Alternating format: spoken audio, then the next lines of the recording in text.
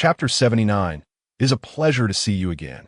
Meanwhile, Mikikawa was engrossed in his tasks, while Yuhasigawa Haruka and Takasaki Susan diligently practiced, occasionally taking a moment to assist by passing down magazines. As the clock approached 11 at night, Mikikawa closed his eyes and basked in the night breeze. He began contemplating the necessity of preparing for contingencies, should the need arise for a backup plan. Perhaps he could lure number 3 to the rooftop of a high-rise building, 20 to 30 stories tall, if number 3 were to fall from such a height. However, upon further reflection, the feasibility of this plan seemed exceedingly low. Firstly, number 3 would scale walls, and secondly, if it possessed the regenerative abilities akin to those of Tamamura Yuka, even if it were to shatter into pieces, it might very well restore itself. Of course, he could also clearly sense the playful banter from Yuhasigawa Haruka, teasing Takasaki Suzune about her foolishness. Mikikawa paid little heed to this, as he pondered and realized that viable options were scarce. Faced with number 3, which posed a lethal threat, he could only devise a plan involving fire. It would be prudent to prepare an iron cage as well. He recalled a suitable location he had scouted, the underground parking lot of the mall he had rummaged through. Mikikawa gently ran his fingers through the lustrous dark hair of Takasaki Suzune and Yuhasigawa Haruka, resolving to take action first thing in the morning and head to the mall. It wasn't until past 1 in the morning that the two of them finally departed to rest in their rooms. Mikikawa intended to sleep here, albeit without any expectation of achieving restful slumber while remaining vigilant to the sounds that surrounded him. The protracted night gradually passed. Morning dawned. In a residential building, the weary and yawning Tsukumori Shirori turned to gaze at her 2 sleeping bodyguards. The 3 of them had indeed left the mall, having heeded the words of Kajegura Daifuku, who mentioned that the later they left, the harder it would be to exit the Chiyoda district. The situation outside had far exceeded their darkest imaginings. Naturally, they had descended directly from the mall stairs, unaware of the empty premises and the corpses of infected individuals that Mikikawa had dispatched. Additionally, they had not ventured to the rooftop food court for supplies, as the 3 of them could carry little. However, upon their exit, Tsukumori Shirori found herself keeping vigil every night, while her 2 bodyguards would allow her a few hours of rest after they awoke. At that moment, she felt she had no grounds to object. After awakening her 2 bodyguards, they roused from sleep, and without hesitation, Tsukumori Shirori laid down on the ground, ready to rest. Just then, one of the bodyguards shouldering her backpack spoke. "Miss Tsukumori, we are heading out to gather supplies." Tsukumori Shirori paused in silence before responding, "All right." Even with the dawn breaking, she felt no sense of security in sleeping without someone to guard her. What if a survivor were to enter? But what could she say? She was acutely aware that they were not seeking her counsel. They were merely informing her. Not long after, her 2 female bodyguards descended the stairs and left. Yueching Shirji tossed and turned for an extended period, ultimately succumbing to the overwhelming tide of drowsiness, and fell into a deep slumber. After an indeterminate span of time, she was abruptly roused by a distant, blood-curdling scream. Startled, she opened her eyes wide, swiftly rose to her feet, and hurried to the window to peer outside. Instantly, a profound terror etched itself across her strikingly beautiful face, her pupils narrowing to pinpricks. Her 2 bodyguards were being pursued by a horde of over 20 infected individuals.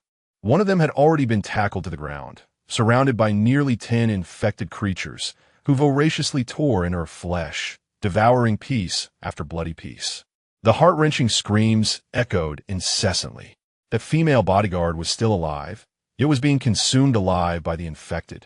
Yueching Shirji had always considered herself to possess a robust mental fortitude. However, witnessing such a grotesquely bloody scene, feelings of fear and dread surged from the depths of her soul, instantly enveloping her entire being. It was as though an invisible force had ensnared her completely, rendering her unable to even move a finger. Then, she saw another surviving bodyguard, frantically fleeing, only to be overtaken by the infected. The outcome was all too predictable. Yueching Shirji felt as if she were plummeting into a frigid abyss of despair, nearly losing the strength to remain standing, and ultimately collapsed. She had lost both of her bodyguards. She was utterly alone. How could she possibly survive in such a world? after the ordinary infected had completely devoured her 2 bodyguards. They moved as one, like a pack of wolves, into a nearby residential building, seeking refuge from the sunlight. All that remained were tattered scraps of clothing and a blood-stained walkie-talkie. Yueching Shirji struggled to swallow several times, yet resolutely decided to venture out and retrieve the walkie-talkie. A means to communicate with others was undeniably crucial. Taking a deep breath, she removed her shoes, found a pair of socks in the house, and quietly descended the stairs. She opened the door and cautiously stepped outside. With every step, she paused, her heart racing as if it might leap from her chest. Her eyes glimmering with fear, yet fixed unwaveringly on the house occupied by the infected. Slowly, she approached the walkie-talkie at a snail's pace, crouched down to pick it up, and just as she was about to rise and return, she was startled by a shadow in front of her. Yueching Shirji gasped, initially fearing it was an infected. Upon closer inspection, she realized it was Makikawa, shouldering a backpack and wielding a crowbar. He was alone once more. She couldn't help but admire Makikawa's audacity. He roamed outside every day, seemingly oblivious to the concept of danger. Yet, Yueching Shirji was also anxious that Makikawa might inadvertently alert the infected in the house to her presence, perhaps by calling out to her. She immediately raised her hand to her mouth, signaling him with her body language. Following her, he swiftly returned to the residence where she had been, while Mokuchuan arrived at the very spot she had just vacated. There, he observed 2 pools of blood and remnants of a suit fabric strewn upon the ground. His gaze wandered about the surrounding buildings. Perhaps the 2 female bodyguards who had devoured Moon City Shizuki were resting nearby. Among the infected? How many could there be? Mokuchuan contemplated inquiring further. He approached the entrance to Moon City Shizuki's abode with an air of leisure, as if on a leisurely outing. Before he could even knock, Moon City Shizuki opened the door herself, her voice hushed, her expression fraught with urgency, and she gestured swiftly, "Come in." Upon entering the foyer, Mokuchuan watched as Moon City Shizuki hastily shut the door behind him, exhaling a sigh of relief. "Mokuchuan-kun, it is a pleasure to see you again. You must have lost your 2 female bodyguards. Haven't you?" Mokuchuan inquired casually. At these words, Moon City Shizuki's countenance darkened considerably, and she silently nodded in acknowledgement. "Did you happen to see how many infected attacked them?" Mokuchuan continued his questioning. "Many." Moon City Shizuki's voice trembled, her scalp prickling with dread, causing her to struggle to modulate her tone, fluctuating between high and low.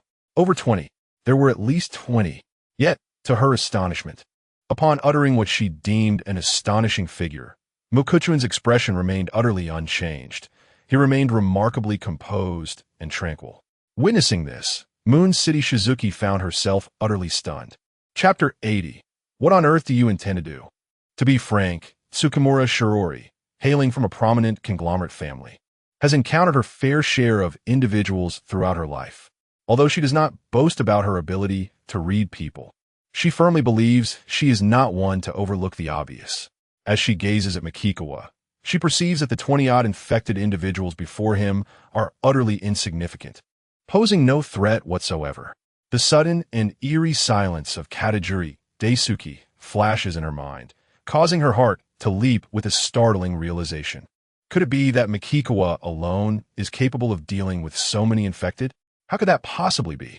Even if, hypothetically, he overcame his fear of the infected and could dispatch them one by one, surely he would be overwhelmed by sheer numbers.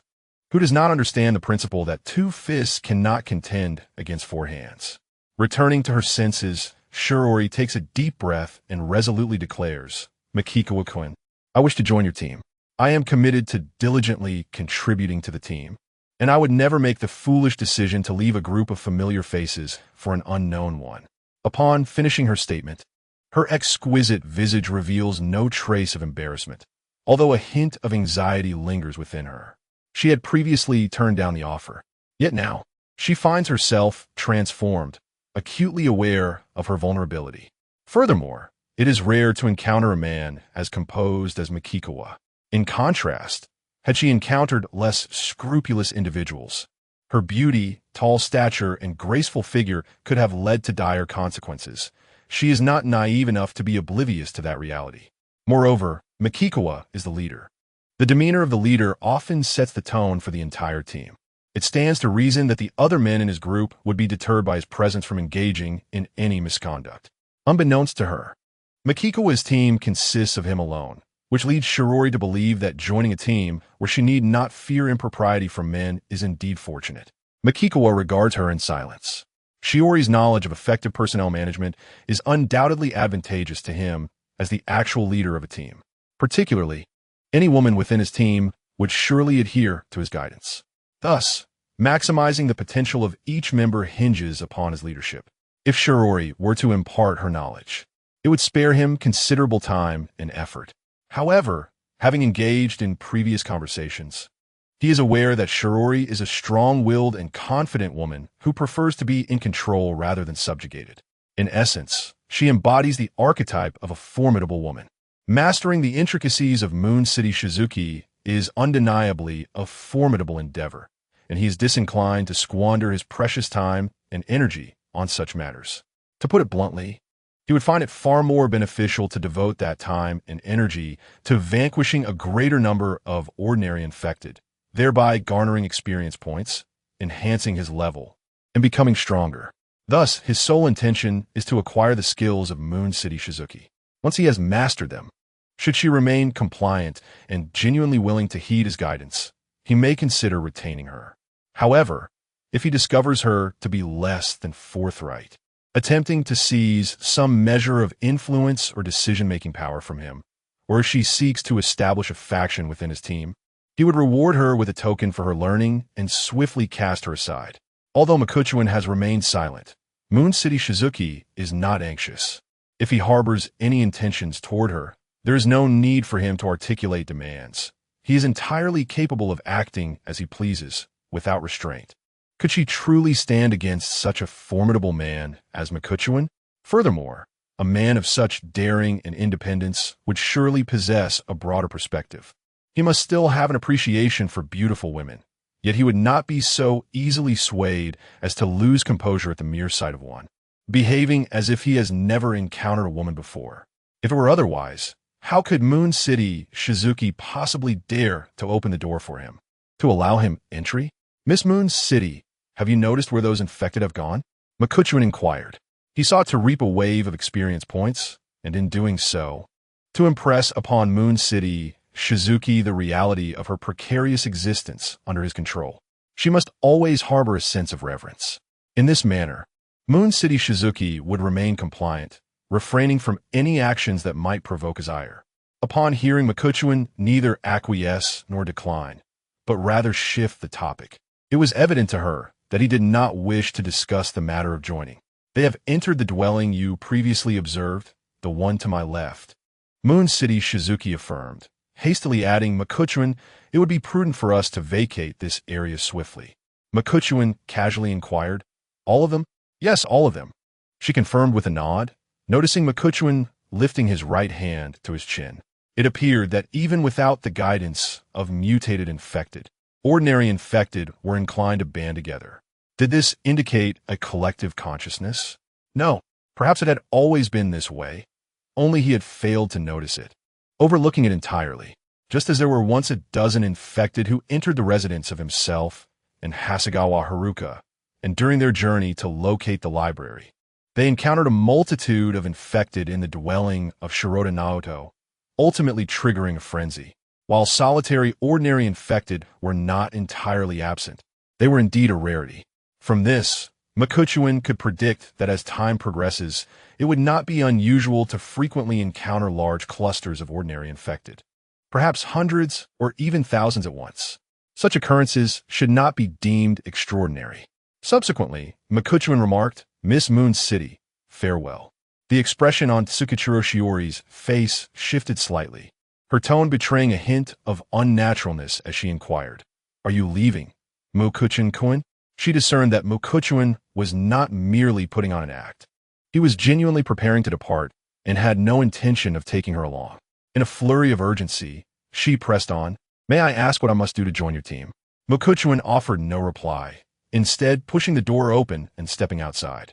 Gritting her teeth, Shirori resolutely followed him, her determination unwavering. Mukuchin made no effort to deter her. After all, he was curious to observe her reactions when danger inevitably approached. This was indeed the prime moment to gauge a person's true character. Once outside, Shirori, trailing behind Mukuchin, noticed that he seemed to be heading toward a residential building harboring over 20 infected individuals. Surely not. He must be planning to navigate through the street outside, avoiding the residents altogether, right? It would be only sensible to choose a detour, keeping as much distance as possible from such peril. Shirori's mind raced with disquieting thoughts. Yet she remained silent, following Mukuchin without uttering a word. Before long, she witnessed Mukuchin come to a halt. Instinctively, she stopped as well, her shock mounting as she observed him turn to face the infected dwelling, striding purposefully toward it. An overwhelming surge of dread washed over her, as if a terrifying force were threatening to upend her very being. Was Mukuchin truly intent on confronting so many infected? If that was indeed his plan, he must have lost his mind. Shiori's large, shimmering eyes widened in disbelief. Almost instinctively, she rushed forward, grasping Mukuchin's arm with her right hand. In a voice laced with horror and urgency, she implored, "What on earth do you intend to do?" Chapter 81. A single strike to annihilation. Yueching Shirori gazed anxiously at Makikawa's face, her breath nearly suspended, her pale visage glistening with beads of sweat. The trepidation within her heart burgeoned, for she had already foreseen the dreadful reality, intensifying her fear. "Go and slay them," Makikawa stated, his countenance devoid of any fear, his tone remarkably calm. Upon hearing these words, Yueching Shiori's body trembled, spiraling into a tumultuous whirl of emotions. Indeed, he was resolved to undertake such a reckless and terrifying endeavor. She found herself fervently questioning whether Makikawa was, in fact, a thrill-seeker, a daredevil, audacious to the point of madness. Such individuals existed in this world, those who reveled in the precarious dance along the edge of danger, savoring the exhilarating rush that quickened their heartbeats. In Yueching Shiori's eyes, she firmly believed that any rational person, aware of the multitude of infected within that dwelling, would instinctively retreat. How could someone like Makikawa, instead, approach them with intentions of slaughter? She was increasingly convinced that it was impossible for him to succeed alone. This was no longer a matter of 2 fists against 4 hands. It was akin to pitting 2 fists against dozens of hands. Her heart raced with an intensity that felt as if it might burst. "Makikawa-kun," she urged urgently, "how could you possibly contend with so many alone? Do not act recklessly. We must leave at once." Yet, she soon discovered that Makikawa effortlessly freed himself from her grasp and continued to advance. This evoked an indescribable sensation within her, as if he were merely intent on crushing ants, while she absurdly panicked over it. As she stood frozen in bewilderment, Makikawa reached the entrance, now ajar, and began striking the ground with a crowbar. In that instant, Yueching Shirori heard the menacing growls resonating from nearby, rising and falling like a sinister tide. A wave of panic surged through her, cold sweat enveloping her, her teeth chattering in fear. Despair and terror coalesced within her, a tempestuous storm of emotions. She yearned to flee, to escape far away. However, instinctively retreating a few steps, she halted, paralyzed by the realization that fleeing would only lead her to either infected beings or survivors. Encountering the infected meant certain death. While she were to cross paths with other men, would they treat her with the same decorum as Makikawa?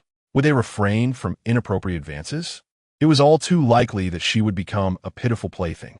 Yet, to speak candidly, with her pride and worldview, should she find herself defenseless against the vile actions of some unsavory men, should she suffer unspeakable humiliation, she would choose to take her own life rather than endure such a wretched existence. Perhaps death could serve as a release. This thought flickered through Yueching Shirori's mind.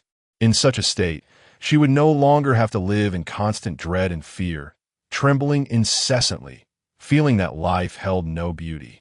Instead, it felt akin to enduring relentless torment, a cruel form of torture. Especially before the apocalypse descended, she was truly the heiress of a formidable consortium, possessing privileges, wealth, and status that eluded many.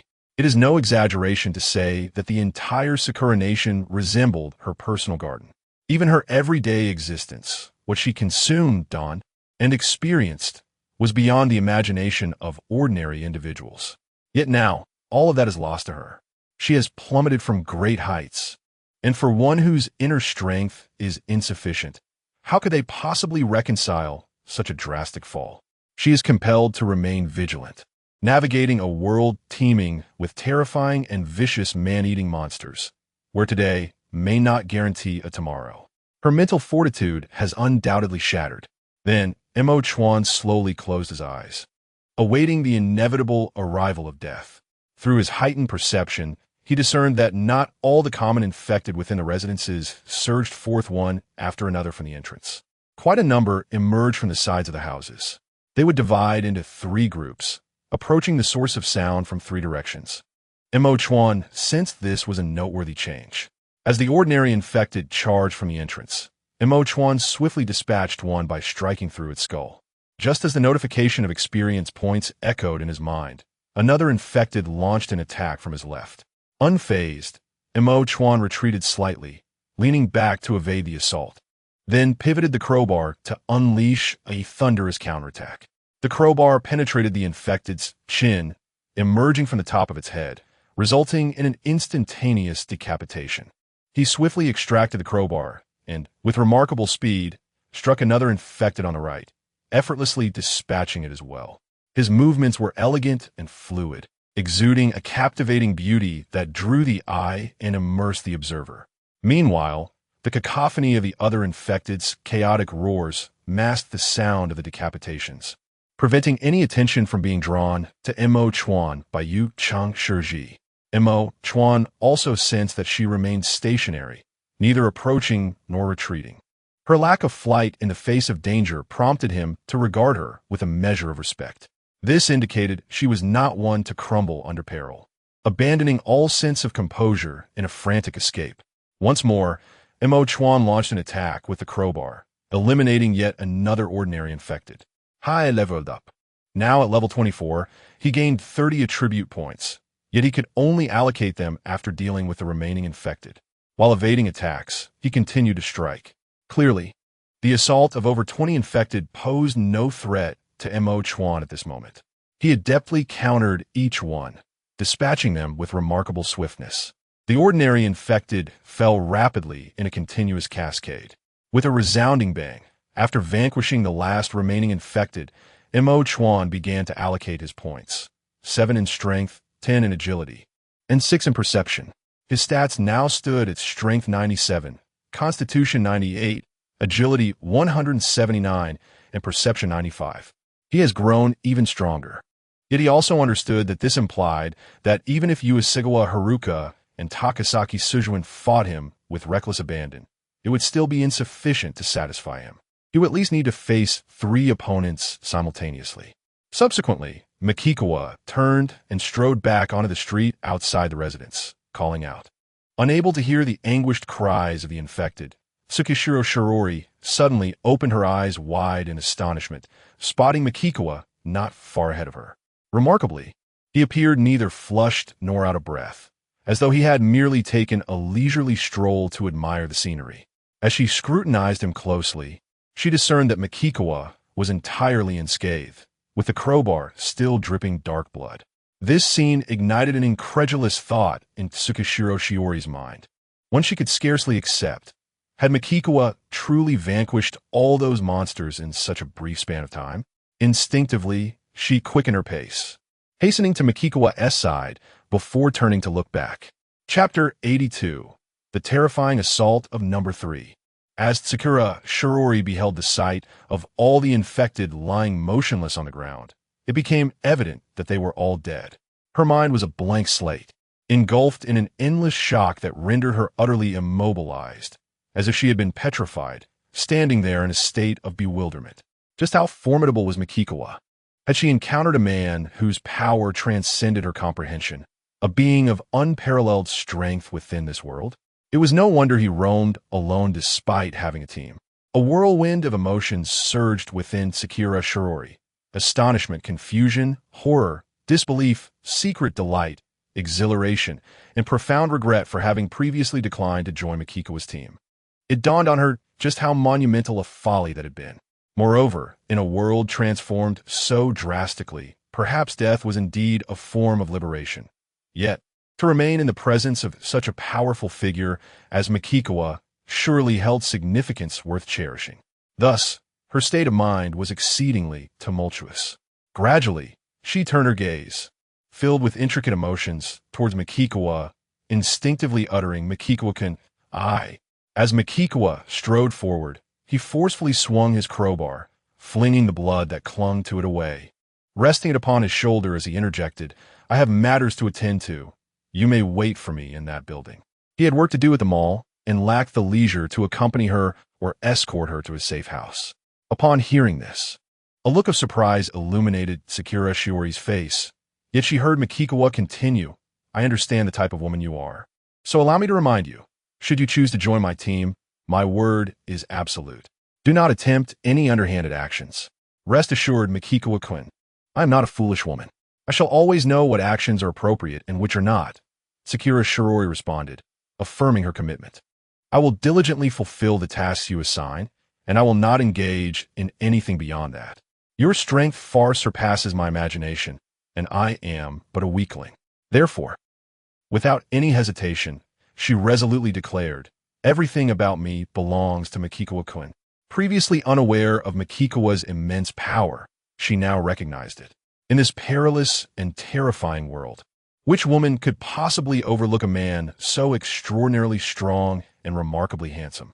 She even yearned for Makikawa to hold her in higher regard, aspiring for a better life, believing that her body was merely a token of sincerity rather than a decisive factor. Ultimately, no matter how one spun the tale, they were devoid of any true connection. In reality, she was not even his woman. What trust could the leader of this team possibly have in her? How much could he truly value her? Makikawa inclined his head slightly before turning away. Sakura Shiori instinctively quickened her pace, sprinting to catch up with him, determined to stay close. However, Makikawa soon vanished from sight, leaving her utterly alone. She surveyed her surroundings with a sense of trepidation, as if the very wind carried whispers of danger, and every rustling leaf signaled an impending threat. She hurriedly walked back to the residence, closing the door behind her and leaning against it as she slowly sank to the floor. At last, she comprehended why Daisuke Gyuin had fallen into an inexplicable silence upon hearing her decline Makikawa's invitation to join his team. If their positions were reversed, she would likely have mocked Daisuke in her heart, deeming him utterly foolish for missing such a splendid opportunity. Yet, who would dare to imagine the extent of an individual's prowess without witnessing it firsthand? Surely, Tsukisho murmured in a daze. One might even say that, even upon witnessing it, it remains exceedingly difficult to believe. Meanwhile, Makikawa was making his way towards the shopping mall when he suddenly sensed something encroaching upon his awareness from a distance of approximately 600 or 700 meters. He abruptly halted and turned to look. There stood the abominable number 3, grotesquely adorned with human heads, for enormous eyes, black cysts, and an extraordinarily long tail reaching 7 or 8 meters, far exceeding his worst imaginings. Number 3 had indeed managed to escape. Moreover, it was now a mere 130 to 140 meters away from him. Makikawa swiftly retrieved binoculars from his storage space, observing number 3 gnawing on a severed arm that appeared minuscule in comparison to its massive form, seemingly consumed by an intense hatred as it methodically bit off small pieces to consume. From the nature of its actions, Makikawa surmised that it must belong to number 2. After all, there was no reason for number 3 to be so meticulous. It could have easily devoured the whole limb in one bite. Could it be that number 2 had been consumed? A furrow formed on Makikawa's brow. No, that couldn't be right. If number 2 had been devoured, number 3 would not be seeking him out. It must have failed to eliminate number 2, seeking vengeance instead, knowing of the connection between him and number 2, thus coming to find him as a means to vent its frustration. Alternatively, it might think to lure number 2 into the open using him as bait. Not one to remain foolishly stationary, Makikawa quickly stowed the binoculars and turned to flee. Yet, he pondered calmly, number 2, having sustained severe injuries, must have retreated into the subway entrance. However, number 3 had previously ventured into that very entrance and had suffered considerable distress. It was unlikely to pursue number 2 again, which made his decision to seek him out all the more unsettling. This only underscored that number 3 had learned from its past mistakes. How could it possibly be easily lured into the steel cage he had prepared for it underground? As Makikawa contemplated these matters, he heard the deep growls of numerous infected individuals converging into a cacophony reminiscent of an army advancing under the command of a general, poised to march forth and obliterate all in their path. The magnitude of the sound effortlessly attracted nearby infected entities that were not under number 3's command, swiftly encircling him from all directions. This left Makikawa unable to traverse in a straight line. He was forced to navigate in circles, questioning where he ought to flee.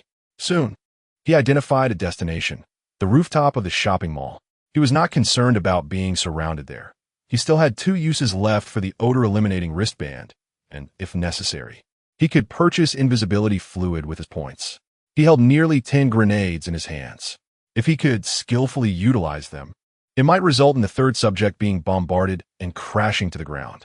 Even if the 3rd subject survived the fall, it would undoubtedly incite an overwhelming fury and hatred towards him, perhaps even allow the 3rd subject to momentarily forget the lesson learned from past mistakes. This would significantly increase the likelihood of him personally luring the 3rd subject into that iron cage. After all, when consumed by wrath and hatred, individuals often disregard everything around them, let alone a creature of lesser intellect. Moreover, Mokuchuan was eager to ascertain whether the black cystic characteristics of the 3rd subject were akin to those possessed by Yuka Fukumura. He needed to gain a comprehensive understanding of the 3rd subject, to be aware of all its abilities. Knowing oneself and one's enemy ensures victory in every battle. As Mokuchuan, feeling pursued, was compelled to alter his escape route, he glanced back. He beheld the 3rd subject, resembling a terrifying giant, leap into the air with astonishing agility. The impact upon landing was akin to a heavy bomb detonating. With a deafening roar, a tremendous explosion erupted, sending countless clouds of dust swirling. Now, the enormous 3rd subject loomed directly in front of Mokuchuan, its grotesque visage glaring with wide, piercing eyes fixed intently upon him. Chapter 83. Unfazed in crisis, now standing in close proximity to the enormous creature known as number 3, Makawa felt an overwhelming sense of dread, akin to being engulfed by a frenzied deluge. In an instant, number 3 unleashed its long, lizard-like tongue, slicing through the swirling dust in an attempt to ensnare Mokawa's body. Simultaneously, it charged forward. Mokawa, possessing remarkable agility, deftly evaded the assault of the creature's elongated tongue. Spotting a nearby building, he leaped with great force, landing on the 3rd floor and swiftly advancing. A resounding crash echoed behind him. Turning to glance back, he witnessed number 3 clinging to the exterior wall, its excessively long tail sweeping across the area, effortlessly demolishing everything in its path. Number 3's unique methods of attack, its tongue and tail, were formidable. However, Makawa mused that at his current speed, he could easily react in time to avoid being struck. Furthermore, if its dark sac were to exhibit characteristics similar to those of Yuka Takabana, it would release a corrosive black liquid, albeit in limited quantities. He reasoned that since he could not ascertain the similarities at this moment, it would be prudent to maintain a safe distance from number 3. Notably, the 4 enormous eyes composed of numerous small pupils seemed to assist the creature in navigating extremely dark environments. Remaining calm, he dashed to the opposite side, leaping from a building. Upon landing, he sprinted forward and, while changing direction, saw number 3 leap down from the wall, crushing several ordinary infected beneath its weight. In truth, aside from number 3, the ordinary infected posed no obstacle to him. After a brief period, he successfully entered the shopping mall. Having previously visited the area and engaged in a frenzied spree of zero-cost shopping, he was intimately familiar with the layout. As he ascended the stairs, he retrieved steel materials from his storage space, hurling them down to block the staircase, preventing the ordinary infected under number 3's command from pursuing him. Mukawa made his way to the landing between the 7th and 8th floors, where he heard a multitude of ordinary infected rushing in, desperately searching for a way upstairs. The noise below was deafening. He immediately sensed that something was approaching him rapidly from below. Number 3 was scaling the walls in pursuit.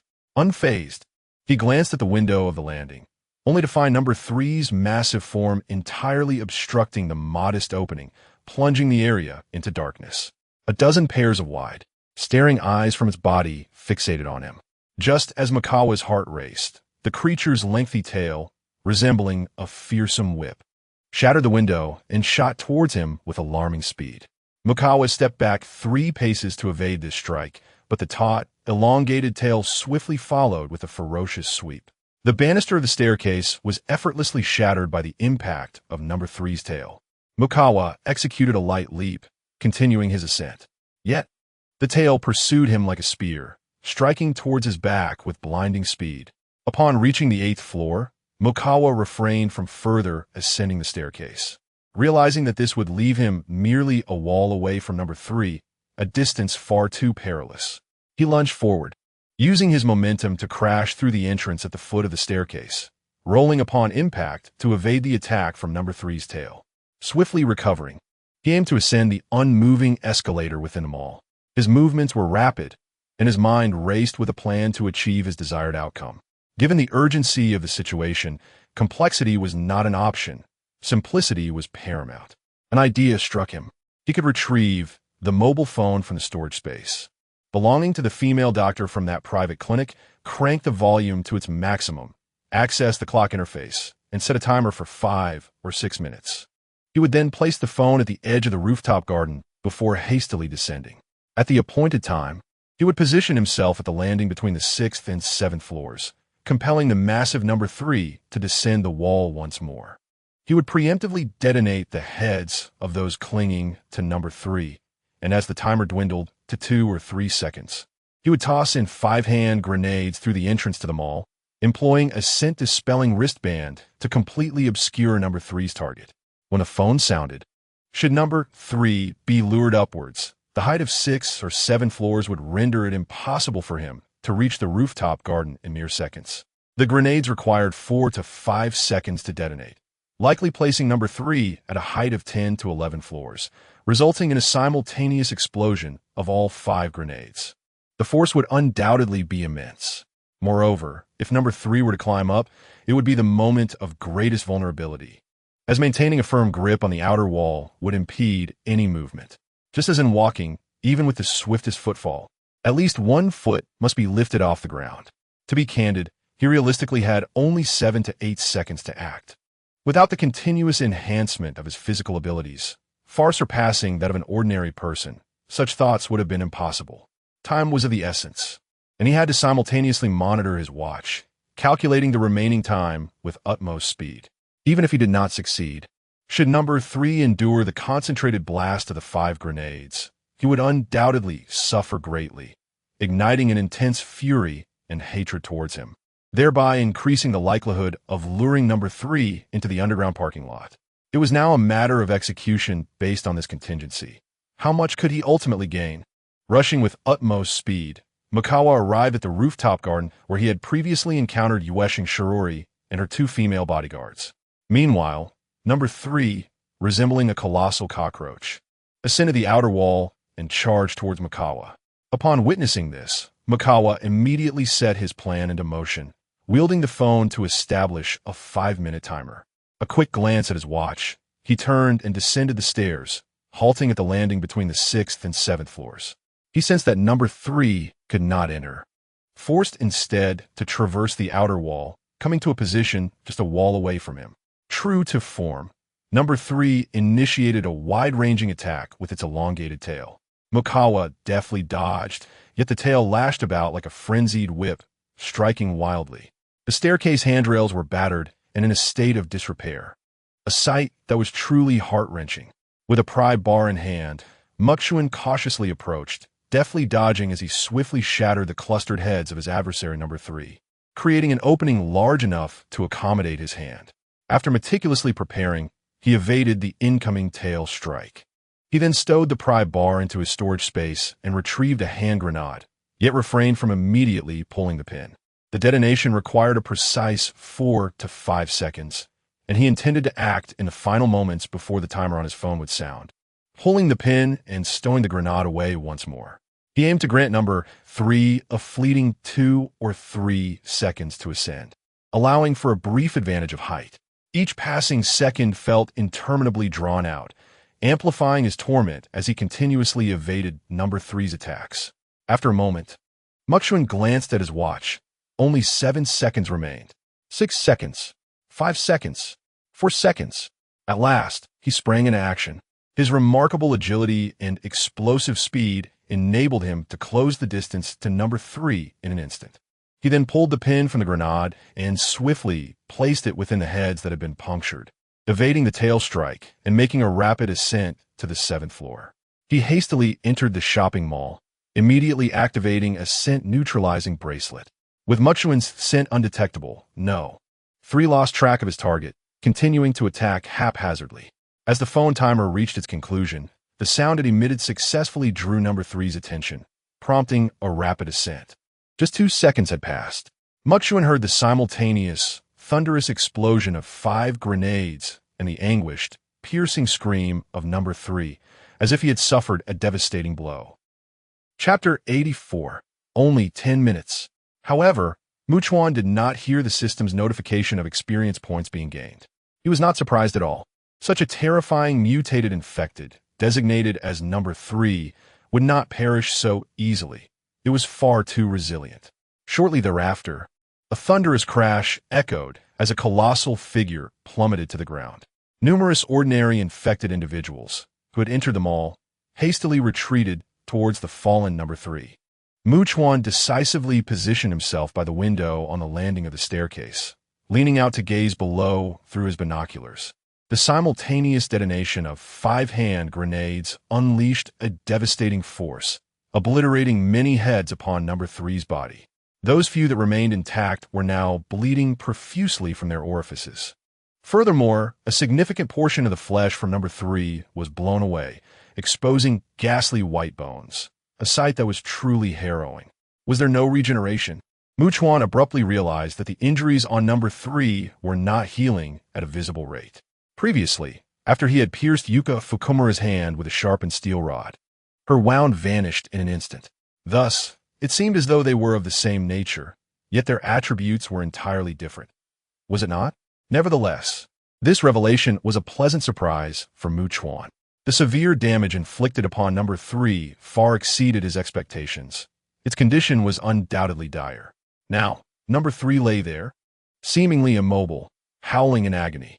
Chuan then observed as number 3's subordinates, like swarming ants, collectively lifted their leader and hurriedly retreated toward an open area devoid of structures. Were they attempting to flee? Chuan narrowed his eyes and rushed downstairs, disregarding the obstructing steel materials in the corridor, leaping directly from the 4th floor. At that moment, all of number 3's massive eyes were wide open. Chuan, having not rendered himself invisible, was clearly visible to it. The injured number 3 immediately let out a wail. Instantly, a dozen ordinary infected subordinates rushed towards Chuan. He raised an eyebrow, sensing something amiss. The number of infected carrying number 3 was merely a handful, yet it had dispatched only a few to cover its retreat. Wasn't that peculiar? Moreover, they were moving towards an open space. Chuan's vigilance heightened suddenly. However, since number 3 had sent over a few subordinates, it meant they were there to provide him with experience points. He brandished a crowbar and commenced his assault. After swiftly dispatching 5 ordinary infected and gaining experience points, he sensed something and abruptly turned his head. The battered number 3 had risen to its feet, charging towards him. Chuan instantly comprehended that number 3 had feigned its grievous injuries, pretending to be immobile in order to lure him closer or to divert his attention with its minions. Were they planning to ambush him while he was off guard? After all, if too many rear guard minions were dispatched, what would happen if Chuan simply turned and fled back to the mall? Could it truly be employing tactics? Had it not been for Mukuchuan's remarkable caution and lingering doubts, he would have likely fallen into the trap. Surrounded by the formidable number 3 and its legion of 2 to 3,000 subordinates in an open area devoid of any structures. Trapped in such a predicament, Mukuchuan would find it impossible to retreat into a building. Unlike Fujimori Yuka, who could engage him in a one-on-one confrontation, number 3 would not afford him such an opportunity, and with no rivers nearby, escape would be exceedingly difficult. However, Mukuchuan discerned that number 3 was currently in a compromised state. Its speed had evidently diminished, akin to a grievously injured individual unable to sprint. Instead of retreating to the mall, Mukuchuan aimed to lure number 3 into the iron cage he had meticulously prepared. At that moment, number 3 must have been consumed by a fervent desire for vengeance, eager to rend him to shreds, leaving no chance for mercy. Mukuchuan turned and fled, albeit at a moderate pace. Currently enveloped in a scent-masking state, number 3 could not detect his presence unless it could visually locate him. With approximately 2 to 3,000 subordinates in tow, number 3 advanced with an overwhelming presence. The cacophony of countless infected individuals' roars was terrifying in itself, compounded by the thunderous sound of their collective stampede, trampling over vehicles and creating a tumultuous uproar. Before long, even Sakura Shirori, who was anxiously huddled in the cupboard of a residential home, heard the commotion, causing her to feel as if she might shatter under the pressure. What on earth was happening outside? Sakura Shirori was drenched in cold sweat, her hands tightly gripping her arms as if freezing in an icy wasteland. Her complexion pale and her eyes squeezed shut. She yearned for the presence of Mukuchuan, that extraordinarily powerful and strikingly handsome man from the Celestial Empire, wishing he would hold her tightly and lead her to safety. Meanwhile, Mukuchuan remained composed as the effects of the scent-masking bracelet waned, allowing him to accelerate significantly. He sprinted towards the underground parking lot, pushing open the 20-centimeter-thick steel door at the southern entrance, fully unveiling the interior. The scent of gasoline was overwhelming. He had strategically placed numerous gasoline barrels throughout, alongside several vehicles capable of igniting.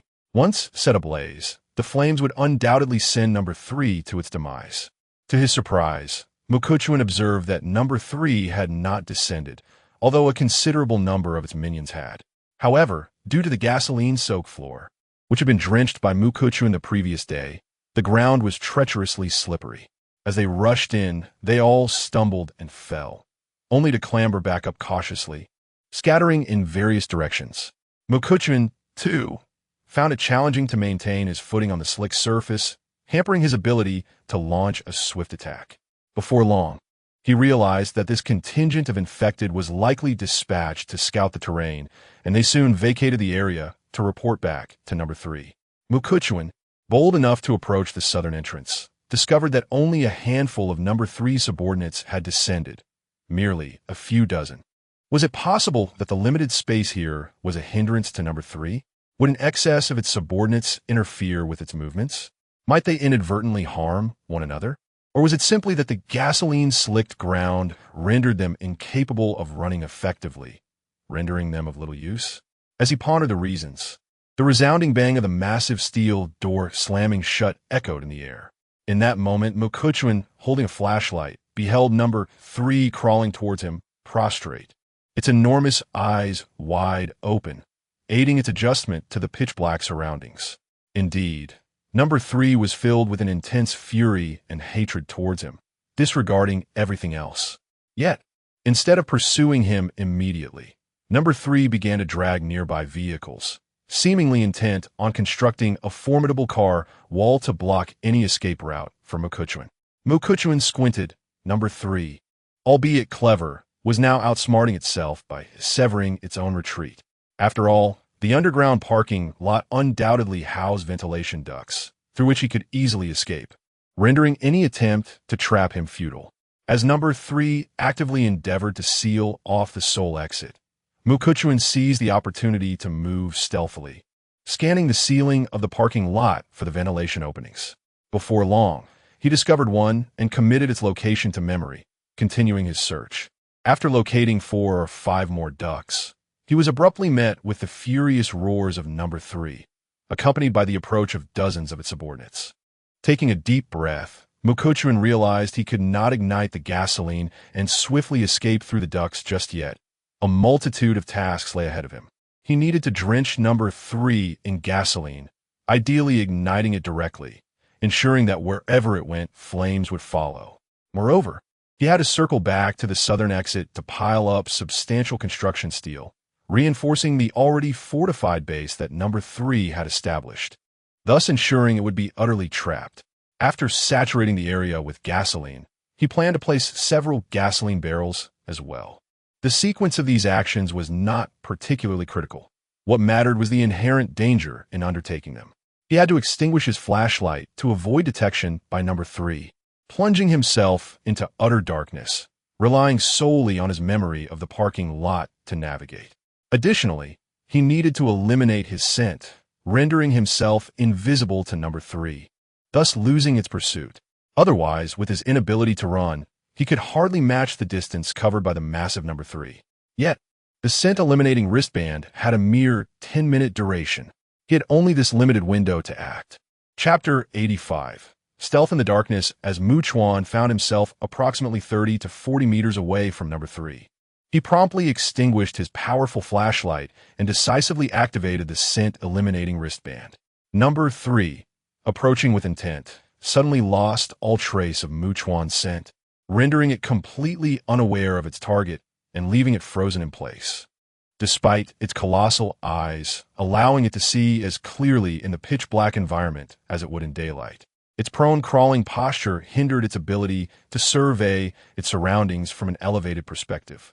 Additionally, numerous support columns and parked vehicles obstructed its line of sight, providing ample opportunity for Chuan to conceal himself.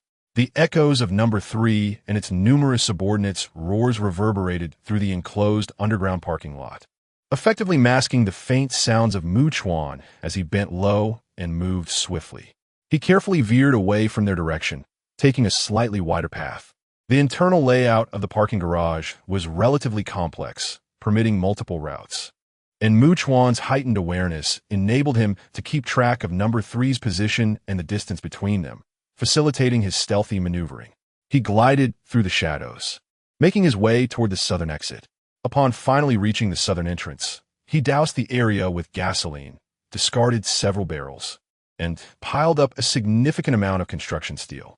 Such activity could not go unnoticed. Number 3, alerted by the commotion, rushed towards him with its entourage. However, they were currently unable to run and could only walk a leisurely pace. Having completed his preparations, Chuan retrieved his powerful flashlight from his storage space and switched it on. With the illumination, he glanced at his watch to calculate the remaining duration of the scent elimination effect. Turning his head, he instantly spotted number 3. Without a moment's hesitation, he seized 2 barrels of gasoline, removed their caps, and hurled them with all his might. He quickly followed up with 2 more barrels. The barrels collided with the massive form of number 3, producing a resounding impact. Covered in gasoline, number 3 crawled while roaring in fury, resembling a fearsome beast that had escaped from the depths of hell. Without delay, Chuan pivoted, shining the flashlight ahead as he moved swiftly, rounding a corner before extinguishing the light and hiding behind column. He opted not to crouch behind a vehicle, aware that number 3's enormous eyes might catch sight of him. Number 3, now in the vicinity, continued its furious roars and began to lash out wildly with its tail. It was evident that it was aware of Chuan's presence and sought to force him into the open. The sound of shattering windows and blaring alarms filled the air incessantly. Seizing this opportunity, Chuan produced another barrel of gasoline from his storage space, uncapped it, and swiftly hurled it toward number 3. The impact echoed once more as Chuan quickly advanced, sensing that number 3 and its minions were closing in on him. Had number 3 caught sight of him through its enormous eyes? Chuan had no choice but to activate the flashlight again to assess the path ahead and select a route to evade number 3. At that moment, from the corner of his eye, he noticed through the rearview mirror of a sedan that number 3 was crushing car after car, its gaping maw wide open, pursuing with ferocious intent. Chuan swiftly turned again, extinguished his flashlight, allowing number 3 to lose sight of him.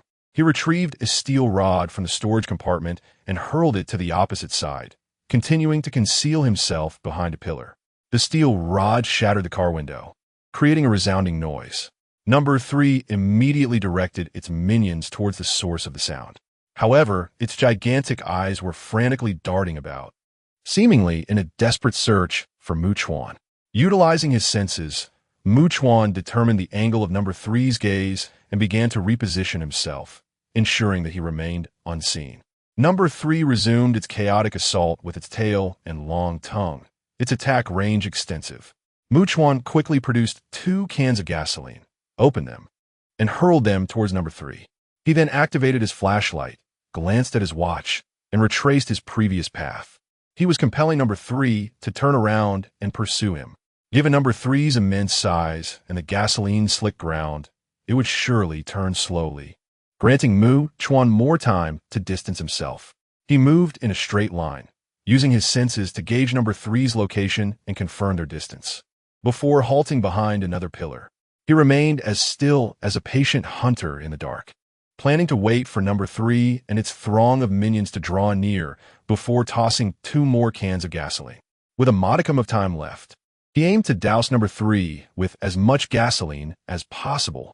He needed to reach the ventilation duct, but to do so quickly, he had to turn on the flashlight, which would undoubtedly reveal his position to number 3. Chuan pondered. Furthermore, due to their size disparity, number 3 could easily outpace him. His mind raced with thoughts. He could change into a new pair of shoes and escape from the rooftop of a nearby car devoid of gasoline. After all, he could leap considerable distances, ensuring he remained off the ground. Thus, Chuan retrieved a new pair of shoes from his storage compartment. Once he sensed number 3 approaching, he would throw the gasoline cans and immediately activate his flashlight, leaping onto the car roof. In addition, he held a lighter and solid alcohol blocks in his hands. He illuminated the path ahead with the flashlight, leaping from one car roof to another, advancing swiftly in this manner. Suddenly, he sensed something hurtling toward him with alarming speed. With a loud bang, it collided with a nearby vehicle, producing a cacophony. As Chuan leaped, he turned to see what it was, a common infected. Moments later, another common infected was thrown his way, landing on the ground beside him. Upon jumping onto a sedan's roof, he turned to discover that number 3 was ensnaring 2 common infected with its long tongue and tail, hurling them like projectiles. Even the common infected tossed his way, sprang up with haste, roaring as they lunged toward him. Yet in comparison to their speed, they seemed to crawl like snails. Chuan effortlessly leapt forward, arriving beneath an air duct opening. He paused, observing number 3 approaching with his subordinates. Swiftly igniting a solid block of alcohol, he hurled it at number 3 while simultaneously brandishing a flashlight and leaping into the air duct, moving with remarkable haste. He aimed to escape as quickly as possible. A chilling roar erupted from number 3, engulfed in flames, emitting a scream far more agonizing than the sound of a body crashing to the ground. The black cysts on his body released a vast cloud of spreading black mist, obscuring the night. Meanwhile, his numerous subordinates writhed helplessly in the inferno, though they suffered less than number 3, soon falling silent. In truth, the ordinary infected were becoming increasingly formidable. Now, with each one slain, one could earn 100 experience points. The dozens of number 3's subordinates that perished, coupled with those he had previously dispatched, had accumulated a significant amount of experience, allowing him to rise 2 levels. He even believed that with the demise of such a terrifying foe as number 3, the experience points would be substantial. He estimated he could potentially rise another level. However, Chuan soon felt the air duct shudder violently, as if he were adrift on a turbulent sea. No, 3 appeared intent on forcibly tearing the duct down, yet it was constructed in segments, and Chuan had long surpassed the section number 3 could dislodge. He pressed onward, spotting the exhaust fan of the duct. Changing his stance, he delivered a powerful kick, forcing it open and flooding the space with light. As he prepared to exit, a sudden awareness gripped him. He swiftly turned his body, only to find number 3's gaping maw overshadowing the entire duct opening, a dark abyss that seemed unfathomable. The grotesque, elongated tongue, stretching over 10 meters, shot forth with the speed of a lizard seizing its prey. Chapter 86. This is no challenge in this moment of extreme urgency and peril. Chuan found himself devoid of any time for contemplation. Instinctively, he retrieved a crowbar from his storage space and unleashed his full strength, propelling himself at an astonishing speed towards the terrifying, elongated tongue that seemed intent on dragging him into the abyss. Given his agility, he could have leaped away in time. However, he was acutely aware that the tongue of Subject 3 extended over 10 meters, and it could very well reach him. Moreover, he refused to believe that the hardness of this tongue could rival that of steel, rendering it incapable of being pierced. Naturally, he would not resort to wielding a large machete. The ventilation duct was far too narrow to allow for a full swing, thus preventing him from maximizing the machete's formidable power. Thud. The crowbar pierced through the long tongue of Subject 3 with a resounding, muffled thump as it struck flesh. Stung by the attack, Subject 3 instinctively retracted its tongue. Chuan swiftly returned the crowbar to his storage space, dove forward, rolled upon landing, and promptly stood up. Glancing around, the roars of Subject 3 echoed incessantly, and he observed that its minions were utterly preoccupied, frantically converging towards the southern exit, intent on breaching it to facilitate Subject 3's escape. But how could they possibly succeed? The steel door, 20 centimeters thick, combined with the reinforced car wall that Subject 3 had fortified upon its descent, and Chuan's own stealthy efforts to further strengthen it, rendered any breach improbable. Furthermore, flames were now raging, and the steel door had transformed into a searing hot plate. It would not be an exaggeration to say that even ordinary infected individuals could perish from a collision with it. Chuan quickly distanced himself, entering a nearby building adjacent to the underground parking lot. Had Subject 3 not perished in the flames yet? Furrowing his brow, Chuan pondered the terrifying vitality of Subject 3. His mind was heavy with concern. He understood that, setting aside the entire world and even the nation of Sakura, the number of mutated infected individuals in Tokyo alone, which comprised 23 districts, would undoubtedly be significant. Moreover, the crux of the matter lay in the fact that those mutated infected beings he had yet to encounter or perceive were growing increasingly formidable. After all, mutated individuals engaged in fierce battles among themselves, devouring one another to enhance their strength. As time progressed, any remaining mutated individuals he might encounter would surely be far more terrifying than Subject 3. Even if he were to encounter a similar mutated being capable of gigantism, towering over 10 or even 20 meters, Chuan would not be astonished. Rather, he would comprehend the situation. He then glanced at his watch. Approximately 17 seconds had elapsed when, at last, the system's notification of earned experience resonated in his ears. Experience points, 30,700. Current host experience, 39,15,2600. Host level upgraded. Current host level, LV27. Experience required for next level, 1315 to 2,700. Although Chuan was aware that vanquishing Subject 3 would undoubtedly secure his ascent to the next level, the experience awarded for Subject 3's demise exceeded his personal expectations. This further underscored the terrifying nature of Subject 3. Certainly, he has just risen 2 levels. Now he possesses 90 attribute points. Mikawa decisively allocated his points, 20 in strength, 20 in constitution, and 30 in agility. His current stats are strength 117, constitution 118, agility 209, and perception 115. One wonders if he can truly revel in a 1 versus 3 confrontation now. However, to be frank, having ascended 3 levels and eliminated the colossal threat known as Number 3, Mikawa's spirits were considerably elevated. He then resolved to first visit the mall to reclaim the construction steel obstructing the hallway and the rooftop garden's mobile phones, while also intending to escort Suzuki from Moon City back with him. He promptly set off, first heading to the mall for the reclamation, and then to the residence where Suzuki resided. Ascending to the 2nd floor, he called out, "Miss Suzuki, come with me." He heard the sound of a closet door being moved aside. Following this, Suzuki hurriedly approached, opening her door. Upon seeing Mikawa, her exquisitely pale visage finally bore a hint of color, and the tremors of her delicate form were less pronounced. Mikawa turned and descended the stairs, with Suzuki hastily trailing behind him. Upon reaching the street outside, her anxiety palpable, she inquired, "Did you hear that horrifying commotion earlier, Mikawa-kun?" Upon uttering these words, she appeared utterly shaken, trembling as she recounted.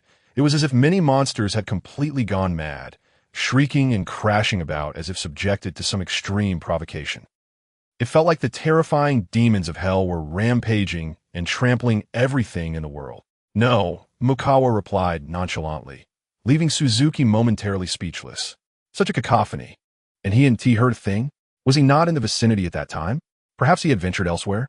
However, she refrained from probing further, instead nervously glancing around and asking, "May I inquire how many individuals are in your team?" "Counting you, there are 29 in total," Mikawa informed her. With Nishike's Mayo and Hashimiya Shiger combined, there were 25, plus himself and Hasegawa Haruka and Takasaki Suzen, alongside the now accompanying Suzuki. Suzuki paused for a moment. Indeed, it was not a particularly large team. Yet, Mikawa did not strike her as the type to readily take in survivors. Thus, she understood that Mikawa would invite her to join, and while her appearance as a strikingly tall and beautiful woman might be a reason, it would hardly be a decisive factor for someone as formidable as Mikawa. This implied that he undoubtedly had a purpose for her. She would prove useful to him. Just as she was about to express her intentions, she heard Mikawa continue, "Aside from me, they are all women. I am the sole man." At this revelation, Suzuki abruptly halted her steps. "What? One man, 28 women? This is—" She then collected herself, expressing her concern. "Mikawa-kun, when there are many men and few women, the women become a coveted resource that must be contested for. Conversely, the situation is the same when roles are reversed. Oh, in the eyes of women today, you have become a coveted resource that necessitates competition for access. Although I, like many women who have not experienced certain things, remain oblivious to the true essence of those experiences, it is undeniable that avenues for understanding such matters abound in this era. Who can genuinely maintain an unblemished innocence like a blank sheet of paper, especially in a world where everyone bears immense psychological burdens and requires an outlet for release? Otherwise, the cumulative pressure will inevitably lead to significant issues. However, there are truly few effective means of alleviating stress." As Mikawa gazed at Tsukichi Shirori, she continued, "Moreover, it is not solely men who possess physiological needs. Women do as well. Women are not inanimate objects. Therefore, I personally believe that the women in your team, Mikawa-kun, may easily find themselves in conflict over trivial matters unless—" "Unless what?" Mikawa interjected. "You possess the ability to satisfy everyone's needs. Just as if everyone is starving, they will inevitably compete for the scant food that remains. However, if everyone is well fed, there would be no need for such competition." Yet, Tsukichi Shirori cleared her throat. "While I understand that Mikawa-kun is quite formidable, far beyond what I can imagine, combat can vary significantly, and the physiological structures of men and women differ. If certain activities occur too frequently without moderation, it may not pose an issue for women, but it will undoubtedly have some effect on men." "This is not a challenge," Mikawa casually remarked. "For someone like him, whose body is constantly being reinforced, it posed no difficulty whatsoever." "Huh, what did he just say?" Tsukichi Shirori momentarily thought she had misheard, her large, watery eyes widening in utter astonishment as she stared at Mikawa. Chapter 87. They are all envious. In the heart of Tsukamachi Shirori, a tumultuous storm raged, rendering her utterly incapable of maintaining composure as she walked alongside Mikuchuan. She found herself questioning whether this individual was truly human. His outrageousness knew no bounds in every aspect. Subsequently, the two of them arrived at the safe house where Nishikura Mahoshi and Hashigami Shu resided. Mikuchuan raised his hand and knocked on the door. Soon, Nishikura Mahoshi opened it, and with a hint of surprise, inquired, "Mr. Mikuchuan, who is this?" Tsukamachi Shirori remained silent. The question was directed at Mikuchuan, not her, so her voice was unnecessary. Nevertheless, she scrutinized Nishikura Mahoshi, astonished to discover that this woman was indeed a match for her in beauty, if not surpassing her. Furthermore, her physique was notably more impressive. She possessed an enchanting allure that seemed to hold the power to mesmerize at first glance. She is Tsukamachi Shirori, a survivor I encountered outside, Makuchuan stated succinctly before stepping inside. Tsukamachi Shirori cast a glance around the room. Apart from Nishikura Mahoshi, all the others were young girls of similar age. Instantly, she surmised that these individuals were likely brought back by Makuchuan from some girls' high school. Ms. Takasaki, did Haruka and Susan return? Makuchuan asked Nishikura Mahoshi. Ms. Takasaki taught us the theoretical knowledge of helicopter operation, and she left with Haruka shortly after 3 in the afternoon. Nishikura Mihoshi replied, raising her right hand to touch her mature and exquisite cheek, pursing her red lips before expressing her concern. Mr. Makuchuan, may I inquire how much time we have left? I have already dealt with that mutated infected individual, Makuchuan announced, prompting Tsukamachi Shirori to notice that Nishikura Mahoshi, Hashigami Shu, and the others were all wide-eyed, their faces etched with astonishment. Yet, silence enveloped the room, creating an atmosphere of eerie stillness that left her both bewildered and anxious. What was the cause of their reaction? Moreover, I have other matters to attend to, so you still have a bit of time to solidify your theoretical knowledge, Makuchuan continued. He intended to visit the address provided by the balding, greasy middle-aged man to thoroughly inspect the shipyard and examine the interior of the luxurious yacht, particularly looking for components like the fuel gauge. What if there was no fuel or merely a scant amount, rendering it incapable of sailing far? In matters of caution, it is always prudent to prepare for the worst. He was determined to avoid the absurdity of finding themselves on a luxury yacht without sufficient fuel. While he might manage to escape, others would surely perish. Thus, it was imperative for him to personally verify this critical detail. Additionally, he planned to document the control panel in the cockpit with his phone, allowing the girls to familiarize themselves with the actual equipment through images, ensuring they would be better prepared for operation. Especially when navigating the river, the only necessity was to guarantee a straightforward course ahead, without the need to make a U-turn, or to worry about the presence of other large cargo ships or luxury liners obstructing the way. There is no requirement for relatively complex maneuvers. The difficulty of navigation has been minimized to the greatest extent. Moreover, the shipyard is located within the port area, where the number of ordinary infected individuals is not merely in the thousands, but rather in the hundreds of thousands. Yet, if one were to fly over in a helicopter, would it not attract a multitude of infected individuals to follow? Furthermore, a luxury cruise ship cannot simply accelerate to high speeds immediately after launch. Thus, it would be prudent to establish various barriers to obstruct the approach of the infected well in advance. He finds himself in a predicament. If he intends to bring all of them along, the only feasible option is to utilize the helicopter, as traversing on foot is utterly out of the question. Setting aside the fact that he has never been there and lacks a route, leading such a large group would undoubtedly involve numerous detours and increased dangers. Even if a path existed, with the presence of mutated infected individuals capable of rallying their minions upon detecting the scent of living humans, Makuchuan could only assure his own survival. He cannot guarantee the safety of the others. Hence, he would need to take 5 or 6 individuals directly to the helicopter port, dispatching 3 or 4 helicopters to take off and retrieve the remaining individuals, all proceeding together to the luxury liner. It is worth noting that stopping in the river channel signifies that they are not far from the shoreline. Should there be agile individuals like the 2nd or 3rd types, they might even be able to leap directly onto the cruise ship. Regardless, if he encounters mutated infected individuals, eliminating one means temporarily reducing their numbers. Thus, from every conceivable perspective, he deems it necessary to make a trip to the shipyard. By the way, Ms. Nishike's, please accompany me, Makuchuan stated directly. And Nishike's Mihi's stunningly mature visage flushed slightly as she nodded gently. Even if it is merely to seek that intoxicating sense of security, she is willing to comply. As she surveyed her surroundings, she noticed that nearly all the girls present were casting envious glances in her direction, seemingly wishing to exchange places with her.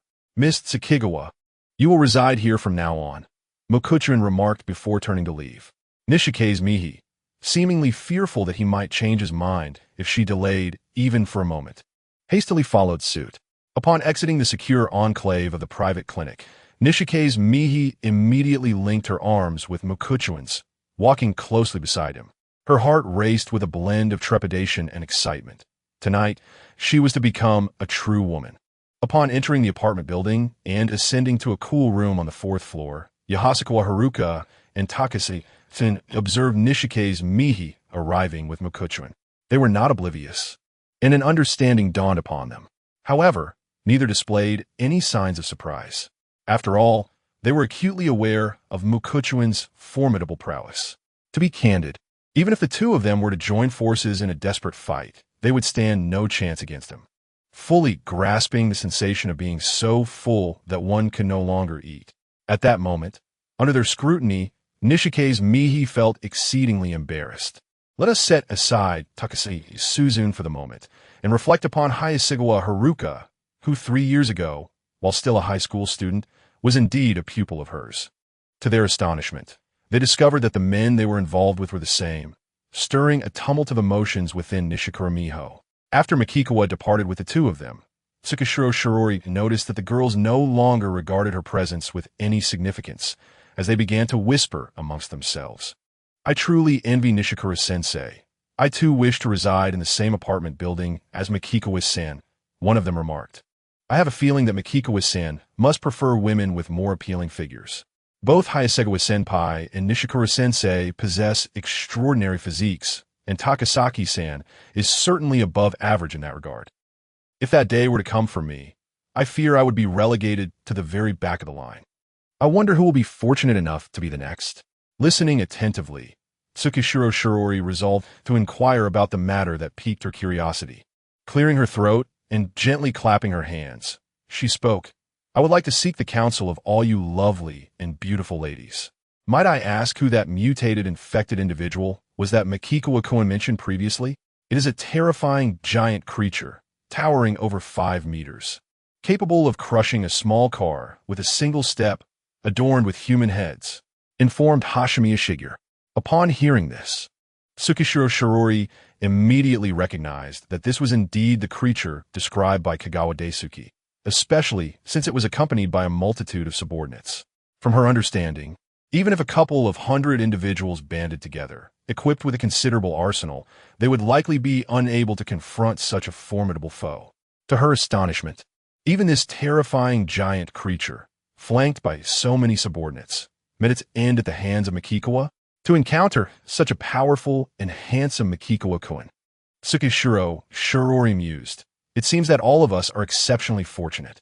Both Hashimiya Shigeru and her twin sister Hashimiya Yukari, along with Kamiyama Maki and the other girls, nodded in gentle agreement, fully resonating with her sentiment. Chapter 88. We are good sisters. Entering the same door on the other side, Makikawa, who had brought Nishikura Mayo, did not remain in the room, but instead proceeded to his studio, where he meticulously polished a long and sturdy solid steel rod into a handle for a weapon. Meanwhile, Yuha Segawa Haruka and the others were preparing dinner. After about an hour of diligent work, Makikawa finally entered the room, only to be greeted by the unmistakable sound of someone's stomach rumbling. Nishikura Mayo felt an overwhelming sense of embarrassment, wishing she could dig a hole and hide. It had been quite some time since she had savored the aroma of hot food and steamed rice. Hence, in a room filled with such delightful scents, her stomach audibly protested. To her, this was exceedingly rude and mortifying. With her head lowered, she could barely see her own toes, feeling both awkward and reserved as she stared at the floor. Makikawa, of course, did not broach any sensitive topics. He took a seat, followed by the others. Yuha Segawa Haruka then retrieved a bowl and served steaming rice from the rice cooker. As Nishikura Mayo accepted the bowl, she politely expressed her gratitude.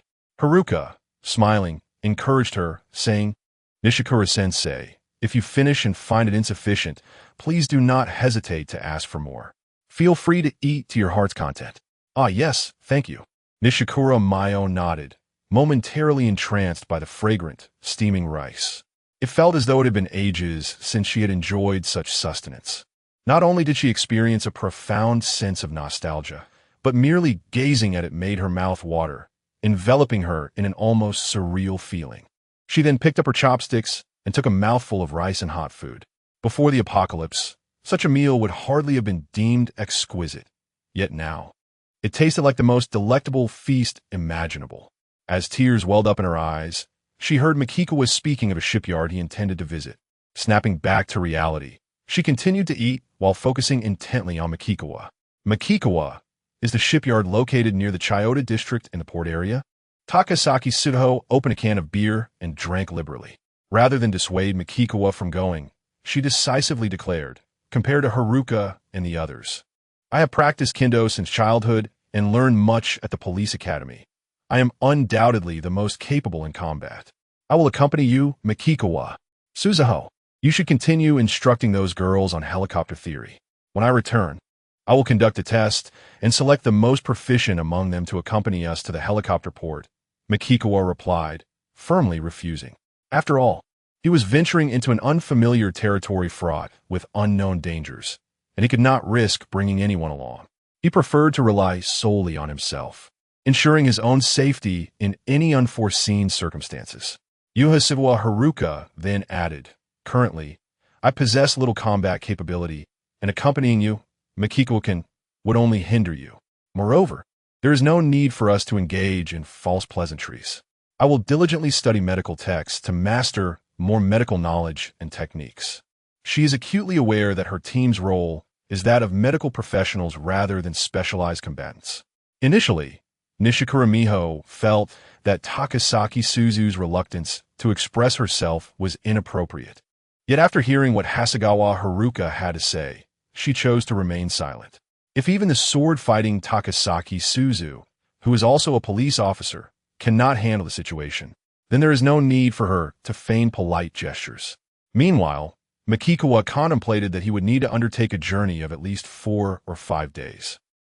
He could provide both Hasegawa Haruka and Takasaki Suzu with a handgun and ample ammunition, which, naturally, was not intended for dealing with the infected, but rather for confronting other survivors.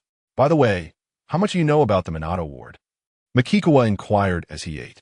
It seems to be home to numerous foreign embassies, creating a vibrant international atmosphere, with a plethora of foreign tourists making it easy to encounter non-Japanese individuals.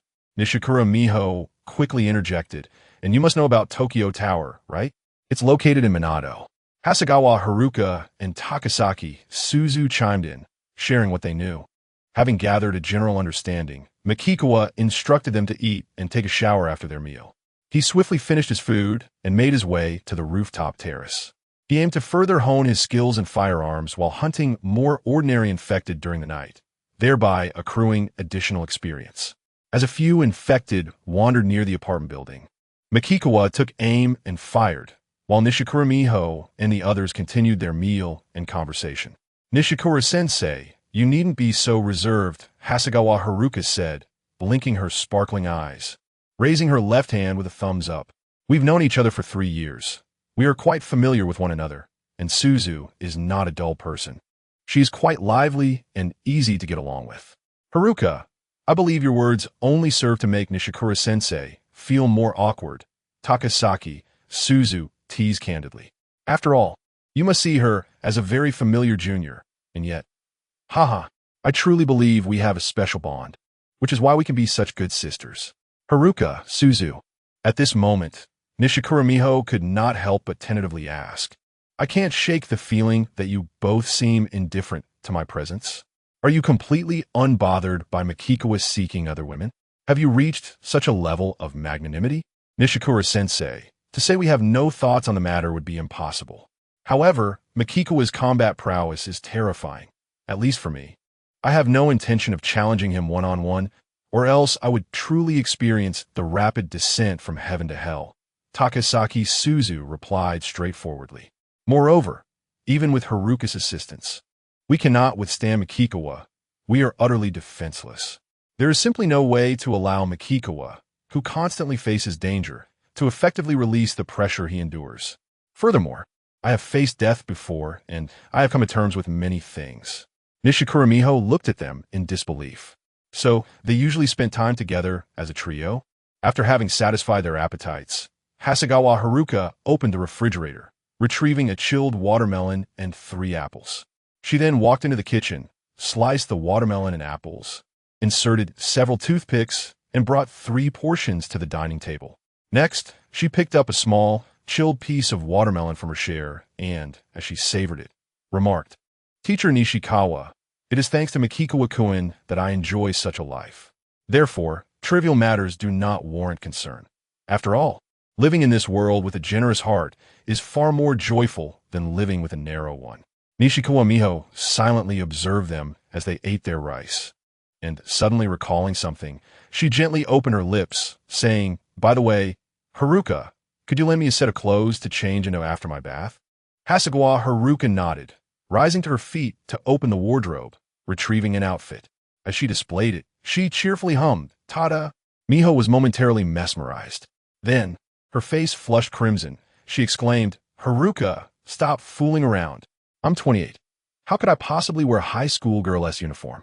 Haruka chuckled. "Well, Teacher Nishikawa could opt for a nurse-esque outfit or a police uniform. It's a choice of 3. Really?"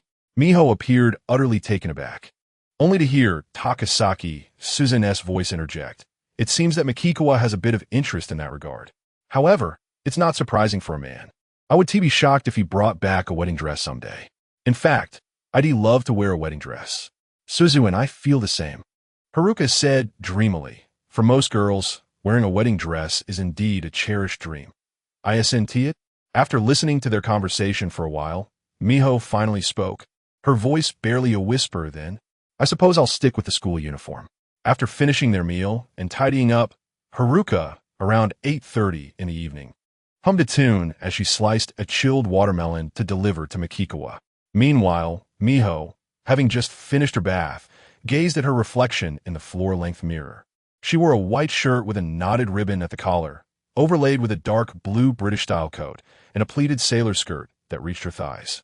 Her long, alluring legs were clad in black over-the-knee socks, accentuating her appeal and creating a captivating allure with the hem of her skirt. Yet, Miho felt utterly shameless in her current attire. "Teacher Nishikawa, I'm off to practice kendo as well. Makikawa is heading to the harbor, so I must strive to protect everyone," she heard Suzune's voice call out. Of course, Makikawa would not return to his room until around 10 o'clock. "So Teacher Nishikawa, you can indulge in whatever you wish during this interval, be it reading or exercising. After all, even for your own sake, it's best not to squander any time." "Oh, all right. Also, Haruka and I will enter the room around 10:30. Just giving you a heads up, Teacher Nishikawa." Upon hearing the words of Takasaki Suzu, Nishikura Miho instinctively nodded and replied, "I know." However, she quickly realized something was amiss and snapped back to reality, her beautiful eyes widening in astonishment as she exclaimed, "Wait." Yet, before she could finish her sentence, Takasaki Suzu had already pushed the door open and exited. Suddenly, the room was left with Nishikura Miho standing before the full-length mirror, her expression one of utter bewilderment. Chapter 89. How is this possible? This night was destined to be unforgettable for Nishikawa Miho, as there were countless moments that would forever linger in her memory. Upon waking, she was bewildered, unable to recall when exactly she had succumbed to slumber, feeling as though her very being was on the verge of fracturing. Slowly, she rose to a sitting position and immediately noticed Makikawa at the dining table, illuminated by a small lamp, enjoying breakfast. 3 cartons of milk, several packets of vacuum-sealed bread, hot water for 3 bowls of instant noodles, and a few fried eggs adorned the table, among other items. 2 handguns, numerous magazines, a few wristwatches, and a map of Tokyo from the land of cherry blossoms were also spread out. As Makikawa continued his meal while poring over the scavenged map, he looked up and asked Miho, "How do you feel?" I'm all right," Nishikawa Miho replied, her cheeks flushing slightly as she cleared her throat. After all, some things truly required first-hand experience to grasp the extent of Makikawa's exaggerations. She then rose and took a seat at the dining chair, where Makikawa handed her a packet of bread, a fried egg, and a carton of milk. "Thank you," she expressed her gratitude, then inquired, Are you heading to the shipyard in the port district today, Makikawa-kun? Makikawa nodded, resuming his study of the map. Upon hearing this, Nishikawa Mayo felt a wave of unease wash over her. What if Makikawa left and never returned? She anxiously bit her crimson lip. How many days do you anticipate being gone? Approximately 4 or 5 days. Nishikawa's gaze fell, reflecting on how she had grown accustomed to seeing Makikawa daily, even during the night, reassured by his steady presence beside her. But now, in his absence for those few days, who could offer her even a modicum of security? It seemed that Hayasegawa Haruka and Takasaki Suzu also stirred, awakened by the unintentional volume of their conversation. Both of them now seated, yawning and appearing drained from the previous night's fervent struggles. Their eyes shimmered with reluctance and concern as they regarded Makikawa. Regardless of his remarkable prowess, they naturally worried for his safety. By the way, Haruka, Suzu, take these 2 handguns. During my brief absence, they may prove useful should any troubles arise. Makikawa stated, moreover, I've synchronized the time on these wristwatches for you. Having them will aid in keeping track of the hours. Makikawa-kun, I don't need the handguns. Please give them all to Suzune. Hayasegawa Haruka quickly interjected, waving her hands. I've never handled a gun before. My marksmanship would be abysmal, and I'd only waste precious ammunition. It would be far more effective in the hands of a professional like Suzune. Makikawa remained silent, and then Hayasegawa Haruka, filled with curiosity, ventured to ask Makikawa-kun, what time is it now? He glanced at his watch and noted that it was just past 4 in the morning. Soon, dawn would break. This meant that we still had ample time to properly bid farewell to Makikawa-kun.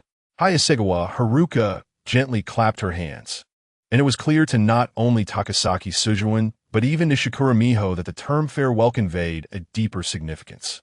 By 8 in the morning, Makikawa finally exited the apartment building, carrying several hiking bags filled with supplies, intending to deliver them to Hashimiya Shigeru, Kamiyama Maki, and Tsukishiro Shirori.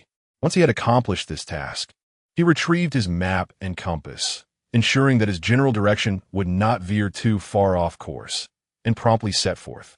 Not long after, while passing by the underground parking lot where common infected number 3 had perished, he approached the southern exit and indeed observed numerous ordinary infected individuals who had met their demise at the steel gates. It was likely that their temperatures had risen so high that other infected could not consume their remains, leaving their corpses untouched. Suddenly, a question struck him. Why had he not gained experience points from these burnt ordinary infected? He paused to analyze the situation and arrived at a highly plausible conclusion. It seemed that only when the death of an infected was directly or indirectly linked to him within a certain range could he earn experience points. Beyond that range, it was impossible. Moreover, the proximity required for mutated and ordinary infected to yield experience points likely differed. For instance, during the incident with Fujimura Yuka, she must have also incinerated some ordinary infected attempting to breach the barricade in the school gym's equipment room, yet had received no experience points then either.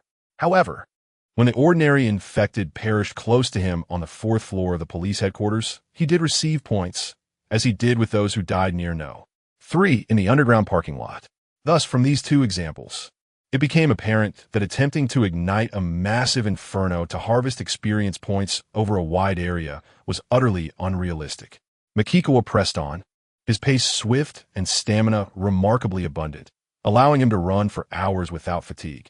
Furthermore, Chiyoda Ward was adjacent to Minato Ward, making the distance relatively short. By around 11 o'clock, he arrived in Minato Ward. He did not continue, but instead entered a 2-story residential building. Although he sensed nothing amiss, he meticulously inspected the surroundings to ensure complete safety. Then, Makikawa produced a walkie-talkie, attempting to contact survivors to inquire about the approximate location of a shipyard, as well as to find sustenance and replenish his fluids. After several attempts, he was unexpectedly greeted by the familiar voice of Egakaki Daifuku. Makikawa-kun, have you also escaped to Minato Ward? He asked, astonished. This reaction stemmed from the fact that Egakaki and his team had previously encountered number 3, suffering grievous losses, convincing them that they could no longer remain in Chiyoda Ward and needed to flee. Thus, while Makikawa was indeed taken aback by the encounter, he found it understandable. I have come here for a specific matter. Might you know the location of a shipyard, Mr. Egakaki? With a calm demeanor, Mukakawa inquired and mentioned his name. Mukakawa-kun, I am uncertain, came the voice of Daisuke Tagawara. However, I can ask those accompanying me to see if they are aware. He left the intercom open, and Mukakawa clearly heard his inquiry. After a moment, Daisuke Tagawara replied, Mukakawa-kun, someone knows. Mr. Tagawara, please convey to that individual that I am willing to exchange the supplies from 3 large mountaineering packs for a clear and detailed route map, Mukakawa stated. If he is amenable to this transaction, I shall come to meet you. Before Daisuke Tagawara could respond, a man's voice burst forth with palpable excitement. I am willing. Very willing. Then, Mukakawa-kun, our current location is. Just as Daisuke Tagawara began to speak, Mukakawa immediately sensed an infected individual entering his range of perception. Approximately 150 meters away in a straight line. He swiftly interrupted in a hushed tone. Mr. Tagawara, there's an urgent situation on my end. I shall speak with you later. He promptly stowed the intercom away and approached the window with an air of calmness. After all, being alone meant that even if he could not handle the danger, escaping would be decidedly simple. Next, Mukakawa retrieved his binoculars and peered outside. To his astonishment, his eyes widened significantly as he exclaimed, How is this possible? Chapter 90. The Mutated Infected Acting in Cohorts. Chuan was filled with disbelief. The mutated infected he observed was wielding a remarkably long chainsaw, typically used for logging. It was astonishing that it possessed the capacity to utilize a weapon. Moreover, why was it active during daylight hours? After all, the sun had become exceedingly harsh, and infected individuals typically refrained from emerging unless lured by noise. Chuan's mind was tumultuous, yet he remained fixated on the sight before him. Standing over 3 meters tall, it was considerably shorter than the third variant. It appeared far more robust than the bloated and flabby third variant. Like the first and the crawling second variants, its body was a tapestry of explosive muscle, exuding an extraordinary level of strength and resilience. A gigantic red cyst adorned its chest, with dense crimson tendrils spreading across its entire form. The skin visible to the eye was riddled with numerous red cysts, each the size of a shell, densely clustered like an array of swollen red nodules. Soon enough, Chuan witnessed something extend from its mouth. 6 slimy appendages emerged, resembling tentacles. Each was covered in even smaller red cysts, akin to the suckers of an octopus, and suddenly unfurled, forming a grotesque blossom. Then, they retracted back into its mouth. Chuan's demeanor grew serious. He recognized that this mutated infected was undoubtedly terrifying, possessing an intelligence he could scarcely fathom. However, the fact that it wielded a weapon led him to believe its intellect might surpass that of the second variant. After all, considering that the third variant had departed from the Bunkyo district to seek out mutated infected in the Chiyoda district, it was certain that the Minato district harbored an equal number of formidable mutated infected, rivaling the third variant in ferocity. Even now, the mutated infected he encountered embodied the essence of survival of the fittest. Otherwise, it would have been devoured by its peers and reduced to mere sustenance. For convenience, Chuan designated this chainsaw-wielding entity as Variant 4. It bore a striking resemblance to the mutated infected from Sakomei High School, as it was devoid of any accompanying ordinary infected. It seemed to be a solitary variant. Its gait was slow, each step heavy and deliberate. Furthermore, Variant 4 did not approach him, seemingly oblivious to his presence. Was it devoid of olfactory senses? Did it rely solely on sight? Chuan deemed it necessary to ascertain this. If he remained within its line of sight and it approached him, it would indicate a lack of olfactory perception. Otherwise, it would have detected his scent and drawn near him immediately. This was the simplest and most effective means of confirmation. Would it activate the chainsaw, or would it merely swing it? Chuan mused, considering that since it lacked minions, he would first engage it with firearms to observe its defensive and offensive capabilities. He aimed to gather intelligence before luring it to an open space, attempting to eliminate it and reap the rewards of experience. Having made this determination, Chuan promptly leaped from the window to the rooftop. He deliberately positioned himself within the line of sight of Entity 4. To his surprise, upon catching sight of him, Entity 4 began to approach the residence with remarkable speed. The sound of its heavy footsteps resonated ominously, creating a palpable sense of dread. Chuan was taken aback. Although Entity 4 was not as large as Entity 3, its steps were far more powerful and resonant. Could it be that this relatively smaller Entity 4 possessed greater overall strength than Entity 3? He chose not to retreat, but rather to observe. As Entity 4 approached the dwelling, it attempted to leap onto the roof. Its jumping ability was decent, capable of reaching heights exceeding 2 meters, yet it failed to ascend. Compared to Entities 2 and 3, its performance was decidedly mediocre. With a thud, Entity 4 landed, producing a dull thump. Chuan swiftly drew his firearm, intending to fire several shots at Entity 4 to provoke its ire. The experiences with Fujimura Yuka and Entity 3 had made it abundantly clear that these mutated infected entities harbored feelings of hatred. Once thoroughly antagonized, they would retaliate, transforming into relentless pursuers with a vendetta against him. Chuan fired multiple rounds at Entity 4, exploding some red cysts on its body, reminiscent of shells. He witnessed a viscous crimson liquid splatter forth, and suddenly, 6 elongated, cyst-covered appendages erupted from Entity 4's rear, thrashing wildly. A pungent, foul odor quickly permeated the air. The shots reverberated against the surrounding structures, causing the wooden framework of the dwelling to fracture, producing long, narrow cracks as though cleaved by a sharp instrument. Indeed, these surviving mutated entities were terrifying. Chuan squinted, contemplating the potential threat posed by other mutated entities that might emerge over time. Encountering one was akin to facing a formidable superboss. He swiftly leapt backward onto the adjacent dwelling, aiming to shoot at the elongated appendages extending from Entity 4's back. Some bullets struck their mark. In response to the assault, Entity 4 recoiled rapidly, vanishing from sight, with the bullets promptly expelling from its body and clattering to the ground. A furious roar erupted from Entity 4, echoing far and wide. Chuan immediately attuned his senses to the surroundings. Entity 4 seemed to be summoning not just ordinary infected entities. He suddenly discerned the approach of something else, rapidly closing in from a nearby location. Entering his field of perception, his brow furrowed as he turned to the east, his pupils dilating in shock. Another mutated entity, nearly identical to Entity 4, brandished a chainsaw. So, Entity 4 had an accomplice? Chuan was genuinely taken aback by this revelation. Just then, he sensed another presence and glanced westward. Another one, including Entity 4. There were now 3 mutated entities wielding chainsaws.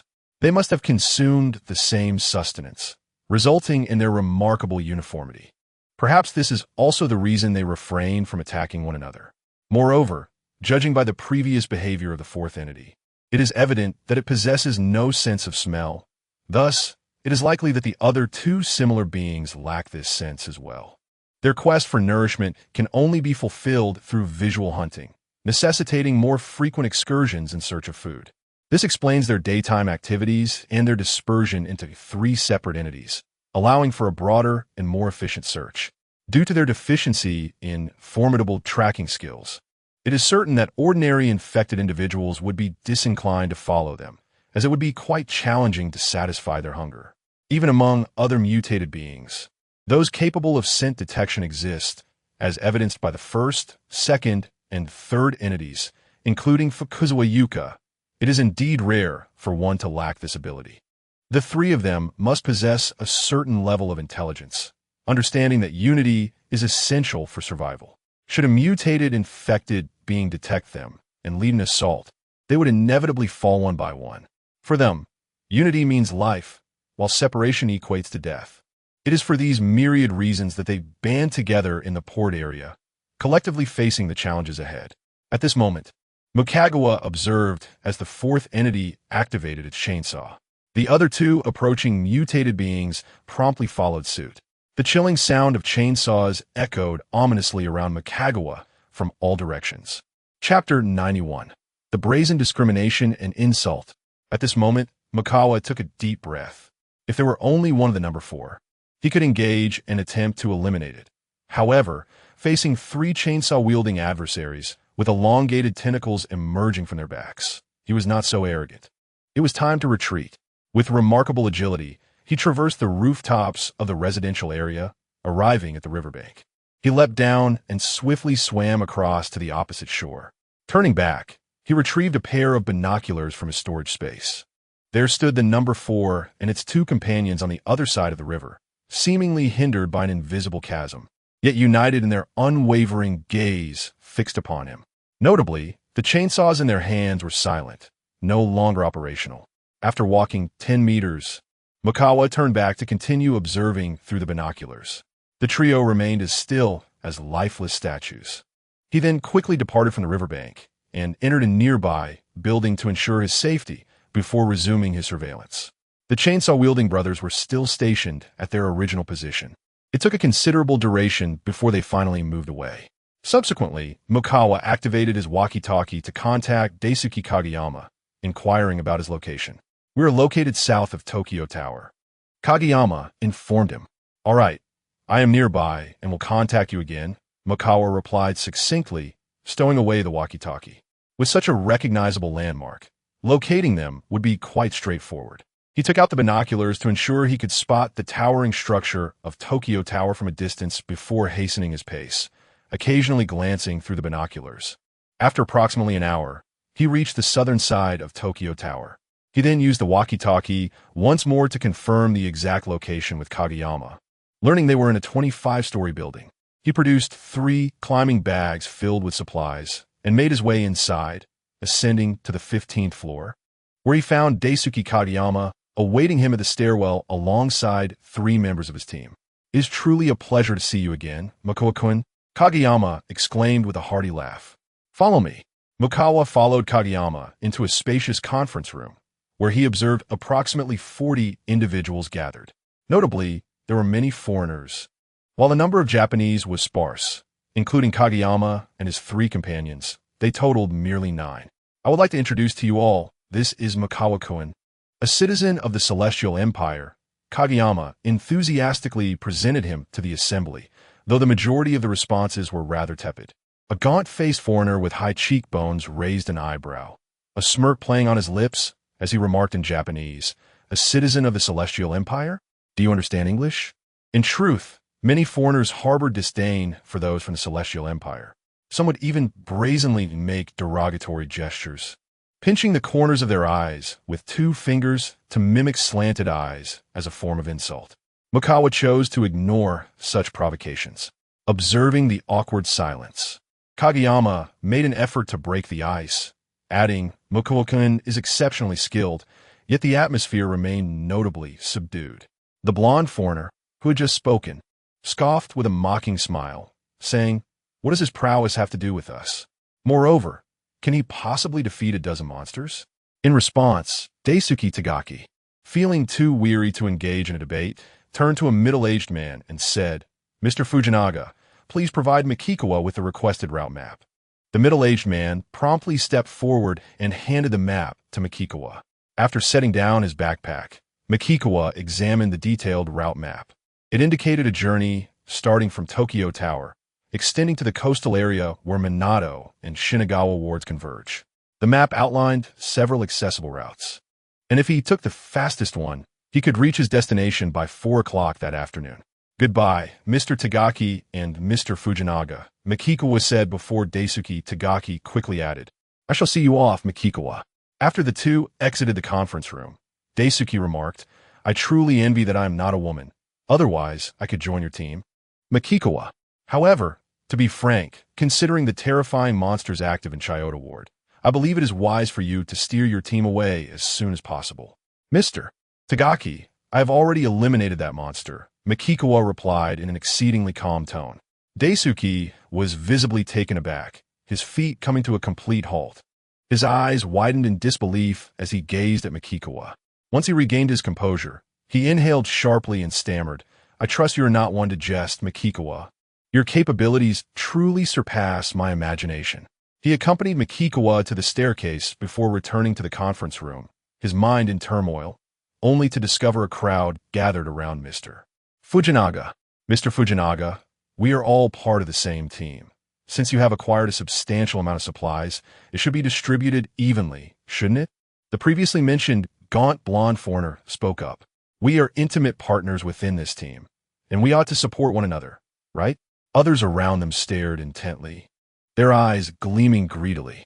Securing additional supplies could extend their survival by a day or two. If they conserve their rations, perhaps 3 or 4 days could be achieved. After all, who would wish to venture out to scavenge if they could avoid it? Mr. Koritis, is this truly appropriate? Daisuke Tagaki inquired, considering the supplies are. Just as he began to speak, a towering man clad in black, with only his teeth appearing white, struck him hard across the cheek, sending him sprawling to the ground. The black-clad giant gestured as he taunted, "Yo, yo, yo, is this an appropriate moment?" Daisuke felt a stinging pain in his cheek and became dizzy. "How dare you lay a hand on me?" Daisuke's team members rushed forward upon witnessing the assault. However, numerous others from the opposing side surged forth, overpowering the three and commencing a brutal beating, as if to release the immense psychological pressure they had accumulated while surviving in this apocalyptic world. They unleashed their fury upon Daisuke and his companions, treating them as mere punching bags. Daisuke Katajiri and his 3 companions were relentlessly beaten, forced to shield their heads with their hands while emitting heart-wrenching cries, blood oozing from their mouths and noses. Witnessing this, Akira Tano nervously chuckled and said, I am willing to distribute supplies. Please, everyone, cease this violence. Had you said so earlier, it would have been preferable. We are not making unreasonable demands. We merely ask Mr. Tano to share a portion of the supplies. Is that too much to ask? Curtis crossed his arms, gesturing nonchalantly. Let's grant Mr. Tano a moment of courtesy. We can continue our little game for a while longer. Instantly, those who had been assaulting Daisuke Katajiri renewed their kicks with fervor, delivering dozens of blows before finally relenting. Some even spat on him and delivered a final kick to his head, causing teeth mixed with blood to fall from his mouth, presenting a most pitiful and wretched sight. As Curtis and his companions began to nonchalantly inspect their backpacks, as if nothing had transpired, Akira Tano approached Daisuke Katajiri with a look of shame, inquiring, Mr. Katajiri, are you? Just as he began to speak, Curtis's voice interrupted. Throw them down. Are you intending to kill them? Akira Tano gazed at them in horror. If we have already laid hands on them, can we afford to let them live? How can we sleep soundly afterward? Curtis replied in a tone that suggested this was a matter of course. Only their deaths will grant us peace of mind. You dare! Daisuke Katajiri screamed in a frenzied tone. Mikikawa-kun is exceptionally formidable. We share a strong bond. If you kill us, he will undoubtedly seek vengeance. Upon hearing this, Curtis's words dripped with disdain. Come now, don't say we are denying you the opportunity to contact that yellow-skinned monkey from the Celestial Empire. Daisuke Katajiri, trembling, desperately clutched the radio, attempting to call for help, but found himself utterly unable to reach anyone, panic and terror swelling within him. Meanwhile, some had already seized his team members and dragged them to the window. Brother Katajiri, save me. I don't want to die. The frantic pleas were incessant. Akira Tano and the others dared not utter a word, silenced by fear. Daisuke Katajiri, his eyes filled with anguish, longed to rise but found himself in excruciating pain, helplessly watching as his team members were thrown down, their screams echoing in dissent. Suddenly, the radio crackled to life with Mikikawa's voice. Mr. Katajiri, what has transpired? Before Daisuke Kiyama could utter a word, Curtis approached, forcefully stamping his foot on Kiyama's head. Looking down contemptuously, he addressed the intercom. This Daisuke Kiyama claims that your prized yellow-skinned monkey from the Celestial Empire is quite formidable. If we were to eliminate him and his associates, you would seek vengeance, so we thought it prudent for him to reach out to you. He paused for a moment, a smirk forming at the corners of his mouth, as he mockingly continued, You mustn't disappoint Daisuke Kiyama. Do come, if you dare.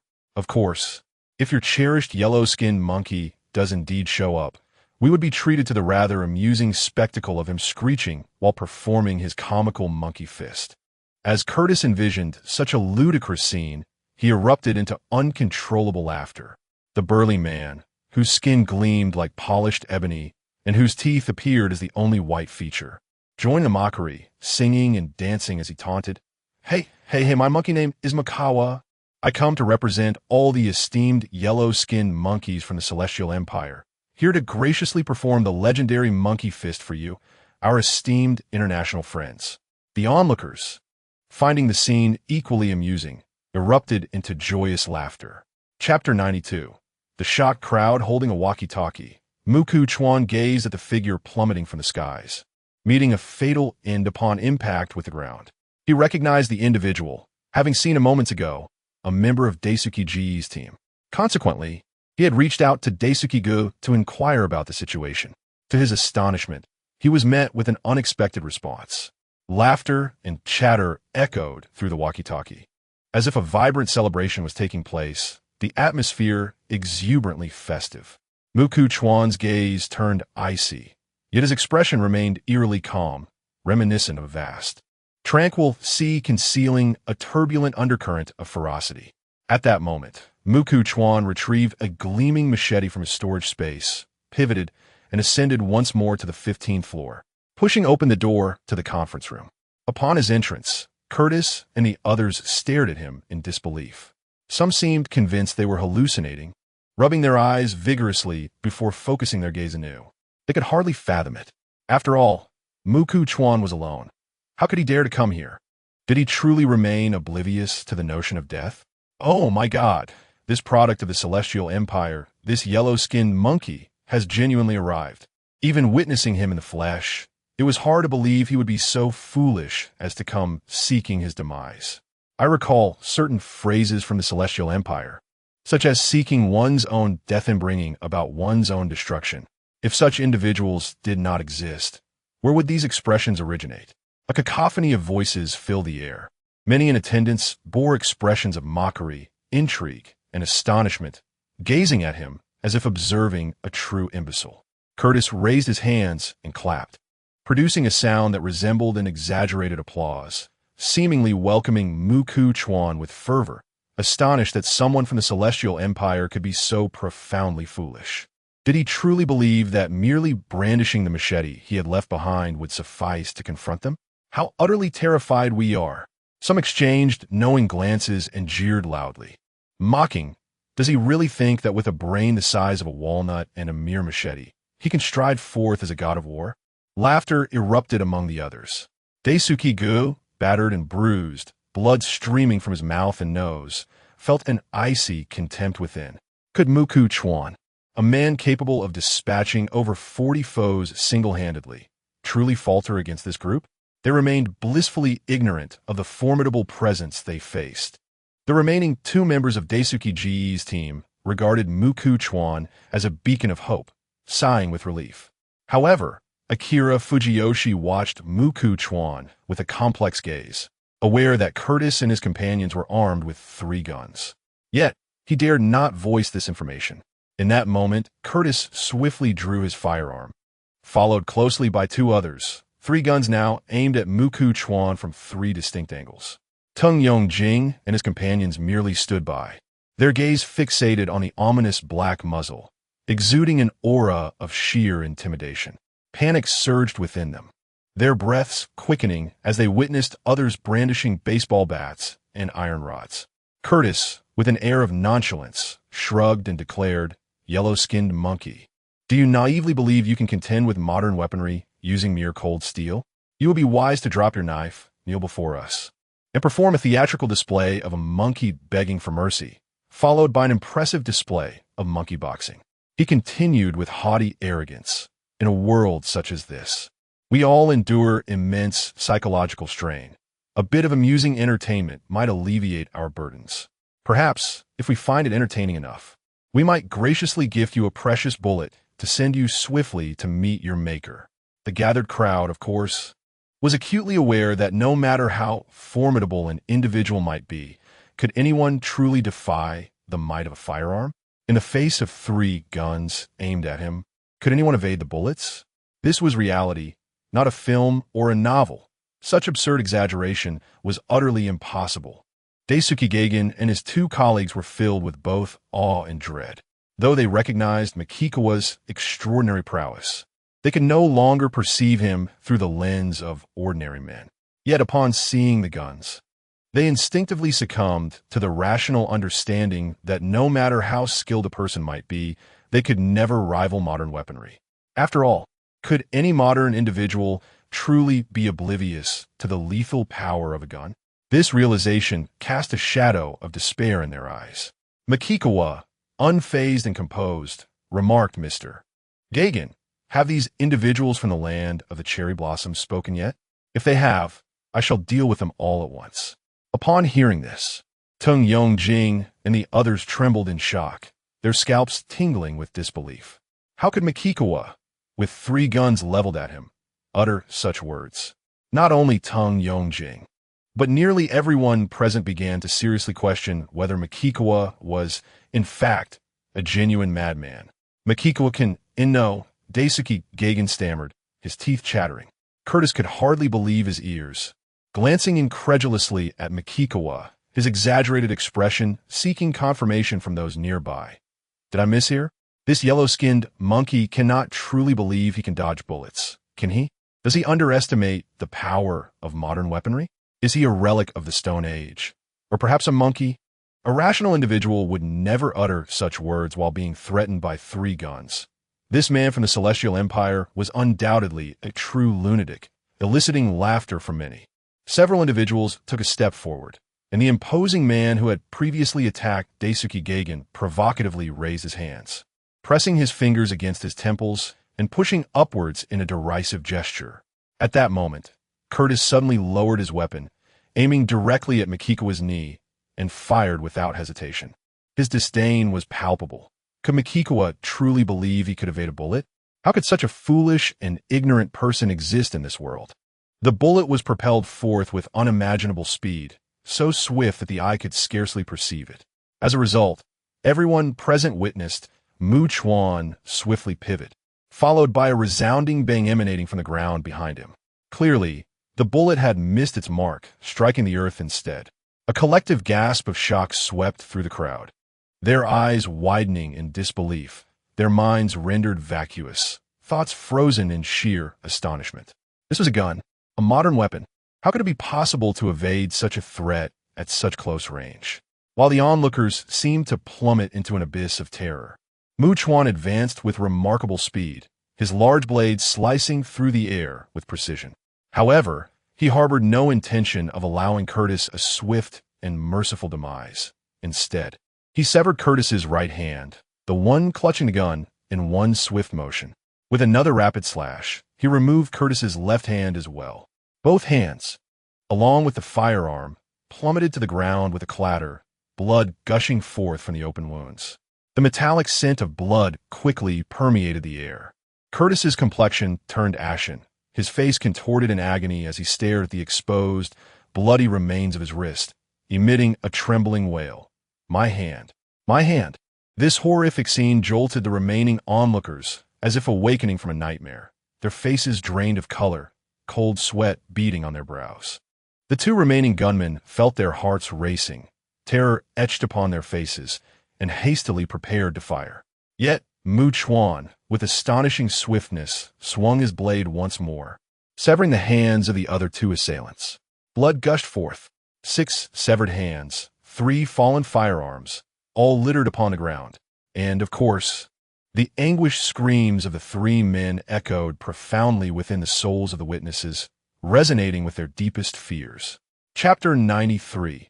Ruthless and merciless at this moment. Every individual was trembling violently, with many succumbing to sheer terror and collapsing to the ground. Even modern weaponry like firearms proved ineffective against Chuan. This was entirely beyond the realm of rational comprehension. What kind of entity had they provoked? The towering black man, his teeth bared and his body glistening ominously, suddenly snapped back to reality and attempted to flee. Chuan, wielding a bloodied machete, picked up a fallen firearm. With a swift motion, he turned his hand and fired without even glancing back. The bullet pierced through the black man's thigh, blood spraying forth like a fine mist. The man fell, desperately crawling towards the exit. Chuan quickly fired again, striking the man's body, compelling him to halt his escape, lest he face another bullet. Indeed, this tactic proved effective. The black man dared not move an inch. At that moment, aside from Dafugu and a few others, nearly everyone else appeared pallid. Beads of sweat forming on their foreheads, yet silence reigned supreme. Ha ha ha. At this juncture, Dafugu seemed to reluctantly accept the grim reality as he regained his composure, tilting his head back and laughing maniacally. His laughter was unrestrained and liberating. Even as he observed Curtis, who had once been so arrogant and now lay disarmed and grotesquely twisted, he felt a sense of exhilarating vindication. Even death would be worth it, he mused. Chuan approached the maimed Curtis, one hand clutching a knife, the other a gun, and kicked him. Curtis toppled down. Yet, the intense agony had already begun to erode his grasp on sanity. If you utter even a whisper, I shall sever another arm, Chuan threatened, his voice resonating ominously close. Curtis, finally regaining a sliver of lucidity, was met with the sight of Chuan brandishing the machete. His eyes widened, pupils constricting in horror as an excruciating pain shot through his left shoulder, as if his very soul were being rent asunder. One of his arms was brutally severed, blood gushing forth in torrents. Curtis was on the brink of unconsciousness from the agony, yet the fear of Chuan delivering yet another blow kept him clenching his teeth, nearly grinding them to dust. The black man, along with the other two disarmed individuals, were rendered mute by their torment. Tears welled in their eyes, their pale faces glistening with sweat as they valiantly endured the maddening pain. An eerie silence enveloped the room. Not even a whisper could be heard. Chuan then picked up a baseball bat from the table and tossed it in front of the black man. Here's an opportunity for you, you gorilla, to take your own life with this bat. If you refuse, I shall first sever your legs, then your hands, and finally your arms. The words pierced through the air, leaving all present horrified. This was a macabre invitation for the once arrogant black man, who had mocked and insulted, to end his own life with the very bat before him. The black man immediately seized the baseball bat and struck his forehead with force, producing a series of resounding thuds as he engaged in an excruciating act of self-destruction. Subsequently, Mukawa observed the others. One young man, unable to maintain his composure, collapsed in terror, exclaiming, This matter has nothing to do with us. I truly did not speak just now. Neither did I. The ones mocking and insulting you were merely those few. They clamored in a frenzy. Mukawa, casually remarking that perhaps he had merely imagined the multitude of voices, swung his large machete towards the young man who had just spoken. In an instant, the young man's head was severed from his body, resulting in immediate death. A fountain of blood gushed from the wound, splattering several meters high and easily staining the ceiling. The onlookers, including Fujiyoshi, could only perceive Mukawa's extreme ruthlessness. It was clear that to provoke this harbinger of death would lead only to a fatal outcome. At that moment, the remaining foreigners desperately fled. Mukawa systematically eliminated everyone he deemed deserving of death, leaving no survivors. He then approached Curtis, gripping the blood-dripping machete, and hoisted him effortlessly. Although Curtis had not yet succumbed to unconsciousness from the pain, he seemed to grasp Mukawa's intentions. Despite his dire state, a sudden surge of strength allowed him to struggle violently, pleading in a fearful wail, No, please, I beg you. His earlier arrogance had now transformed into utter humility. As Mukawa stood by the window, preparing to hurl him out, he noticed something from his elevated position. It was number 4, along with 2 of its companions. They were approaching. Why had they come here? Mukawa suddenly questioned whether they had been drawn by the piercing screams of the individual thrown from the previous floor. Mukawa dragged Curtis to the side of the black man, who continued to batter his forehead with the baseball bat, blood streaming down and staining his entire face. Yet, the black man remained alive, and upon seeing Mukawa, his actions quickened in frantic desperation, fearing the machete might soon be used against him. A foul odor emanating from beneath him. Mukawa seized him and led them both out of the conference room, ascending to the 25th floor. The height felt daunting. He first set them down and observed intently through binoculars. The 3 brothers of number 4 began to disperse just east of the towering building, as if searching for something. Mukawa then lifted Curtis and the black man once more, guiding them to the western edge of the rooftop. as their expressions shifted to one of sheer horror. Mukawa sealed their mouths completely and forcefully hurled them skyward, aiming for a greater distance in their descent. He sought to ascertain how sensitive number 4 was to sound, whether they could hear from afar. He meticulously observed through the binoculars as Curtis and the black man crashed through the roof of a neighboring residence on the western side of the skyscraper, plummeting inside. He could hear not a whisper here. Stealthily, he hastened eastward, soon discovering that number 4 and its 2 companions had seemingly spotted the corpse of the fallen individual. They approached with urgency, devouring the remains before swiftly making their way toward the dwelling where Curtis and the black man had plummeted. Indeed, their lack of olfactory senses was apparent. Otherwise, they would have detected the overwhelming scent of blood permeating the building, as well as the lingering essence of the living emanating from Daisuke Kato and his companions. They would never forsake such a bounty for the sake of merely 2 individuals. Moreover, their auditory perception appeared remarkably heightened. Had I not leaped into the river to escape earlier, evading them would have proven exceedingly difficult. Mikiko squinted, recognizing that their acute hearing enabled them to pinpoint his location, even without the benefit of scent. Their formidable auditory capabilities allowed them to discern the precise source of the sounds produced by their fleeing prey, rendering them impervious to deception. It was unlikely that the shattering of glass would divert their attention. Mikiko then moved quietly to the opposite side, observing through his binoculars as number 4 and its companions swiftly approached the vicinity of Curtis and the black man's dwelling. However, what struck Mikiko as peculiar was their decision not to advance directly. Instead, they dispersed, encircling the house from 3 sides as they gradually tightened their noose. Was this strategy intended to prevent their prey from escaping? The precision with which they captured sound was truly astonishing. As Mikiko pondered this, he was taken aback to see them nearing the house from 3 directions, mere centimeters away. From number 4 and its companions emerged slender tendrils, intricately intertwining to form an expansive web that enveloped the entire dwelling, while they maintained their vigil outside. Only then did number 4 venture inside. It dawned on Mikiko that number 4's prior appearance near him was no mere coincidence. They had discerned the sounds he made and had deliberately come to hunt him.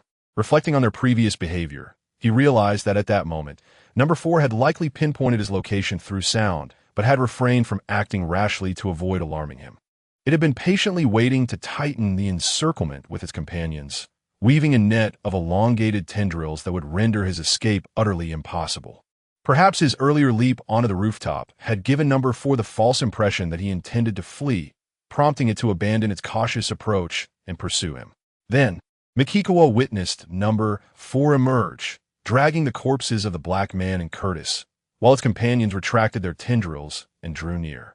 The 3 grotesque, man-eating creatures gathered together, appearing intimately united as they shared their gruesome feast. Chapter 94. They will form a human wall. Upon witnessing the 4th entity and its companion devour their meal with such voracity from the rooftop through his binoculars, Mikiko rose, wielding a chainsaw, uncertain of his destination.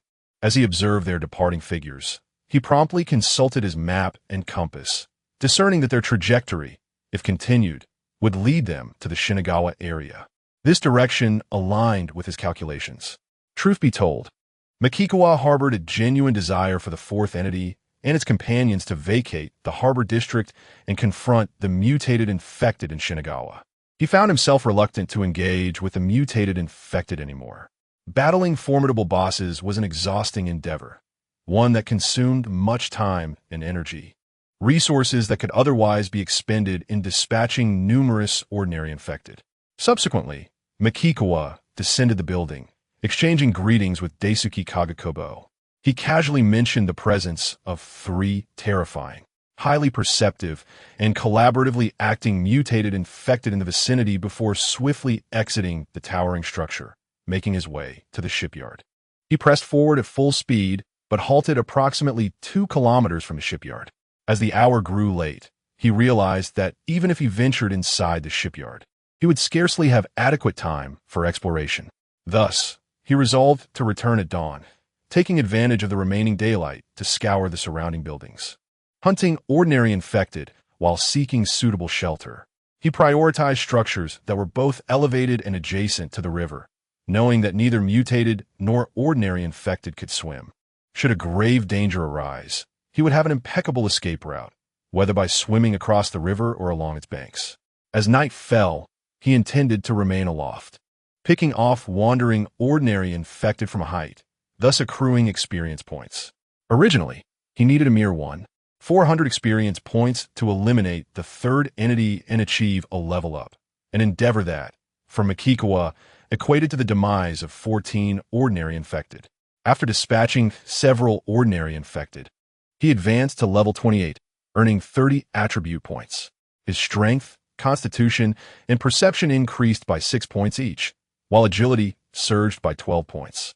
His current stats stood at strength 123, constitution 124, agility 221, and perception 121. As he neared the threshold of level 29, the hour grew late, prompting him to approach an 8-story, reinforced concrete structure not too distant from the riverbank. Once inside, he conducted a thorough inspection, only to discover a disappointing absence of infected. He found himself somewhat disheartened. Moreover, he had not undertaken any significant fortifications, as such an extensive endeavor was beyond his means.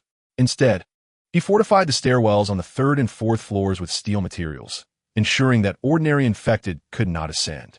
In the event of a dire threat, he could leap from the 5th or 6th floor to reach the riverbank. He then ascended to the rooftop terrace, seated himself, and began to partake of his evening meal.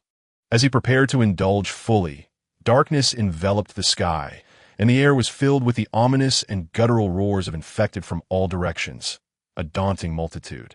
Even within the confines of his perceptual range, there were at least hundreds of ordinary infected scattered around him, leaving him in a state of perplexity. Why are the infected in this area so densely concentrated? As night descends, it indeed feels as though terror has fully awakened, leaving the survivors with little choice but to cower in the crevices, trembling and praying not to be discovered. However, after satisfying his hunger, Mukuchuan rose and retrieved a firearm equipped with a silencer from his storage space. Approaching the edge, he was astonished to find no solitary ordinary infected. Rather, they moved in groups of 3 or 4, wandering about as cohesive units. These small teams would encounter one another, merging to form larger groups that roamed the vicinity, only to encounter more teams and amalgamate into even greater collectives, becoming increasingly formidable. It seemed as though they could effortlessly create a substantial surge of infected. Mukuchuan observed this transformation, and he began to grasp the reason behind the abundance of ordinary infected in this locale. They had likely wandered in droves last night, taking refuge in buildings when the sun rose, only to emerge at night, clustering together once more. They continuously entered and exited various structures, searching for sustenance, rather than aimlessly meandering through the streets. The sound of shattering doors and windows echoed from all directions. Mukuchuan heard the anguished cries of a survivor who had been discovered, piercing the night with their shrill lament. Then, as some ordinary infected drifted near the 8-story building, Mukuchuan fired his weapon, landing a headshot that sent one of them tumbling down. The other ordinary infected that had been wandering alongside immediately crouched around the fallen body, beginning to feast upon the fresh corpse. They ceased their movement, engrossed in their meal, making them easier targets. Mukuchuan continued to fire, dispatching 3 more ordinary infected and gaining experience points. He then refrained from firing further. He was well aware that killing a large number of ordinary infected in a short span would attract more of them to converge on the carcass, potentially leading to his own encirclement by a throng of ordinary infected. Instead, he opted to eliminate a few, allowing them to consume their fill, then wait for them to disperse before taking down a few more. He was not greedy. He merely sought a toll each time. As Mukuchuan glanced at his watch, he noticed a number of ordinary infected entering the building, seemingly in search of food, though not in great numbers. He paid them little mind and stood to continue his search for suitable targets when he furrowed his brow, sensing something amiss. Generally, the ordinary infected, devoid of smell but reliant on sight and sound, would not ascend the stairs unless drawn by noise. Moreover, he could ascertain that those ascending were certainly not mutated infected. If they were, unless they shared the same olfactory deficiency as the fourth, they would have detected his scent long ago and raised a raucous alarm. It even appeared that one of the ordinary infected was attempting to force open a steel barrier blocking the stairwell, only to find it futile. Then, Chuan perceived that the roar it emitted was distinctly peculiar. Chuan was filled with suspicion, believing he might have encountered a similar situation before, thus accumulating experience. He ascended the stairs, aware that there was a higher place to reach, yet found himself obstructed, unable to proceed. The prospect of food above exhilarated him. The distant roar seemed to convey some vital information, as if signaling to nearby kin that sustenance awaited above, while simultaneously summoning other ordinary infected to join forces and uncover the mystery. Echoes of roars resonated in the vicinity, transmitting messages to even greater distances. Soon, a cacophony of shouts emerged from afar, followed by more distant cries, like waves crashing one after another, relentless in their sound. Chuan abruptly heard the shattering of windows from below, realizing numerous ordinary infected were rapidly ascending, working in unison to break through the steel barriers blocking the stairwell. However, they soon discovered the futility of their efforts and began leaping out of windows. While Chuan pondered this perplexing situation, he sensed their gathering, a chaotic chorus of roars as they huddled together, seemingly calling for more of their kind to join them. A vague sense of unease crept into his mind. He resolved to leave, contemplating a jump from the 6th floor, then swimming across the river to escape. The height of the rooftop above was daunting, and with his current physical strength, the leap could result in injury, or perhaps not. Yet the uncertainty loomed as an undeniable risk. As Chuan prepared to act, he suddenly perceived something and glanced down rapidly. His eyes widened in astonishment. Numerous ordinary infected were surging upwards below, as if attempting to form a human wall. In mere seconds, they had amassed into a substantial, sloped thick wall of bodies, appearing like a writhing mass of enormous maggots. The sight was utterly breathtaking. Moreover, ordinary infected from all directions were converging, causing this wall to grow exponentially. Chuan could hear the splashing sounds of bodies hitting the water. He quickly moved aside to observe, realizing that even those across the river were hastening towards the noise, yet they floundered in the water, struggling desperately and splashing wildly. How could he possibly leap into the river now? Chuan then hastily moved in another direction, incessantly surveying his surroundings. As ordinary infected continued to swarm towards this central point, encircling him like a small island with no escape in sight. Chapter 95. Ignite where danger lurks. At this moment, Chuan found it increasingly difficult to maintain his composure. Although he understood that the ordinary infected, with their ability to act in unison and exhibit a collective consciousness, were not entirely devoid of any semblance of intelligence, he was still astonished by their capacity to rally together at the call of one. It was akin to a village at night, where the bark of a single dog would provoke a chorus of barks from others in the vicinity, eventually resulting in the entire village's dogs joining in. It was remarkable how one could easily incite such a terrifying chain reaction, drawing multitudes of ordinary infected from all directions, effortlessly creating a frenzied tide. What astonished Chuan even more was the realization that they could form a human wall to breach buildings that were otherwise inaccessible, obstructed by hallways or barriers.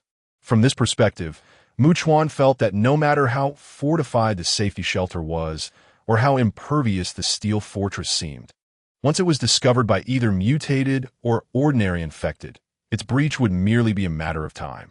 While mutated infected posed a significant threat, the sheer number of ordinary infected was, in some respects, even more perilous.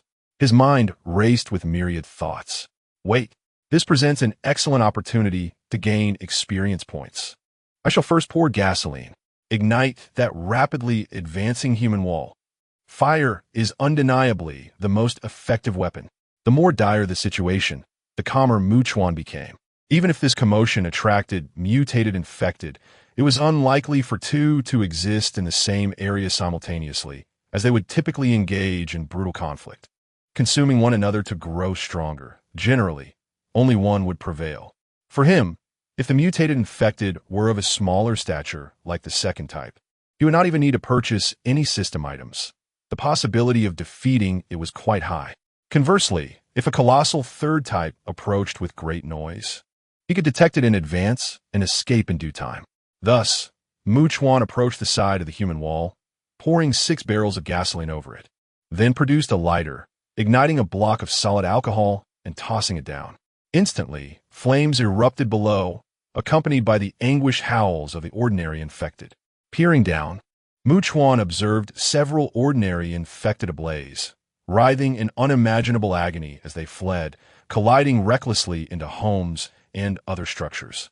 Some were completely engulfed in flames, transformed into fiery specters, rolling frantically on the ground and spreading the fire further.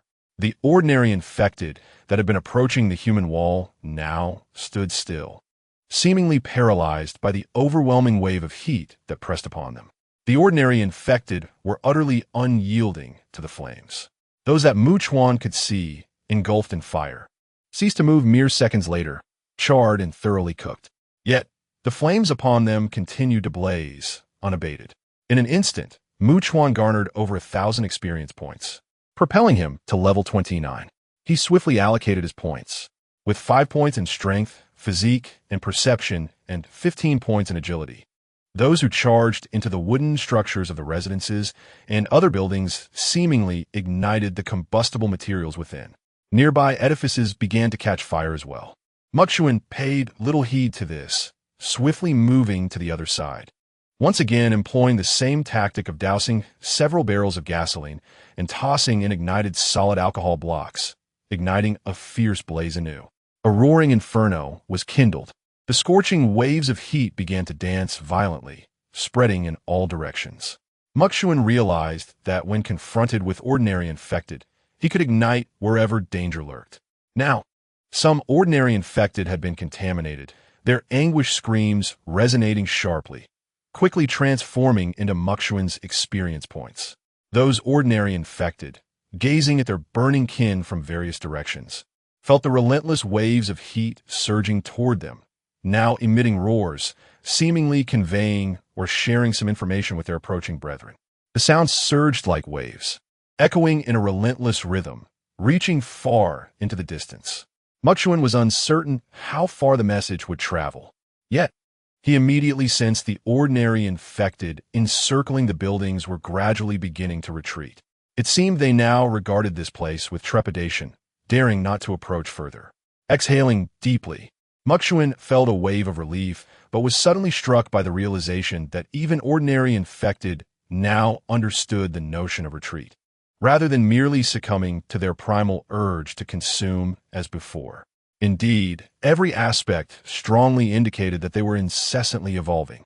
He retrieved 2 bottles of coffee from his storage space, opened one, and downed it in a single gulp, invigorating himself for the night ahead, which promised to be perilously fraught. He had to remain perpetually vigilant, not allowing even a moment of slumber. He then began to ponder. Since they could stack upon each other, setting up layers of obstacles at the shipyard would serve no purpose, yielding no effect. When he arrived by helicopter, he intended to ignite the entire shipyard, unleashing a cataclysmic blaze to thwart the multitude of ordinary infected that would inevitably follow the sound of the helicopter. Otherwise, with too many falling into the water, the river and cruise ship would be besieged by throngs of struggling ordinary infected, potentially causing minor hindrances to the ship's voyage. As he contemplated, he concluded that he must strategically place a significant amount of combustible materials throughout the shipyard in advance, ensuring that the flames would spread with utmost rapidity, burning fiercely to afford him substantial time. However, before he could relax even slightly, an exceedingly loud and urgent roar echoed from across the river. Chuan's heart tightened. Was this yet another wave, following the previous one? He did not lament his misfortune or anything of the sort. Instead, he promptly retrieved his binoculars to investigate. Although the bright moon hung in the sky, coupled with the flames illuminating the vicinity, visibility in the night paled in comparison to that of daylight. Chuan could only vaguely discern a crawling, mutated infected rushing toward the river with astonishing speed. It leaped into the air with incredible agility, It effortlessly vaulted over the river, landing with a resounding thud that echoed loudly. Chuan felt a violent tremor reverberate through the entire structure beneath his feet.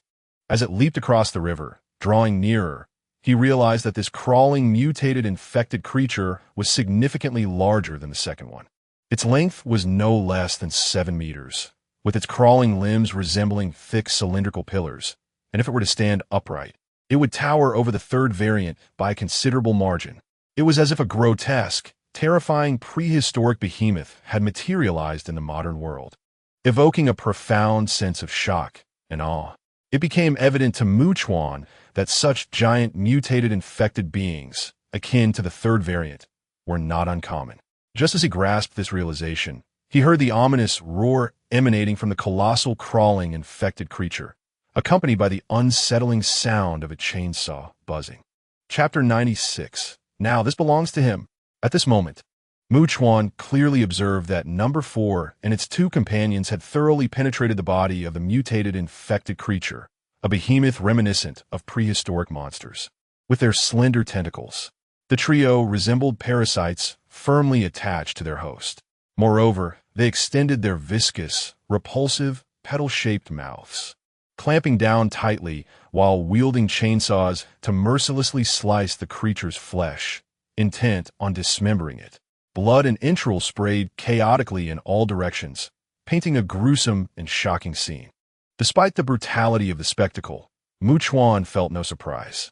Although the 3 brothers lacked olfactory senses, the majority of other mutated infected beings did possess them and would undoubtedly seek to consume these brothers to grow stronger. In simpler terms, they were like victims caught unawares in their own home. However, the massive, crawling, mutated, infected creature appeared to be at a disadvantage against the trio, suffering greatly instead. It howled in agony, desperately thrashing about in an attempt to shake off its assailants, but to no avail. It could only continue to struggle forward in a frenzy. Fortunately, a large fire blazed nearby, and as the creature approached, it seemed to sense the unbearable waves of heat and instinctively veered away, rather than charging into the flames. This observation reassured Chuan that even mutated infected beings possessed an innate fear of fire and high temperatures. It was precisely because they exhibited a level of intelligence beyond that of ordinary infected beings that they would not foolishly charge into a roaring blaze, fully aware of the imminent danger. Next, Chuan peered through his binoculars at the retreating figures, realizing that regardless of the ultimate outcome of this battle, the victorious side would undoubtedly emerge exponentially more terrifying and ferocious. He soon noticed that a multitude of ordinary infected beings had distanced themselves from the building. Remarkably, hours passed, 2, 3, even until dawn, without a single infected creature straying into his perception range. They had seemingly begun to consciously avoid this area, without needing to speculate.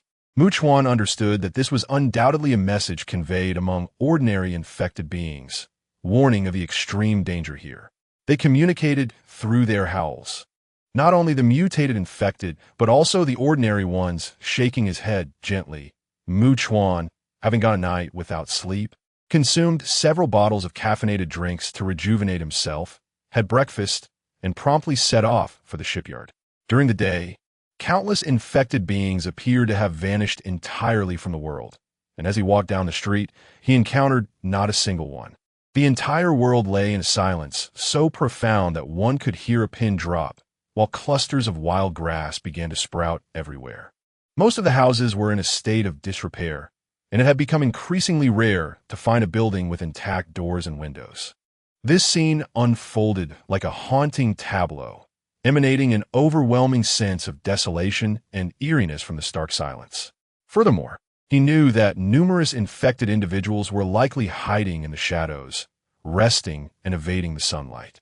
Should any commotion arise, they would undoubtedly converge from all directions. This led him to lament that he was not living in the world of the living, but rather in a hellish realm. Of course, whenever Chuan passed by a gas station, he would collect gasoline and diesel, for these resources held immense value for him. Gasoline could be used both as a weapon and as fuel, and Chuan was aware that cruise ships and cargo vessels typically relied on heavy diesel as their power source. Thus, he scavenged while eliminating the infected within the buildings, eventually arriving at the shipyard. Chuan did not hasten directly to the cruise ship. Instead, he took his time to explore the surroundings and discovered that there were ordinary infected individuals resting and sleeping within the shipyard. Though their numbers were far fewer than he had anticipated, he speculated that most had been drawn away by the howls from the previous night. After dispatching the ordinary infected in the shipyard, Chuan leveled up, reaching level 30. From this moment forward, each level gained would yield him 40 attribute points. Host level has reached 30. The system store has unlocked the purchasing rights for D-grade items. D-grade random items and permanent items available for purchase have been added. Will the host like to open and view the store? Chuan immediately opened the store. Invisibility Cloak Beginner, permanent item, once donned. It grants a state of invisibility for 3 minutes.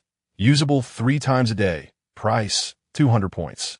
Commander Badge, permanent item, once worn by the host. Individuals within a 100-meter radius deemed as allies by the host will experience enhancements in their attributes.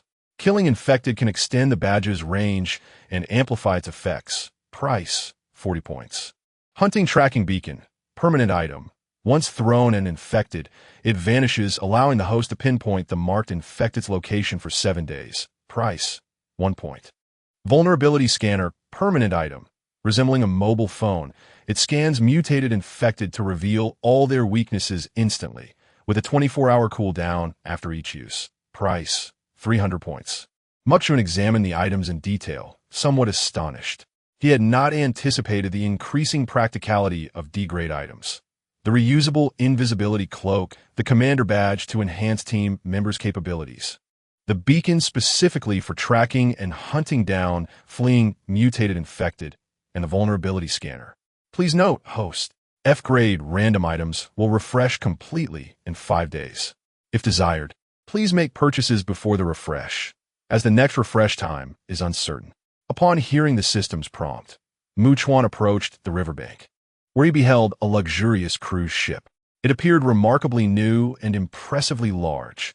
By his estimation, its length exceeded 200 meters, with a width of at least 35 or 36 meters, and its height above the waterline was approximately 40 meters. This was Chuan's first encounter with such a grand vessel, leaving him in awe of its sheer magnitude. To be frank, even the 5-meter-tall number 3 and the enormous mutated infected creature seemed insignificant in its presence. The ship lay quietly anchored in the expansive river, about 10 meters from ashore. Chuan retreated several dozen meters before sprinting forward with all his might, leaping into the air. He had now acquired the ability to jump both high and far. He landed on the deck of the cruise ship, rolling to a stop before swiftly regaining his footing to survey his surroundings. Everything appeared remarkably pristine, devoid of any signs of prior use. He commenced a detailed exploration. The accommodations were plentiful, divided into luxurious suites, superior cabins, first-class and second-class lodgings, among others. There were even 2-story duplex sea view rooms. Each guest room was equipped with modern amenities, including televisions, air conditioning, refrigerators, and electric kettles, which Chuan suspected had only been installed after the ship's launch. Otherwise, the violent rocking and tilting during the maiden voyage would have left the interiors in utter disarray if not securely fastened. The ship boasted an outdoor sunlit swimming pool, an indoor pool, a fitness center, an entertainment hub, a spacious observation restaurant, a shopping street reminiscent of a pedestrian walkway, a cinema, a children's paradise, and a theater. The interior was lavishly adorned and exceedingly comprehensive, creating an illusion of grandeur that felt magnified compared to viewing it from the outside. This experience surpassed Chuan's wildest imaginings. Yet now, this magnificent vessel belonged to him, Chuan. Chapter 97. Extraordinary and astonishing events within the Grand Cruise ship. Chuan traversed from one area to another, discovering numerous locations capable of accommodating helicopters. He subsequently arrived at the cockpit, retrieving his mobile device from the storage compartment to meticulously capture photographs of the control panel and other components, while diligently inspecting items such as the fuel gauge. After cautiously confirming that the fuel tank was full, thereby avoiding the comical yet perilous oversight of running out of fuel, Chuan continued his thorough examination of the engine assembly. Upon leaving the vessel, he leaped ashore and commenced saturating the shipyard structures with gasoline, placing numerous open gas canisters in close proximity.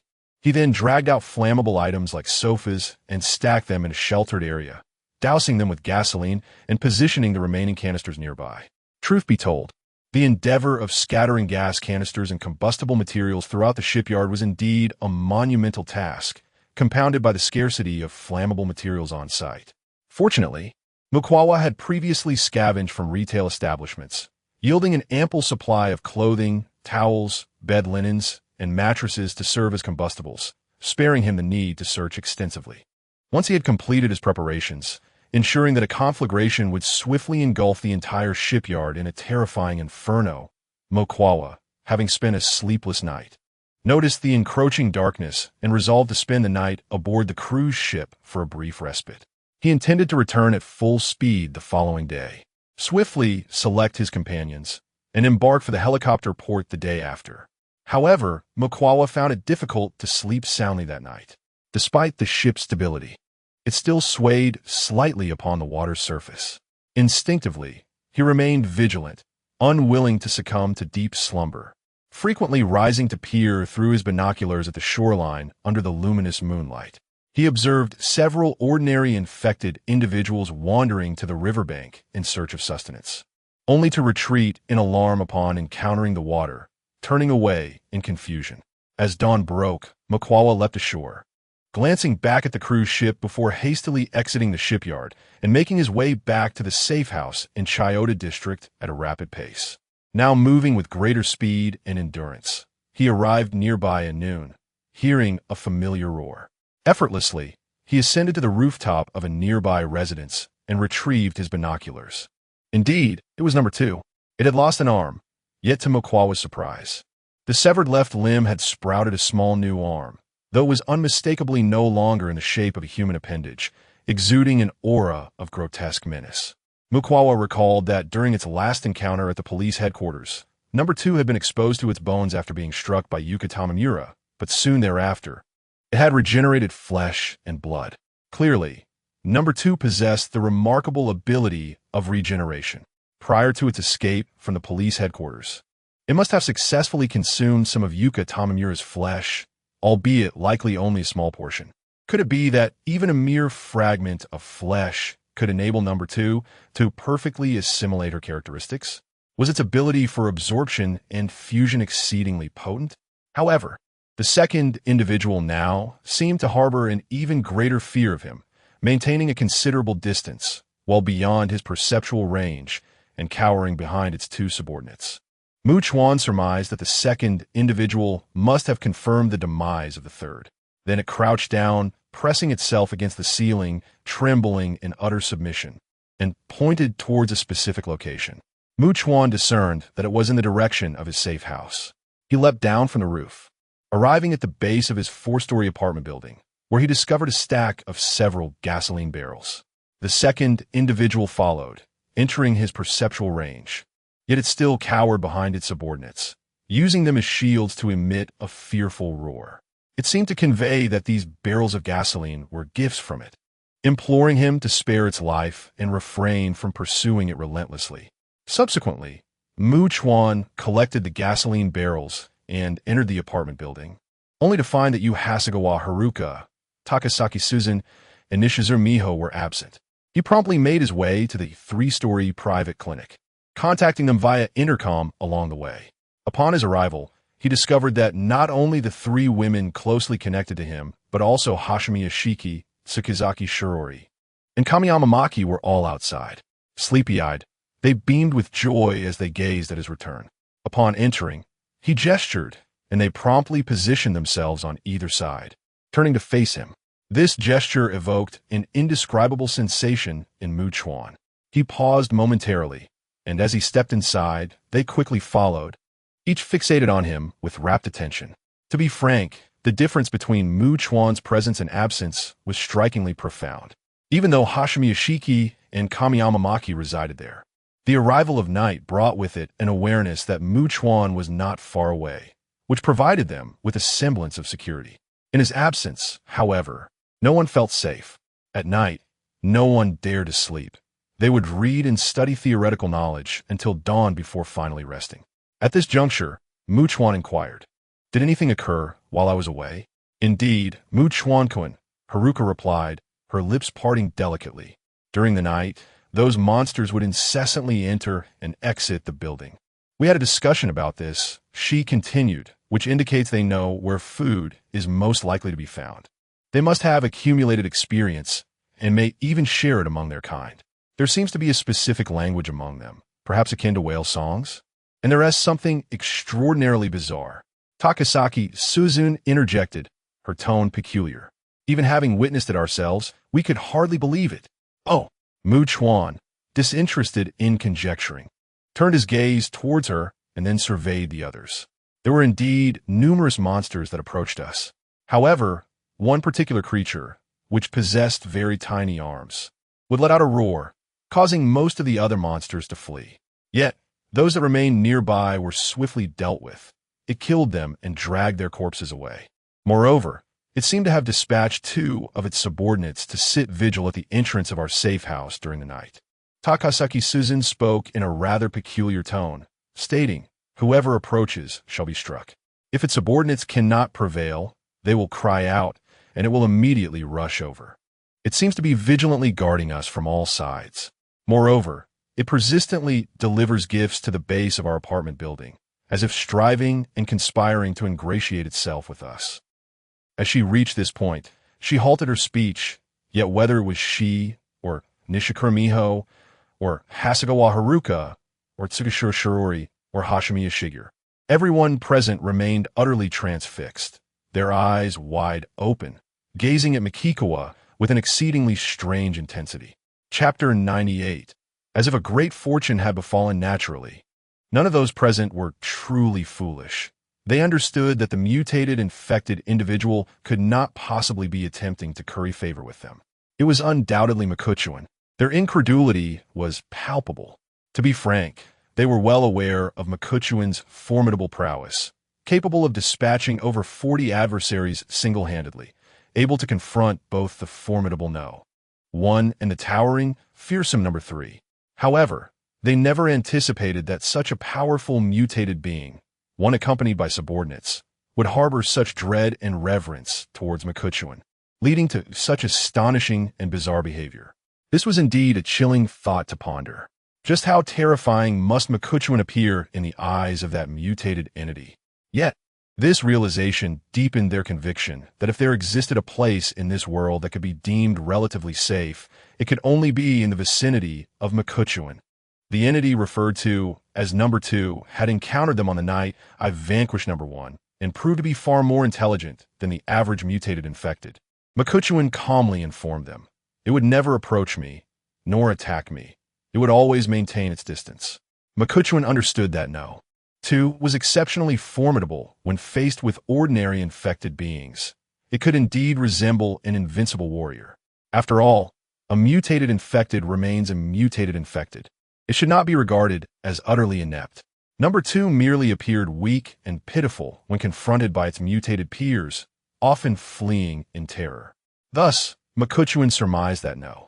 2's attempts to appease him were not solely for the sake of survival. In the event that a truly formidable and terrifying mutated being sought to consume it, No. 2 would find itself unable to escape and might seek his assistance, hoping for his intervention to save it. Did Mr. Mikuchuan not harbor any intentions of taming it for his own use? Asked Hashikami Shiyu, her curiosity piqued. In this apocalyptic world, a person may not always retain their humanity. Yet a man-eating monster will forever remain a man-eating monster. It fears you and is wary of you, but it recognizes that should you truly set your sights on it, you could effortlessly extinguish its existence. When I instructed No. 2 to observe No. 3, it accurately understood the commands conveyed through body language, indicating its intelligence is far from negligible. Mikuchuan replied with a hint of indifference. If you are a wise individual, confronted with an entity capable of dictating your life and death, especially one whose future intentions towards you remain uncertain, would you not, given the opportunity, choose to eliminate that entity, or would you prefer to remain subservient, living as its dog? As Hashikami Shiyu fell into contemplation, Makuchuan continued. Regardless of how much time has passed, should I attempt to dominate a cunning and predatory creature, it would signify my arrogance has reached perilous heights, and I might one day pay an unimaginable price for such hubris. In a world fraught with peril, teeming with infected beings, and resembling a veritable hellscape, he must exercise utmost caution and vigilance. Yet, Mr. Makuchuan, with such an astute and cunning mutated creature now existing, I cannot shake the feeling that the situation is increasingly awry, as if the circumstances are deteriorating at an alarming rate. At this moment, Nishikawa Miho raised her right hand to her cheek, expressing her deep concern as she softly remarked, "The monster seemed to be growing increasingly intelligent and terrifying. But how long has it truly been? One cannot even say a year or two from now. Even a month or two later, I feel. Sensei Nishikawa, there is no need to worry excessively. If these creatures' sole sources of sustenance are us survivors and other beings, realistically speaking, how could that ever suffice for their needs? As time progresses, the food they can find will inevitably dwindle and become more elusive." Mizuki Shirori interjected. "If they resort to consuming their deceased kin out of extreme hunger, they might begin to view their fallen brethren as easily obtainable sustenance. Consequently, their primary food sources would likely undergo a significant transformation. If they cannot reproduce, their numbers will only continue to diminish." She paused deliberately, casting a glance at Makikawa, and smiled, setting aside the formidable team of Makikawa-kun as long as the other survivor groups can endure this challenging phase. Their chances for survival will actually expand. Everyone present understood that if the infected across the globe continued to rely solely on survivors as their food source, it would be utterly insufficient to sustain them. Moreover, with each survivor lost, the numbers only decline further, making replenishment impossible. Thus, the infected worldwide are bound to confront a severe crisis due to the scarcity of available food. This is an undeniable reality. So, in their extreme hunger, where will they turn their gaze? Or rather, what would be the easiest and most assured source of sustenance for them? Their fallen kin. It is important to note that they do consume the bodies of their deceased. This indicates that even now, they regard their dead as food.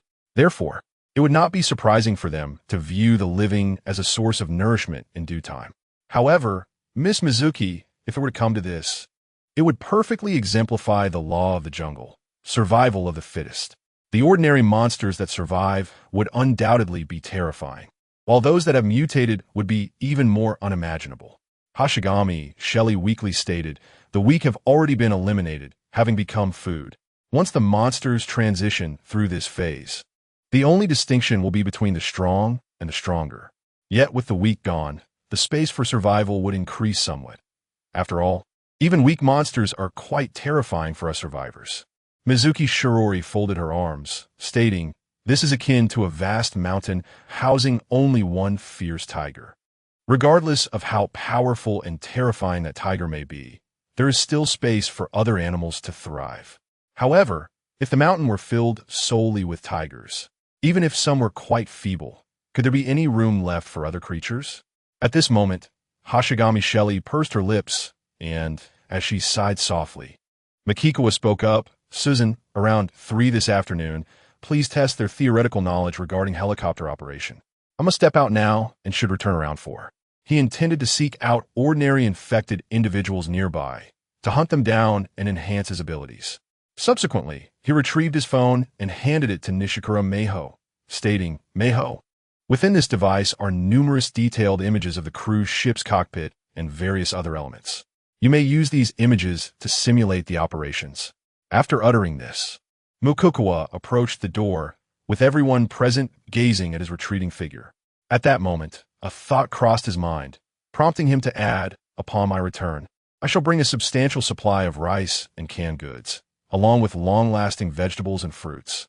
Rest assured, there will be more than enough to satisfy your appetites." This had been a previously agreed-upon arrangement. As a man of his word, he was resolute in his commitment. Nishikura Miho, Yuzukawa Haruka, and Takashi Susan observed the other girls present, noticing that even those who appeared composed, like Hashimi Ashiki, and those from affluent backgrounds, such as Tsukikawa Shirori, were swallowing hard with expressions of delight, visibly excited as if a momentous occasion were imminent. Chapter 99. Let her experience it properly. Chuan tirelessly traversed the building, relentlessly hunting down infected individuals and accumulating valuable experience points. Upon encountering a shopping mall, he ventured inside to scavenge, effectively stripping the entire establishment bare. He had now ascended to level 32, amassing a total of 80 attribute points over 2 levels. With his points, he acquired the Commander S badge and swiftly allocated his attributes, 15 points each to Strength, Constitution, and Perception, and 35 points to Agility. His current stats stood at 151 Strength, 152 Constitution, 280 Agility, and 148 Perception, having also invested points during his ascent at the shipyard to level 30. Subsequently, he returned to the entrance of a 3-story private clinic, retrieving 6 bags of rice, 3 multi-ports, 10 electric cookers for food preparation, and a rice cooker from a storage space, alongside a substantial supply of canned meats, onions, pumpkins, and various vegetables, not to mention a considerable assortment of fruits, watermelons, apples, and pomelos, along with 5 crates of beverages, creating a veritable mound. He raised his hand and knocked on the door. Upon its opening by Nishikawa Mayo, Chuan announced, "Everyone, come out and help move the supplies." Immediately, several young women emerged, and within 2 minutes, all items were transported inside. Their faces radiated joy as they busily engaged in cheerful conversation, striving to keep their voices low. Kozaki Suzu approached Chuan and quietly inquired, "Chuan, how many people do you need? Including Rin and myself, we should bring 4 more. We can pair up and take 3 helicopters. That should suffice to evacuate the remaining individuals here." Chuan replied, "As for the helicopters left at the airport, we can pilot another one over later to retrieve them all. Even if we dismantle them for replacement parts upon return, it would still be worthwhile. I believe helicopters could prove immensely beneficial for me. I can attempt to hover several meters above ground, creating a commotion to draw in a multitude of ordinary infected from all directions, allowing me to safely douse them from a vantage point. If such a method yields substantial experience points, then helicopters would indeed be a formidable tool for gathering and harvesting vast amounts of experience. However, Chuan pondered the matter of fuel. To be frank, if we use gasoline, it might be manageable, but if we require aviation fuel, we would need to venture to an airport to find ample supplies. Kozaki Suzu's brow furrowed with concern as she remarked, "The refueling station at the helicopter airport is likely limited. Moreover, according to what Mr. Kazukawa wrote, those requiring a key to start are certainly gasoline-powered. Almost all helicopters that can start without a key utilize aviation fuel. Hence, if we go there, we can only take away the helicopters that use aviation fuel. While there may be some that run on gasoline, the options are truly scarce. To put it bluntly, where are we supposed to find the keys? Perhaps they might be on some infected individual. Yet, helicopters also require fuel. Without it, they would merely become cumbersome, useless scrap metal, and quite the eyesore as well. However, in a place like the airport, even a fool understands the vastness of daily foot traffic." "Lingyin, who are the 4? Mikawa inquired. "Well, my good friends, Meihui, along with Shingong Shuilai, Kamiyama Maki, and a girl named Hanada Eri, of course, is best managed by Hanada Eri." After Lingyin shared this, Mikawa was not unfamiliar with Shingong Shuilai and Kamiyama Maki. In fact, he found Kamiyama Maki rather surprising. Practicing the compound bow, and yet excelling at it? He then called out, "Meihui, Shingong Shuilai, Kamiyama Maki, Hanada Eri, come upstairs with me. Lingyin, you too." They ascended to the 3rd floor of the clinic. Mikawa then scrutinized Shingong Shiyu's twin sister, Shingong Shuilai. The sisters' appearances and figures were nearly identical, yet they exuded distinctly different vibes. The elder sister appeared quite calm and strong, while the younger seemed delicate and fragile. He also glanced at the tall, striking Kamiyama Maki, who, as before, stood tall with her chest out, hands clasped behind her back, enhancing her figure. Kamiyama Maki was aware that being so proactive might not be as effective as waiting for Mikawa to approach her. However, the reality was that with so many girls present, if luck was not on her side, she might end up last in line. She thought to herself, after all, Becoming Mikawa's woman sooner rather than later can only bring me benefits. She was not afraid of what Mikawa might ask of her. Her only concern was that he might not ask anything at all. As long as he beckoned her to follow, she would happily trail behind. Mikawa's gaze shifted to a girl he had not paid much attention to before, dressed in the Sakura Ming private high school uniform, approximately 165 meters tall, with a somewhat round face and a youthful, endearing appearance. One could tell she was the studious type, and her proficiency truly gave Mikawa a sense of normalcy. Everyone took their seats. Mikawa indicated, "We are set to depart early tomorrow morning for the helicopter port. We may encounter significant dangers along the way." Not only the three high school girls, but even Nishike's Meihui and Takasaki Lingyin appeared grave upon hearing this. Observing them, Mikawa had not contemplated anyone beyond them, such as dismissing someone in favor of the relatively composed Shingon Shiyu.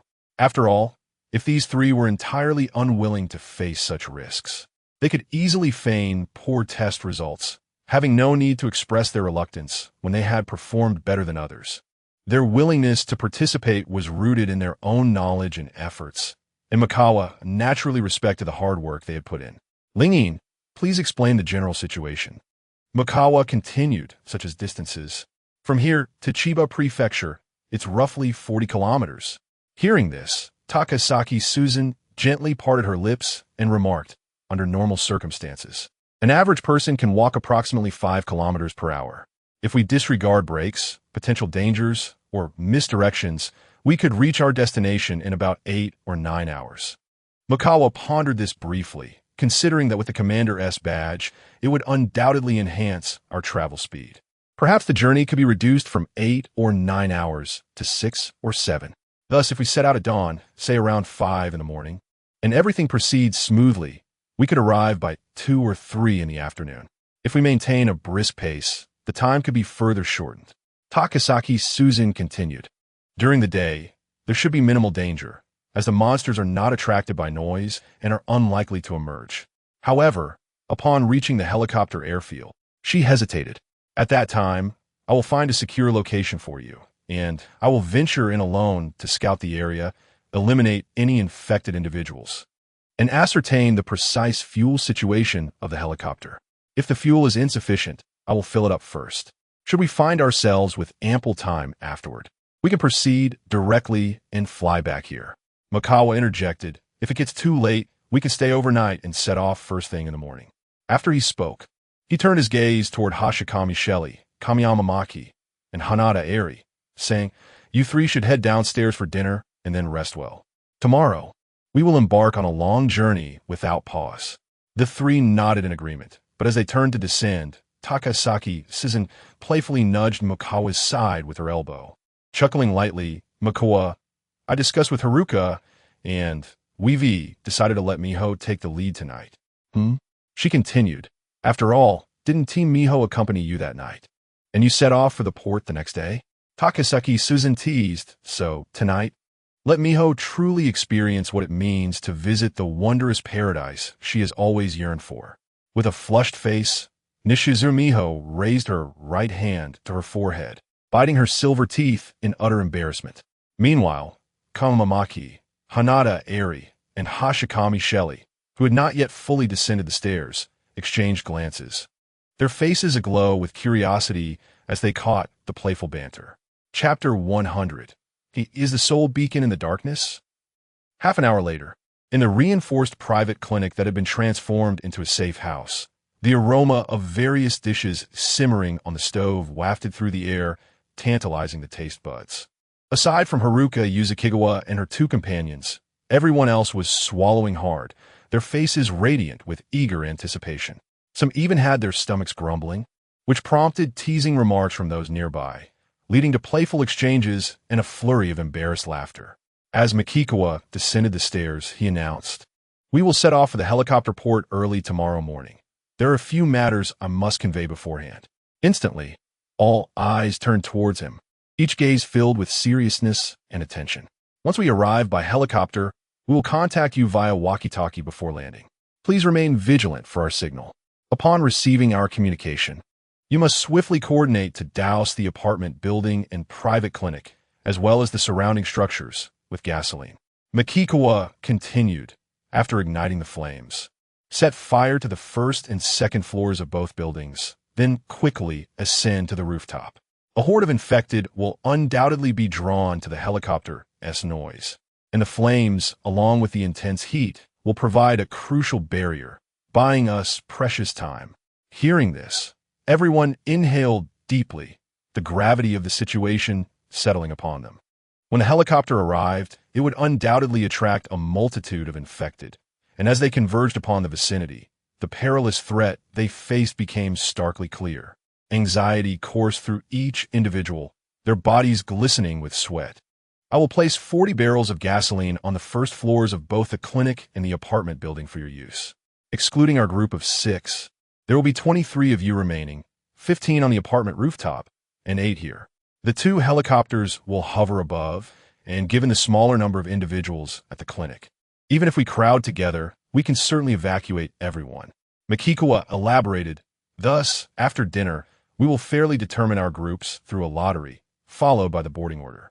Should anyone act out of turn, I will expel them from my team. Of course, those willing to take the last spot may also express their preference. He contemplated the logistics. If there were 11 individuals here and 12 in the apartment, it might hinder the helicopter's ability to evacuate everyone efficiently, necessitating a third helicopter to make multiple trips. That would consume valuable time. It would be far more effective to concentrate the majority on the apartment rooftop. Should one helicopter be unable to transport everyone, the other could return to complete the task, allowing for a swift ascent. Naturally, if it became apparent that both helicopters could accommodate several individuals, a reallocation via walkie-talkie could be arranged in advance.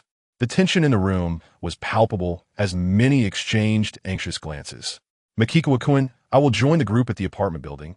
I will take the last spot. Hasegawa Haruka smiled gently like an elder sister, reassuring everyone gathered in the apartment building not to feel anxious or fearful. She urged them to remain calm and orderly, expressing her unwavering belief that Makikawa-kun would ensure everyone's escape and that they would all survive. Just as Tsukishiro Shirori and a few other girls were about to speak, Hashimiya Shigeru unexpectedly interjected, suggesting a different arrangement.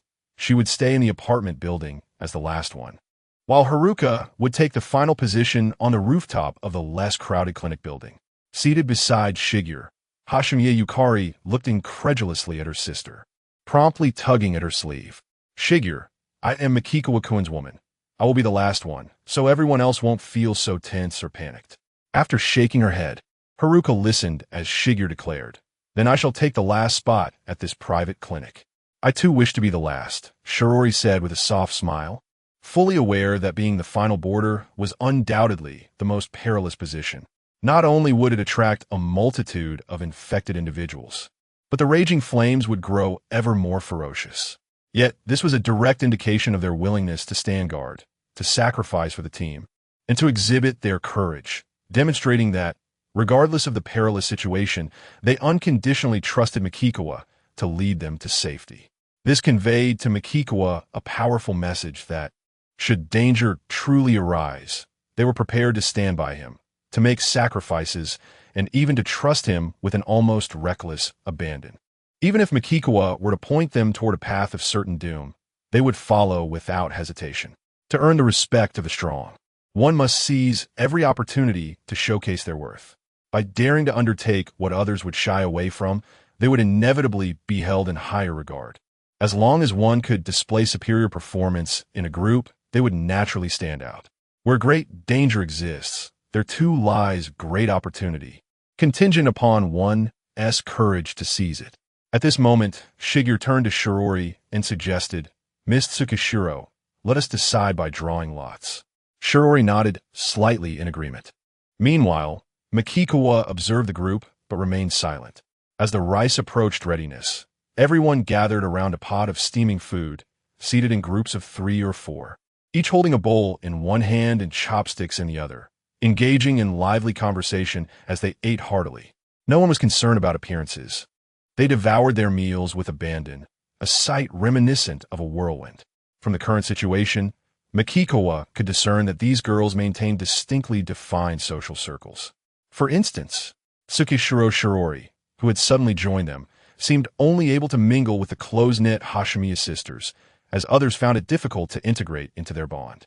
As the moonlit city of Tsukikawa spoke with a sigh, the warm sauce enveloped her senses like a taste of happiness, swirling delightfully in her mouth.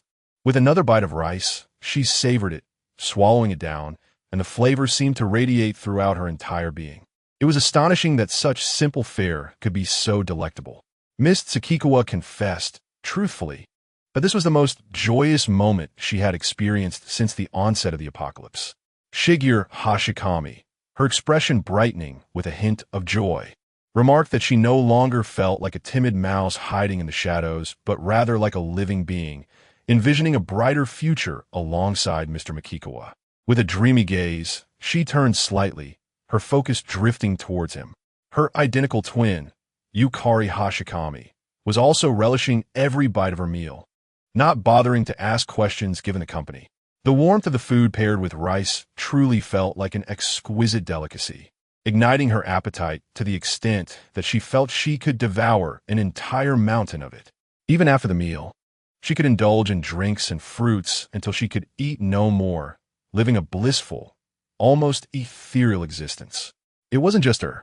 Many others present had long forgotten the sensation of being satiated, as resources had compelled them to eat sparingly.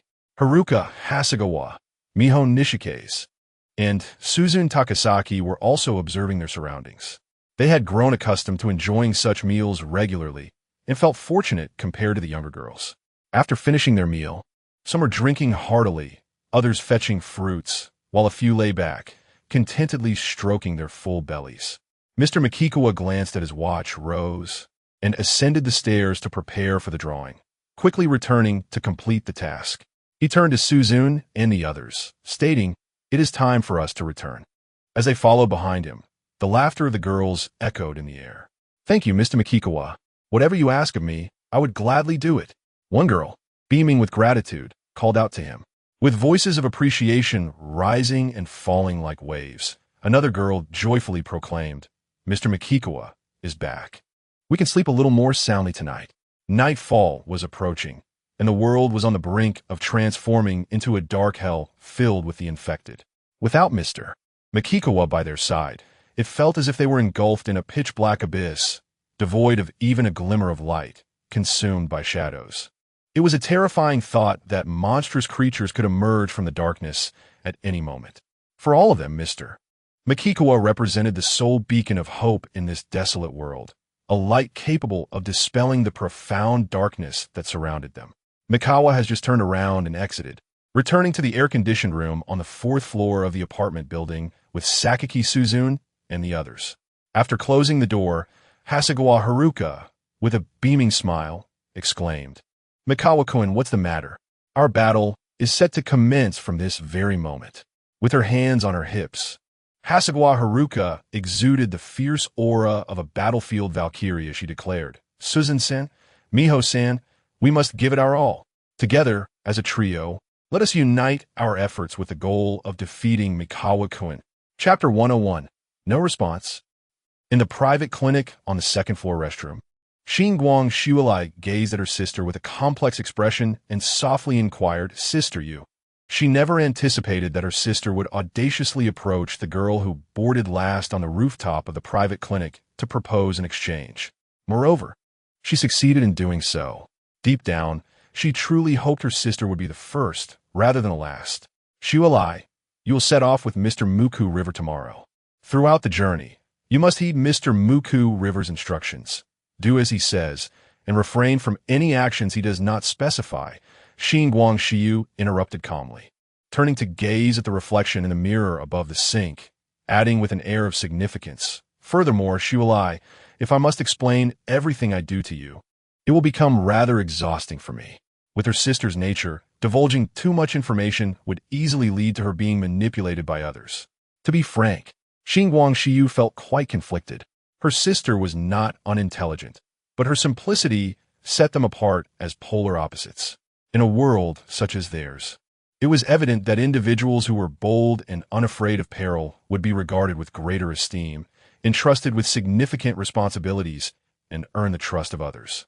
However, such qualities could only be revealed through facing danger. Just as Xinguang Xiulai was about to speak, she noticed Xinguang Xiyu's gesture. Xiulai, you should head upstairs and rest. Do not overthink and lose sleep. Take care of yourself, for you will embark on a long journey early tomorrow. I will be here waiting for your return. In truth, this evening, Kamiyama Maki, Hanada Eri, and Xinguang Xiulai were all staying on the third floor, equipped with a water-cooled air conditioning fan to ensure a comfortable night's sleep for the three of them. Sister, Xinguang Xiulai seemed to wish to say more, but upon meeting Xinguang Xiyu's stern gaze, she turned away like a timid creature, retreating upstairs. Xinguang Xiu exited the restroom and the room, only to find Tsukigawa Shirori standing in the corridor outside. Miss Tsukigawa, do you need something from me? Xinguang Xiu inquired, seemingly unperturbed.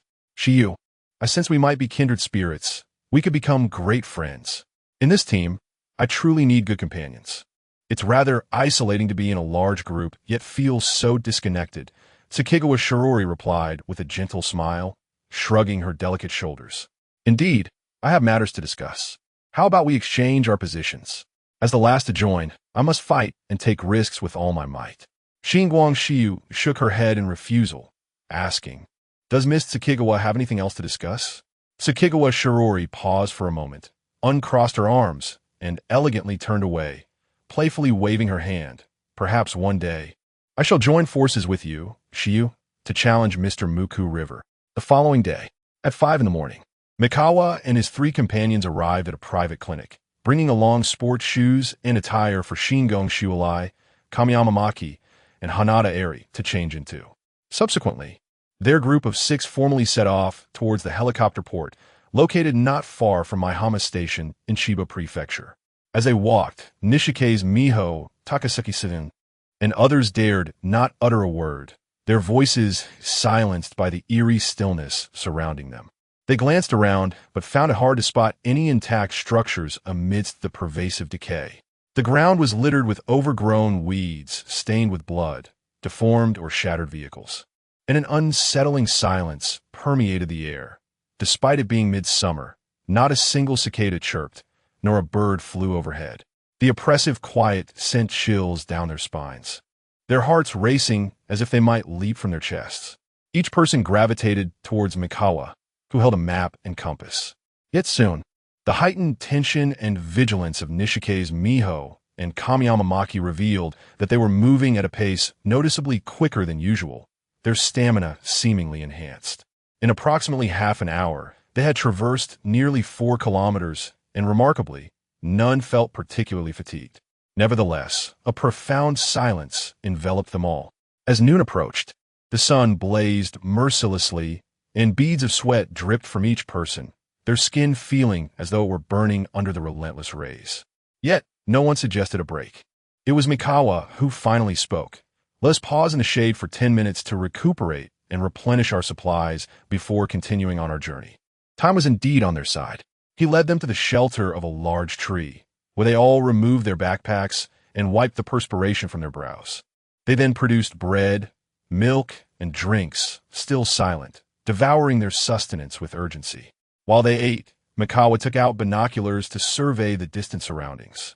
Once they had hastily finished their meal, they set off once more. By around 2 in the afternoon, they were approximately 5 kilometers from the helicopter port, and Takasaki-san took the lead, now familiar with the route. However, their progress had slowed significantly compared to their initial expectations. As it was their first visit, they were inevitably exploring, which led to some detours, compounded by the appalling condition of the paths, which were quite arduous to navigate. Fortunately, the commander's badge had enhanced their strength, allowing them to travel faster. Otherwise, they would have been even farther from their destination. At this juncture, Mikawa, following Takasaki-Susan, took out a walkie-talkie in an attempt to contact other survivors. He believed that any group of survivors, regardless of size, would recognize the critical importance of being able to communicate and share information with others through such devices. They would certainly seek out communication if they were of sound mind. Walkie-talkies were not rare commodities and could be found with relative ease. If he could establish a connection, it would indicate that there was still room for survivors to exist in this area. Conversely, if he failed to reach anyone, it would suggest that this place might very well lack any surviving inhabitants. Perhaps there exists a variant of the infected that possesses a keen sense of smell and specializes in hunting survivors, relishing in the succulent living prey. He understood that using this as a basis for judgment might not be entirely accurate. However, the population density in Tokyo and the surrounding metropolitan area is remarkably high.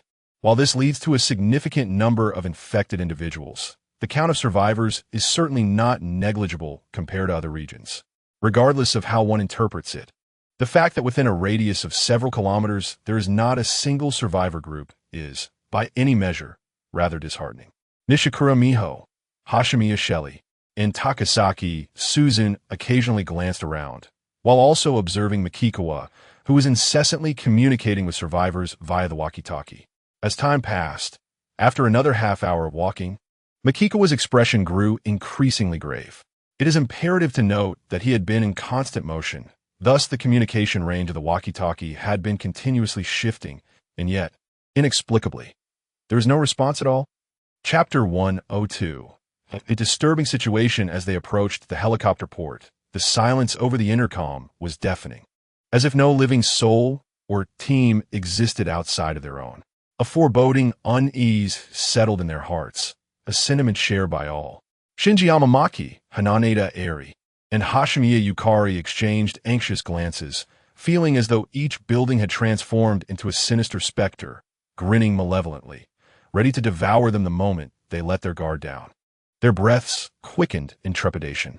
In contrast, Takasaki Suzu and Nishikura Miho exhibited a resilience characteristic of seasoned individuals, far surpassing the anxiety of their school-bound counterparts. Makikawa raised his right hand to his chin in contemplation, ultimately deciding, "We are near the helicopter port. Let us ascend the high-rise. You will remain on the rooftop while I investigate the situation alone." In a high-rise, even if ordinary infected individuals were to discover us at night, it would be exceedingly difficult for them to form a human wall to reach us. We could simply pour gasoline from above to ward them off. As for mutated infected, unless they possess climbing abilities like the third variety, it would be improbable for them to ascend as long as we set up substantial barriers.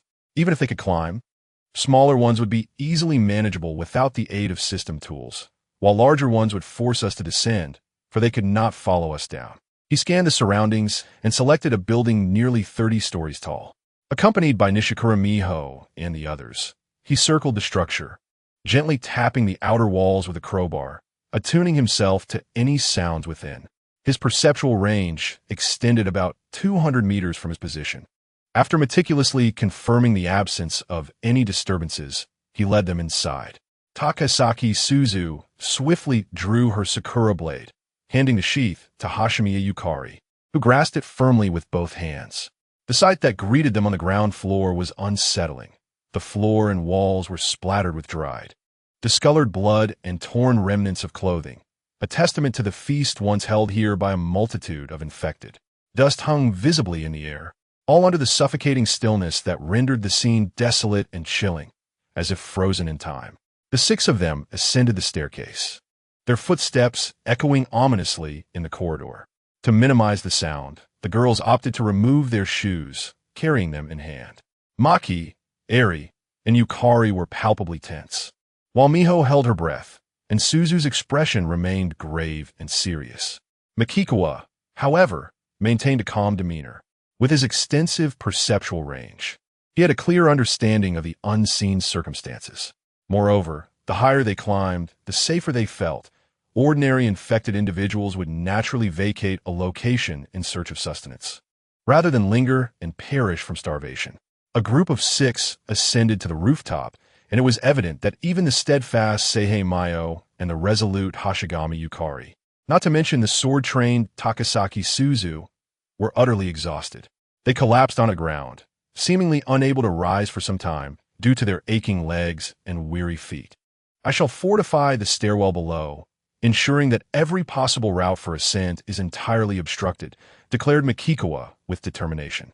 "Once you have rested, remain vigilant and observe your surroundings. Should anything arise, promptly contact me via the intercom. and I shall return with utmost haste.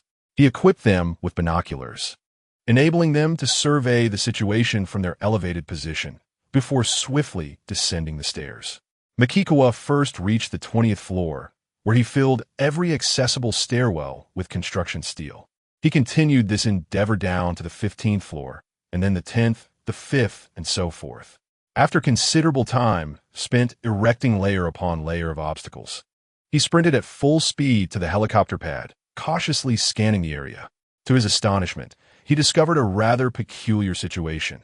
There were no infected individuals in sight, much like the high-rise they had just left. Furrowing his brow, he noted that the number of helicopters stationed there was far fewer than he had anticipated, merely a dozen or even 20. Among them, only 4 were relatively large sightseeing helicopters, all of a similar model. Upon closer inspection, he discerned that each sightseeing helicopter could accommodate approximately 10 passengers, and when packed tightly, it could feasibly hold 13 or 14. Given this, the 2 helicopters could transport all the occupants from the apartment building and the private clinic rooftop, which housed 12 and 11 individuals, respectively. Remarkably, they could be started without a key. This revelation was both a boon and a bane.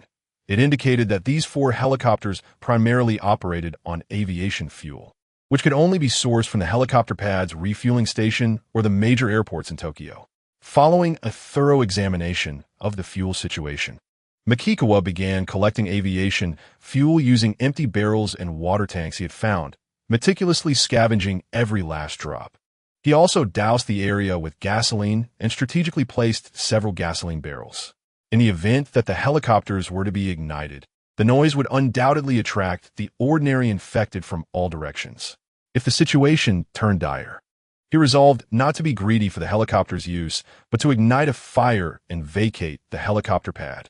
However, instead of immediately re-entering the high-rise, he ventured into several surrounding buildings, searching diligently. To his shock, he found not a single infected soul. It was as if they had completely evaporated. Something was amiss, indeed. Something felt terribly wrong. As the old adage goes, when things deviate from the norm, there is certainly something amiss. In light of the circumstances, he could not dismiss the inklings of suspicion brewing within him. He personally speculated that there might be a colossal infected lurking beyond his imagination. Relying solely on the search for survivors could no longer satiate its hunger. It had begun to incorporate the ordinary infected into its diet. Furthermore, the ordinary infected possessed a means of communication, disseminating this alarming information among themselves. On that fateful night, after the fierce flames claimed the lives of numerous ordinary infected, the remaining infected deliberately steered clear of the building where he resided. With the news of their departure spreading, those from other areas naturally refrained from wandering into this vicinity, and the survivors, well aware of the situation, hastily vacated the premises as well. The desolate surroundings became devoid of contact with any survivor teams. Thus, he could only speculate as to the reasons behind the current predicament, hoping to discern an explanation for the circumstances at hand.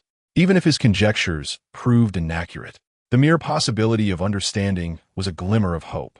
Moreover, the towering figure of the 3rd type, alongside the crawling, prehistoric beast-like mutated infected he had encountered in the harbor area, signaled to Makikawa that such terrifyingly enormous and brutally savage mutated infected were not uncommon. While it would be an exaggeration to claim they roamed everywhere, the presence of 1 or 2 in a large area was not particularly extraordinary. Glancing at his watch, Makikawa, burdened by uncertainty, made his way upstairs. Upon his return, the group engaged in conversation immediately turned their attention to him. Takasaki Susan promptly inquired, "Makikawa, are there many helicopters?" "There are only 4 sightseeing helicopters of the same model, but they have ample seating," Makikawa replied directly. "I've filled them with fuel, and there is no need for keys. Speaking of which, it takes 2 to operate a helicopter, doesn't it?" Takasaki Susan responded, "Actually, a single person can directly control the flight. Typically, 2 are assigned to mitigate pilot fatigue and to assist or learn. Then I shall arrange it accordingly. Tomorrow, Susan, you will pilot one, and I will accompany you. When the time comes, you will lower the rope ladder. Miho will pilot another, and Hashimiya will ride with her.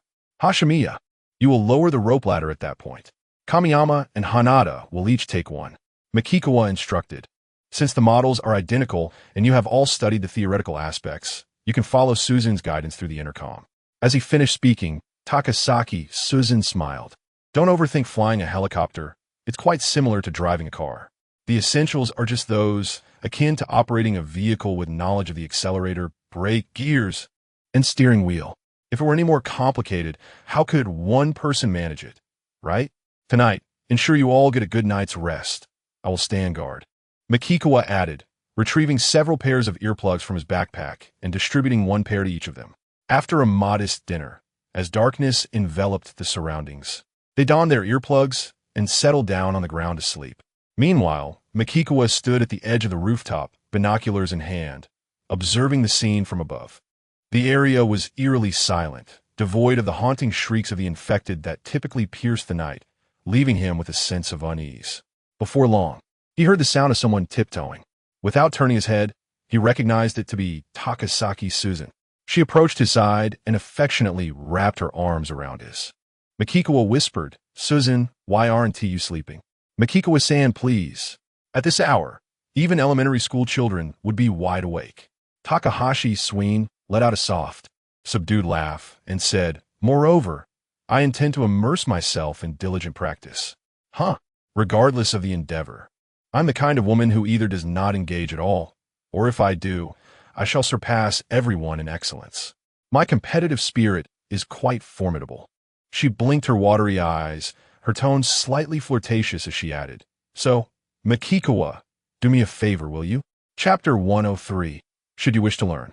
As Takasaki Rainon immersed herself in fervent practice, striving to surpass Hayasegawa Haruka, Makikawa retrieved a beverage from his backpack and consumed it in a single breath. He momentarily closed his eyes, hoping that nothing would transpire that evening. The following morning, their group was set to depart for the helicopter port, embarking on a journey that he fervently wished would proceed without incident. 10 minutes, 20 minutes, 30 minutes. Time inexorably flowed on. After an hour had passed, Makikawa perceived a disturbance emanating from afar.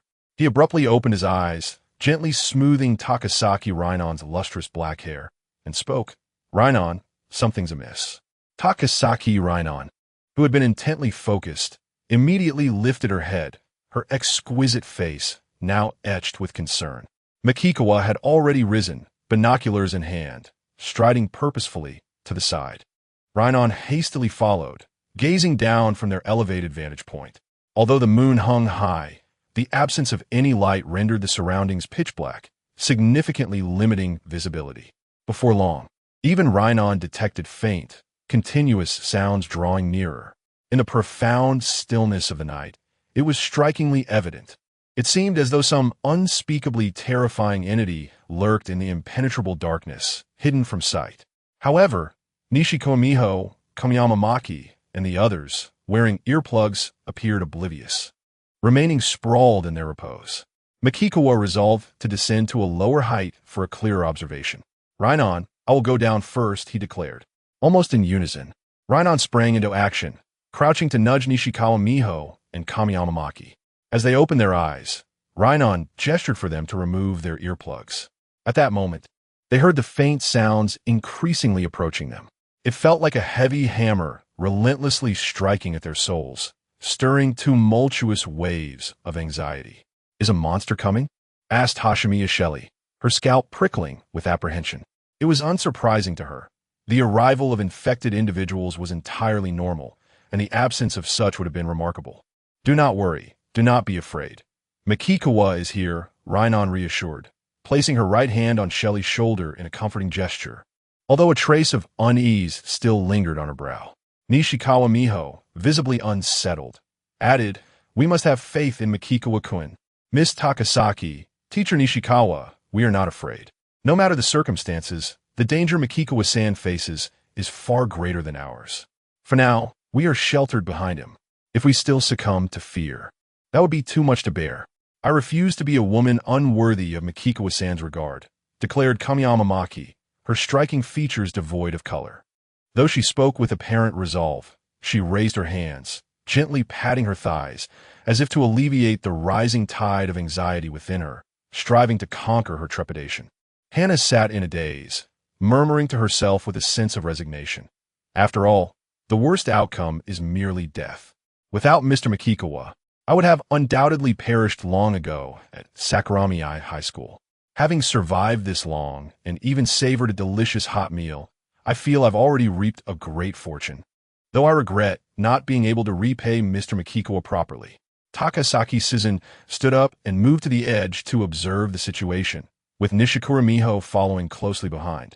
Whispering, "Suzen, it's not just me. The three of them saw you too." "Miho, what's the big deal?" Takasaki Suzen replied nonchalantly.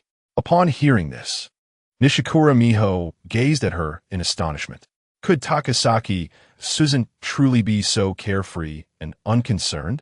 Then she noticed Takasaki Suzen turning her head, playfully attempting to alleviate everyone's fear by saying, "If you want to learn, I can teach you." Not only Shinkamima Maki, Hashimiya Yukari, and Hannah were rendered speechless, but even Nishikura Miho stood there dumbfounded, unable to comprehend the situation. Immediately afterward, Shinkamima Maki exclaimed, "Miss Takasaki, is that true? I would love to learn. Very much." Meanwhile, Makikawa had swiftly descended to the 10th floor, standing beside a conference room window, peering through binoculars at the darkness ahead. It was too dark and too far away for him to discern clearly. All he knew was that something was out there. He thought to himself, "It seems this creature is the reason there are no ordinary infected nearby. I truly wish I hadn't guessed correctly." After all, even a fool knows that the larger the creature, the greater its appetite. The daily consumption must be substantial. This relationship is directly proportional. Relying solely on finding survivors could never satisfy its daily needs. Thus, the transformation had indeed begun. The first to transform would undoubtedly be the larger mutated infected, who would see the weaker ordinary infected as their sustenance. However, this would inevitably lead the ordinary infected to gather closely together in a bid to resist, rather than scattering haphazardly. In the future, if the ordinary infected's food supply dwindles, they may very well consider other groups as their next meal. Nevertheless, as long as the survivors can endure this most challenging period, their living space will begin to expand. The entity lurking in the darkness was drawing ever closer, evidently having detected them by scent. The silver lining was that since it was preying on ordinary infected, none would dare approach its territory. If they could lure it away, there would be no issues. Makikawa swiftly contacted Takasaki Suzen and the others via intercom, warning them of the approaching monster. If it was not merely passing through, he would need to draw it away. Tomorrow morning, you all head straight to the helicopter port. Do not worry. There are no ordinary infected in the vicinity.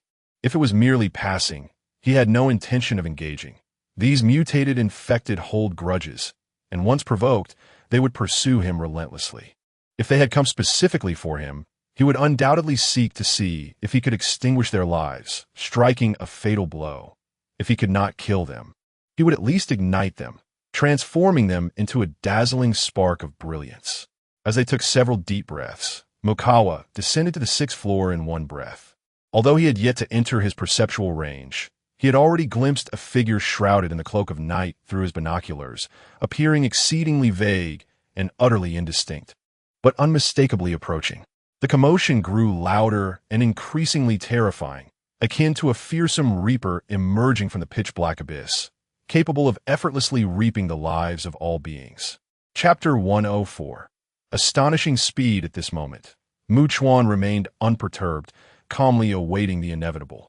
After nearly a minute, the creature finally entered his perceptive range, allowing him to observe it clearly.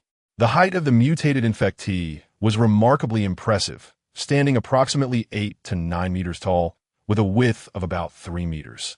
Most astonishingly, its head had completely transformed, no longer resembling that of a human, having undergone an extreme and terrifying metamorphosis.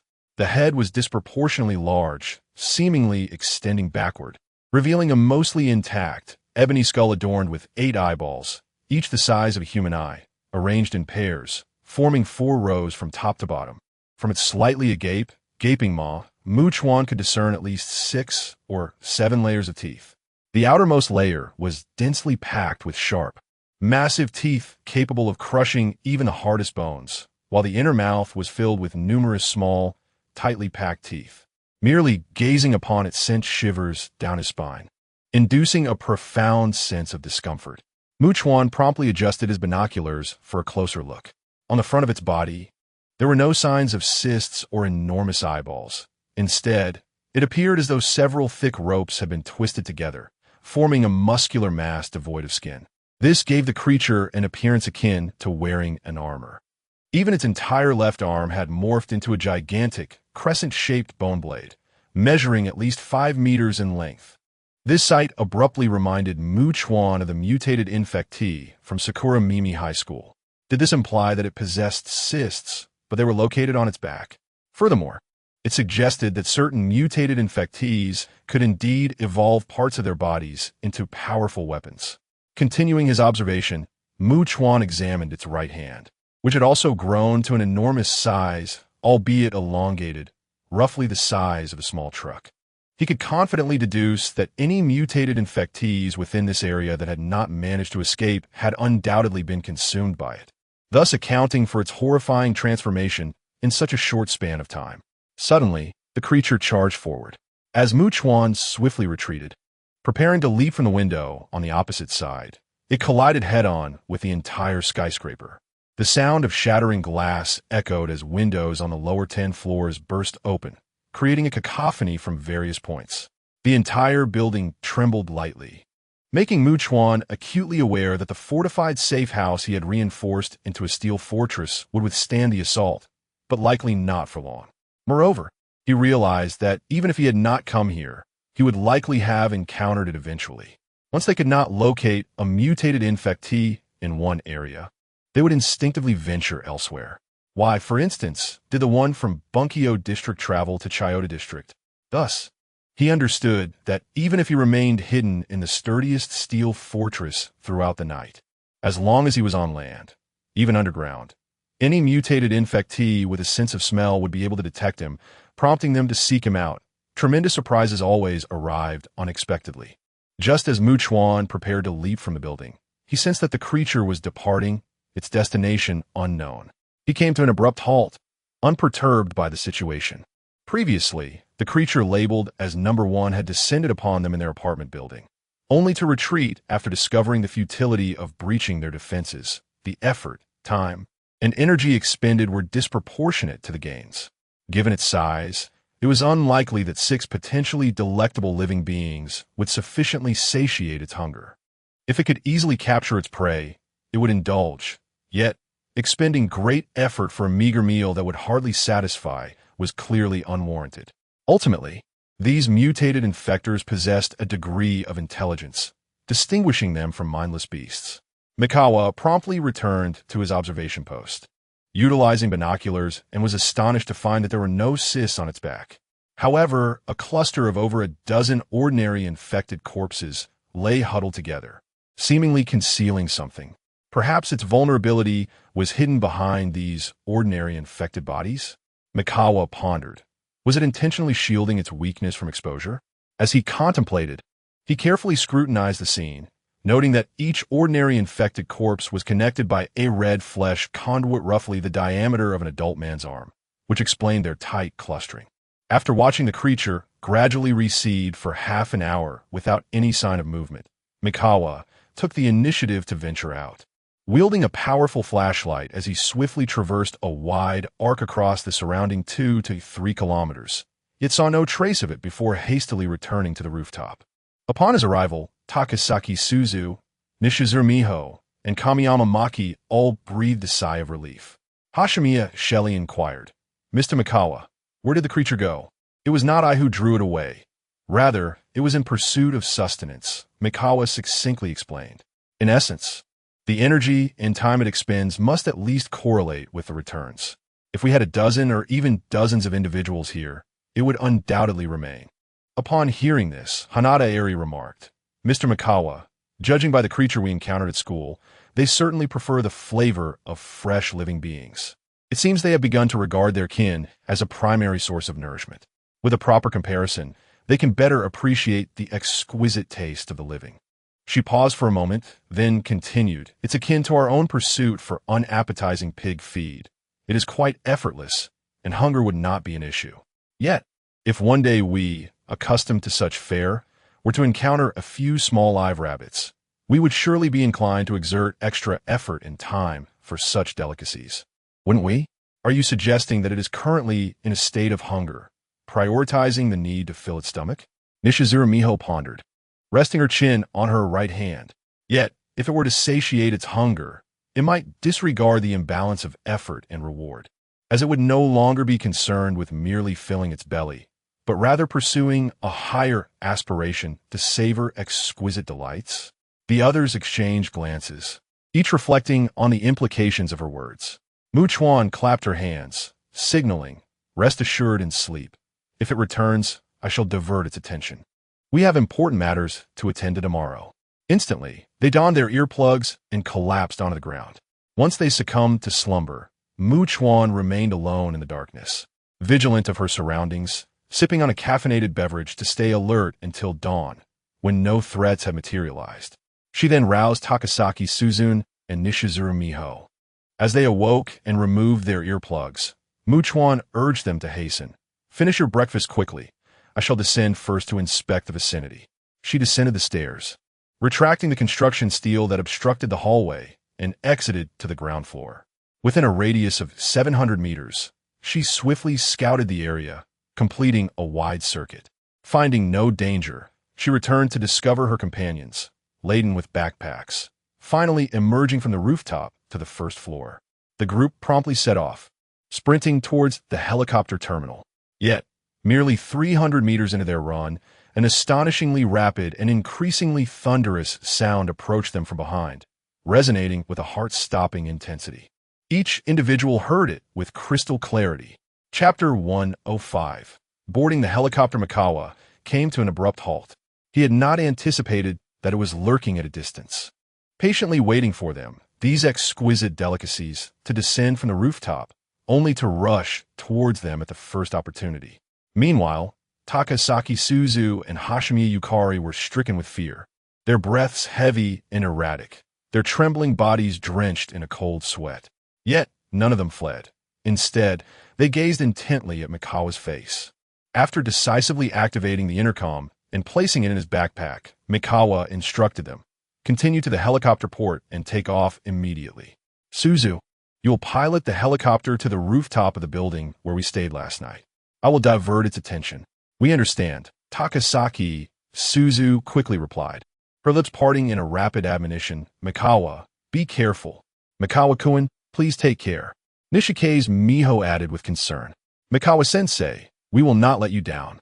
Kamiyama Maki assured him earnestly, "We will ensure the helicopter is airborne." Before Hanada Eri and Hashimiya Yukari could voice their thoughts, Mikawa had already turned, urging them, "Do not look back, just go." They hastened their steps, sprinting with all their might.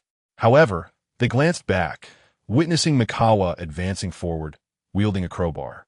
The sight of him charging towards danger stirred an indescribable mix of emotions within them.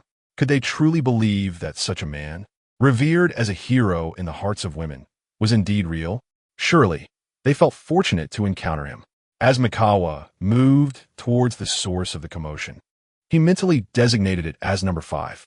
To his astonishment, Number 5 was not only massive in size, but also possessed an astonishing speed.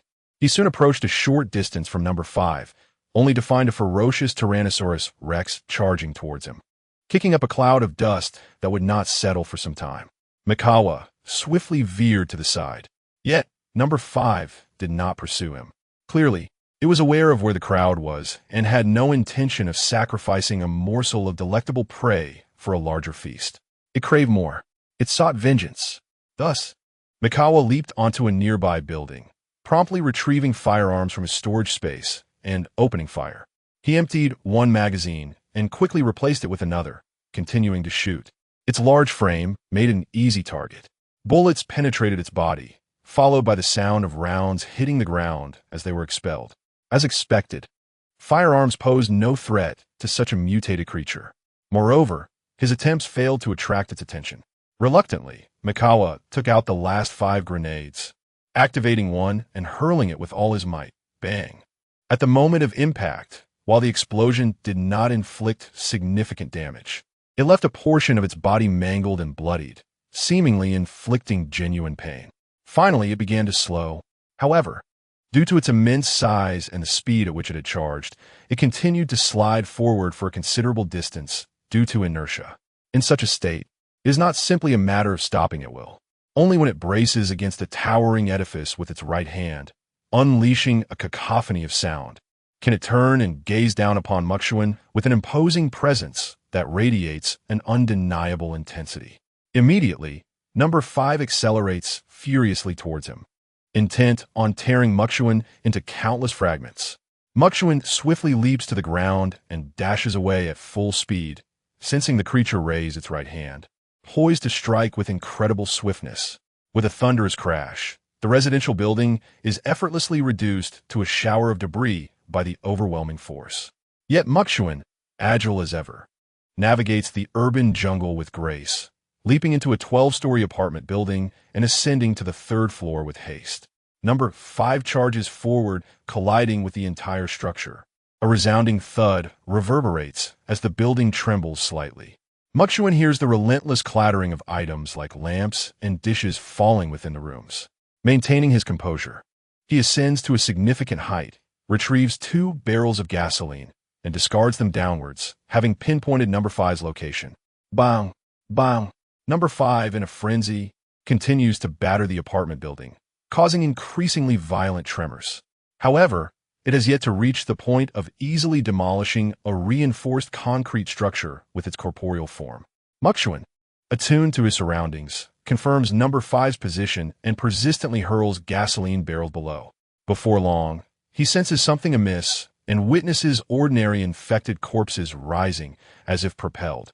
Mere meters away from him, the once connected red flesh conduits between them and Number 5 now stand taut and rigid. A sudden suspicion grips him. Could it be that these ordinary infected corpses not only serve to shield Number 5's vulnerabilities, but also act as bait for hidden prey whenever it is unable to access certain areas? As the corpses swiftly converge around him, Chuan detects a rapid onslaught approaching. He swiftly sidesteps, realizing that the tip of a colossal bone blade has struck the very spot he had just occupied, even causing cracks to form in the robust ground nearby, illustrating the sheer magnitude of its power. Without hesitation, Chuan retrieves a gasoline barrel and douses it, observing as Number 5 retracts its massive bone blade. All the ordinary infected corpses tethered to Number 5, like puppets on strings, silently advance towards him. He draws a large machete from his storage space, approaches one of the corpses, and swiftly decapitates it. No experience points are awarded, indicating that they are part of a collective with Number 5. Only by vanquishing Number 5 can he gain experience. He then hastily severs the red flesh conduit connecting the headless infected corpse to Number 5. With a dull thud, the blade cleaves through flesh, revealing that the creature lacks bones, making it remarkably easy to sever. Blood sprays profusely as the now headless corpse collapses. Number 5 immediately retracted all remaining forces, becoming even more ferocious. Mikawa, we are boarding the helicopter. The voice of Takasaki Suzun emanated from the walkie-talkie in the backpack. We are initiating takeoff. Miho, Kamiyama, Hanada, listen to me and follow my instructions. Mikawa, keep an ear on the walkie-talkie. Without hesitation, Mikawa stepped outside, retrieved a lighter and a block of solid alcohol, ignited it, and forcefully hurled it towards Number 5, which was colliding with the structure. Number 5, drenched in gasoline, ignited instantly, flames rapidly engulfing it, roaring fiercely as waves of heat surged forth. It transformed into a dazzling spectacle of fire. In that moment, Number 5 emitted a deafening roar of pain and turned its gaze back. Mikawa, we have successfully taken off. Takasaki Suzun's voice resonated once more from the walkie-talkie nestled in the backpack. Miho, Kamiyama, Hanada, ascend to a sufficient altitude and disperse thoroughly. Familiarize yourselves with the various controls, especially Miho, who must master the descent and hover. If any issues arise, do not hesitate to ask me. At this moment, Takasaki Suzun continued. I am flying over to retrieve Mikawa. Mikawa, hurry to the rooftop of that tall building. Quickly. Upon hearing this, Mikawa pivoted and departed. Number 5, engulfed in flames, did not pursue him, but seemed unsure of its next destination. Mikawa dashed into the skyscraper, raced to the rooftop, grasped the rope ladder, and ascended, finally entering the closed cabin door as Takasaki Suzun piloted the helicopter away. Mikawa settled into the co-pilot's seat, exhaling in relief, hearing Takasaki Suzun's joyous voice. Shall we celebrate with a kiss? Just as he was about to respond, he caught a glimpse of something in the distance and quickly retrieved his binoculars for a closer inspection. A river's surface was awash with a multitude of burning gasoline. Gasoline, being insoluble in water, had a density lower than that of water. It appeared that number 5 had found a river. He could not see number 5's form. However, mere seconds later, Mikawa was startled to witness number 5, resembling a grotesque and menacing beast emerging from the depths of hell. Slowly crawling up the riverbank and then rising to its feet, streams of water cascading down its body. Now number 5 lifted its head, gradually moving its gaze in sync with the helicopter, emitting a roar filled with extreme rage and echoing loudly. Chapter 106. It is pursuing us. Mikawa immediately noticed that no. 5 had begun pursuing the helicopter below, even attempting to leap onto some low buildings in a futile effort to reach higher and grasp the aircraft. However, such an endeavor was utterly impossible. Once grounded, number 5 could only roar in rage and hatred. The group gathered, cautioning one another to maintain a safe distance. Takasaki Suzun spoke through the intercom, instructing, I will lead, you all follow closely behind me. 3 helicopters converged from different directions. At that moment, Nishikura Miho's joyful laughter rang out. Mikawa-kun, I'm so glad you're safe. It seems that creature cannot harm you at all. Following her, Kamiyama Maki's cheerful voice chimed in, curiously asking, by the way, does what Takasaki-san said earlier still hold true? Hanada Eri, a bit shy, interjected Takasaki-san. I too am eager to learn, as I wish to contribute something to Mikawa-san to show my gratitude. If it pleases him, I would be truly delighted. Oh, me too, came the timid voice of Hashimiya Yukari. Mikawa turned to inquire, learn what? Takasaki Suzun shot him a playful glance, laughing boldly, oh? The kind of mischief one can only engage in on dark and windy nights. Ha ha, as Haruka would say, with so many women around, we are the wolves. And you, the soul man, are the true prize. After all, apart from Mikawa, they were all women. What was there to hold back? However, as her words fell, a roar from number 5 echoed from not too far behind. It is following us, Takasaki Suzun quickly noted. Mikawa stood up and moved to a vantage point to observe number 5, discovering it careening wildly in pursuit of the helicopter. The sound from behind were deafening. As the helicopter flew away from number 5's territory, a considerable commotion ensued, drawing numerous infected individuals from their hiding places, lifting their heads to gaze upward. They formed a terrifying torrent below, chasing after the helicopters. Yet, they obstructed number 5's path, resulting in many being crushed under its immense weight. Mikawa furrowed his brow, acutely aware of number 5's astonishing speed and massive size. Each stride could cover great distances. If it were to run at full speed continuously, it might not be significantly slower than the helicopter. Moreover, the safe house in Chiyoda was merely a few dozen kilometers away, not an insurmountable distance for number 5, which faced no obstacles in its path. It was likely that when they arrived, number 5 would only be 2 or 3 kilometers behind them, or perhaps even closer. Contemplating these thoughts, Mikawa returned to the co-pilot's seat and attempted to establish contact via the intercom. They managed to connect when they were roughly 18 kilometers from the apartment building in a straight line. Plans had changed. The last 3, originally boarding at the apartment, would now embark from the private clinic. Mikawa spoke, you may proceed now. Coordinate your efforts. We are almost there. Miho, you will hover above the private clinic to pick them up. Understood. The voices of Uesegawa Haruka and Hashimiya Shigeru echoed through the intercom. Upon hearing this, Hashimiya Shelley was engulfed in deep concern. Her sister was already the last in line, and now 3 more individuals had positioned themselves ahead of her. Anxiety consumed her thoughts. Meanwhile, Nishizuru Miho and Kamiyama Maki surveyed the surroundings from their elevated vantage point. The area was shrouded in darkness, filled with a cacophony of roars that reverberated into the sky. This scene made it painfully evident just how many infected individuals surrounded the safe house, and indeed, the entire Chiyoda district. The sight was nothing short of harrowing, as if every monster in the world were converging upon them. Before long, they spotted flames flickering in the distance. Makikawa promptly instructed Kamiyama, Hanada, maintain altitude and spread out to the sides, diverting the approaching infected as much as possible. Suzumiho, we shall descend.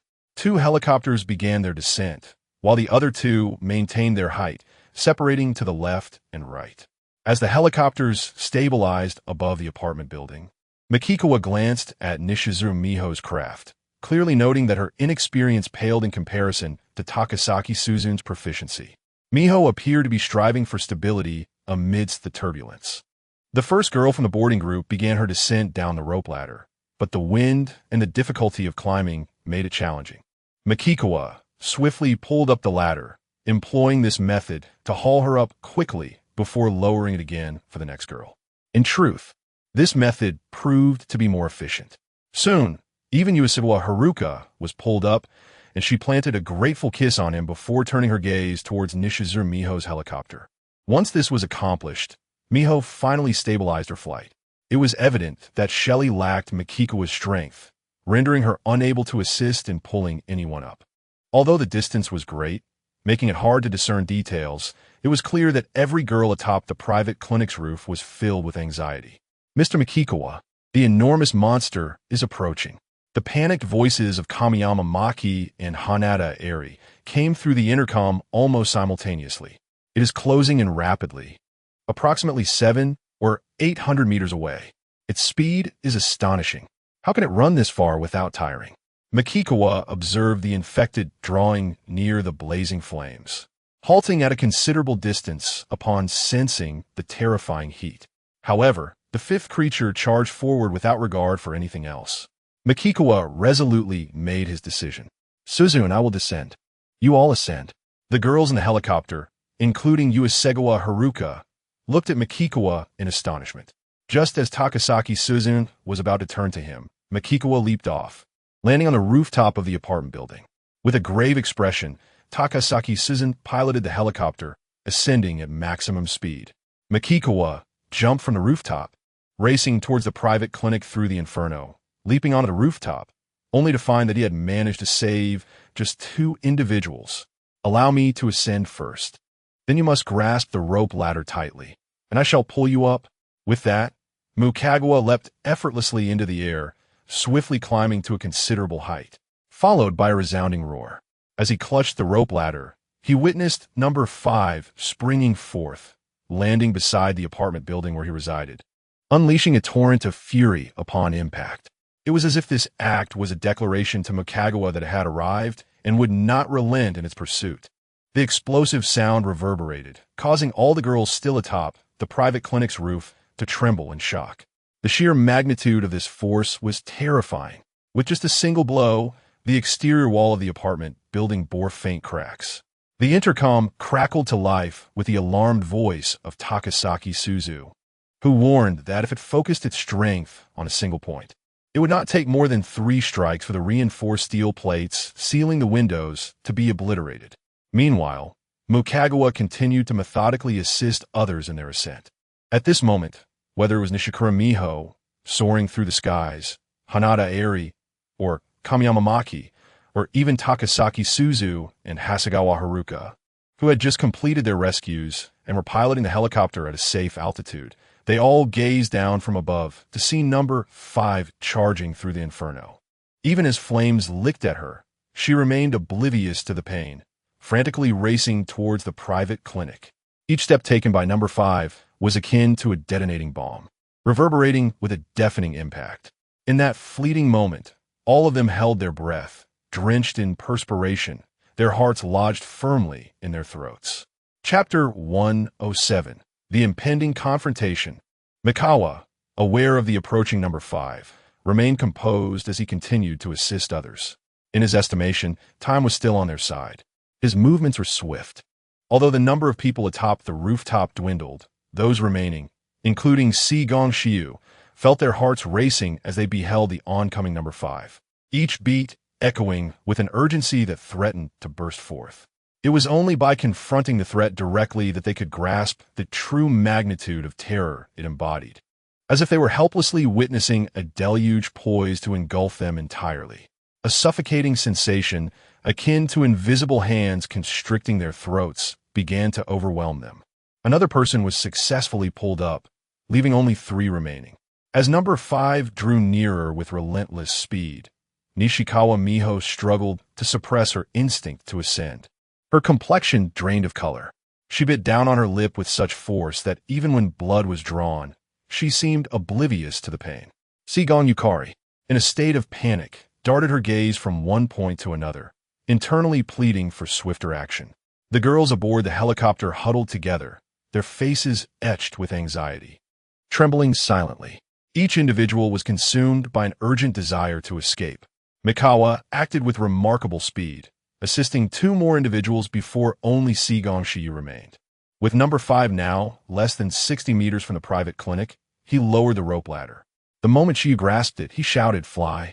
Nishikawa Miho maneuvered the helicopter with unprecedented speed. Instantly, the aircraft surged forward, climbing higher into the sky.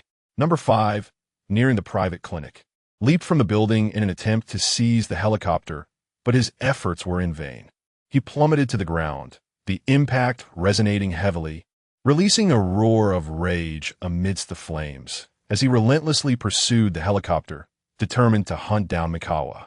Mikawa successfully pulled Sigong Shiyu aboard and secured the cabin door. Shiyu collapsed onto the floor, her expression one of shock, her face pale as she felt her legs succumb to a numbing terror that rendered them foreign to her. A collective sigh of relief swept through the group as they wiped the cold sweat from their brows, their faces brightening with a sickly flush of color. Sigon Yukari, tears of joy brimming in her eyes, rushed to her sister and embraced her tightly. "Yukari, I'm fine, completely unharmed," Shiyu reassured her softly, expressing her gratitude to Mikawa. He merely nodded slightly before taking his seat in the co-pilot's position, indicating Rin, Kamiyama, Hanada follow closely behind our helicopter. He then directed their course towards the harbor, with a luxurious cruise ship awaited by the shipyard. The commotion below continued to echo. Mikawa contemplated the relentless number 5, certain it would pursue them to the shipyard. Given number 5's size and leaping ability, it was conceivable he could leap directly onto the luxury cruise ship. Even as they landed the helicopter on the opulent cruise ship, the processes of positioning, starting, and navigating consumed precious moments. With number 5 evidently targeting him, Mukuchuan resolved to leap directly into the shipyard, ignite a blaze, and then flee, diverting number 5's attention. After all, ordinary infected individuals would undoubtedly refrain from venturing into the searing flames. "Miyuki, when we approach the shipyard, you must descend." "I intend to jump," Mukuchuan stated plainly. "You will land on the deck of a luxury cruise ship, enter the cockpit, and simply drive the vessel forward, disregarding my presence. Stop approximately 560 meters from shore. At that distance, unless the mutated infected can truly fly, how could they possibly reach us?" Nishikawa Miyuki nodded gently. The tasks ahead loomed large for everyone. Mukuchuan continued, "You must adjust your mindset accordingly." All nodded obediently, aware that in such critical moments, even the slightest misstep could prove fatal. As the helicopter neared the shipyard in the harbor, Mukuchuan moved to the hatch. Once the helicopter began its descent, he swiftly jumped out. Shiki and Yukari, the Star Palace sisters, promptly closed the hatch, and the helicopter continued toward the nearby luxury liner. Upon landing, Mukuchuan quickly retrieved a block of solid alcohol, ignited it, and tossed it, repeating the process as he moved. Wherever he went, flames erupted. He could hear the increasing roars of ordinary infected following the helicopter, growing ever closer to the shipyard. Yet the fire had already ignited, spreading rapidly, transforming into a vast sea of flames, creating an insurmountable barrier. Mokuchuan did not glance back at the helicopter. Instead, he endured the searing heat and maneuvered through the gaps in the fire, sprinting toward the rooftop of a nearby building, where he observed through binoculars. He spotted number 5 approaching. To his surprise, he also saw the trio of number 4, armed with a chainsaw. It appeared they had triumphed in their battle against the enormous mutated crawler that night, likely feasting well afterward. This suggested that the trio had become increasingly formidable, though their size had not undergone significant change. Clearly, the number 4 brothers were not capable of becoming giant mutated infected. Mokuchuan quickly devised a plan. If he could orchestrate a confrontation between the number 4 trio and number 5, both being mutated infected, they would likely engage in a fierce battle, seeking to devour one another and grow stronger. Should they inflict mutual destruction upon each other, it would present Mokuchuan with an opportunity to reap the benefits from both sides. Even if they did not annihilate each other, one side would surely perish, while the other, regardless of sustaining severe or minor injuries, would undoubtedly be harmed. In this conflict, he would always emerge as the beneficiary. Thus, Mukawa drew his firearm and unleashed a barrage of bullets upon the terrifying quartet of brothers, who were devoid of both smell and hearing. He struck them multiple times, the bullets piercing through their bodies and emerging from the other side. In the midst of the vast throng of humanity, they turned their heads towards Mukawa, recognizing him as an old adversary, and let out deafening roars as they advanced toward him.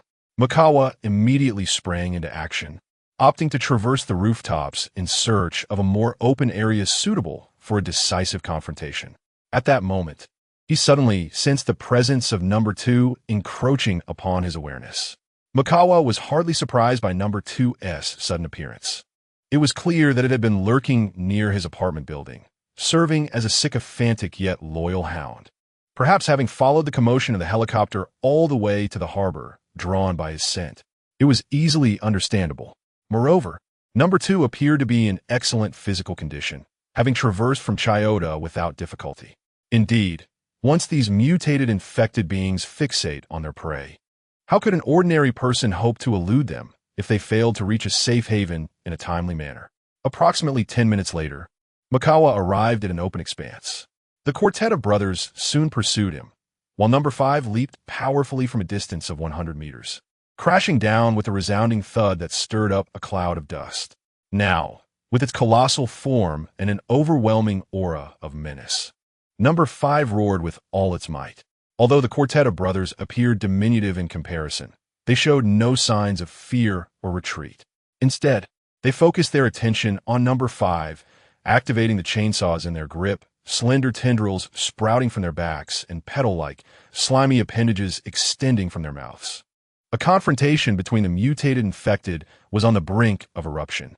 Chapter 108. Devastation. Chuan immediately discerned the stark contrast between number 5 and the 3 brothers of number 4. Number 5 was consumed by an intense fury, so much so that it disregarded even the prospect of becoming stronger through the mutated infectors, fixating solely on Chuan as it advanced. However, the 3 brothers of number 4 were far from docile lambs. They were equally terrifying and ferocious mutated infectors, having developed a remarkable synergy through their cooperation up to this point. Swiftly, the 3 brothers scattered, racing towards number 5 at an astonishing speed. The tentacles of the 2 brothers from number 4 resembled razor-sharp iron spikes, effortlessly piercing through number 5's legs. Once embedded, they pulled with all their might. Now firmly latched onto number 5's legs, they utilized their grotesque maws to viciously bite down while their chainsaws relentlessly tore through the flesh of number 5's limbs. Number 4 leapt with precision, driving its slender tentacles into the vulnerable spot on number 5's neck, dragging it closer as it revved the chainsaw to saw through number 5's throat. Frankly, how could flesh and blood withstand such a lethal instrument? In the blink of an eye, number 5's legs and neck bore narrow, deep gashes of 4 to 5 centimeters. Blood and gore splattered chaotically, coating the 3 brothers of number 4.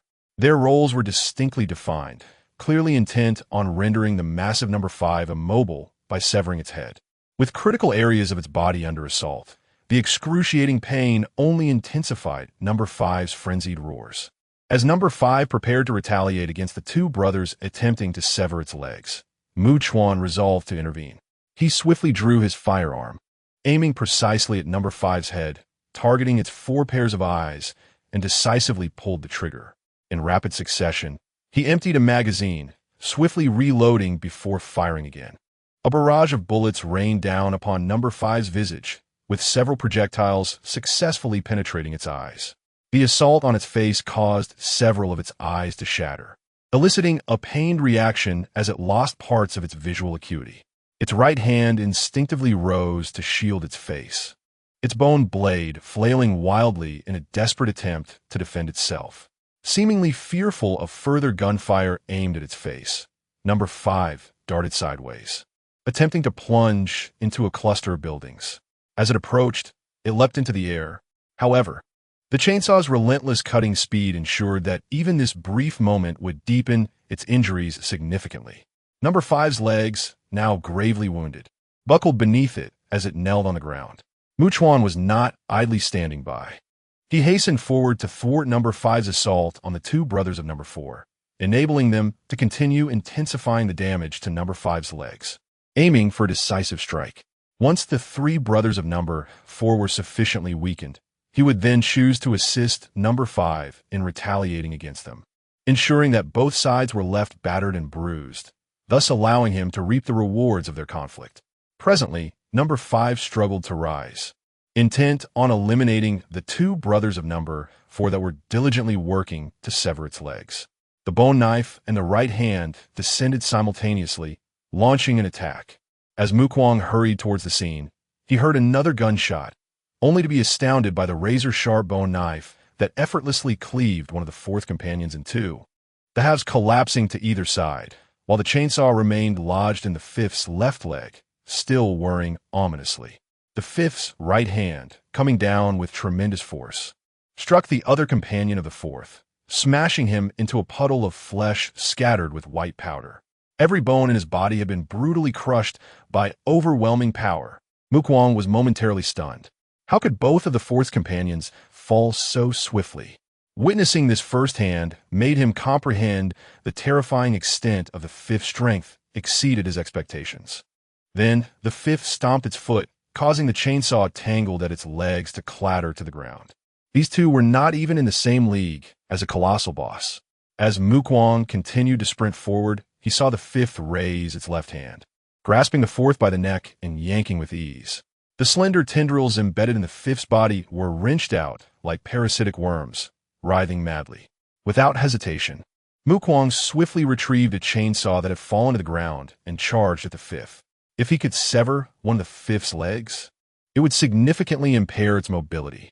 Ideally, if he could cut off both legs, that would be even better.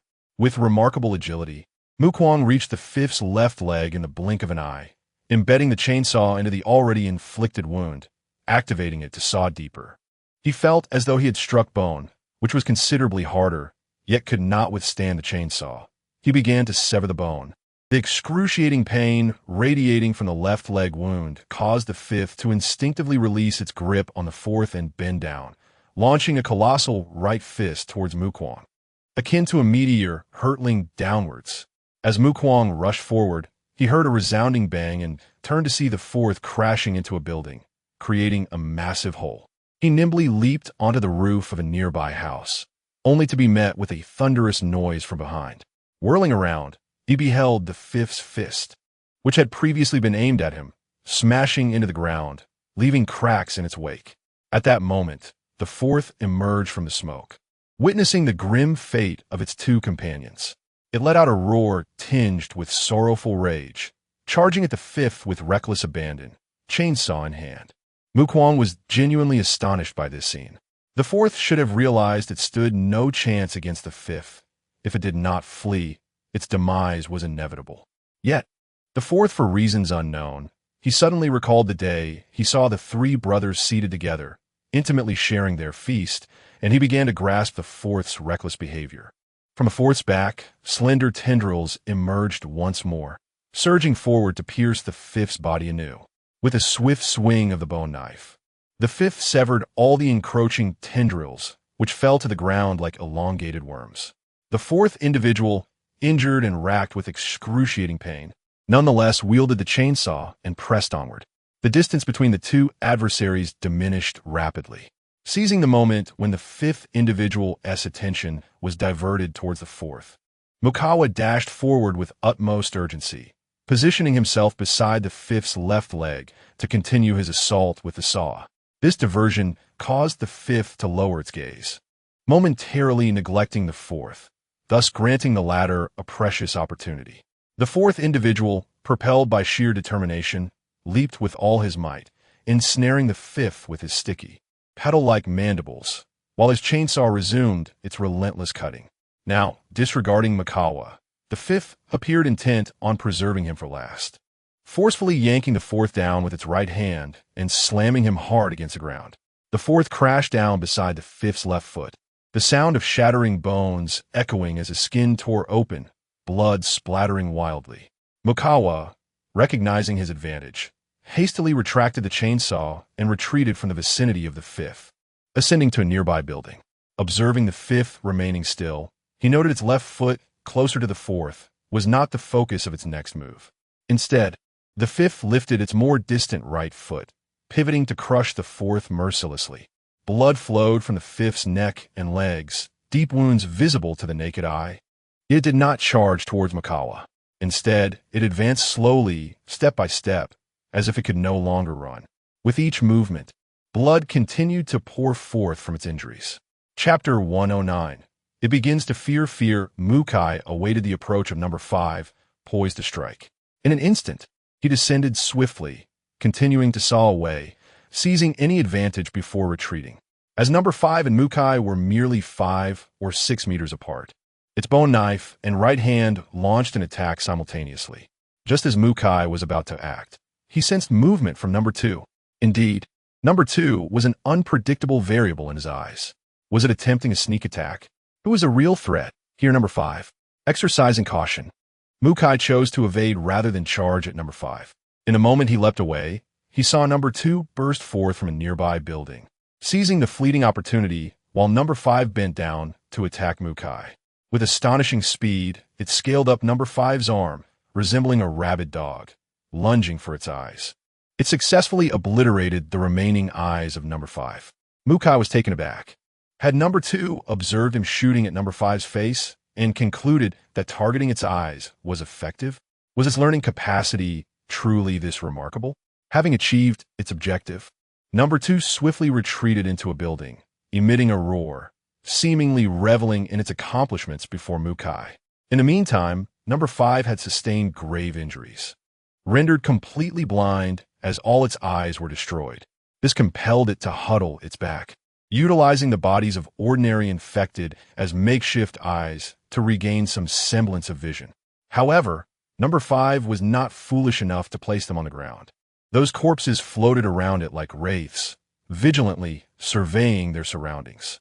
Observing this, Mukai wasted no time in retrieving a hand grenade. He recognized that the red meat conduits were easily severed, indeed quite fragile. A detonation should suffice to obliterate several of them. Yet, he refrained from immediately pulling the pin and throwing it. Having previously experienced the grenade's devastating power, number 5, now significantly hindered, might opt to withstand the blast head-on instead of dodging. He needed to anticipate the timing of number 5's attack. He would pull the pin 3 or 4 seconds before number 5 struck, and as soon as it launched its assault, he would hurl the grenade with all his might. This way, number 5 would have no time to react. Even if this attempt failed, he still had 3 grenades left, providing him with 3 additional chances. Moreover, he could confidently predict that the likelihood of number 5 attacking him was quite high. It was simple. Once he entered number 5's attack range, could it possibly refrain from attacking him? Thus, he took action, descending to the ground. The moment number 5 was compelled to bend down to attack him, he had already pulled the pin and calculated the timing, entering the maximum range of number 5's attack. As anticipated, number 5's bone knife and right fist came crashing toward him. Even as it bent down, it instinctively gathered the bodies of ordinary infected to shield its vulnerabilities, unexpectedly concentrating its defense. He immediately hurled the grenade, which soared through the air at high speed, narrowly evading the assault from Subject 5 and maneuvering behind it. Given that Subject 5 was currently bent over, he could effortlessly leap onto its back, severing the intact red meat conduits linking Subject 5 to the ordinary infected corpses with his large cleaver. In that fleeting moment, Subject 5 was incapable of any reaction. The grenade collided with a regular infected body, erupting in an instant. As Subject 5 emitted a wretched howl from the missed attack, Mukawa had already vaulted onto its back. Soaring as if traversing a steep slope, he spotted a cyst the size of a basin. With a swift motion, Mukawa used his cleaver to sever the remaining 2 red meat conduits, rendering Subject 5 utterly blind. He then produced several sharp steel rods, meticulously honed to a fine point, and plunged them into the crimson cyst. This entire sequence transpired in less than 5 seconds. Subject 5 had straightened up, and Mukawa quickly leaped down. However, Subject 5 was now significantly weakened. Its legs were severely injured, rendering it unable to run, and its eyes were completely ruined, leaving it in total darkness, relying solely on smell and sound to detect its adversary. Moreover, the vulnerable spot on its back had been pierced by the steel rods, which it could not reach to extract, likely subjecting it to immense agony. This suffering might impair the accuracy of its sensory judgments. I must intensify its torment. Mukawa now held a gasoline canister, intending to douse Subject 5 in fuel and ignite it. His current aim was not to incinerate Subject 5, but to leverage the gasoline to augment his advantage. He sought to accumulate invaluable experience fighting such colossal mutated infectors, for he could not possibly erect iron cages wherever he went to ensnare these giants and burn them to death. Constructing such cages would be exceedingly time-consuming, laborious, and resource-intensive, not to mention the challenge of locating suitable sites.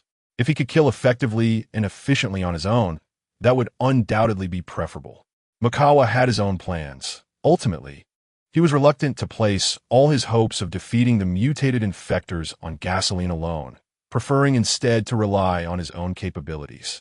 He aspired to hone his skills through practical combat, enhancing his prowess in wielding all his abilities.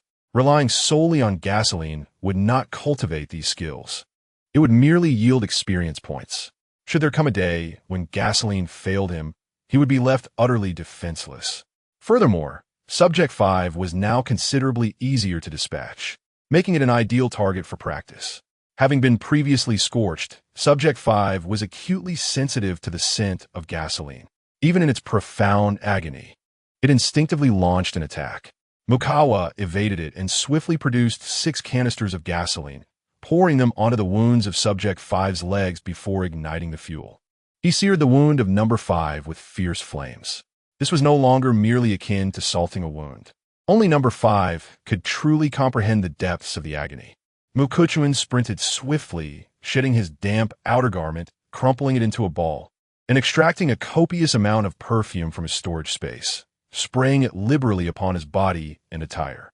In an effort to mask his own scent with the overpowering fragrance, he hurled the clothing towards the building where Number 2 resided, gesturing for Number 2 to seize the garment with its teeth, interpreting the body language as a signal to evade. Now, as long as Number 5, engulfed in immense suffering, would attack and bite at the clothing imbued with Mukuchuan's scent, it indicated that it could no longer accurately discern through smell or hearing. Number 2 seemed to grasp this immediately, biting onto the fabric and swiftly leaping through the window. In an instant, Number 5 launched an assault on Number 2. Mukuchuan rushed forward as well. Number 5 sensed yet another scent approaching, and as it swung its formidable bone blade, its body swayed precariously. Its left leg had already been brutally severed down to the bone by Mukuchuan, and now it was being relentlessly scorched by flames, seemingly unable to maintain its standing position, crashing down onto one knee. This also caused Number 5's attack angle to become significantly skewed. Observing this, Mukuchuan leaped onto Number 5's left leg, then vaulted onto its shoulder, and from there leaped backward, grasping a steel rod that pierced through Number 5's vulnerability, as he plunged several more rods from his storage into the wound. Causing crimson liquid to erupt, he swiftly kicked Number 5's back, propelling himself backward, executing a graceful turn before landing on the ground. By now, Number 5 had propped itself up with its left arm bone blade, forcing itself to stand. This made Number 5 resemble a person leaning on a crutch. Yet to maintain its upright posture, the exceedingly sharp bone blade was clearly rendered ineffective. Moreover, not only was Number 5's body trembling, but its roar was also filled with quivers. It seemed that all traces of rage had dissipated, leaving only an infinite abyss of fear and terror. Chapter 1:10. Their burden lifted. Number 5, barely managing to rise, appeared intent on fleeing, as if attempting to escape the domain of death at the utmost speed it could muster. However, how could Mikawa allow it to escape? He dashed forward with urgency. It became evident that Number 5's right leg bore a deep wound, now mercilessly scorched by fierce flames, leaving it on the verge of collapse once more. It knelt again, this time leaning heavily due to its left arm's bone blade pressed against the ground.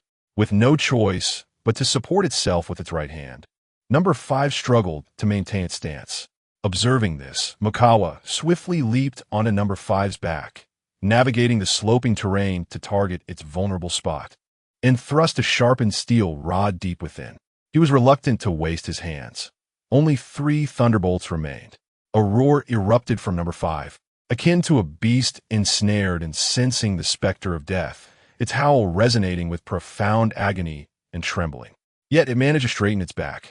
Mikawa, with an expression of calm detachment, jumped back to the ground. At this moment, Number 5 seemed either unable or too fearful to turn around. Regardless, it faced away from Mikawa, desperately attempting to support itself with its left arm's bone blade and right hand, striving to crawl forward.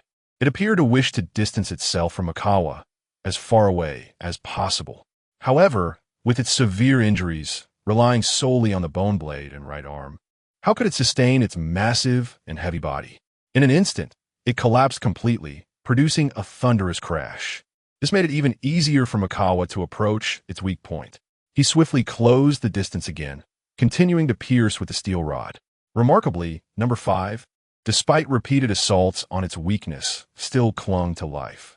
Mikawa felt a twinge of admiration, recalling Yukari Fumimura and the resilience of Number 3. At that moment, Mikawa sensed something amiss. Number 2 was stealthily approaching the lifeless bodies of the deceased 4 brothers, intent on consuming them to gain strength. He immediately turned his gaze.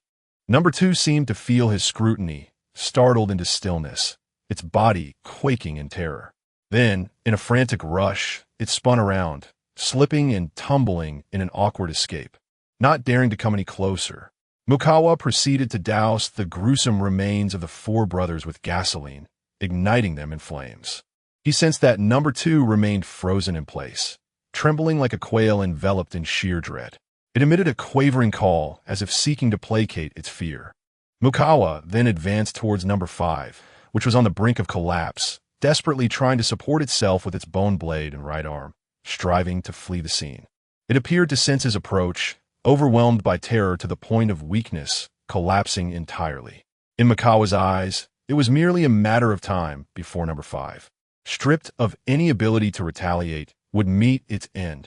On the other side, the luxurious cruise ship has set sail, gliding forward and drifting approximately 500 to 600 meters from the shore before coming to a halt. Aside from a few girls remaining in the cockpit, Yusuke Kawaha, Takasaki Suzen, Tsukishiro Shirori, Nishikura Miho, and Hashimiya Shiger have gathered on the side facing the harbor.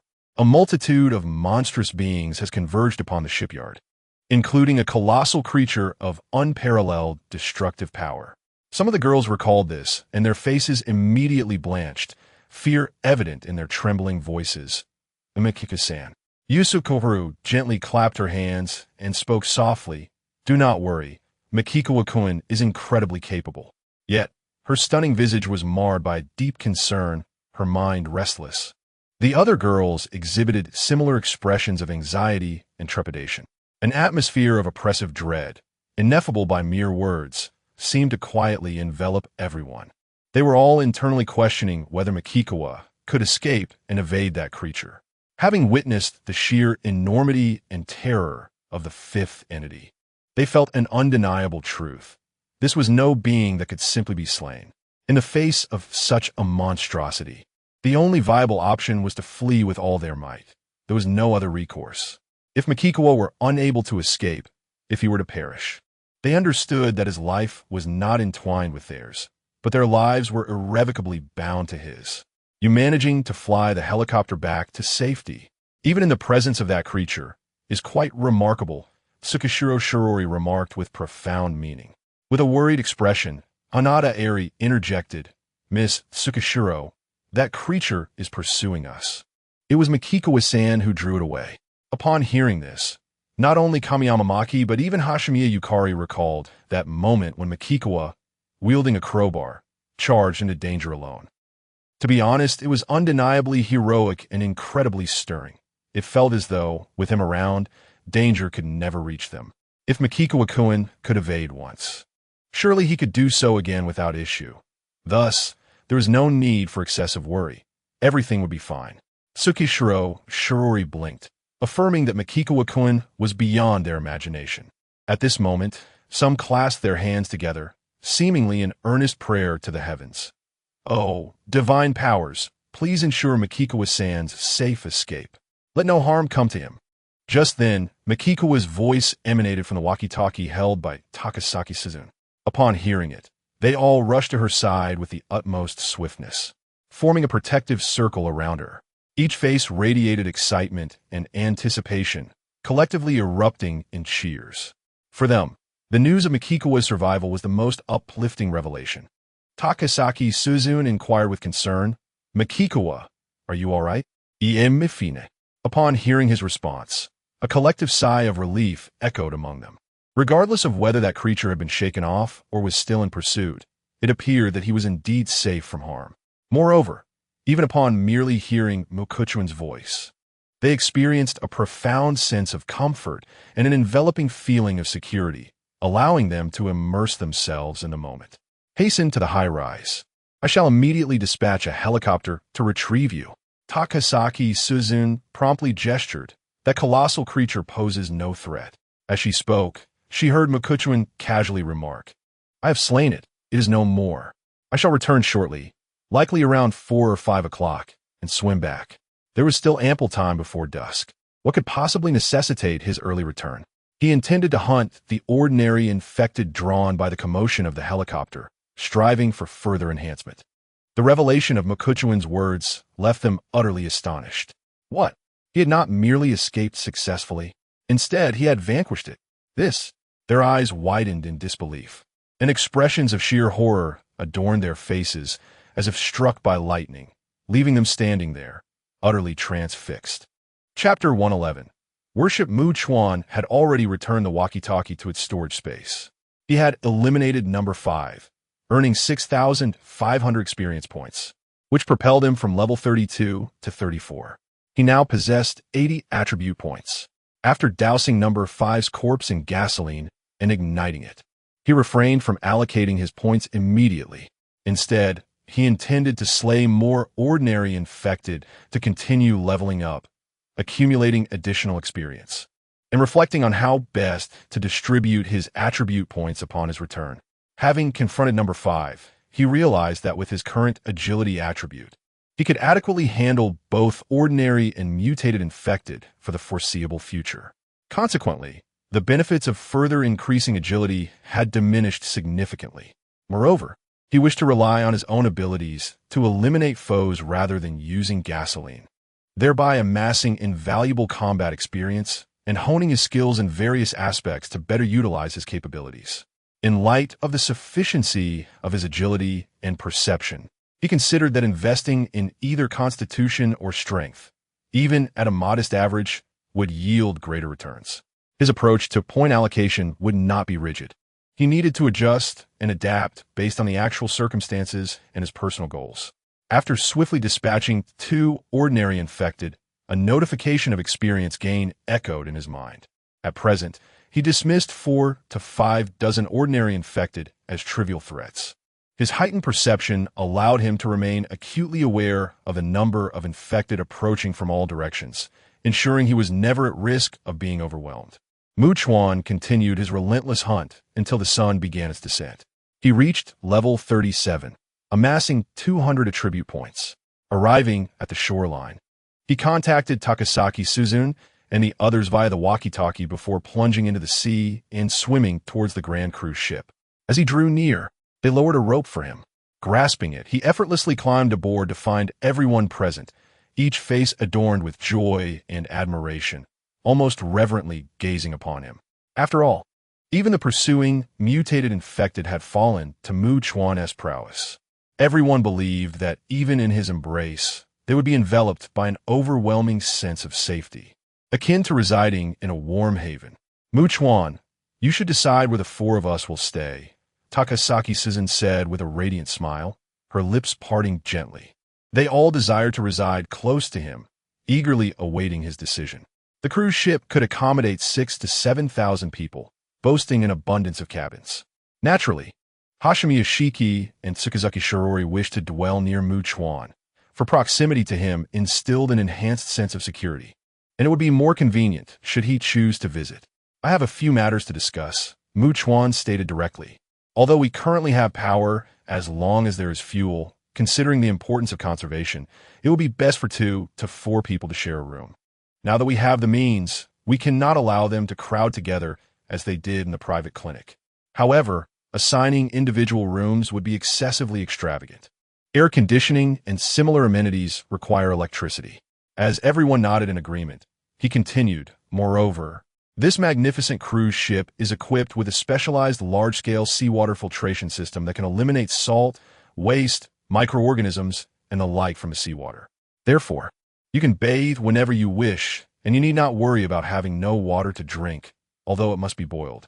Upon hearing this, everyone displayed expressions of considerable astonishment. It was the height of summer, and in a place devoid of air conditioning, even the slightest movement could lead to incessant sweating. Thus, who would not relish the opportunity to bathe daily?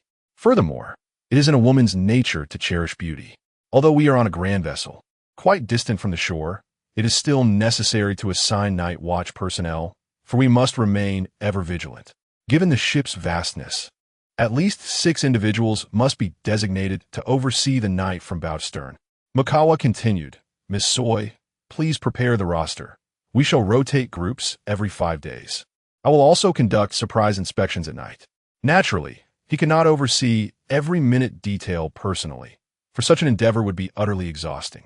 After a slight nod from the mature and enchanting Nishikawa Misoi, Mikawa guided them to a luxurious duplex seaside suite and opened the door, stepping inside. Once they confirmed Mikawa's accommodation, they began to congregate with those they felt closest to, choosing their preferred guest rooms for their future residents. Takasaki Suzune, Heisukawa Haruka, and Nishikawa Misoi followed suit, drawing the curtains tightly and eagerly embarking on a tour of their surroundings. The interior was spacious and exuded opulence, with everything appearing brand new. If it were not for the apocalyptic circumstances, one could only imagine the hefty price for such a lavish room on this cruise. However, the bed seemed rather small. As Heisukawa Haruka ascended the stairs, she remarked with surprise, it feels like it might be a bit cramped for 4 people. In the apartment building, everyone slept on the floor, which afforded ample space. After completing her tour on the first floor, Nishikawa Misoi activated the air conditioning to lower the room's temperature and settled onto the sofa, preparing to swiftly organize the roster of night watch personnel as per Mikawa's directives. Meanwhile, Takasaki Suzune approached Mikawa with a cheerful demeanor, saying, Mikawa, there's something I wish to discuss with you. Mikawa turned to her and inquired, what is it? It's about something you already know. At that time, I was merely joking, but I did not anticipate that Kamiyama would take it quite so seriously. She seems to be exceptionally diligent and eager to learn. Takasaki Suzune shrugged her shoulders, adding, since I had explicitly stated that if they wished to learn and I could teach, I cannot be an unreliable and untrustworthy woman. Heisukawa Haruka, peering over from the second floor, curiously asked from above, Suzune, what are you teaching? Just the little things that you taught her, Haruka. With a rosy complexion, Nishikura Miho playfully chided, to think that Kamiyama-san would even give a personal tour and teach her. I personally believe that you, Suzune, are even more untrustworthy than that. She trailed off, shaking her head. Hearing this, Hasegawa Haruka appeared quite astonished, her large, watery eyes widening in disbelief. What? To think that Suzune could become capable of teaching others in such a short time? She has already become someone's little teacher. Haruka, there's something I've never mentioned, Takasaki, Susan remarked, brushing her silky black hair aside with a cheerful demeanor. I've always been the type of person who learns things rather quickly. She expressed a sense of wonder at her own talent. Both Mikikawa and Nishikura Miho were left speechless by her self-praise, having never anticipated this side of Takasaki Susan. Haruka, if you don't believe me, let us have a proper competition to see who excels, Takasaki Susan declared, brimming with determination. By the way, Mihone, would you like to join us in this contest? I have some important matters to attend to now. Once I finish, I still need to notify them and ensure everything is clear, plus write out a dozen more lists to post in prominent places. Nishikura Miho replied, her face flushed. You two can compete among yourselves. If you haven't decided a winner by the time I return, I will certainly participate in this contest where I am bound to lose. After she finished speaking, Hasegawa Haruka descended the spiral staircase, gazing at Takasaki Suzune with her hands on her hips, a smile playing on her lips. Suzune, I am a woman who never shies away from a challenge. Let us determine who ascends to heaven first tonight in this manner. Chapter 112. Only complaining of scarcity, never of abundance. On the other side, after her bath, Shingong Shualai wrapped herself in a towel and temporarily bundled her damp long hair with a cloth, stepping into the air-conditioned room that felt refreshingly cool. Indeed, during the sweltering summer, the absence of air conditioning felt akin to losing half one's life. With a beaming smile, she exclaimed, "It truly feels as if I am aboard a luxurious cruise ship, embarking on a scholarly journey to distant lands."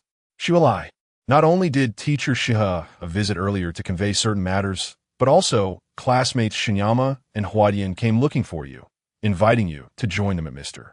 Mukagawa's place, said Shingong Shiu, who was seated on the sofa. However, I informed them that you were bathing, so I asked them to go ahead and kindly requested they refrain from mentioning you.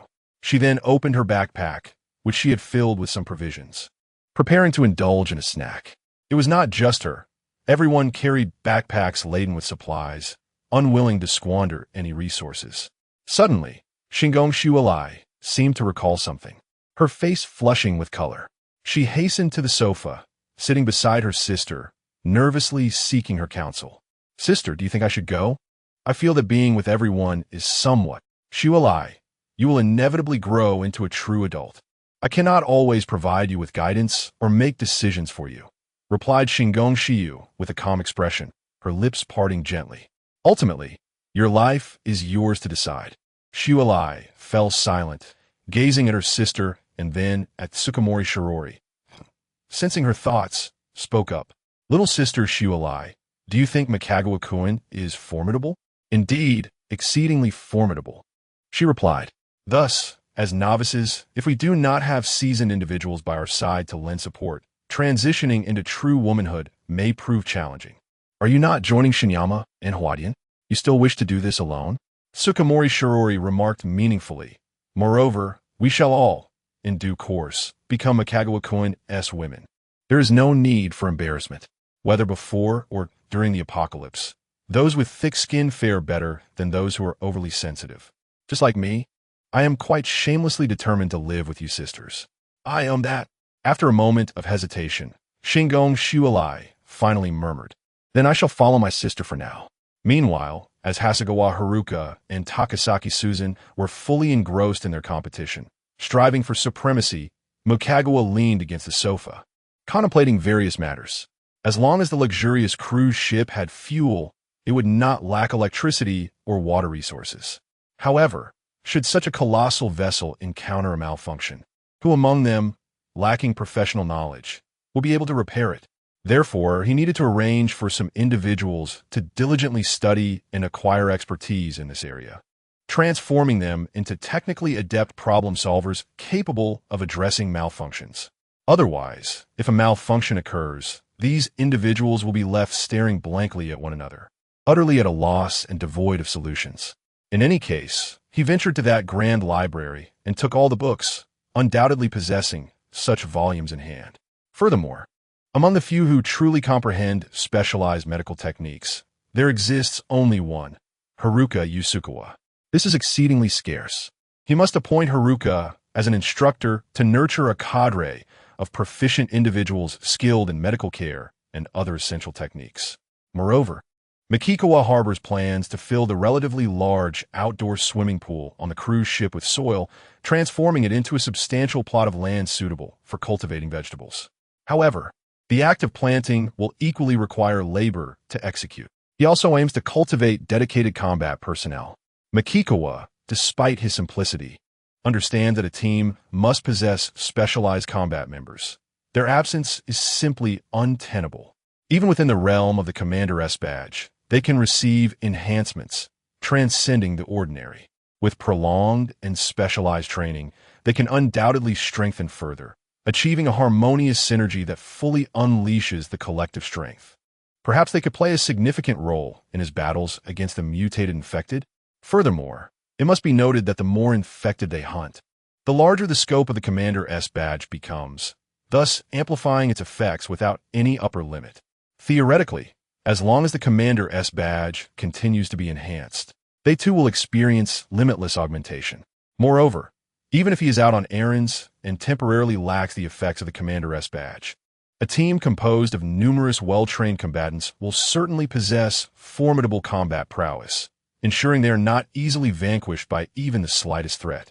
Just this simple contemplation reveals to him numerous areas in need of personnel. Given the current size of his team, it is utterly insufficient.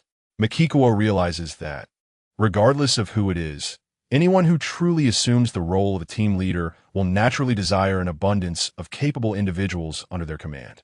There will always be a sense of scarcity, never an excess.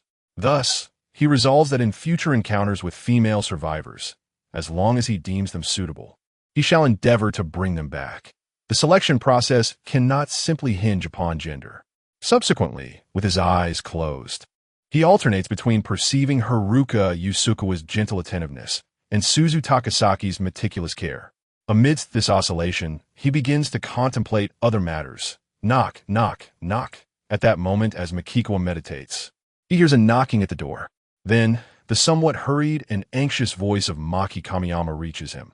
"Excuse me, Mr. Makikawa, I apologize for the interruption. But earlier when Teacher Nishizuru came to relay some matters, I inquired and heard her mention that Senior Yusukawa and Miss Takasaki are competing. May I and Hanada-san come in to observe and learn more thoroughly?" The voice of Hwatian-eri also echoed, and we genuinely wish to do something for Mr. Makikawa. Without Mr. Makikawa, we would undoubtedly perish within the confines of Sakura Akira Girls' School.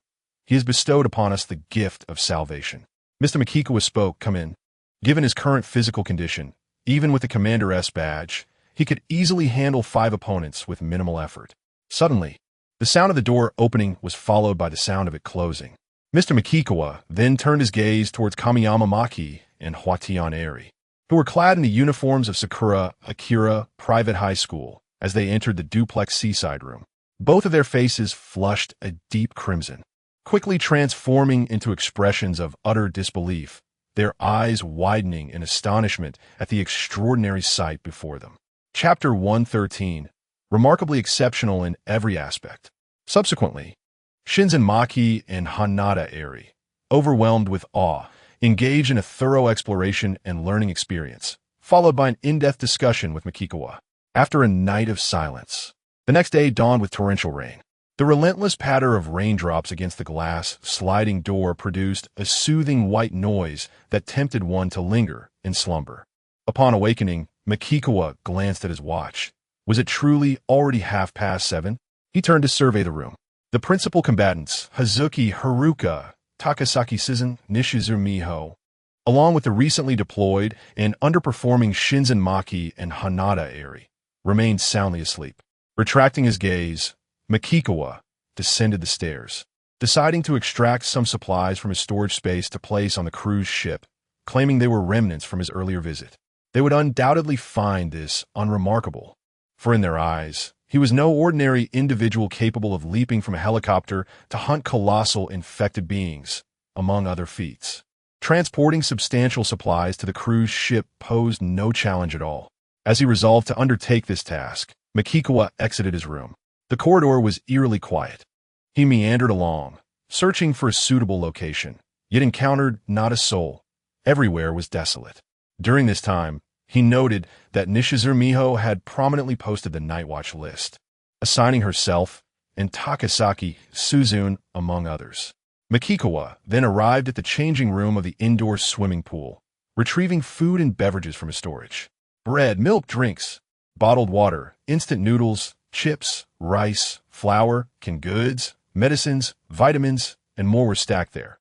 Cookware was deemed unnecessary. The kitchen in the dining hall was expansive, equipped with numerous culinary tools. Subsequently, Makikawa took an umbrella, stepped outside, and employed binoculars to survey the shoreline, contemplating his next course of action. Procuring helicopter fuel was essential. However, considering the ample aviation fuel in his storage, the urgency was less pressing. As for hand grenades, he had only 3 remaining. To be candid, these items were quite practical, wielding significant destructive power against ordinary infected beings. Whether dealing with types 1, 3, or 5, they had proven immensely useful. He firmly believed that as long as the other mutated infected retained their corporeal forms, they could still serve a purpose if utilized effectively. Presently, he was in dire need of acquiring a substantial quantity of hand grenades. He recalled that Takasaki Suzune had mentioned a station of the Eastern Self-Defense Force in the Narima district, where such supplies might be procured. There was even a possibility of discovering rocket launchers and additional firearms, along with armed helicopters capable of providing aerial fire support. Should he indeed uncover these resources, he could store them away and place them in a location accessible for retrieval. After careful consideration, he deemed that a trip to the Narima district took precedence over visiting the 2 major airports in Tokyo, planning to eliminate ordinary infected beings while searching along the way. Especially now, as the heavy rain falls, it is rather suitable to travel by helicopter, for the sound of the rain can effectively mask the whir of the rotor blades. He then glanced at the map, took out his compass to confirm the general direction, and upon returning, he noticed that several young girls had emerged from their rooms. They appeared as though they had not enjoyed a restful night, each with drowsy eyes and yawning widely, their faces slightly flushed as they greeted him. They all lived in close proximity to Chuan, and it seemed the soundproofing of the cruise ship's cabins was not particularly effective. Chuan gestured for them to head to the observation restaurant and wait for him. Awaken everyone except for those who are currently sleeping after last night's vigil. I have matters to discuss. They nodded in agreement, and after Chuan left, they proceeded to rouse several others, engaging in soft conversation as they made their way to the restaurant. Mr. Chuan truly excels in every aspect, 1 against 5. Yet it was the larger group that suffered defeat. It seems that seniors Yusue and Takasaki, along with teacher Nishikura, are genuinely enjoying themselves. I too wish to experience such joy. I must inquire with Kamiyama and Hanada about what it truly feels like to be a woman. Various voices filled the air. Listening attentively, Shingong Shualai's complexion was quite rosy. She glanced at her sister, noticing that Shingong Shu also bore a hint of color in her cheeks. Sakijo Shirori was enthusiastically engaging with some of the girls. The group settled into the spacious observation restaurant, where they could see the vast ocean outside. Yet it felt rather empty with only their company present. A full half-hour passed before Chuan and the others finally arrived. Their tardiness was primarily due to his conversation with Yusue Haruka and the others. After all, if he wished to understand everyone's strengths and weaknesses, what they excelled at and what they did not, he truly needed to invest time and effort in getting to know them. However, did he possess such leisure at that moment? Thus, they undoubtedly understood these young ladies better than he, and he would allow them to select individuals for him. For instance, who would be suitable for technical roles in problem-solving and repairs, who could follow Yusue Haruka to learn professional medical care, and who might train with Takasaki Suzune to improve their physical fitness and learn combat techniques, among other things. He realized that he could indeed delegate responsibilities to those he trusted and observe how they managed tasks, thereby gauging their actual capabilities. At that moment, everyone noticed that Kamiyama Maki and Hanada Eri were being assisted forward by Yusue Haruka and Nishikura Miho. It appeared that the 2 of them were currently having difficulty moving. The gazes of Shingong Shiyu, Shingong Shualai, and Tsukijo Shirori became subtly complex. I forgot to mention last night that I had hidden a considerable amount of supplies upon boarding the cruise ship, stashing them in the changing room of the indoor pool. You may retrieve them shortly. And for now, let Haruka and Miho manage the distribution of these supplies. Chuan remarked, of course. If you wish to venture out to gather supplies, you may do so. However, do bear in mind that after the helicopter draws away a significant number of infected, others can land in small boats to search the vicinity. I will also be departing for 3 days. Generally speaking, once the helicopter has diverted a considerable number of infected, the area becomes relatively safe. Moreover, having witnessed Urheo eliminate Waha, it is likely that he will act more like a loyal hound in the near term, subtly ensuring their protection. They are currently in a situation that is quite safe for honing their skills and accumulating experience in resource collection. After all, it is impossible for me to continually gather supplies alone for so many of you. I need you to venture out to identify those with true psychological resilience who can become specialized combatants. The others nodded in agreement. Chuan, where are you headed? Takasaki Suzu asked, turning her head. The Renang district, Chuan responded, specifying a clear destination. After 3 days, Suzu, you will come to fetch me. If I have a considerable number of survivors to bring back, I will communicate via the intercom. At that time, you can return and have the others fly over with the helicopter. In any case, the 4 sightseeing helicopters can forcibly accommodate around 60 female survivors at a time. A girl immediately chimed in, Chuan-kun, wishing you great success in your endeavors. In Sakura country, this phrase equates to wishing him smooth sailing and good fortune in all matters. The others echoed the sentiment.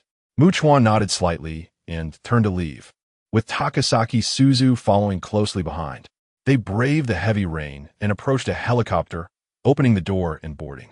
Once aboard, Takasaki Suzu initiated the helicopter's ascent. Seated in the co-pilot's seat, Chuan took out a map, reflecting on the convenience of flying to his desired location. Chuan, I think that if we have the chance in the future, we could let Kamiyama or Hanada pilot the helicopter while we soar above. Takasaki Suzu spoke as she maneuvered the helicopter. I feel this will undoubtedly be a lifelong memory. Upon hearing this, Chuan turned to glance at Takasaki Suzu. Suzu, I must say you are far more audacious than Haruka and Miho. Does our esteemed Chuan not favor bold women? Of course I do. As long as she is beautiful, be she bold, gentle, shy, obedient, or otherwise, men are drawn to them. Then I could be even bolder. Takasaki Suzu laughed playfully, yet remained focused on the front as visibility was poor in the rain and required her utmost concentration. They continued their conversation, entering the Renang district, where Chuan spotted a tall building and gestured, Suzu, hover above that tall building. I need to disembark. Takasaki Suzu maneuvered accordingly, and once they were suspended in the air, she turned to him. Chuan engaged in a brief exchange with her, then rose and moved to the door, opening it and leaping onto the rooftop. The helicopter swiftly ascended and began its return, while Chuan retrieved an umbrella from the storage space, unfurling it as he gazed ahead. A torrential downpour cascaded from the densely clouded, ominous sky, casting a shadowy and damp veil over the world. At that moment, Chuan, with a backpack slung over his shoulders, retrieved his binoculars, poised to survey the surrounding terrain from an elevated vantage point. However, he was suddenly struck by an unusual and perplexing commotion emanating from the high-rise building beneath him. Chapter 114. Do you know the chameleon? Mukai furrowed his brow, sensing that there were 7 survivors slowly ascending. However, what perplexed him was the presence of infected individuals, who seemed to be moving alongside the survivors without any intention of attacking them. What could this mean? With a heart full of questions, Mukai promptly retrieved a crowbar from his storage space and sought a concealed spot. He patiently waited for an extended period until he observed 7 women emerging. Each appeared emaciated. While not entirely skeletal, their frailness was undeniably alarming. This left him further bewildered. Why were they all women? In a coeducational institution, he could comprehend a gathering of females, as such environments typically housed only a handful of male teachers. Yet, this was not a female-only school. He He scrutinized them closely. Each bore heavy dark circles under their eyes. Their murky gazes filled with bloodshot veins, and their pale, gaunt faces were etched with fear and anxiety. It was as if every drop of blood coursing through their veins was perpetually exuding a sense of dread. The rain soaked their greasy hair, clinging to their faces and rendering them more spectral than the spirits themselves. Each of them had stomachs that gurgled ominously. Compared to them, even Takasaki Suzen, Hasegawa Haruka, and Hashimiya Shigeru appeared to thrive in a paradise. Additionally, it was evident that ordinary infected individuals were indeed trailing behind them, 10 in total, scattered around like jailers vigilantly monitoring their charges. Mukai speculated if these women had ascended in response to the sound of helicopters. He then witnessed the group seemingly coordinating their movements, dispersing simultaneously, each rushing towards different directions with unwavering resolve, heading towards the rooftop's edge. It appeared they intended to collectively undertake a leap of faith akin to a fleeting flight like eagles, yearning to experience that exquisite sense of freedom before gracefully departing from this world. Tragically, nearly all were seized by the ordinary infected, with only one woman successfully leaping down, her maniacal laughter echoing, "I am free. I have finally." And then silence ensued. Those who were captured struggled desperately, striving to fulfill their leap of faith. Alas, the ordinary infected treated them as mere sandbags, discarding them together. One woman, in a fit of psychological collapse, cried out hysterically, "I was so close. I could have escaped this horrific world filled with monsters, finally liberated."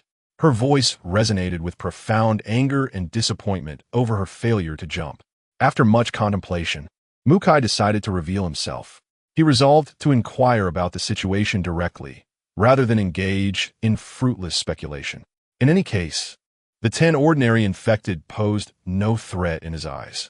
Yet, he discovered that upon stepping outside, the remaining survivors were taken aback at the sight of him.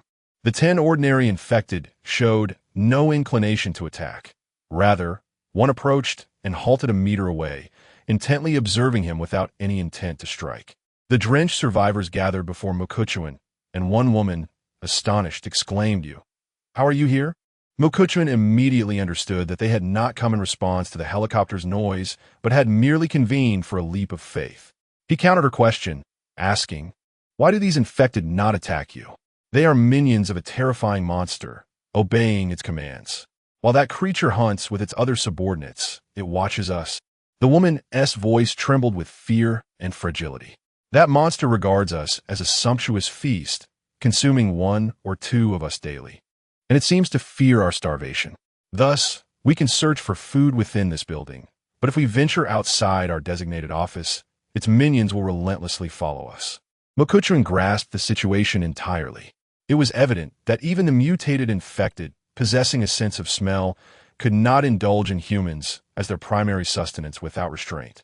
Perhaps having feasted on their own kind had granted them a clearer understanding of the exquisite flavor of the living. They were aware that consuming all at once would render such earthly delicacy scarce. Therefore, they were compelled to conserve their appetite. This was not difficult to comprehend. Much like the mutated infected at Sakura Meiji Academy, which, despite its capabilities, refrained from slaughtering Meiho Mayo and Hashimiya Yukari. It too was driven by hunger, needing to drag a living person away, content with merely satisfying its own hunger while allowing the others to survive, ensuring they remained in prime condition. "What is their leader like?" Mokuchuan inquired. Did this imply he had fortuitously landed in the lair of a mutated infected? How fortunate, indeed. The woman, weak and breathless, replied, "It crawls. Its size is not large. If it stood, it would be less than 2 meters. Crawling? Not large. Less than 2 meters in an upright position." This suggested it was not a giant mutated infected, but rather something akin to the second type.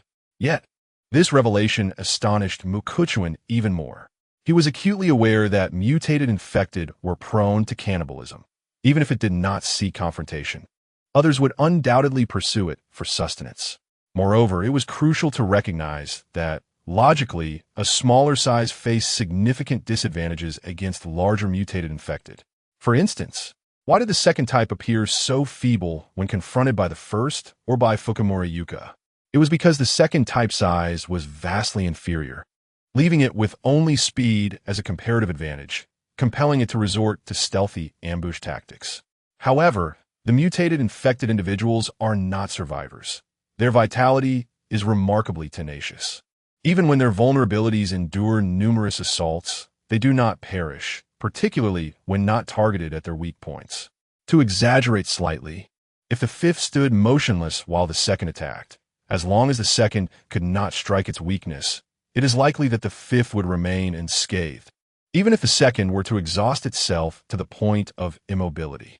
The prevalence of giant infected beings is largely attributed to their immense strength, which bestows upon them a significant advantage. Consequently, they are more adept at vanquishing other mutated infected, devouring them, and continuously growing stronger, leading to an increase in their size. The commonality of giant mutated infected is not without reason. Yet, this particular entity, having survived to this day with such a diminutive stature, seemingly harbors no fear of other mutated infected seeking it out. It appears to thrive quite well, commanding subordinates and truly claiming a territory. It presents a truly terrifying prowess. How much do you know about it? Mukawa continued to inquire. Tell me everything. I have some food and drink in my backpack. No need for that, young sir. That monster has a preference for robust, fleshy humans, so we should starve ourselves thin. If we can manage to faint from hunger, never to open our eyes again, that would be ideal. If not, this method may prolong our lives a bit longer, allowing us to seek an opportunity for suicide. The woman hastily waved her hand, her face contorting into a grim, painful smile that was more tragic than tears. Rather than endure the horrific fate of being consumed by that monstrous creature from foot to leg, then to belly, and finally to neck, experiencing immense suffering until the end, it is, to be frank, far more fortunate to simply pass away quickly, whether from hunger-induced darkness or through a successful suicide. Mukawa paused momentarily, deducing from her description of the monster's preferences that the likelihood of any men remaining here was exceedingly slim. Due to anatomical differences, men's skeletons are naturally larger than women's. And when men and women stand together at the same height, under scrutiny, women appear thinner and more elongated, seemingly less robust than men. Thus, it stands to reason that the monster would prioritize consuming males and more substantial, fleshy females. He then observed the others, noting that they genuinely believed that a painless death would be an exceedingly fortunate and beautiful circumstance, one they longed for. Some turned their gaze towards the edge of the rooftop, their expressions akin to those beholding the path to paradise. Moreover, we know nothing about it, only that. At this point, the woman halted her speech, prompting Mukawa to ask, "What?" She looked at Mukawa, pressed her cracked lips together, and instead of answering, retorted, "Young sir, do you know about chameleons?" Chapter 115. Deciding to hunt it in its lair, Mukawa was certainly aware of the chameleon, a creature capable of altering its colors to blend seamlessly into diverse environments. He immediately inquired, "Is it truly able to perfectly merge into every setting, rendering your eyes nearly incapable of detection?" She nodded in affirmation, explaining that even in their office, it would be virtually invisible unless they exercised extreme diligence and observation. This creature was terrifying, akin to possessing the ability to become invisible. Mukawa's expression grew grave. According to her description, this was indeed a remarkably perfected instance of color-changing invisibility. It was his first encounter with a mutated infectee of the chameleon variety, which he had dubbed as such. He fell into deep contemplation, intending to thoroughly analyze the advantages of the chameleon before devising a strategy for its extermination. Its diminutive size would likely allow it to adapt swiftly to various environments. For instance, while larger infectees like number 3 and number 5 could not navigate through certain ventilation ducts, the chameleon could undoubtedly slip through with ease. This not only implied that if it sought to flee, it could do so more effortlessly than the larger infectees, but it also meant it could launch attacks from a multitude of concealed positions, especially considering its ability to change color and become invisible. Mukawa would have to rely solely on his senses, as his sight would be of little assistance. Furthermore, it would surely summon its subordinates to assail him collectively. If he were to sense adversaries approaching from all directions without the capability of confirming their identities through dual perception, how could he consistently ascertain which among them was the chameleon? Makwa's mind raced.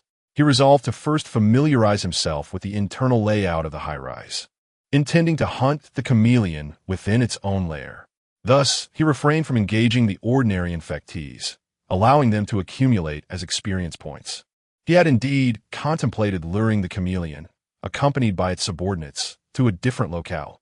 However, upon further reflection, he recognized that such a tactic held little practical significance for him. In an entirely unfamiliar environment for both parties, one that could flawlessly assimilate into any setting, supported by numerous subordinates, versus one devoid of assistance, it's evident which had the advantage. Although he could familiarize himself with the surroundings first, then draw attention to himself to attract the chameleon and its minions, this would merely signal to the chameleon that he too possessed remarkable speed. It could pursue him, yet would never truly catch up. Moreover, the chameleon was a mutated infectee with a considerable degree of intelligence, a factor not to be underestimated. In an unfamiliar environment where it could not grasp the full scope of its surroundings, how could it not remain on high alert should it come under attack? If he failed to deliver a swift and decisive blow, the wounded chameleon might very well attempt to flee. However, within the chameleon's lair, its familiarity with the environment would undoubtedly grant it an intangible advantage, facing only him and unaware of his true swiftness.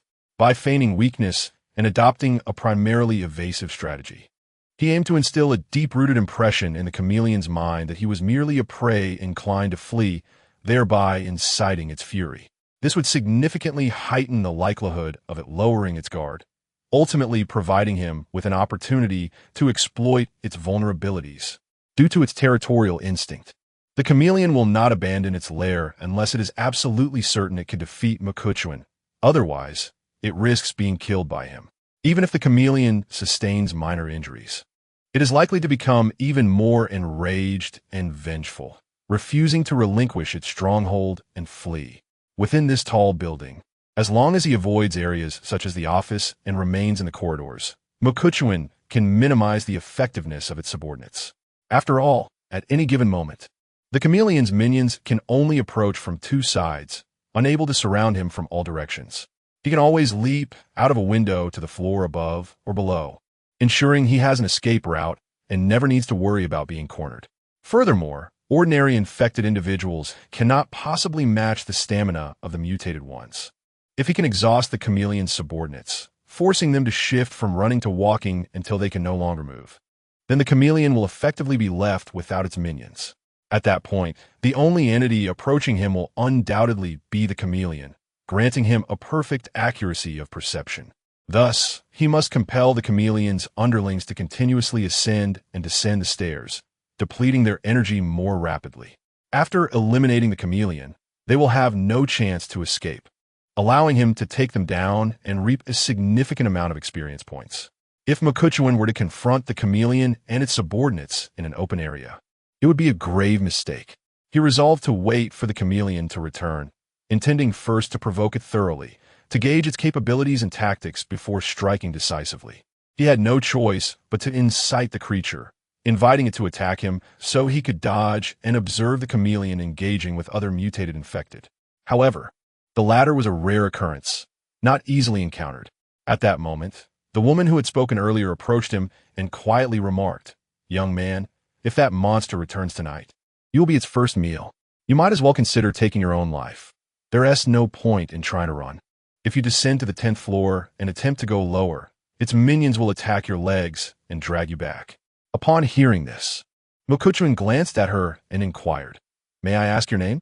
"My Yuko. Are you alone?" "I have a daughter in her first year of high school. She's still so young.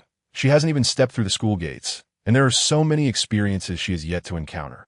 My Yuko's eyes glistened with tears as she spoke, her voice trembling with sorrow. "I cannot bear the thought of witnessing her being devoured by a monster before my very eyes, to witness her tragic demise. That is why I plan to attempt to leave first." Chuan, uninterested in her lamentations, interrupted her, asking, Are there many people here? Originally, there were dozens, but now only a mere handful remain. Meihara Yuki's expression darkened as she weakly uttered, "We have witnessed many being devoured alive by that monstrous creature." The heart-wrenching screams, the gruesome sight of flesh being torn apart and bones being crushed. It lingers in our minds like a terrifying nightmare, echoing endlessly.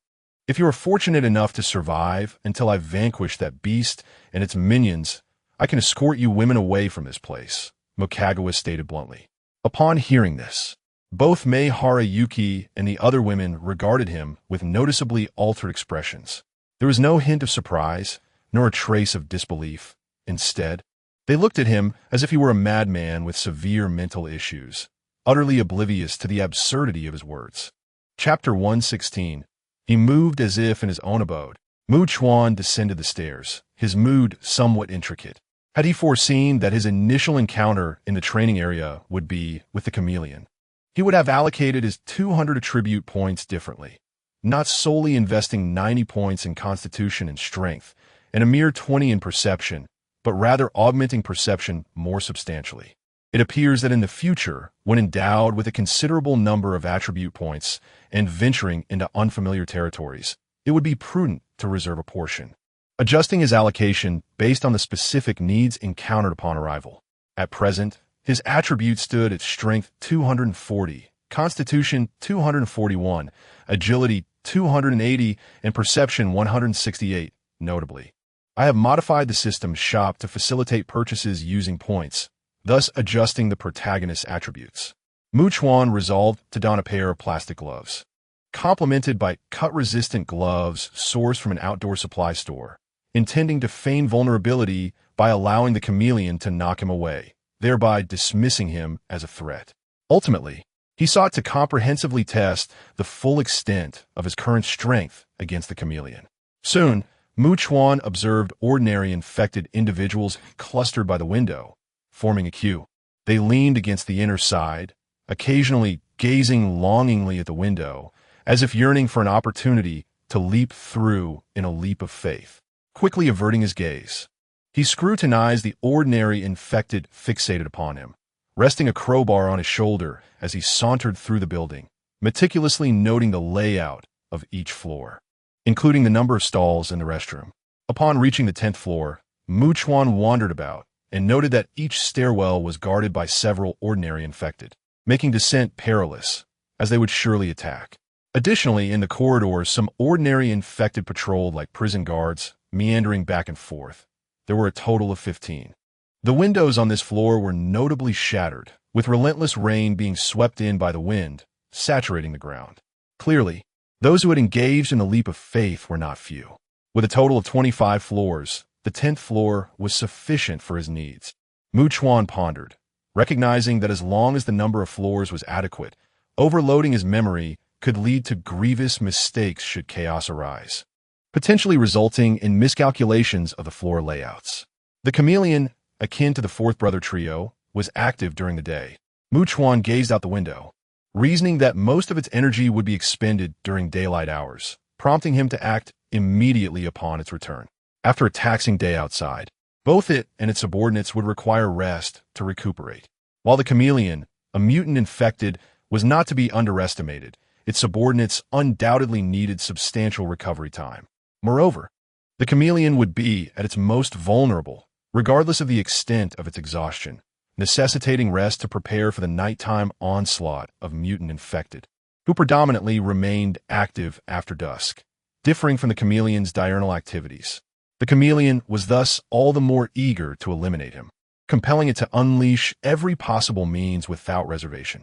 The timing to act had also been ascertained. I must inquire about the approximate direction of the Eastern Self-Defense Forces base. Hence, Mokagawa arrived at the office of the survivors.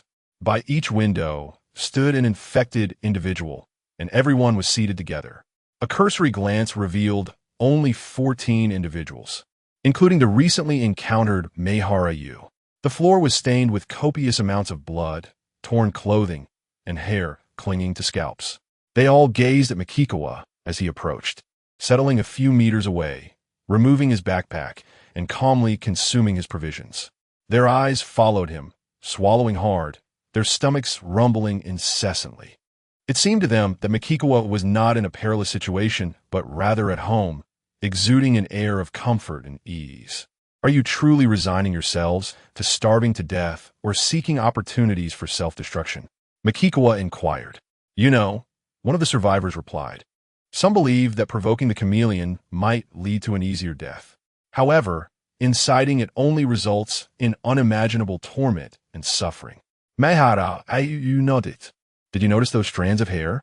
They were forcibly yanked from someone's scalp in their final moments, exposing their skull, yet they did not die immediately. At this point, her body trembled in terror as she exclaimed, to have one's hair violently pulled, tearing away the scalp. What excruciating pain! A shudder rippled through the group. For Makikawa, this was encouraging news. It indicated that the chameleon's vengeful nature was extraordinarily potent, easily clouded by emotions such as rage. Mahara-yu, with a feeble tone, added, if that creature has fed on humans outside and returns, you may be safe, but those it has not consumed, best pray that it has already feasted, Makikawa interjected, glancing at the girl beside Mahara-yu, who was gazing longingly at his food. Is this Mrs. Mahara's daughter? Though the girl appeared somewhat emaciated, her features and complexion were discernibly better than the disheveled Mahara-yu, soaked and miserable from the rain. Yes, her name is Mahara Mai, and she excels academically. A smile graced Mahara-yu's face as she spoke of her daughter. Her father passed away in an accident when she was very young. I raised her alone, and she is quite understanding. She expressed a desire to visit Tokyo, so I brought her here on her birthday, intending to enjoy 2 days before returning. Have you come from elsewhere? Makikawa asked. We hail from a rural area, came the reply. Mahara-yu, feeling somewhat embarrassed, remarked. I have opened a small shop in the countryside. If anyone needs assistance with farming tasks, feel free to call upon me, and I shall gladly help for free. Consequently, the villagers are quite willing to support my shop's business, often bringing us vegetables and other goods, allowing us to sustain our livelihood. Upon hearing this, Makikawa inquired, Mrs. Mahara, do you cultivate everything? I can grow grains and most vegetables, she replied modestly. Mrs. Mahara is truly talented. Oh, I'm hardly a talent, she chuckled softly, followed by a sigh. Makikawa continued, Mrs. Mahara, do not underestimate yourself. Whatever skills you possess are indeed valuable. To be candid, Makikawa contemplated transforming the luxurious cruise ship's outdoor swimming pool into arable land for cultivating vegetables, grains, fruits, and the like, though he did not anticipate a bountiful harvest. With such limited space, how much yield could one expect? This endeavor was primarily intended as a test field for the women in his team who lacked agricultural knowledge, helping them understand the cultivation of various crops. He needed to prepare adequately for future landings. However, if someone could guide them now, it would certainly alleviate their struggles in learning through trial and error. After all, he could not possibly remain aboard the grand vessel until the end of his days. Finding a secluded countryside location suitable for growing grains, fruits, and vegetables with access to water was an inevitable necessity. Although at present, only humans were susceptible to the mysterious virus. If he were to witness infections in cats, dogs, or birds, he would need to disembark immediately, as it would indicate that many marine creatures could also be infected. Even if humans were the sole carriers of this enigmatic virus, he believed that over time, those infected in rural areas would be compelled to leave their homes in search of food, wandering into the cities. Moreover, those who had ventured into the cities might eventually depart from these food-rich locales, forming groups as they traversed difficult terrains, struggling to find sustenance, heading towards even less accessible rural areas. To put it another way, even if there were infected individuals wandering about, how could they possibly converge en masse upon such a remote and distant village? By the way, she interjected, I seem to have forgotten to ask your name. May I inquire? I am Makikawa, an international student from the Celestial Empire, he replied. After saying this, he inquired by any chance, does anyone know the general direction of the Eastern Army's self-defense force near the Nakanoshima area? The women fell silent, their expressions revealing a shared concern that Makikawa was utterly oblivious to their dire circumstances. Did he truly believe he could survive and escape from the lair of the monsters? Chapter 117.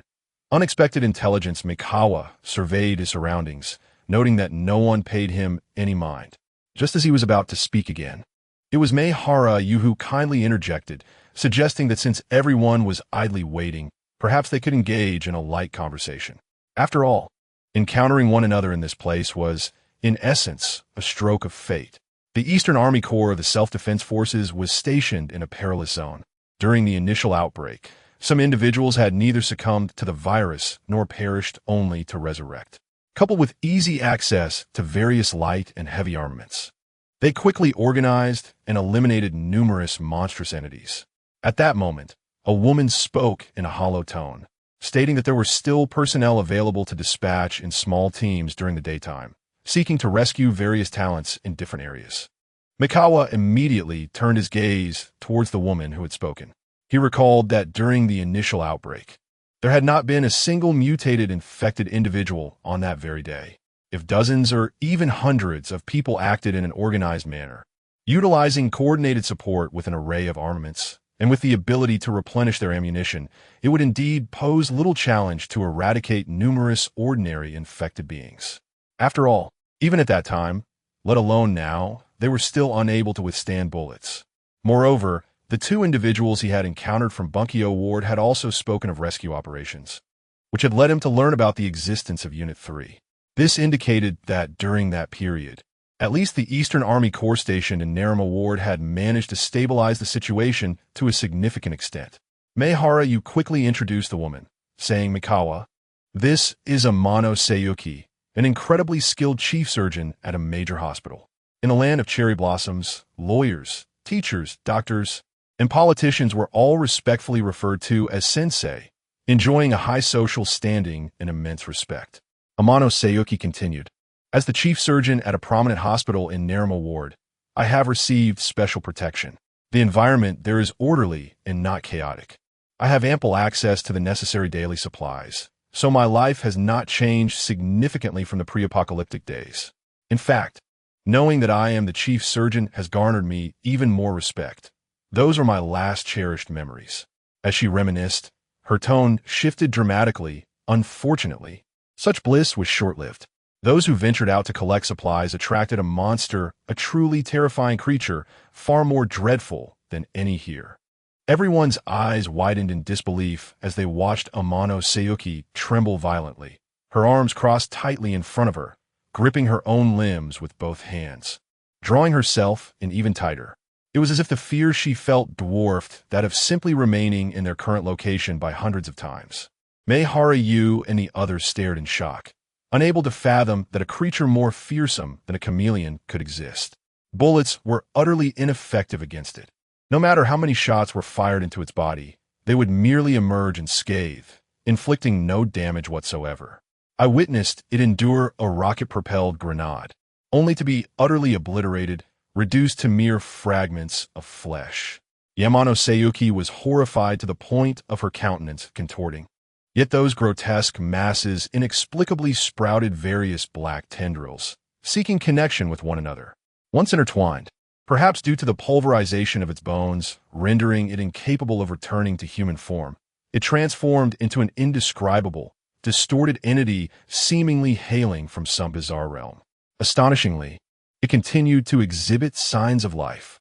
As she spoke, her emotions spiraled further into chaos, enveloping her in a frenzied state of urgency.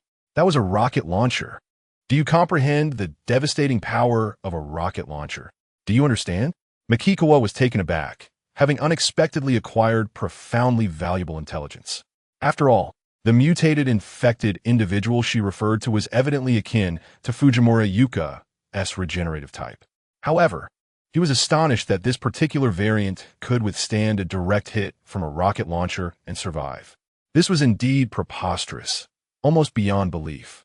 If he were to witness it firsthand, it would not merely be shocking, but would plunge him into an abyss of cold despair. Furthermore, it became apparent that the regenerative capability of this mutation far exceeded his expectations. The only viable method to neutralize such beings was to confine them and incinerate them to ashes.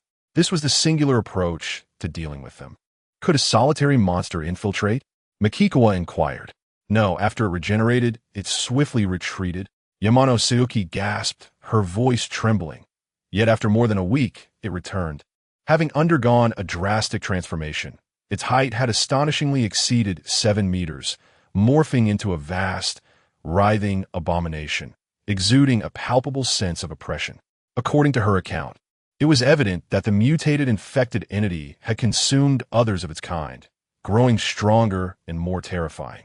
Moreover, to think that it could attain such a colossal form, possessing immense strength, an immortal body coupled with great power, especially if it also possessed heightened agility, this would render it nearly invincible, capable of sweeping away all mutated infected beings. Even if the colossal variants number 3 and number 5 were to join forces against it, they might very well find themselves vanquished. It could effortlessly accumulate strength, becoming increasingly formidable and fearsome. However, to be candid, unless it lacked olfactory senses, it would be impossible for it not to hunt chameleons, for even the smallest of chameleons could provide it with substantial enhancements, akin to rare treasures. Makikawa naturally believed that no matter how extraordinary the chameleon, it could not possibly defeat a being equivalent to an immortal.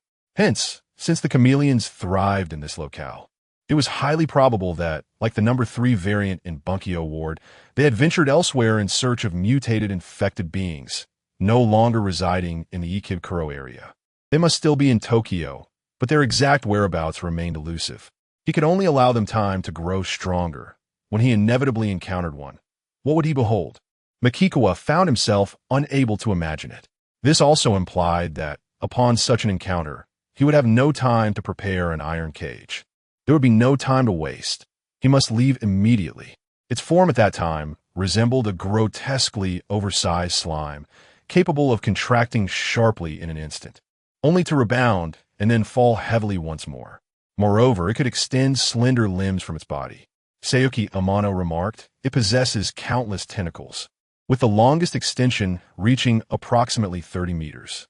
It can adhere to the exterior walls of buildings, pulling itself into the air or dragging itself over, seamlessly returning any severed part back to its body to reintegrate. It can scale walls and traverse any passage wide enough for a human, elongating or contracting as needed. Just a mere description sent shivers down everyone's spine.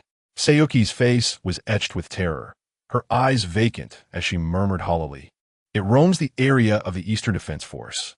If you, Makikawa, were to venture there, you would undoubtedly encounter this monster. Do you still wish to go?" All eyes turned to Makikawa, who, devoid of any fear, calmly inquired, "Which direction is the base?" Amano, regarding him as though he were mad, replied, "To the northwest." "Thank you," Makikawa responded gratefully. Amano then observed him and weakly continued, "In truth, we had heard some accounts from Ayura and others, giving us a sense of who you are, Makikawa. I cannot fathom why you possess such confidence in your ability to slay the monster and its subordinates. But I feel—" She hesitated before proceeding, "Makikawa, you likely do not even know how many subordinates it has, do you?" Indeed, Makikawa candidly acknowledged this. Yet, he was not a fool.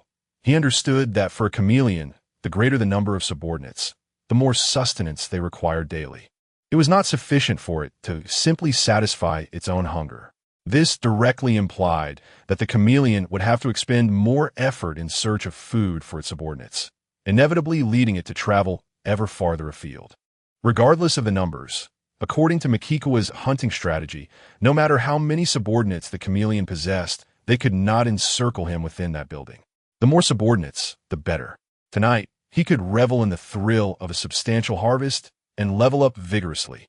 After all, he needed 3,007 experience points to progress from level 37 to 38, 3,008 to ascend from 38 to 39, and 3,009 to reach level 40.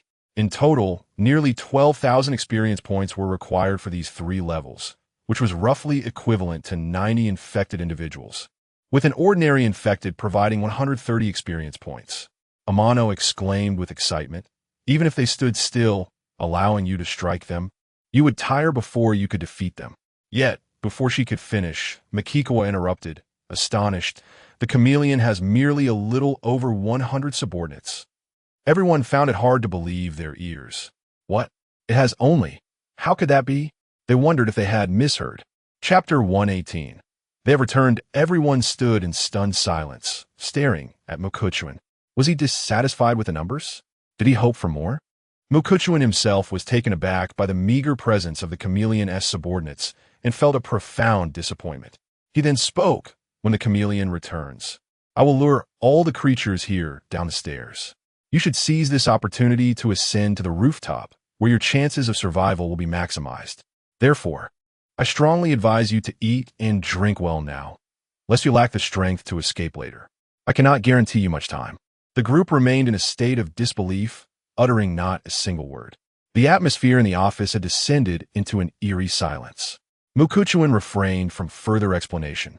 There was no need for him to justify himself or prove anything to them. Whether they survived or perished was inconsequential to him. Moreover, he could likely eliminate only 2 or 3 of the ordinary infected, but that should incite their wrath and provoke a chase. If they did not pursue him, he would confront them all, testing their resolve. After all, if he were to eliminate them all in quick succession, the chameleon, unless utterly devoid of intelligence, would undoubtedly realize that such a formidable presence could not be trifled with, and its vigilance would soar. Even if he managed to kill a few and flee, it would signal to the chameleon that these infected were beyond his control, forcing him to retreat in disarray. Now, he needed to conceal himself as best as possible, allowing the chameleon, while hunting him in its lair, to underestimate him. The more relaxed the chameleon became, believing that Mokuchuan was merely adept at evasion and not a significant threat, the more audacious it would be in pursuing him alone, without its minions. This would afford Mokuchuan the opportunity to swiftly discern the chameleon's various attack methods, ultimately leading to its downfall when he identified its vulnerabilities. As he observed Mokuchuan's profile, Mei Yuanwu whispered something to her mother, Mei Yuanyu. Soon a frail voice emerged, Brother Mokuchuan, I have something I wish to discuss with you. May I sit beside you? At her tender age, having never held hands with a boy, she yearned to experience a few more moments of life as sweetness in these final hours, perhaps even to understand the sensation of a kiss. She was indifferent to whether Mokuchuan was a madman. In truth, had this been the world before the apocalypse, she would have never had the courage to approach a man of Mokuchuan's extraordinary caliber, fearing he would never regard a simple girl from the countryside. At that moment, a slender woman suggested, why don't we all indulge ourselves, revel together? Aside from Mei Yuan and you, Dr. Amano, it seems you have no experience, right? So why not seize this last chance? Otherwise, you might leave this world without ever knowing the taste of a man's affection. That would be a tragic fate, wouldn't it? As everyone turned their gaze, the woman continued, Mikawa's appearance and physique are quite commendable. This seasoned woman understood the nuances of life more profoundly. As long as Mikawa was not merely a pretty face without substance, possessing considerable skill and capability, everyone could relish their final moments of joy before the end. Tian Yiseuki interjected, I do not wish to partake. Subsequently, she fell silent. Having graduated from a university of Tokyo's medical department, she was inherently part of an elite group. Gaining admission to such a prestigious institution was no small feat, whether in politics or business. As long as one refrained from self-sabotage, a smooth journey was virtually assured. The medical department at the University of Tokyo was particularly renowned for nurturing prodigious talents. She was an exceptionally distinguished woman, seeking a partner who surpassed her own excellence. If such a man was not to be found, so be it. A life devoid of male companionship was not truly a life lost. Why not indulge together? One audacious woman proposed. After all, we likely do not have much longer to live. It would be better to revel in hedonistic pleasures.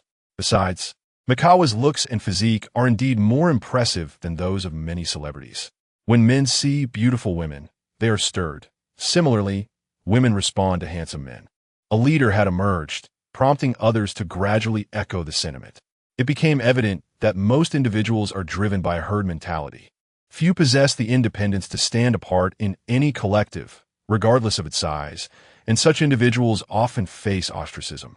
Mai Harayu, feeling a twinge of discomfort, turned her face away as her heart raced slightly. Her husband had passed away when Mai was quite young. Truthfully, after all these years she had endured, men have physiological needs, and women are not devoid of such desires. If not for Mai's presence, she might have tacitly supported this proposal. After all, to engage in an encounter with such a handsome man before death, to rediscover the joys of womanhood after so many years, would indeed be a cause for celebration. I refuse, Mikawa said softly. How could he possibly engage with them?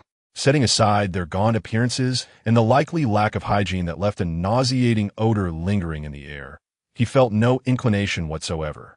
Moreover, the chameleon could return at any moment with its minions, and he needed to remain vigilant. Mikawa, if you are willing, let us indulge right here. You may direct whatever happens. I shall comply with your wishes, the woman who had first proposed the idea said with a dim gaze. After all, if anyone is interested, they may join in. Are we truly afraid of the monsters watching us? Can we not regard them as mere cockroaches? Just as Mikawa was about to respond, he sensed significant movement approaching their location. To his surprise, the chameleon had returned earlier than anticipated. He promptly rose and made his way to the window. Everyone's gaze was fixed upon him, and Maihara, in a state of heightened anxiety, urgently cautioned, Makikawa, do not approach the window's edge, or you shall face dire consequences. Ordinary individuals stand no chance against these monstrous beings. As Makikawa drew nearer, a typical infected individual emitted a deafening roar, prompting others stationed by the window to join in with subdued growls, seemingly united in their warning for Makikawa to retreat. Observing the ordinary infected ahead, Makikawa, seemingly irritated by the cacophony, advanced with a crowbar in hand. The weapon pierced through the creature's skull with a resounding crack, exiting through the back of its head. And in that instant, brain matter and blood splattered forth, shattering the glass behind it with a crisp sound. A single decisive blow, a swift execution, not only by Maihara, Sayuki Amano, and Tamaki Maihara, but even the other ordinary infected lingering in the office remained utterly motionless, as if accustomed to trembling, defenseless humans, utterly unprepared for the audacity of a living being to strike back with lethal intent. The sharp sound of shattering glass also captured the attention of the returning chameleon and its minions. In the downpour, they all lifted their heads. From his elevated position, Makikawa clearly discerned that the chameleon and its subordinates not only carried numerous corpses of ordinary infected, but also 7 living souls. He comprehended the reason for their early return. At that moment, a look of horror illuminated the eyes of Sayuki Amano, Tamaki Maihara, and the others as they witnessed the nearest ordinary infected charging directly towards Makikawa. Yet, he appeared entirely oblivious, showing no sign of reaction. Instantly, they were filled with trepidation, hastily closing their eyes.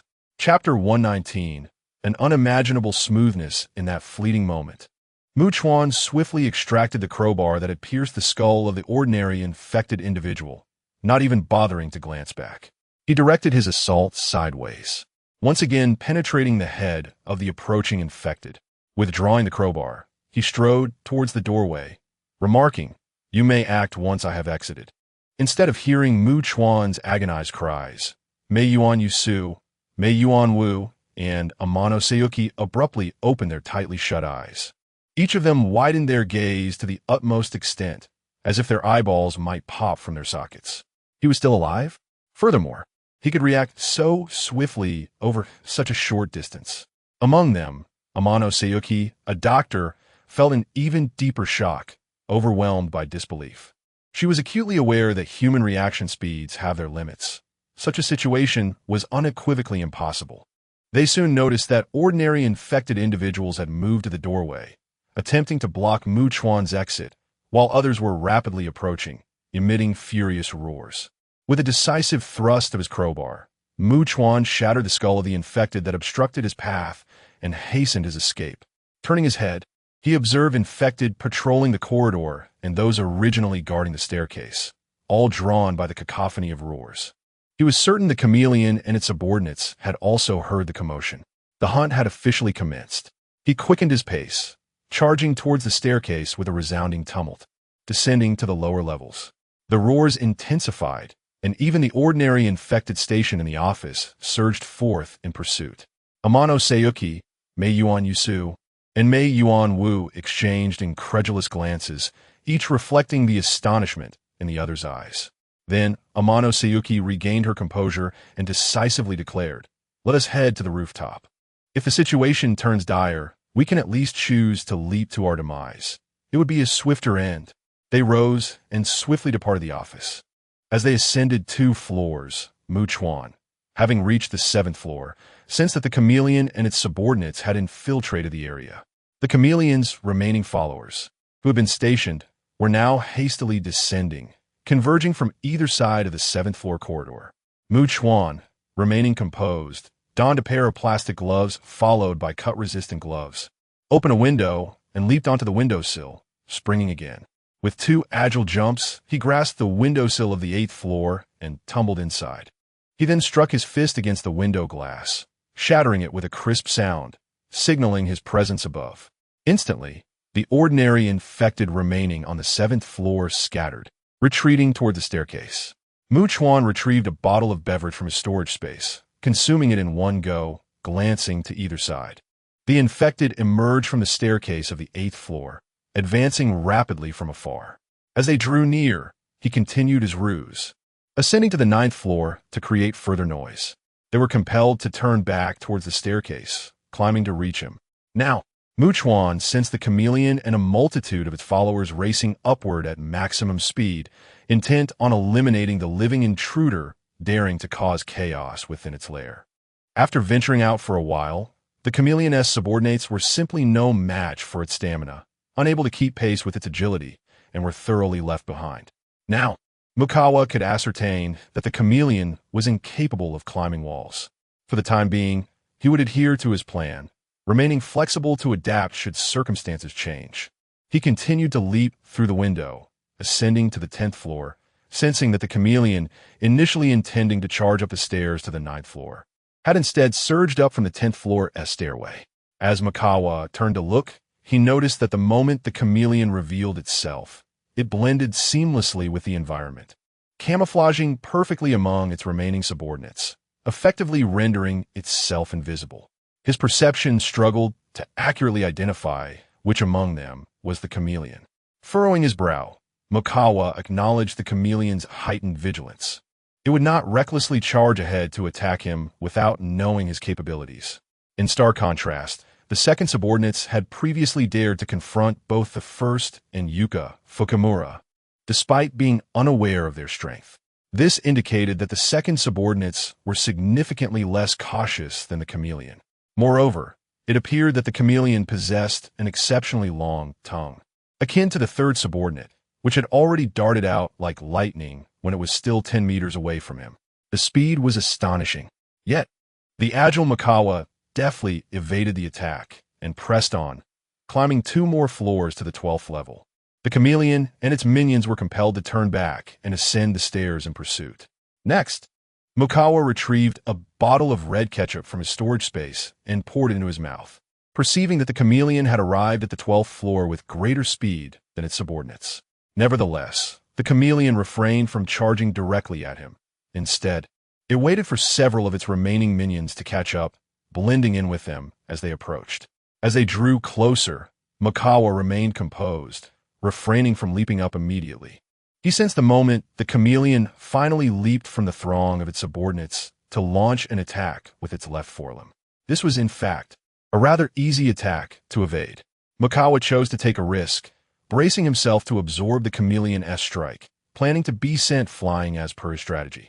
With a resounding bang, he met the chameleon's assault, feigning an inability to withstand its force, rapidly retreating with great speed. Just as an approaching infected individual drew within a meter of him, he swiftly steadied himself, preparing to make an escape.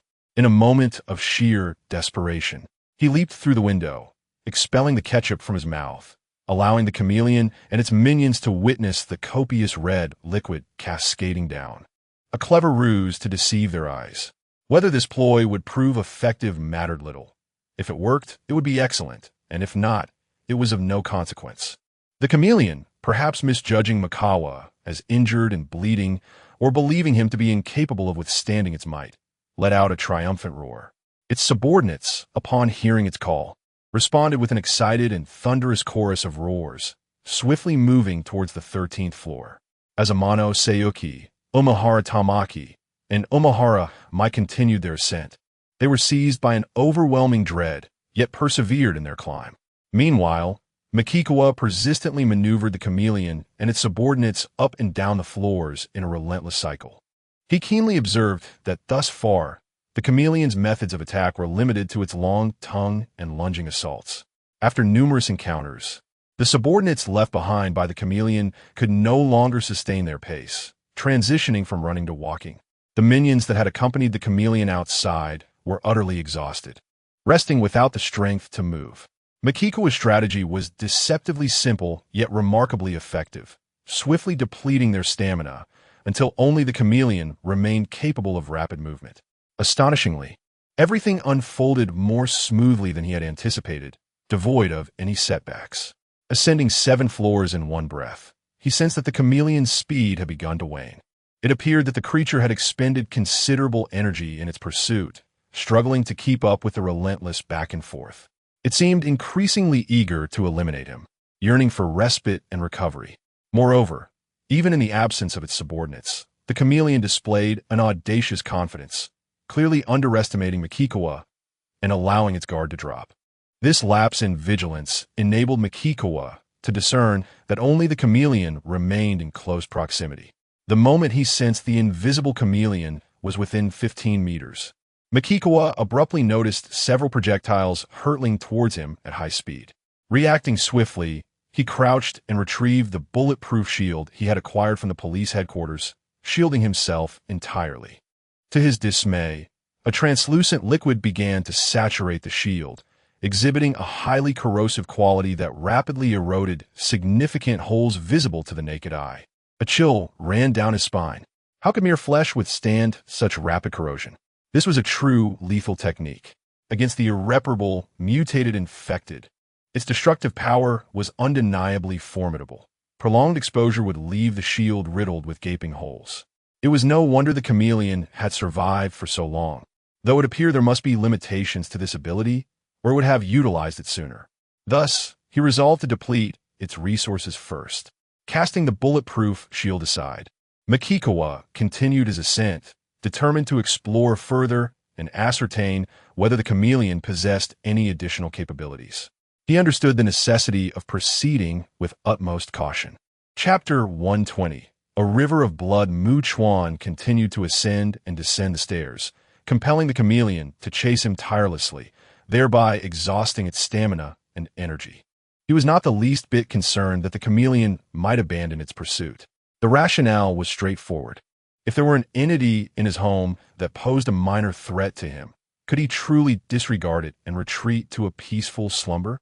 Therefore, as long as he remained alive and did not depart from this place, the chameleon had no choice but to eliminate him. Despite the chameleon's incessant roars, its subordinates were utterly incapable of catching up, all of them too fatigued to move and in desperate need of rest.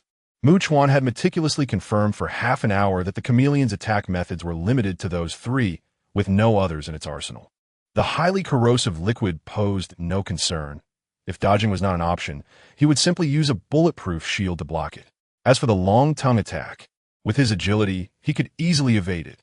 The chameleon's invisibility, in the absence of its minions, held no significance against his keen perception.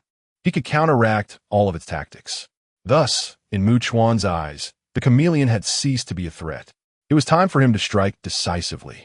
Upon reaching the 15th floor, he sensed that the chameleon's speed had noticeably diminished. Moreover, upon arrival, it was evident that the chameleon was eager to eliminate Chuan swiftly, longing for rest to recuperate its energy and stamina. It was exceedingly agitated, emitting continuous roars.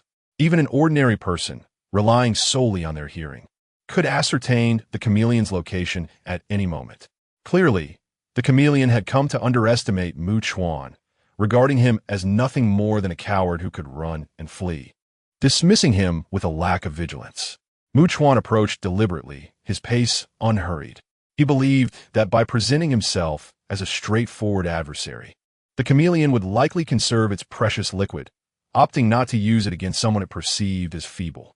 Of course, should the chameleon decide to employ that liquid, he was confident he could respond accordingly. As Chuan approached at a measured speed, the chameleon leaped forward, seemingly eager for the confrontation, roaring as it thrust its left forelimb towards him with great ferocity.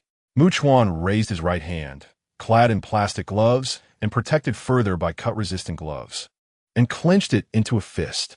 With no reservations, he unleashed a powerful strike, his speed akin to lightning.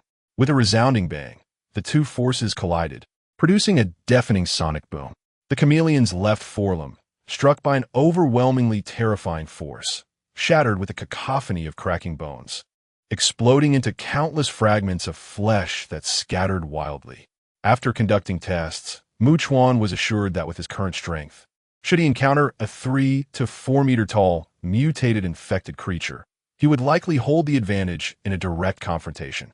Moreover, after eliminating this batch and leveling up a few times, if he were to enhance his strength entirely, he would find it relatively effortless to overpower even a 3 meter tall creature, such as the number 3 variant, shattering its defenses with a single punch. The chameleon was racked with intense agony, emitting a series of piercing cries that seemed to beseech for assistance. Instantly, all its subordinates, upon hearing the distressing sound, began to mobilize, surging forth to aid their leader. However, the majority of them were unable to run swiftly, resorting instead to a sluggish gait. Even those capable of sprinting soon found themselves reduced to a weary walk. With one arm severed, the chameleon, cloaked in its disappearing guise, realized that its minions would not reach it in a timely manner, prompting a desire to flee. Yet, having previously exerted considerable energy and strength, coupled with the relentless ascent and descent of stairs, and now hindered by the loss of an arm, its crawling speed was significantly diminished. As Chuan pursued at full speed, he effortlessly closed the distance. Armed with a formidable cleaver, he pinpointed the chameleon's location through perception, utilizing the blood that trickled from the severed limb to ascertain the position of its left leg, intent on severing it completely to render one side of its body immobile. The chameleon, being flesh and blood, could not withstand the sharp blade of the cleaver. As Chuan struck, the glint of a knife revealed a left leg no longer cloaked in invisibility. Sensing imminent danger, the chameleon pivoted sharply, attempting to expel a transparent liquid. However, it soon felt the cleaver cleave through its midsection. The creature was cleaved in two, an excruciating wave of pain flooding its consciousness, compelling it to emit a cry of profound suffering and terror, thus abandoning its camouflage state and fully revealing itself. Chuan observed its body quaking violently, punctuated by mournful wails. Without a moment's hesitation, he severed the chameleon's neck and swiftly dismembered it, reducing the creature to a pile of flesh. Experience gained, 2,000. Current host experience, 4,215, 3,700. Host level increased. Current host level, LV 38. Experience required for next level, 515, 3800. It was now time to eliminate the chameleon's subordinates and harvest another wave of experience. Chuan acted with alacrity, retrieving a crowbar. For mass extermination, the crowbar proved far more effective and manageable than the cleaver, offering greater versatility and agility in attack. Descending the stairs, he created a ruckus and retreated to the end of the corridor, witnessing the chameleon's minions pouring forth from the stairway, their collective roars echoing through the air. Chuan remained unfazed, his composure unshaken. The corridor, being narrow, significantly curtailed the numerical advantage of the chameleon's followers, who were now fatigued and predominantly walking, incapable of charging forward with any momentum. Consequently, they could not approach one another closely, as waves of them surged forth in a disorganized manner. He advanced swiftly, bang. The crowbar pierced the skull of an ordinary infected, and with a swift kick, Chuan sent the corpse flying back, colliding with several other approaching infected. They could not withstand the impact and toppled over, struggling to rise. At that moment, more of the chameleon's subordinates lunged at him. Chuan did not evade. After shattering a skull with a crowbar, He seized the shoulder of his foe and hurled it forward with all his might, aiming to crush several nearby infected. In a mere span of 2 seconds, he swiftly executed headshots, eliminating the 4 closest ordinary infected. They all collapsed, transforming into experience points for Chuan. Although they appeared numerous, they could not impede his relentless advance. He charged forward, systematically annihilating the exhausted ordinary infected that fell in his wake. Behind him lay a chaotic array of bodies, their heads skewered by the crowbar, strewn haphazardly across the ground. Blood, brain matter, and other viscera splattered against the walls. Shattered windows, the ceiling of the corridor, and Chuan himself, creating a gruesome tableau. The torrential rain, driven by fierce winds, continued to seep inside, mingling with the accumulating water that was tainted crimson by the blood flowing from the infected. It was indeed a harrowing sight, reminiscent of a river of blood. At this moment, Chuan resembled an unstoppable deity of death, poised to eradicate all the monsters that roamed the earth. Only 20-odd ordinary infected remained. Witnessing their kind fall one after another, they were profoundly shaken, their spirits utterly shattered, causing them to retreat in a frantic tremor. Chapter 121. He clearly wants us to perish upon witnessing the scene where ordinary infected individuals trembled and retreated. Chuan raised an eyebrow. Were these ordinary infected beings capable of fear? The remaining infected continued to emit cries, seemingly alerting their kind, and they appeared eager to flee. However, Chuan was not inclined to forego the opportunity for experience points. He swiftly pursued them, dispatching each one and ascending to level 40, thereby unlocking access to C-grade items in the system shop, accompanied by an additional 120 attribute points. Descending to the first floor, he observed 7 living individuals, their faces reflecting more confusion than fear as they incessantly scanned their surroundings. Moments prior, they had heard the roars emanating from the upper levels, only to notice that the ordinary infected tasked with guarding them had completely abandoned their post, fleeing with utmost haste and without a backward glance. Their demeanor resembled that of beings escaping from an exceedingly terrifying abyss. Upon closer inspection, Chuan noted that among the 7, there were 5 men and 2 women. 3 appeared to be high school students, alongside a young man, a middle-aged man, a middle-aged woman, and a white-haired elder. To Chuan, the only one of potential value to bring back was the middle-aged woman. As for the elderly matron, what purpose would she serve? Would he provide her with sustenance and care for her like an ancestor? He had no intention of doing so. Regarding the men, regardless of their age, he would not spare them a second glance. There could be no other males in his vicinity. The 7 individuals regarded Chuan with varying expressions. They recognized him as a living being, and recalling the earlier flight of their guard upon hearing the roars, the silence that now enveloped the area, coupled with Chuan's blood-soaked appearance and the dripping crowbar in his hand, suggested that he had single-handedly vanquished those monstrosities. "Would you care to accompany me?" Chuan inquired of the middle-aged woman. Upon hearing his words, she appeared momentarily stunned, only to quickly regain her composure, her face alight with excitement as she exclaimed, "Qinglong, come to your mother's side. We shall follow this elder brother." One of the youths immediately approached her, gazing at Chuan with hopeful eyes. Observing this, Chuan responded directly, "So you have a son? In that case, never mind." Without hesitation, he turned and made his way toward the staircase. The joy that had illuminated the middle-aged woman's pallid face instantly froze, as though she had plummeted from the gates of paradise into the abyss of despair. The middle-aged man hurriedly stepped forward, shouting, "Elder brother, if you are willing to take us in, we shall do whatever you ask of us. We will be more obedient than dogs." The young man echoed his sentiment. "Elder brother, we will serve you faithfully, dedicating our lives to repay your life-saving grace." They were not foolish. They understood that Chuan was a formidable force beyond their imagination, and remaining in his company promised safety. Moreover, if he chose not to take them along, even if they survived this day by a stroke of luck, how long could they truly endure? However, Chuan paid them no heed. A wise saying goes, "An elder at home is like a treasure." The white-haired old woman promptly began to appeal to him with emotion and reason. "Moreover, young man, with your formidable strength if you are willing to protect the weak. Everyone will genuinely raise their thumbs in praise, eternally lauding you, singing your praises, venerating you, and regarding you as a savior and a great hero.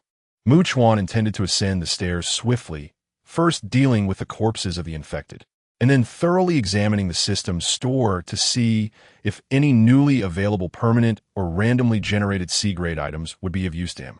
Seeing him completely ignore them, not even pausing in his stride, the middle-aged woman cried out, "Brother, I truly hope my son can survive. Brother, no matter what you ask of me, I am willing. I beg of you. I implore you. Brother, I am kneeling before you. Brother, we too kneel before you." The others echoed, all pleading in unison, "Please, take us in. We beseech you." As they noticed Chuan reaching the staircase, the middle-aged woman, filled with despair, continued to plead, "Brother, if you refuse to take us in, it is unlikely we will see the sun rise again." They watched as Chuan's figure vanished at the staircase, feeling as though they had plunged into a dark abyss devoid of hope. The white-haired old woman then muttered, somewhat displeased, "He has gone far. He surely cannot hear us." In truth, I perceive that young man does not resemble a person from our Sakura nation. He bears a likeness to someone from the Celestial Empire. Indeed, Chuan could discern the differences among the people of the Celestial Empire, the pickled vegetable nation, and the Sakura nation. He indeed resembles someone from the Celestial Empire. The middle-aged man concurred, clenching his teeth in frustration. Doesn't his refusal to shelter us clearly indicate a desire for our demise? He only seeks women? What does he intend? To become some emperor from ancient times? Regardless, he is of no help to us, and we have come to understand the absurdity of his nature. Do you expect me to speak well of him? He firmly believed that such a powerful Chuan's unwillingness to shelter and protect him was a clear indication that he wished for his demise. The others nodded in agreement, realizing that this was the nature of people from the Celestial Empire. The young man sneered with resentment. This celestial person only knows how to gather women he can toy with. Even if he escapes the monsters, he will surely perish at the hands of some woman. The middle-aged man nodded in agreement. Indeed, with a hint of strength and the ability to slay a few monsters, he has become this ridiculous creature who only desires women. I guarantee he will not last long. If I possessed his prowess, I would have gathered many survivors and protected everyone. The middle-aged woman murmured, "Such formidable power, yet unwilling to step forward to protect the weak. Such individuals must have been orphans from a young age, leading to a profoundly dark and twisted psyche. No, they are utterly deranged villains. Regardless of their strength, who could genuinely respect such a person?" Chuan, resolute in his decision not to shelter them, understood that the despair and resentment brewing within them stemmed from the realization that they might never see the sun rise again. Yet, they dared not voice their discontent in his presence, resorting to hushed conversations to vent their frustrations. The middle-aged woman's son, a youth named Qinglong, proposed, "If we are fortunate enough to survive, perhaps one day we might witness this man from the Celestial Empire, who so blatantly wishes for our demise, encountering misfortune. Wouldn't it be amusing to turn the tables on him, to strike a fallen foe?" Another silent boy, harboring a venomous disposition, added, "Regardless of whether he lives or dies, it bears no consequence to us. We could even let him know that, despite his attempts to condemn us to death, we emerged unscathed while he met his end first, leaving him to deeply regret his decision not to shelter us." It was evident that the man from the Celestial Empire was no virtuous soul. The way he looked at Qinglong's mother was telling. One could almost sense his desire to. It made one wonder if he had never encountered a woman before the apocalypse, hence his fixation on them. Perhaps it is indeed a stroke of fortune to be spared from the clutches of such a pitiful and laughable creature. After the middle-aged man finished his scathing tirade, the young man eagerly chimed in, "Exactly. Moreover, any woman from our nation willing to associate with such a person is undoubtedly a true disgrace." Their words echoed in harmony. As they ascended to the second floor, Chuan, endowed with keen perception, overheard their conversation and furrowed his brow. Although unintentional, had he not saved their lives? Was it too much to say he deserved a modicum of gratitude? Their remarks brought to mind age-old adages about ingratitude and repaying kindness with malice. Furthermore, he recalled a particular incident. When he sought building materials at a construction site, he encountered Takeya Moriyama and his group. At that time, he simply refused to share his food and drink, yet they sought vengeance against him at Tian High Private Academy. To be candid, Muxuan did not allow this single experience to taint his perception of every group he encountered. However, the current company he had inadvertently saved seemed to share a similar mindset. This instance may have been coincidental, but if it occurred a second time, it warranted his attention. It dawned on him that if others recognized his strength and believed they could survive by aligning with him, only to be refused, they might interpret his rejection as a deliberate wish for their demise. Was this how they perceived him? As a harbinger of death? Such thoughts filled him with a sense of bewilderment, for he was unable to fathom the complexities of human sentiment, nor did he possess the ability to read minds. As long as he refrains from envisioning a person who harbors resentment and animosity towards him, merely existing without the intent to retaliate, he can adhere to an infallible principle. At all times, it is only death that guarantees him freedom from any disturbances. After all, he cannot possibly continue to learn from the experiences of individuals like Moriyama Takuya and the current group, only to foolishly subject himself to a third or fourth round of such trials. Moreover, he is keenly aware that, even before the apocalypse, there were only two entities one ought not to gaze upon directly, the sun and the human heart. In the aftermath of the world's end, the human heart is even more daunting to behold. Should he allow himself to entertain overly benevolent and idealistic thoughts about those survivors, who, in this bleak reality, may possess no tomorrow and endure immense psychological strain, he would be demonstrating an unparalleled degree of folly. Subsequently, he halted, swiftly turned, and descended the stairs with a frigid stare. He resolved to eliminate them all. Chapter 122. The Ring of Loyalty. At this moment, the 7 survivors, engaged in hushed conversations and glancing around anxiously, were taken aback by the sudden appearance of Muxuan, wielding a crowbar.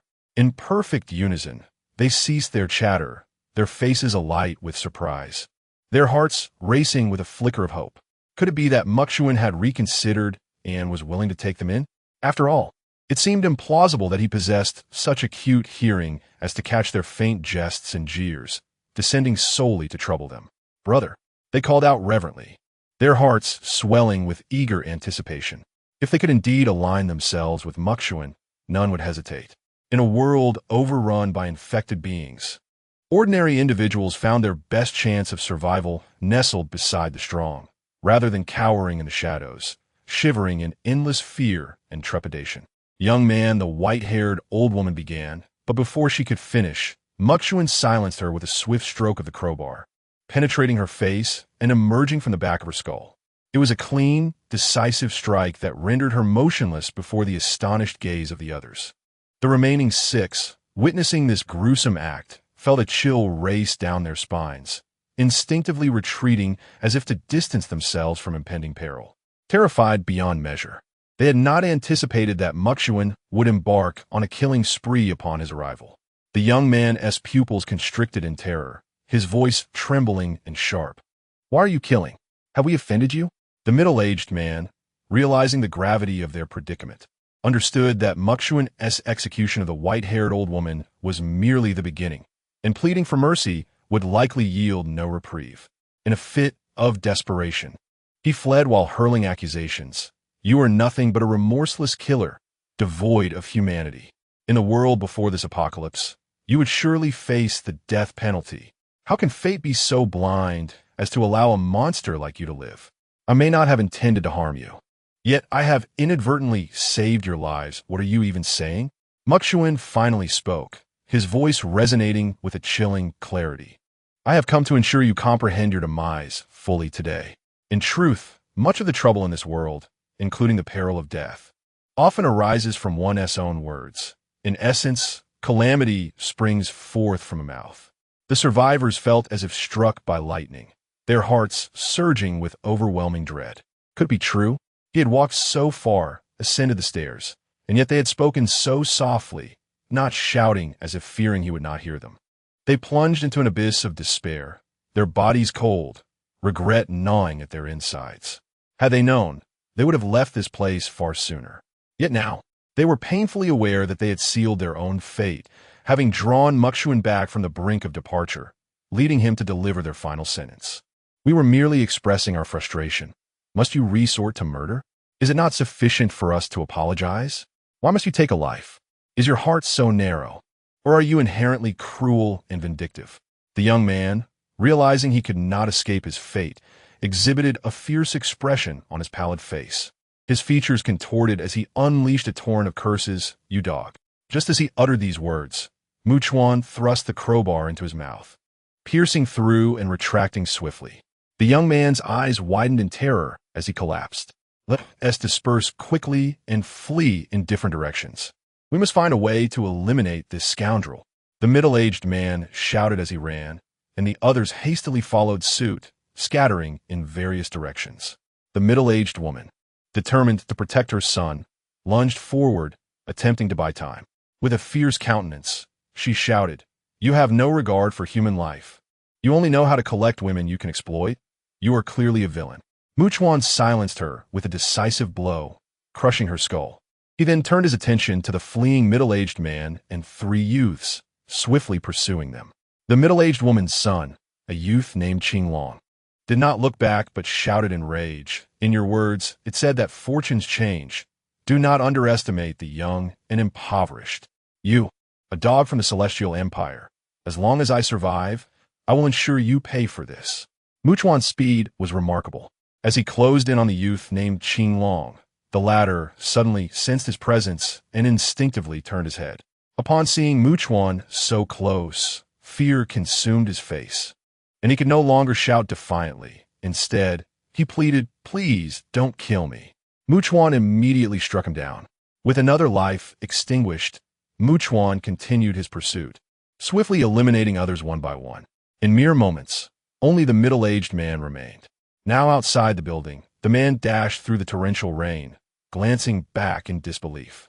It seemed as though the celestial man had not covered 10 meters in a second, but rather several dozen, moving with an almost supernatural speed. His eyes widened in horror.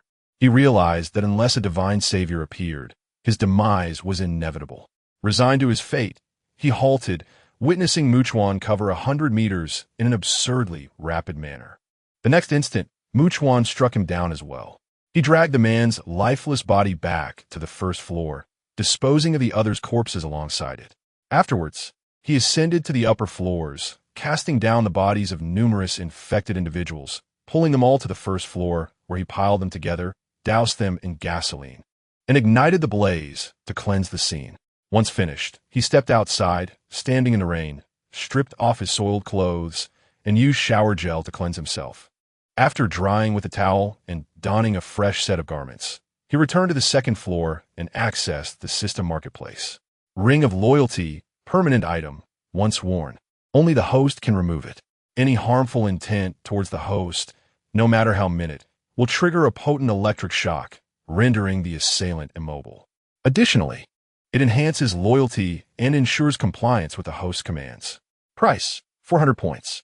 Upon encountering this C-grade permanent item, Mikawa was momentarily taken aback. He had previously believed that harboring ambitions to control number 2 was an exceedingly arrogant notion, one that could potentially lead to unimaginable consequences.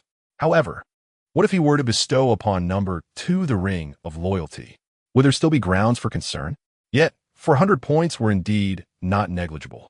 Mikawa had always endeavored to accumulate points, only resorting to expenditure when absolutely necessary, with the intention of eventually unlocking S-grade items and purchasing the finest available. While D-grade items such as the invisibility cloak, basic, and the weakness scanner were undeniably practical, he had refrained from purchasing them. Should he indulge in such acquisitions regularly?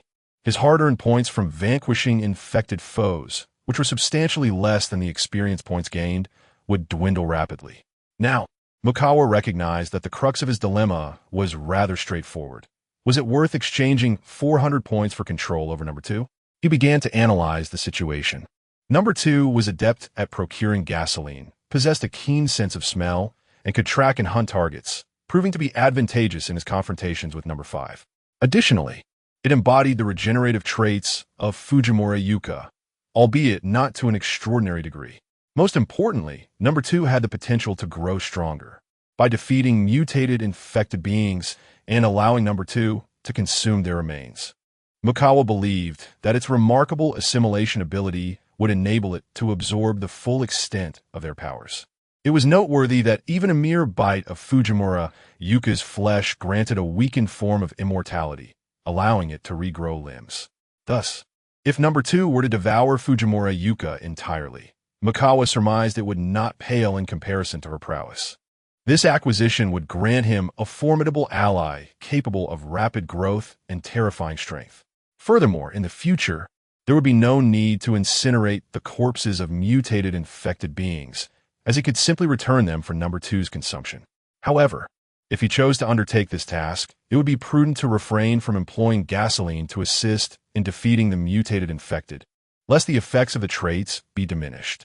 Additionally, number 2's subordinates would effectively become his own. He could also spend points to exchange for an F-grade permanent item, the contract badge, allowing number 2 to wear it while hunting ordinary infected beings at night, thereby accumulating experience even during his slumber. Perhaps upon awakening, he would discover a sudden increase of 1 or 2 levels, along with a plethora of distributable attribute points.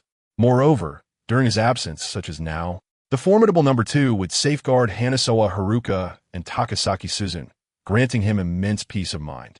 Furthermore, upon logging back in, he could designate number 2 as a guardian beast of the mountain. After much contemplation, Mukawa truly felt that the value exceeded the cost. Hence, he decided that there was no need to peruse other items. He would purchase this one. Chapter 123. Just how powerful is he? Although Chuan decided to purchase the Ring of Loyalty, he did not immediately acquire it to place in his storage space. He considered that number 2 was exceedingly timid around him, too frightened to approach, often hiding behind his subordinates, even when making an appearance. He needed to observe whether number 2 would obediently come forward after he exhibited some body language. There was no rush. After all, items in the system's marketplace, aside from those random items that were about to refresh, could be purchased whenever necessary. Moreover, Chuan contemplated a particular notion. Given that number 2 possessed the regenerative traits of Yukari Fumimura, what if he adorned number 2 with the ring? If he subsequently hunted mutated infected beings to nourish it, would it not grow increasingly formidable and intelligent under such deliberate care? What if, in its newfound cunning, number 2 were to sever its own limb to remove the Ring of Loyalty? If that were to occur, he would essentially be nurturing a truly invincible superboss, endowed with immortality and numerous abilities. He pondered, system, can the Ring of Loyalty be removed by severing a limb? He also considered if worn on a wrist. What happens if an arm is accidentally severed? He needed to proceed with utmost caution and verify the information. Cannot. Once worn, only the host can remove it by their own hand. Any other method will prove ineffective. For instance, if worn on the wrist, should one attempt to sever the entire arm, or if an accidental amputation occurs, the Ring of Loyalty will immediately transfer to any part of the host's body, and it can never be destroyed. Upon hearing the system's response, Chuan felt utterly reassured. Meanwhile, on the rooftop terrace, Meihara Miyamano Seuki, and others were drenched in torrential rain, resembling drowned rats, looking rather disheveled. They had long since noticed the eerie silence emanating from below. Apart from the sound of rain, the atmosphere was unsettlingly quiet. One woman, incredulous, voiced, "Everyone, I must ask, could it be true that those monsters were all dealt with by Chuan alone?" In response, Amano Seuki replied with difficulty, "If the monsters had killed Chuan, they would have come upstairs to capture us instead. Moreover, at that distance, an ordinary person would certainly be unable to react, as the human body has its limits." Yet Chuan did respond. He must not be an ordinary person. The others exchanged glances, each reflecting a joy and excitement akin to witnessing genuine hope. Goosebumps rose on their skin, and a profound sense of unreality surged through their minds and hearts. It turned out that Chuan was not mentally unstable, but remarkably powerful. Was he not, indeed, the valiant savior sent to rescue them? Once again, a woman spoke with heartfelt emotion, exclaiming, especially Brother Mukuchuan's physique and looks are more impressive than those of any celebrity. I can't help but feel that if I had encountered him before the apocalypse, I would have fallen head over heels at first sight. Oh dear, if I continue, I might come off as a lovesick fool. Not long after, they heard footsteps approaching and turned in unison to discover that Mukuchuan had changed into a fresh, clean outfit, holding an umbrella that he opened as he walked towards them. Although they harbored their suspicions, the sight of Mukuchuan truly appearing left their eyes widening in astonishment.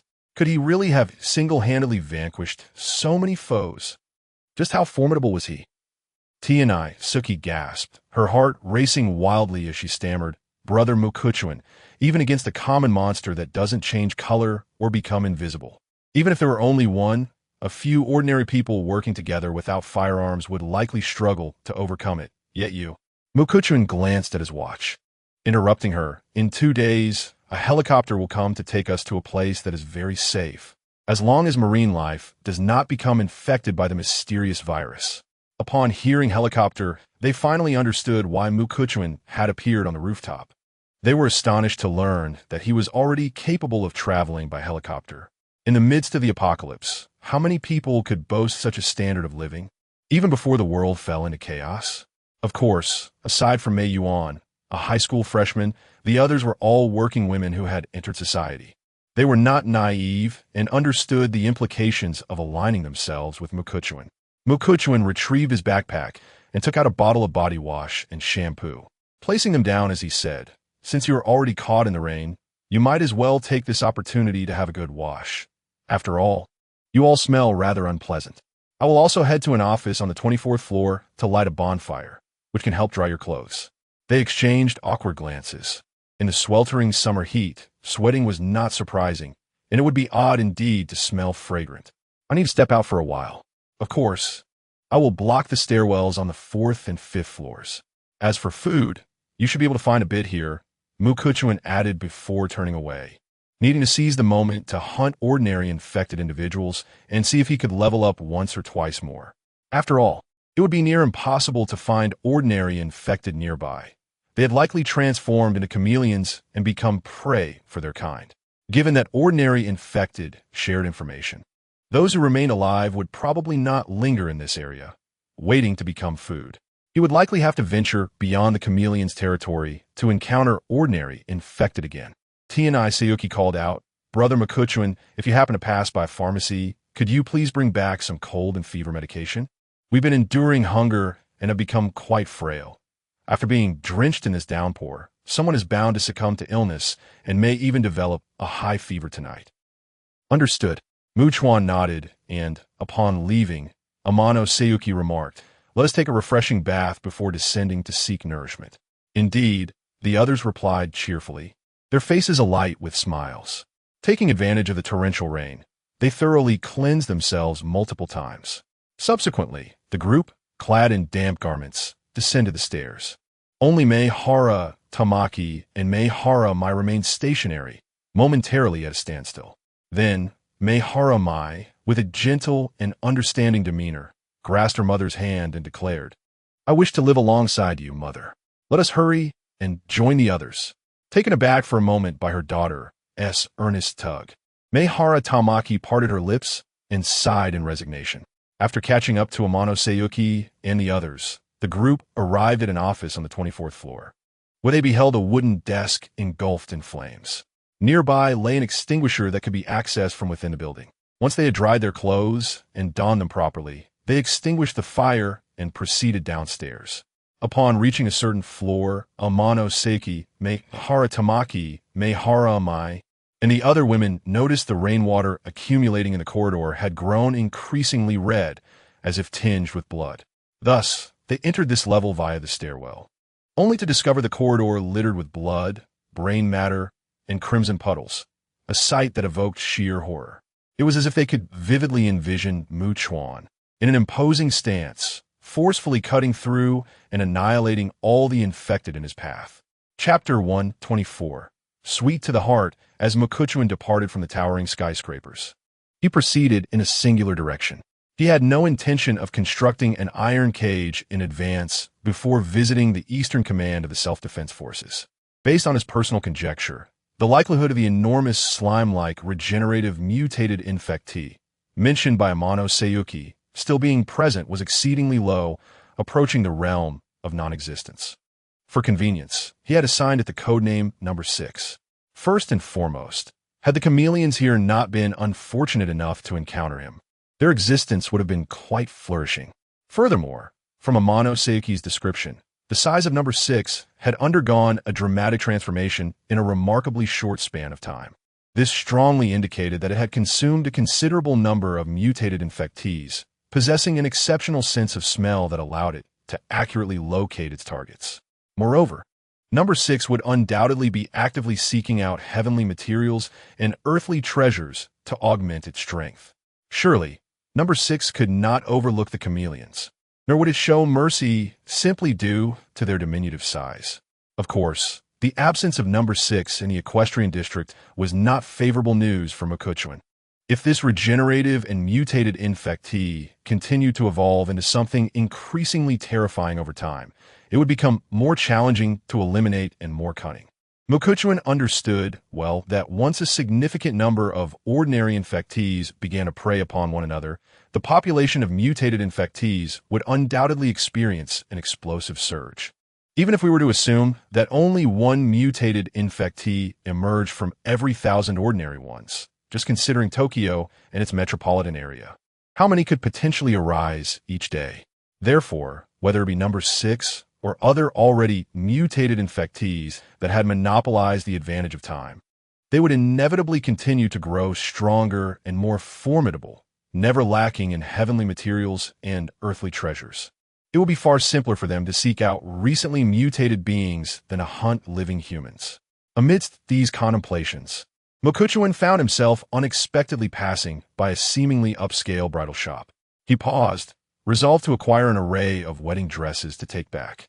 Envisioning the sight of Hasegawa Haruka and Takasaki Suzu wearing them, it is universally acknowledged that a woman is at her most beautiful when adorned in a wedding gown.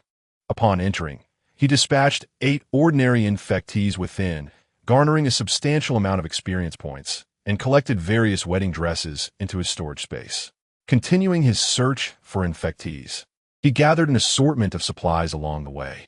He passed by a pharmacy, clothing store, general store, convenience store, and nail salon, leaving each establishment pristine in his wake. As the clock approached 4 in the afternoon, the heavy rain darkened the skies prematurely. With his elevated level, Chuan had no choice but to return.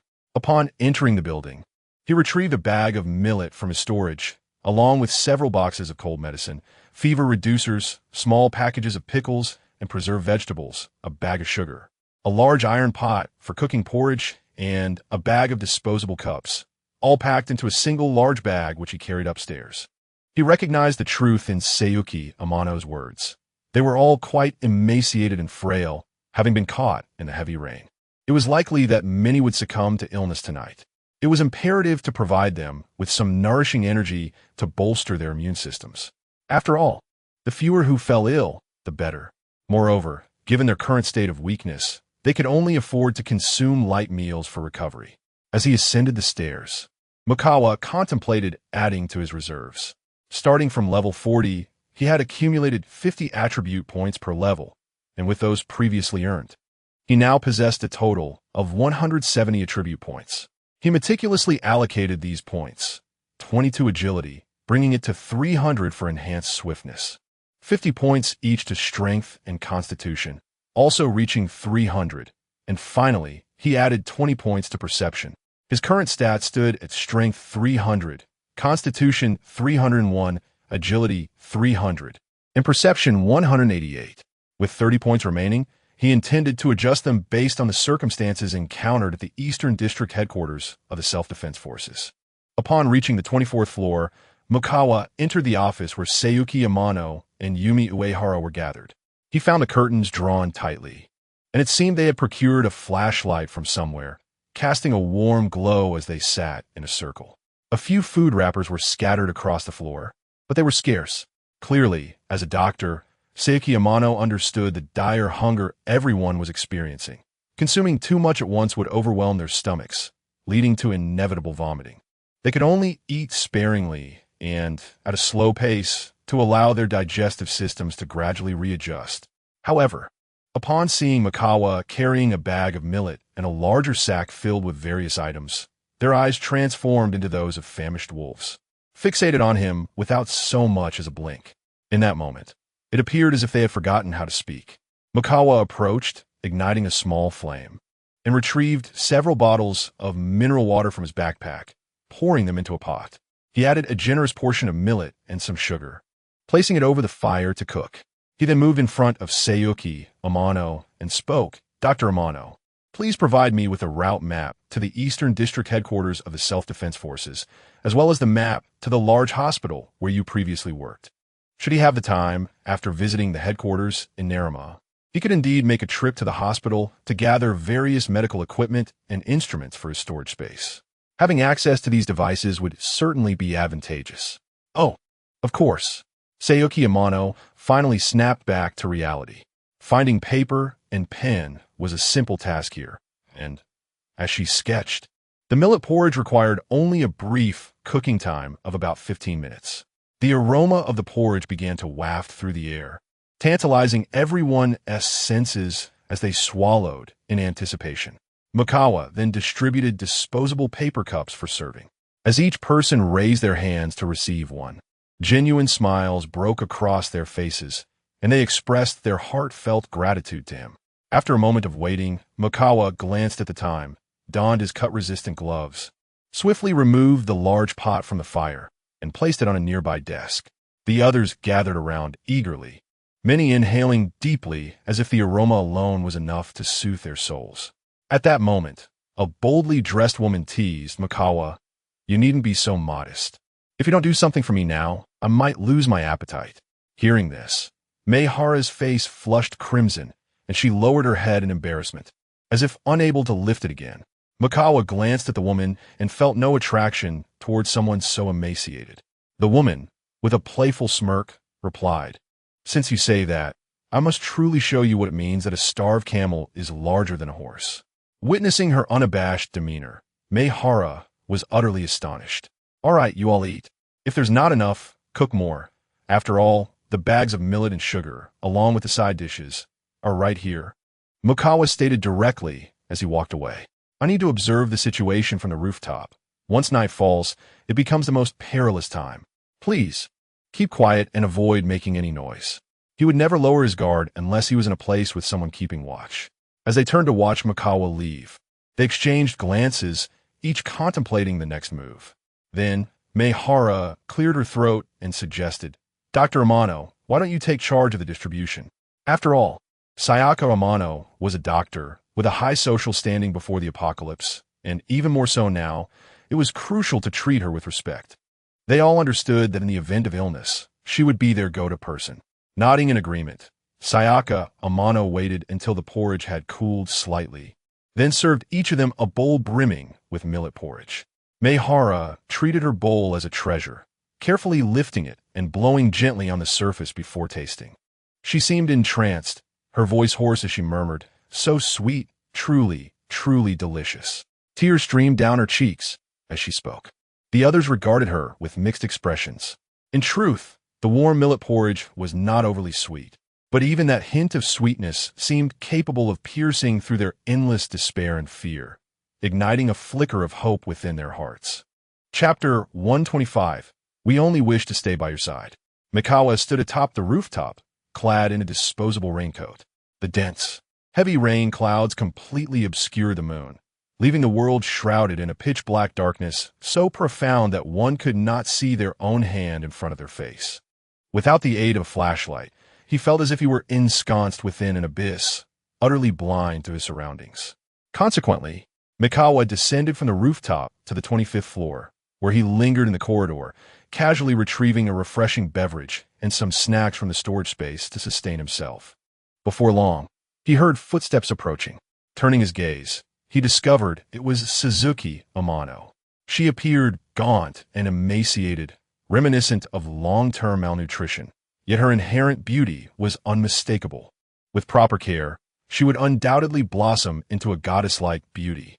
She stood at a height comparable to Sasaki Rin and Nishikei's Miho, around 172 to 173 centimeters. Somewhat shorter than Hasegawa Haruka. Mikawa-kun, I've prepared the route map. I wanted to inform you, Amano said, pursing her crimson lips before continuing. I believe that if you wish to gather a number of female survivors, it would be prudent to consider places like girls' schools.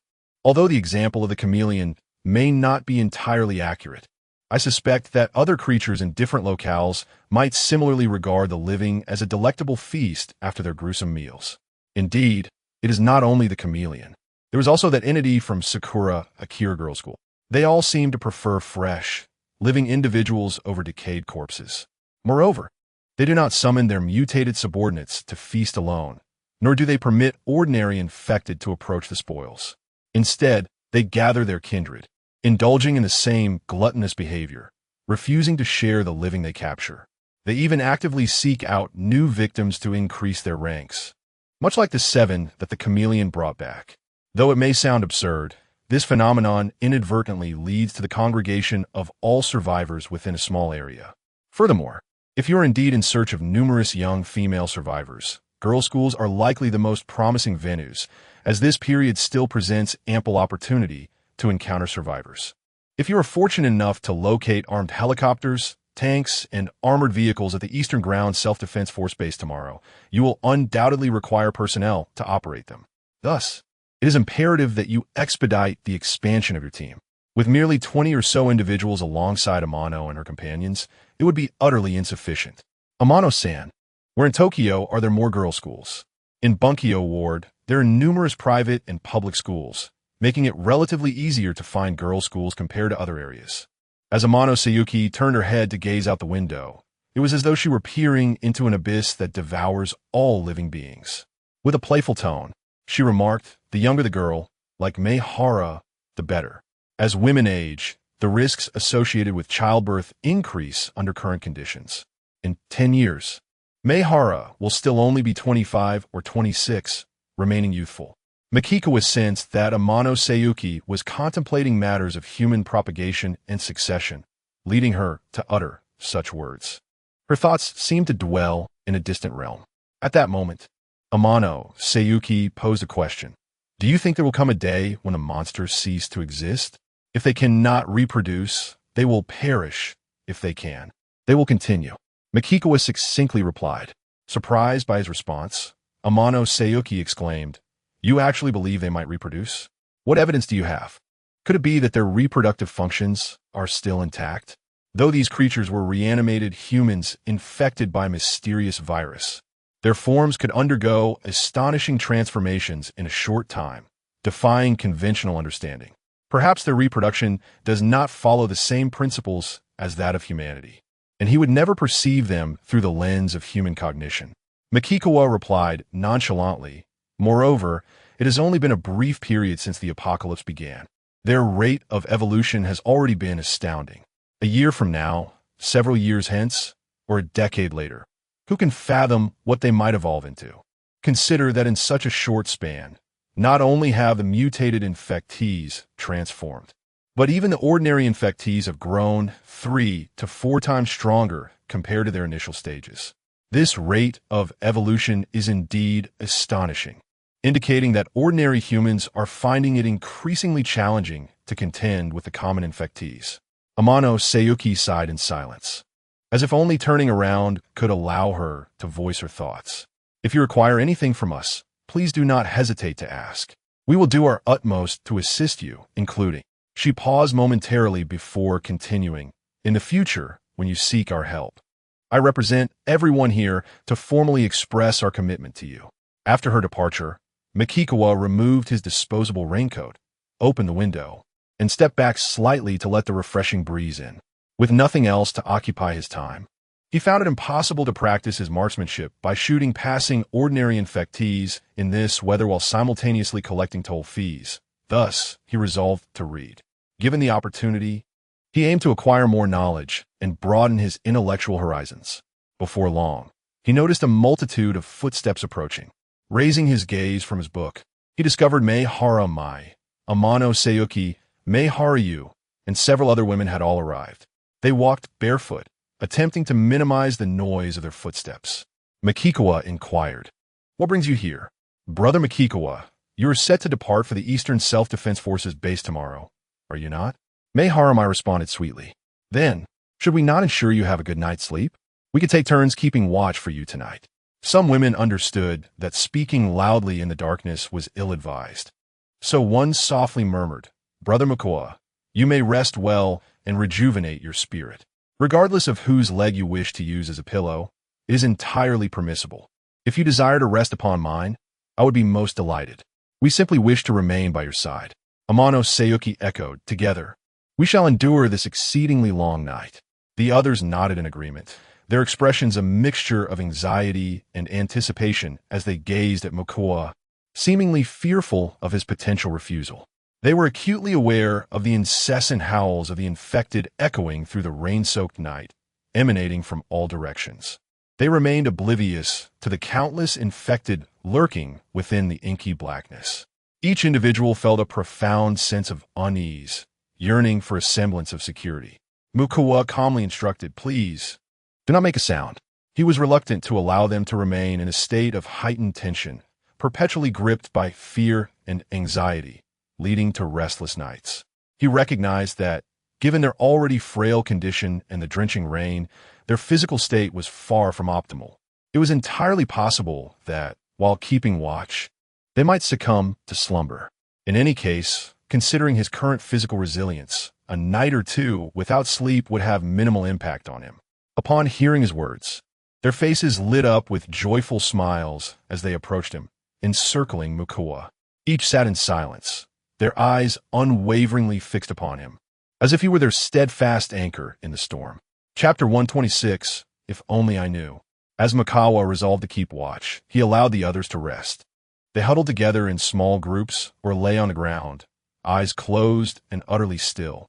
Makikawa continued reading until the early hours of the morning, finally closing the book in his hands. As he opened a coffee drink from his backpack, a soft voice broke the silence. "Makikawa-san must be quite tired," said Omohara-yu. Her words seemed to carry an unspoken meaning.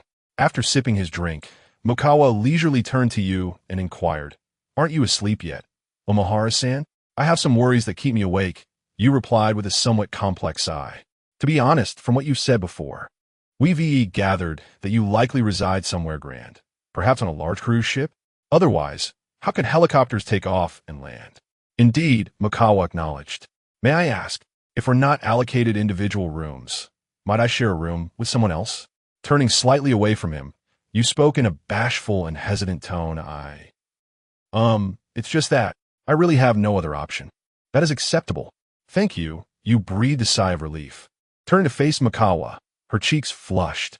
In this world plagued by infection, encountering Makikawa made her feel incredibly fortunate, as if she had found a genuine source of support.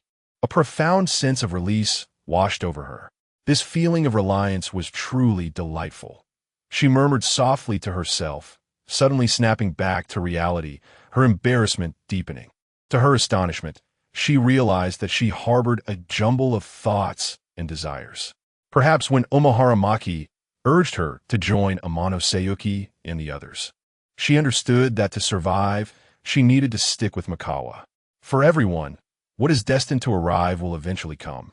Or maybe it was simply the culmination of enduring hardships for over a decade. She was a normal woman, not made of stone or wood, and cannot be devoid of genuine needs. Makikawa was not only remarkably young and handsome, but also possessed immense strength, dispatching infected beings with ease. She sensed that such a formidable man would excel in other areas as well. She found herself enveloped in an indescribable sense of joy and anticipation, as if brighter days were finally on the horizon. From the depths of her heart, she felt that the apocalypse was not solely a misfortune, but rather, it brought forth a glimmer of hope. Yet, a twinge of apprehension lingered, as if she were caught in a state of longing. Then, Omohara-yu nervously inquired, "Makikawa-san, I am already 34 years old, and I truly possess very few skills." As her words trailed off, she was taken aback by another voice. "Yu-san, you still look quite youthful. I can assure you that when I first laid eyes on you, you appear to be only around 30, and you exude such femininity." I could hardly believe you have a daughter in her first year of high school. Mizuhara possesses invaluable experience in childcare that none of us have. When the time comes for us to conceive, we must seek her counsel on various precautions. Perhaps we may even require her assistance. Someone jested thus. Mizuhara's role is indeed significant. She shall be our collective mentor. Even the formidable Dr. Amano must respectfully address her as Teacher Mizuhara. Oh, Mizuhara Yuo exclaimed in astonishment. So, you all have yet to retire for the night? Since meeting us, Mikikawa has been tirelessly bustling about. He cannot be an everlasting machine, no matter how powerful he is. He is still human and must inevitably experience fatigue, needing time to unwind. A bold woman whispered, so I am here, waiting for Mikikawa to require my assistance. I stand ready at all times.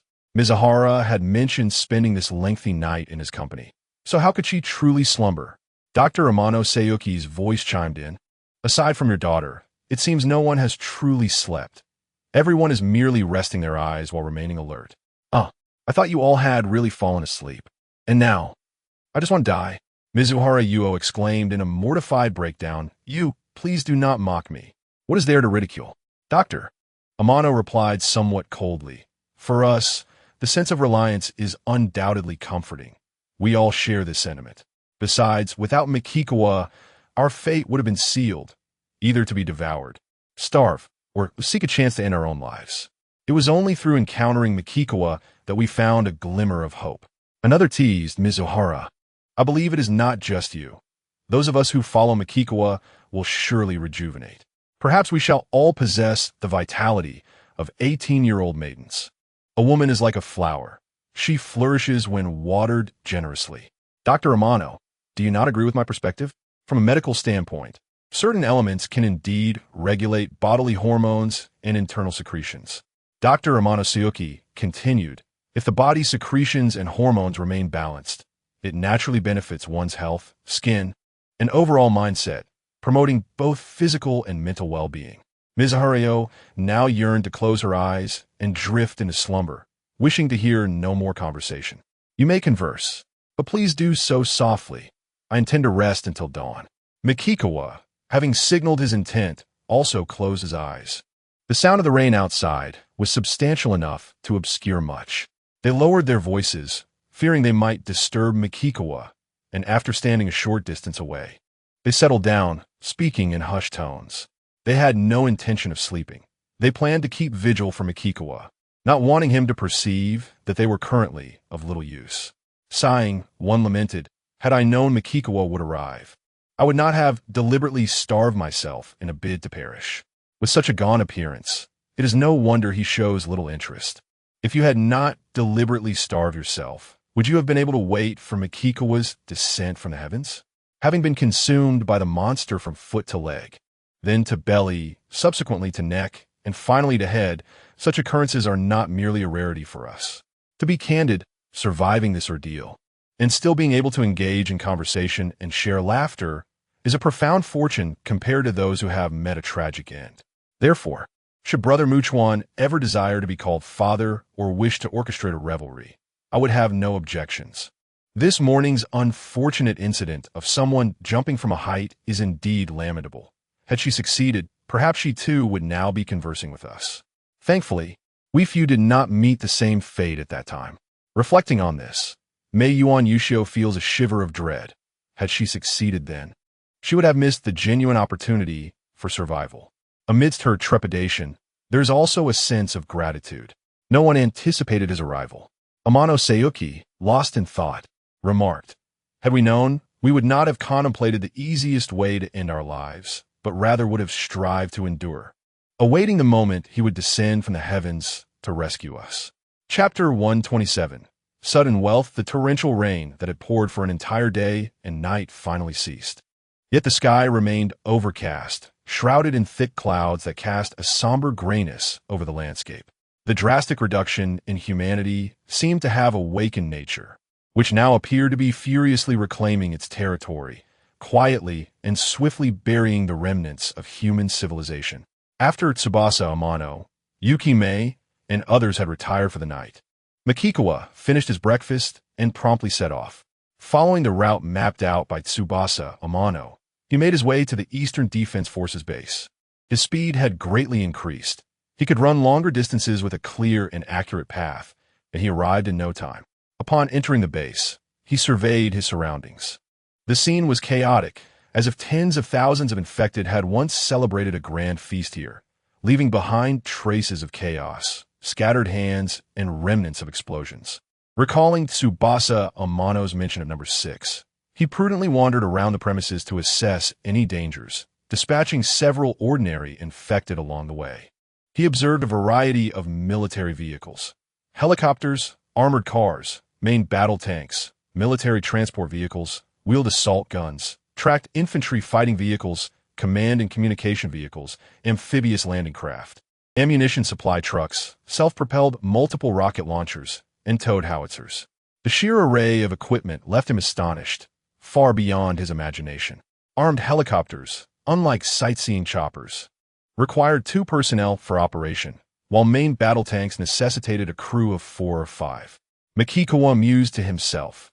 Even if he enlisted Haruka Yuhase, Susan Takasaki, Miho Nishizuru, and Tsubasa Amano, along with Yuki Mei, to operate these vehicles, they would still be vastly outnumbered. Realistically, no matter how formidable the firepower he acquired, without skilled operators, it would amount to nothing but a collection of useless debris, occupying precious storage space without any practical utility. He increasingly felt the inadequacy of manpower. Moreover, even with sufficient personnel, proper training was imperative. While armed helicopters could be trained elsewhere, main battle tanks required land for effective training. Without a landing zone, there was simply no venue. Subsequently, Makikawa swiftly gathered his findings, scouring the area with great diligence. He discovered an abundance of hand grenades and weaponry, including sniper rifles, underbarrel grenade launchers, light and heavy machine guns, submachine guns, and mortars. However, the number of rocket launchers was surprisingly scant, totaling only 9.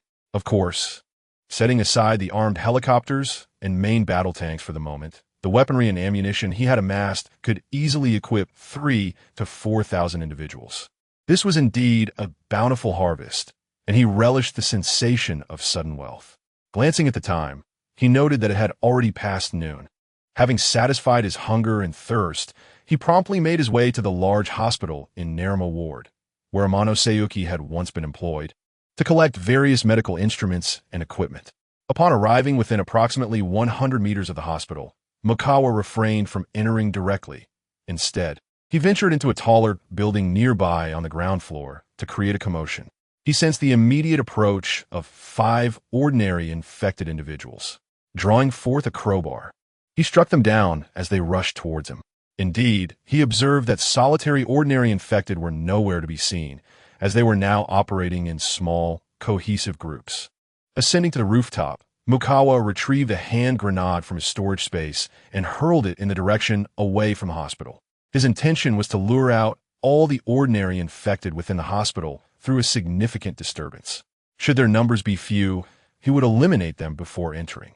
If numerous, he would first sneak in to collect the equipment and, upon exiting, find a defensible location to create another commotion, effectively drawing and dispatching the gathered hordes. The grenade swiftly soared forward, crashing into a cluster of colliding vehicles, resulting in an instantaneous explosion that ignited the fuel tanks, setting ablaze a chain reaction that engulfed other vehicles in flames. The cacophonous blasts reverberated incessantly. Mukawa hurriedly concealed himself and retrieved a military-grade binocular to observe the hospital's direction. A multitude of ordinary infected emerged from the first floor, resembling a tide, while some leaped directly from the second floor, landing with ease and swiftly congregating. Estimating their numbers, Mukawa guessed there were at least 400 to 500. However, they did not rush towards the source of the noise. Instead, they appeared to be waiting for something, continuously scanning their surroundings while emitting piercing, anguished cries. Mukawa contemplated that if he had more rocket launchers at his disposal, one shot would suffice to create utter devastation. Unfortunately, he had only found 9, which he intended to save for the formidable regenerative-type creatures he might encounter later. Their extraordinary explosive power would significantly wound even the most resilient foes, making it difficult for them to recover swiftly. The silence surrounding him was unnervingly profound, as it seemed that only the hospital housed a considerable number of ordinary infected. Mukawa was acutely aware that there must be mutated infected lurking nearby, akin to chameleons. As he had anticipated, a mutated infected indeed materialized, albeit not in a humanoid form. It was exceedingly dark, resembling a mass of fragmented flesh writhing and contorting grotesquely. This immediately brought to mind the image of a slime. Its shape bore a striking resemblance, yet was exceedingly repulsive and unsettling. Moreover, it exhibited remarkable speed and agility. Mukawa recalled Amano Sayuki's mention of a supersized slime, the mutated infected he had designated as number 6. It stood to reason that number 6 would share a similar appearance, albeit vastly differing in size. This was undeniably a diminutive version of number 6. Mukawa pondered whether this was a shrunken manifestation of number 6, capable of altering its size at will. However, he dismissed the notion. It seemed implausible to shrink to such a minuscule scale. What, then, was this entity he was witnessing? Was it a bloodline of number 6? Was it birthed by number 6? Or could it actually split, producing entities capable of independent action? Questions swirled incessantly in his mind.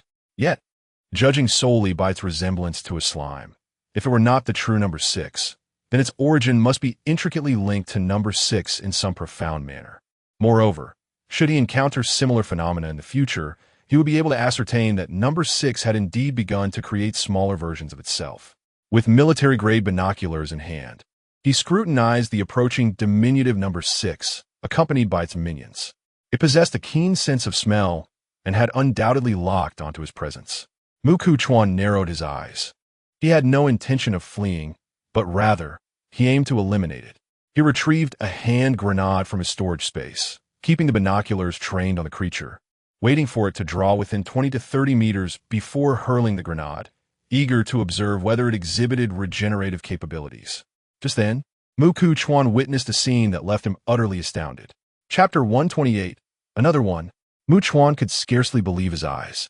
The diminutive entity, known as the small number 6, once a writhing, contorted mass, had not undergone any significant increase in size. It had not swelled into a monstrous behemoth, yet effortlessly transformed its form.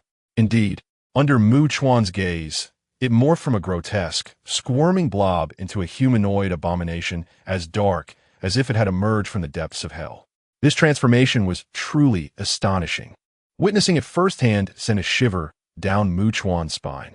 After all, no matter how irrationally one might perceive these mutated infectors, despite his understanding that the small number 6, like the number 6, was devoid of bones within its structure, this was simply preposterous. However, he soon discerned that its gait was exceedingly peculiar. It appeared to possess no internal skeletal support, rendering it utterly flaccid.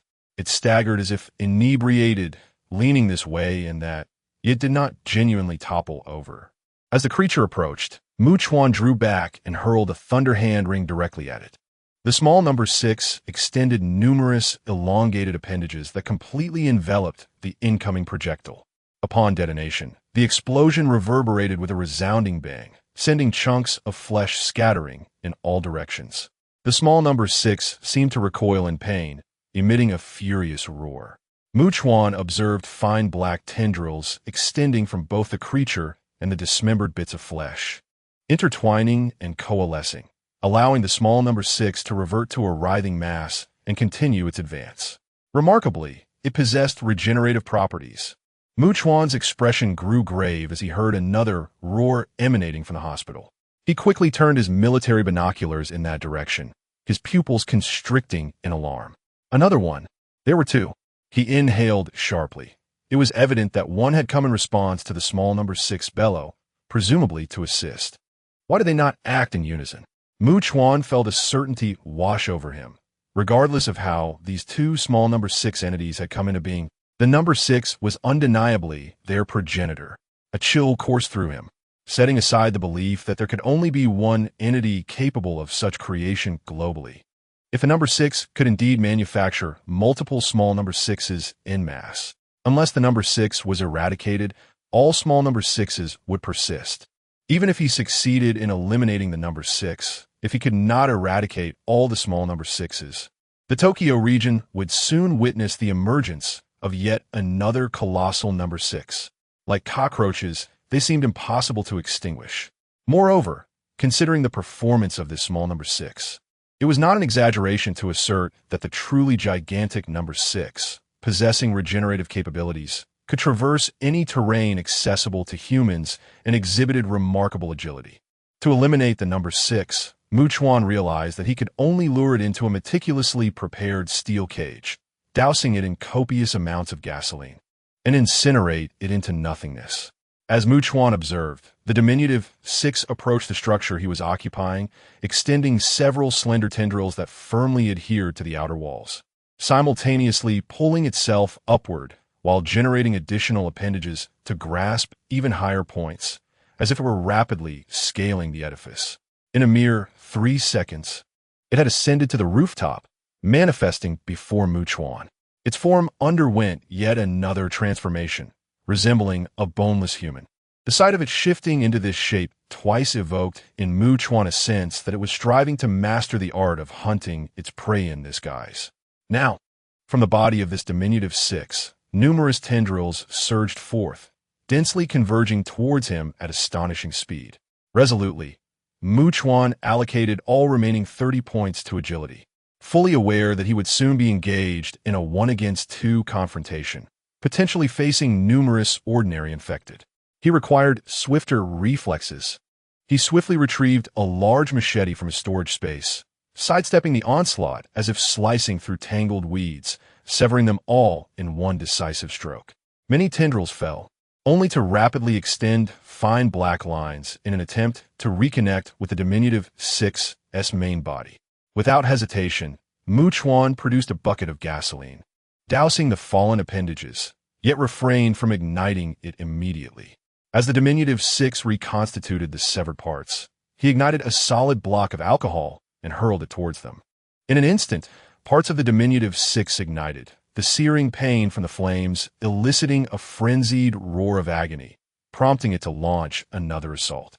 Chuan understood that he could not vanquish it due to its regenerative abilities. The only recourse was to douse it in gasoline and set it ablaze. Otherwise, all efforts would be futile. Moreover, given its small stature, it likely could not endure prolonged exposure to the flames. Should it attempt to flee, he would simply unleash a hand grenade, obliterating it into fragments. He swiftly evaded the attack, pouring more gasoline to intensify the conflagration. The now blazing diminutive 6 exhibited a terrifying madness, seemingly bereft of reason under the relentless agony. As Chuan wielded his machete to parry all incoming strikes, another diminutive 6 swiftly approached, accompanied by a throng of ordinary infected rushing into the building, ascending the stairs with great haste. Chuan barricaded the entrance to the rooftop with substantial steel materials, and, as the second diminutive 6 launched its offensive, he dodged once more, pouring gasoline and igniting it. Both diminutive 6s erupted into brilliant bursts of flame. They immediately leapt from the building. Chuan followed suit, hurling a grenade that struck the 2 burning diminutive 6s, the explosion dismembering them into a heap of shredded flesh. Yet, from the fiery remnants, fine black lines emerged, intertwining and restoring their original form. Witnessing this, Chuan hurled another grenade, causing them to explode anew. However, a multitude of ordinary infected individuals surged forth. Chuan swiftly exchanged his large machete for a crowbar. Gripping it firmly in hand, he continued to douse the 2 fragmented small-type 6 units with gasoline, ensuring that their flames would blaze ever more fervently. In that moment, he promptly turned around. The terrain here was open, and his only recourse was to pour gasoline around himself, igniting it to create a labyrinth of interwoven flames. This would prevent the advancing ordinary infected from crossing the fire directly and encircling him from all sides. Otherwise, his defense would be truly challenged. Indeed, as these ordinary infected hastened towards him, they were met with a wave of searing heat that they instinctively found unbearable. They scattered, seeking gaps in the flames to approach Chuan. He then tossed 2 grenades at the 2 small Type 6 units, allowing them to once again erupt in a more joyful disintegration. While he eliminated the ordinary infected that slipped through the fiery gaps, he delighted in detonating the 2 small Type 6 units. A total of 9 explosions ensued. And even with the 2 small Type 2 units still engulfed in flames, they only succumbed completely after enduring such torment. These 2 units collectively yielded 2,500 experience points.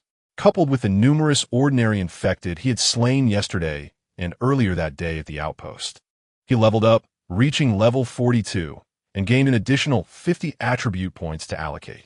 However, Chuan soon realized that the remaining ordinary infected, upon the demise of the 2 small Type 6 units, displayed no intent to retreat.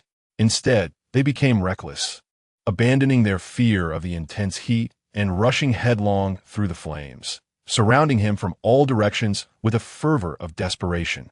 Chapter 129. The Assault of Number 6. Much to Chuan's astonishment, the demise of 2 diminutive Number 6 entities precipitated such a profound upheaval.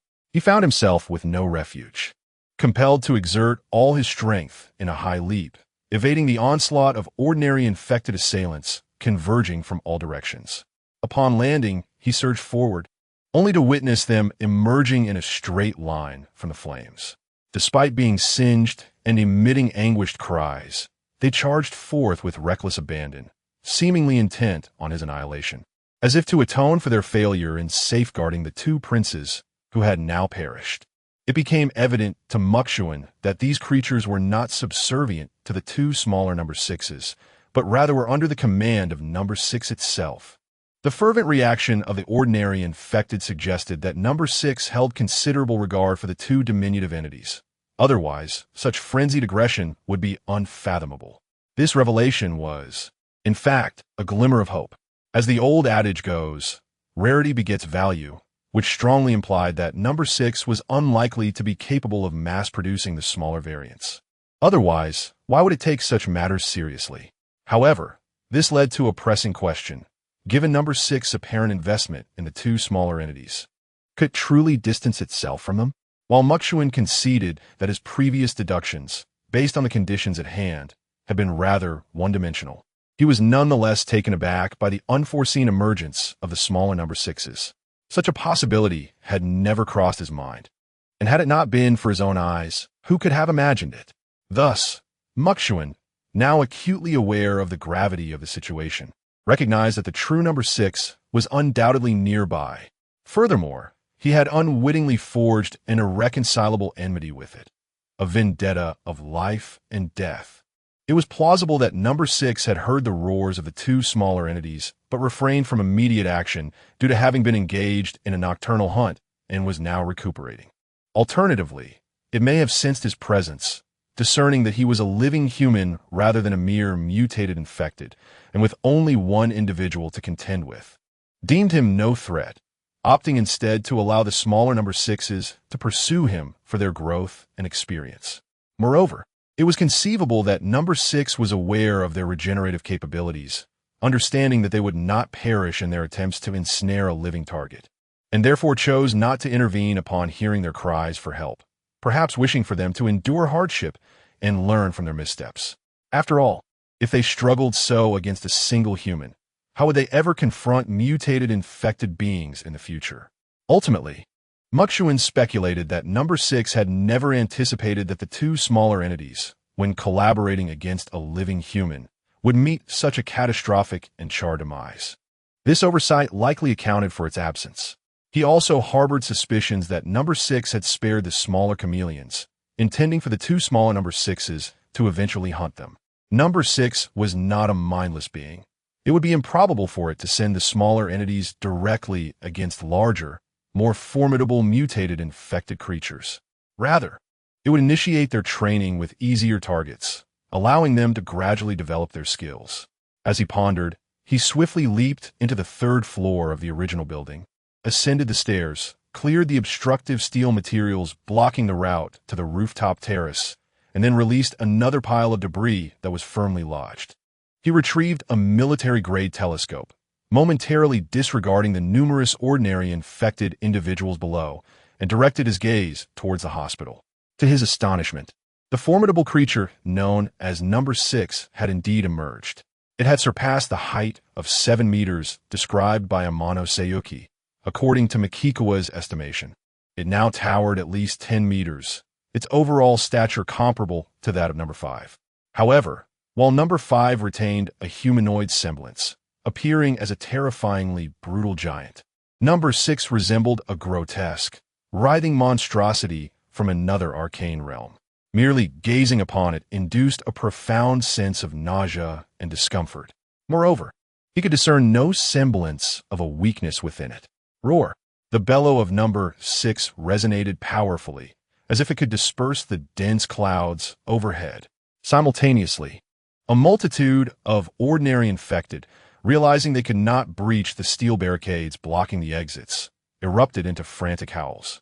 Mikikawa immediately sensed a significant gathering of ordinary infected individuals congregating to the south of the building, beginning to form a human wall. This wall rapidly ascended, surging towards the rooftop terrace. He observed at least 4,000 to 5,000 ordinary infected emerging from the hospital, sprinting towards him with the speed of elite athletes, even in broad daylight. Was there truly such a vast number of ordinary infected within that hospital?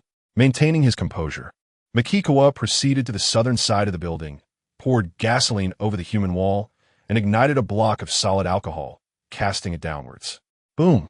Flames erupted below, accompanied by the anguished cries of numerous ordinary infected.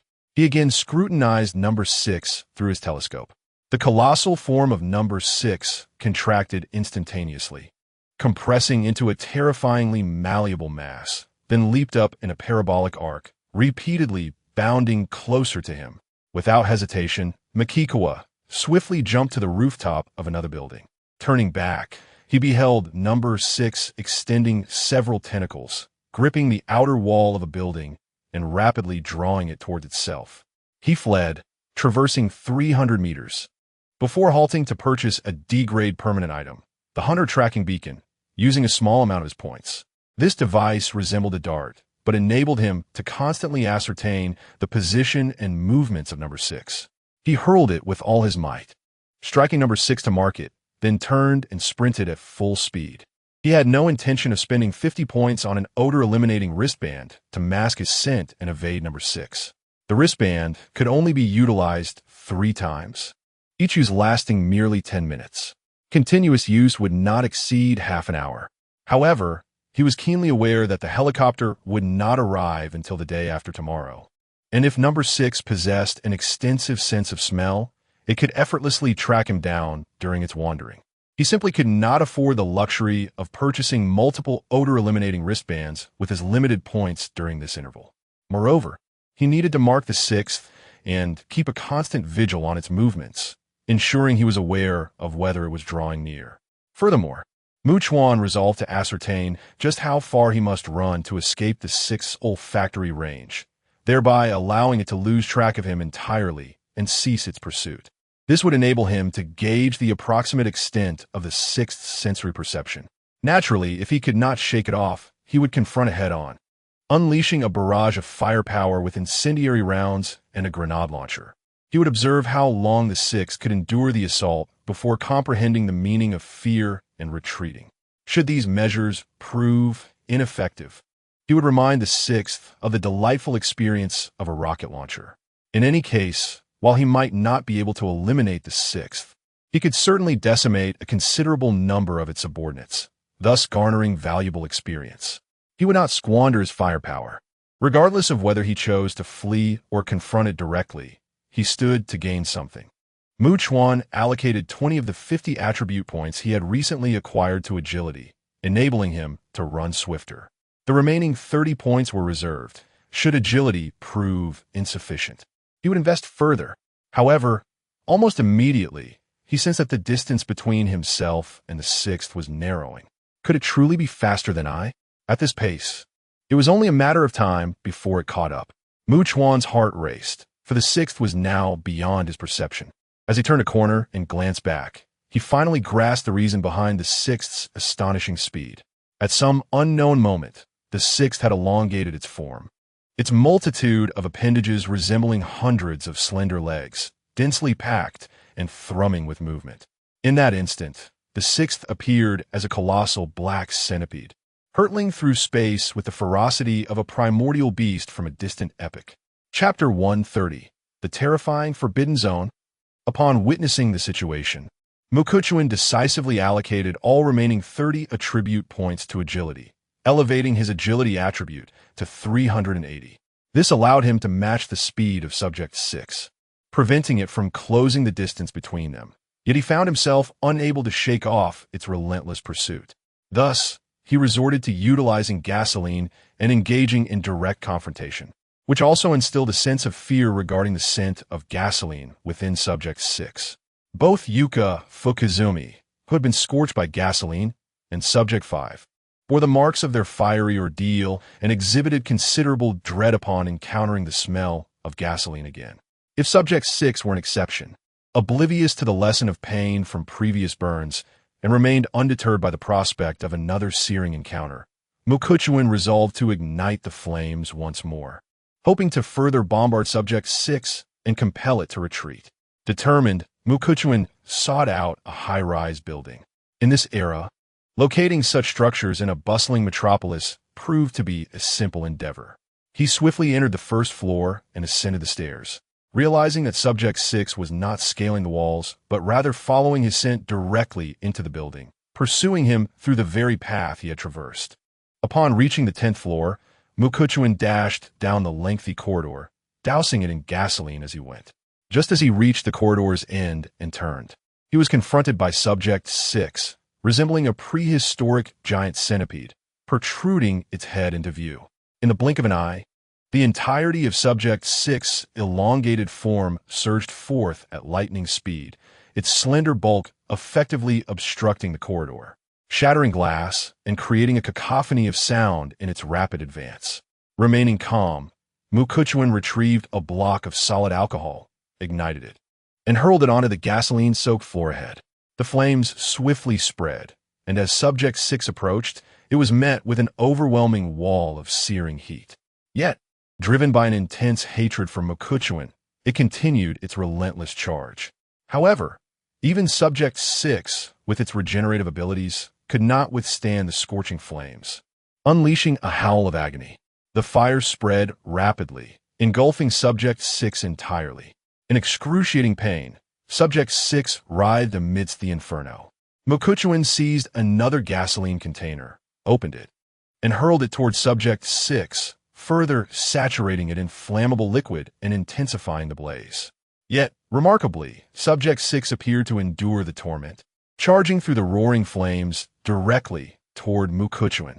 Mukuchuan leaped from the window down to the 9th floor corridor, where he beheld Subject 6, ablaze and emitting thick plumes of black smoke, descending the wall.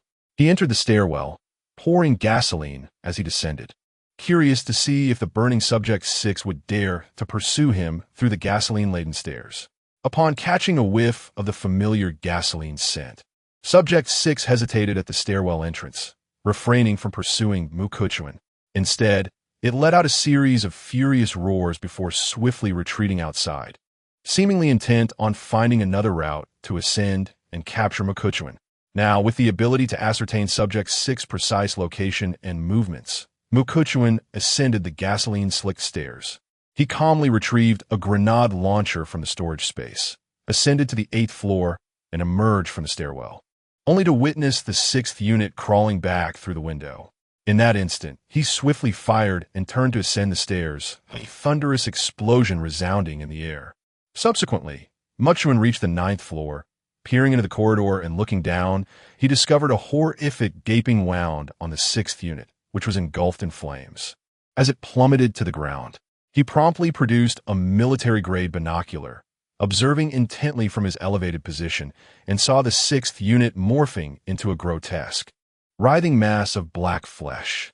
However, he could no longer discern the injury. It seemed that the burning 6th unit no longer intended to ascend, but chose to retreat.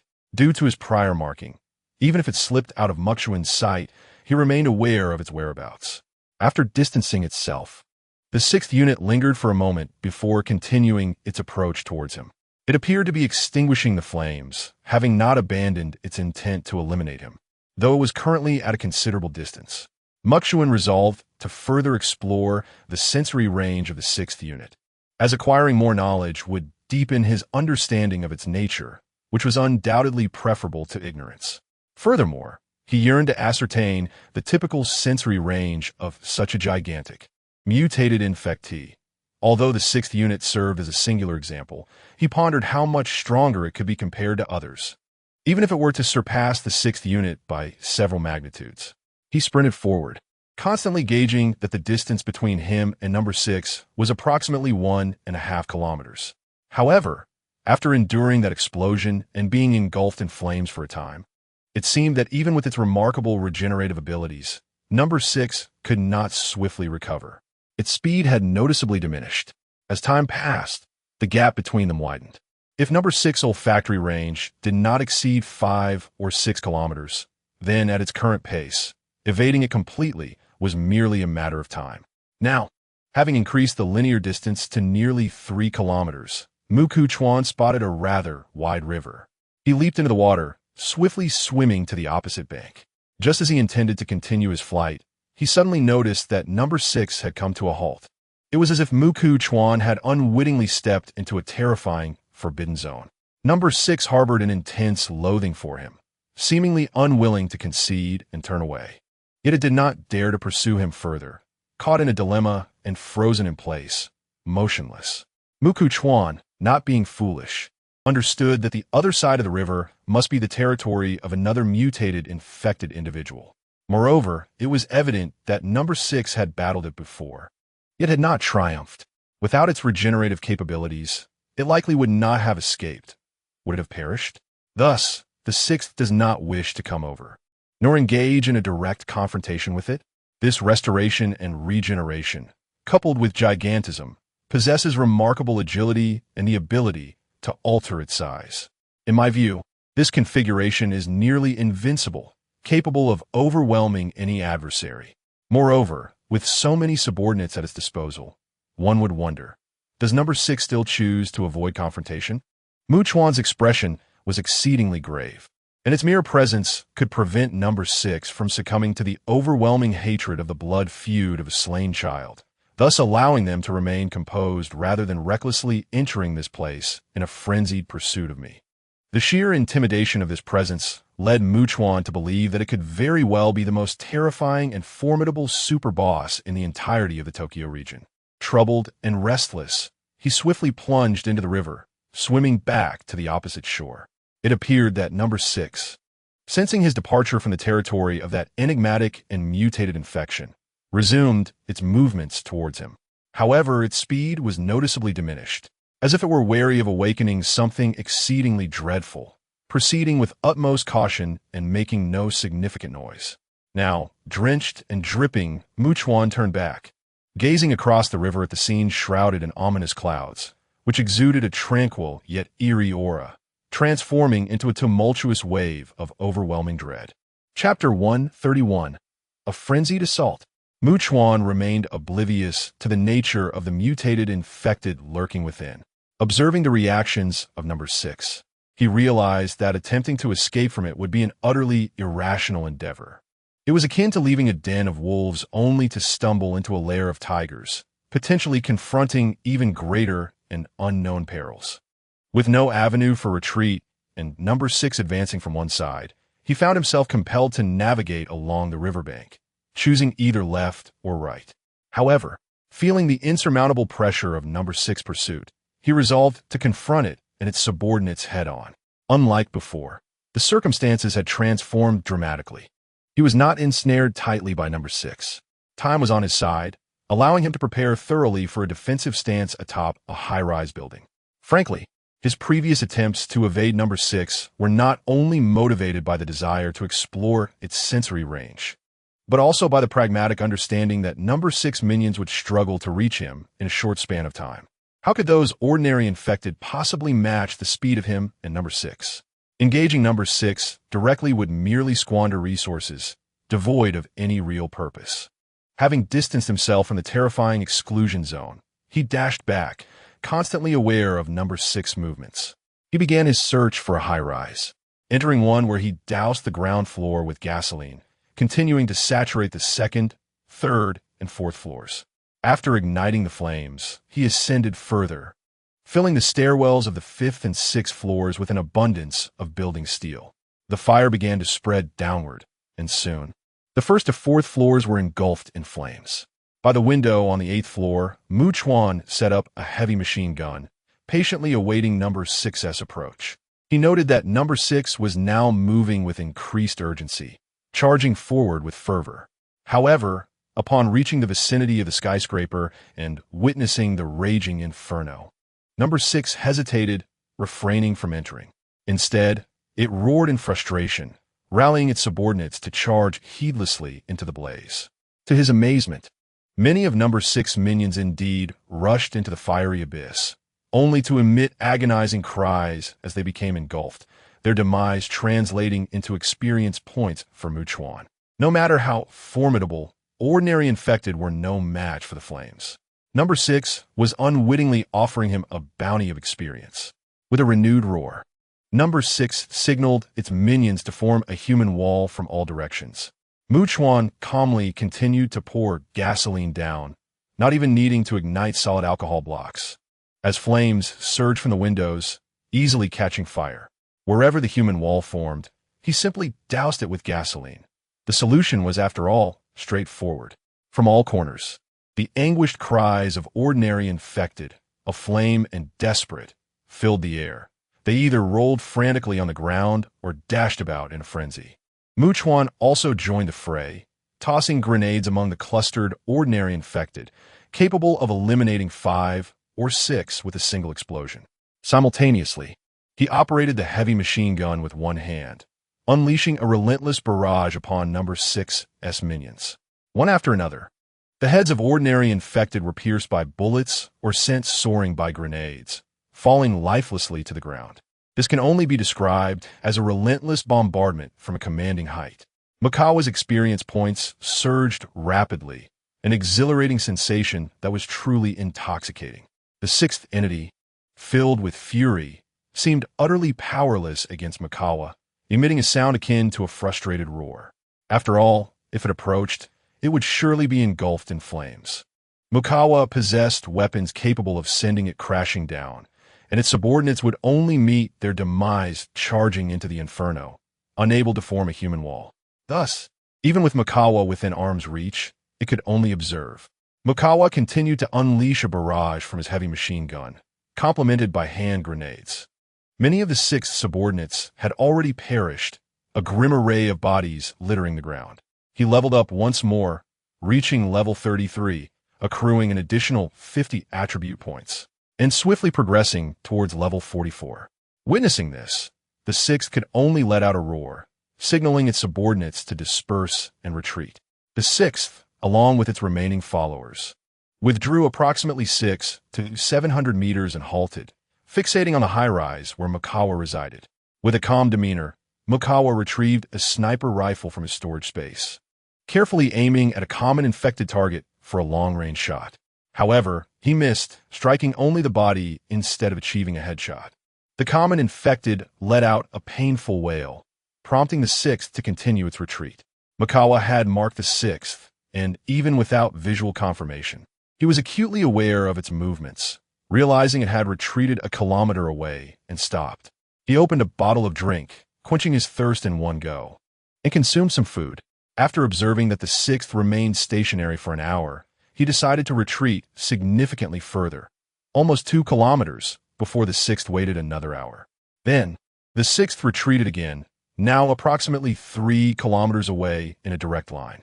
This time, the 6th lingered for a considerable duration, half an hour, seemingly sensing that Mikawa had not departed, remaining in place. Ultimately, it relinquished its pursuit and, along with its subordinates, made a hasty exit. It appeared that its sensory range was approximately 3 kilometers. Mikawa made this judgment, though it was not necessarily accurate. He also discerned that the 6th had likely returned to the hospital. At this point, he leapt from the building, intent on verifying his hypothesis. He approached the area about 4 kilometers from the 6th, curious if it would exhibit any reaction. When he found none, it indicated that the 6th sensory range surely did not extend beyond this distance. As he drew closer, approximately 4 kilometers from the 6th, he observed no response, confirming that it had not detected his presence. Checking his watch, he realized it was quite late, prompting him to turn back towards the high rise from which he had descended. He needed to return, for he still had to survive tonight and the following night.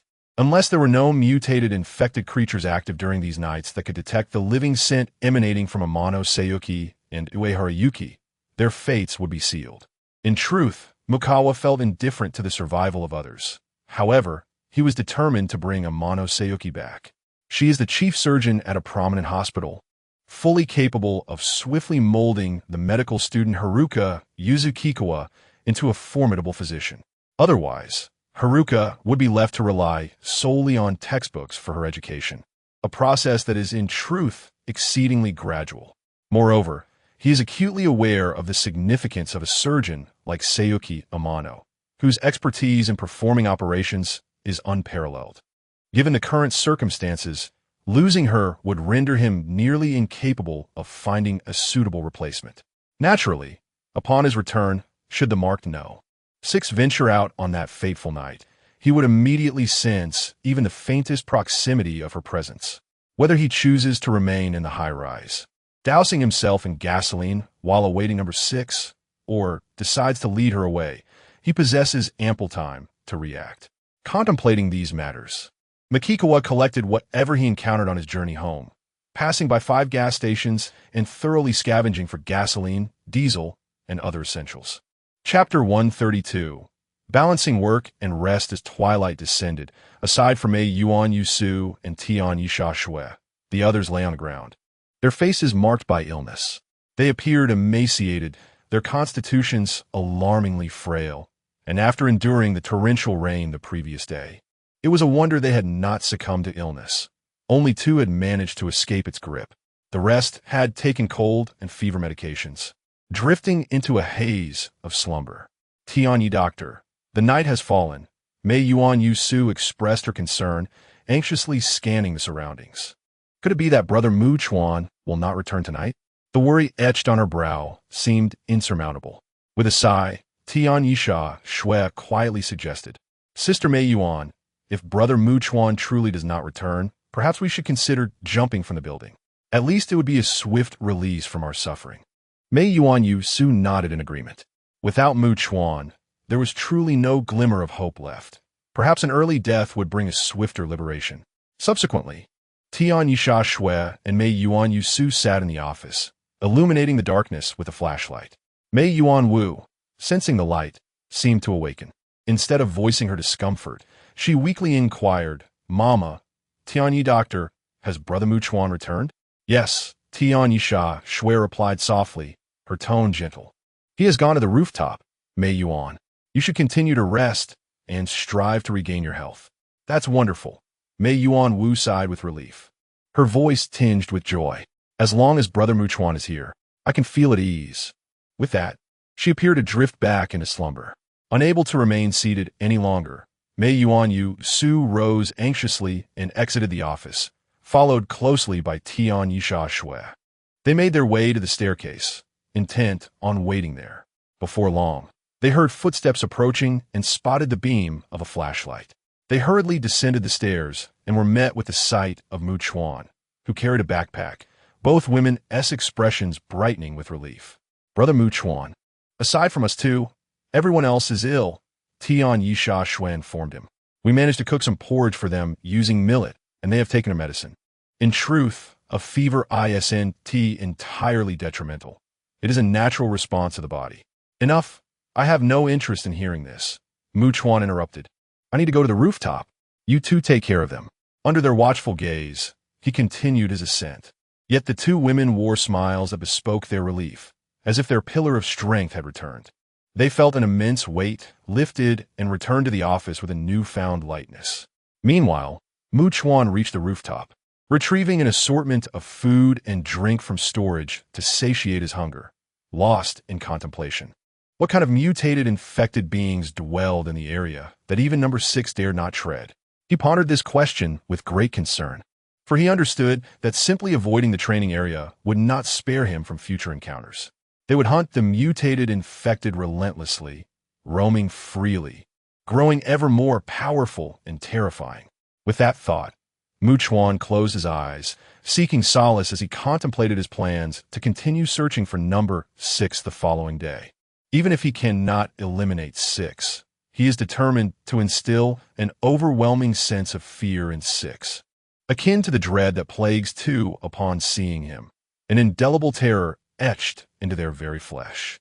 Otherwise, realistically speaking, should the helicopter approach with considerable commotion, it might inadvertently attract 6, which would lead to complications.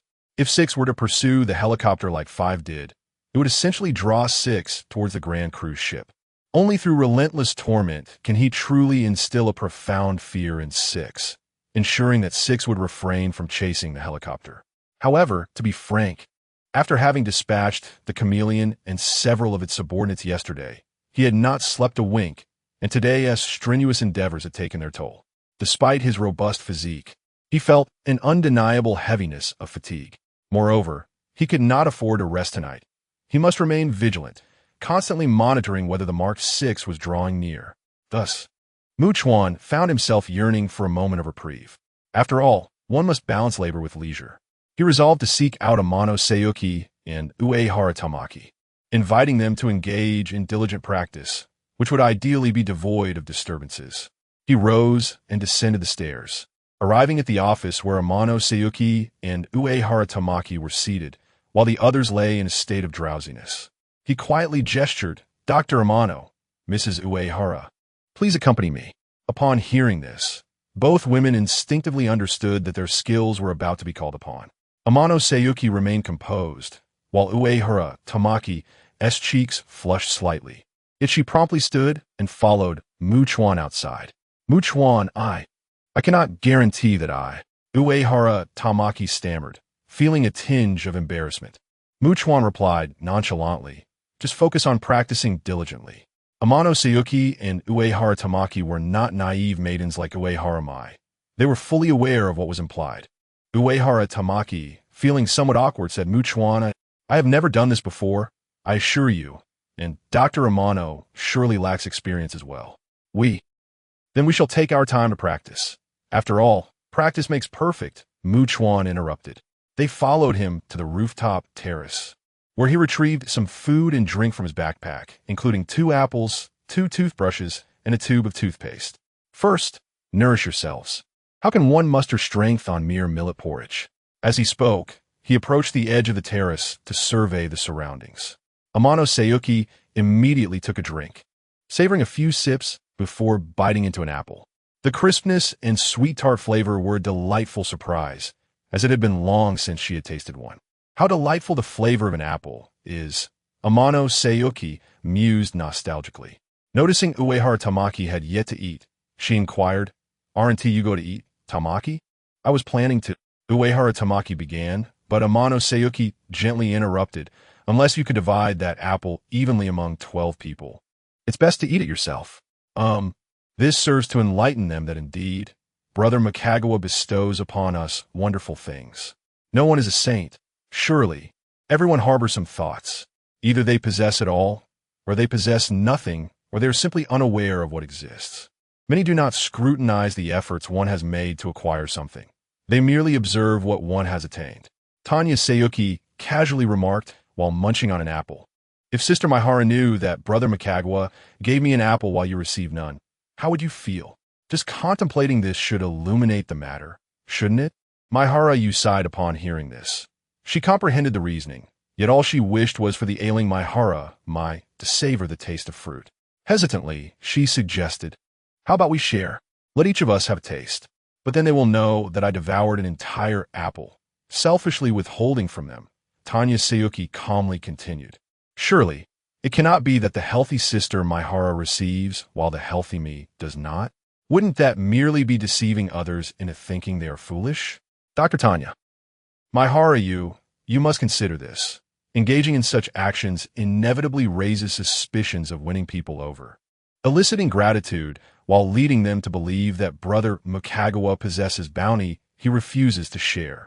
Human emotions are intricate and invisible. One can never truly discern the thoughts of others. Tanya Sayuki interjected softly. Unless everyone knows we are Brother Mukagawa's women, sharing such a relationship, they would indeed envy what we possess and aspire to gain it. They would desire to be entirely devoted to Brother Mukagawa, without fear of his advances, only fearing his indifference. However, if Brother Mukagawa does not speak of it, we must also guard our tongues and refrain from excessive chatter. Maihara Yu parted her lips, but found herself at a loss for words. Tanya Sayuki continued in a hushed tone, Sister Maihara, in the future, please ponder your actions thoroughly. You may not intend any malice, but as the saying goes, in the eyes of 1,000 people, there are 1,000 Hamlets. Your actions will be perceived differently by various individuals. Sometimes, it is wiser to act less to err less, and to refrain from acting to avoid mistakes altogether. Ultimately, Maihara Yu indulged in the apple, followed by a few other morsels, and together with Tanya Sayuki, they diligently brushed their teeth and rinsed. Chapter 133. A Paradise Beyond the World. In the early hours of the morning, Chuan had long since noticed that as soon as darkness fell, the 6th unit immediately sprang into action, leading its subordinates in a hunt. While they had inadvertently drawn near his location, they soon retreated.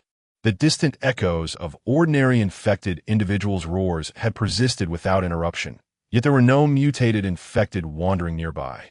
The dense clouds above gradually began to disperse.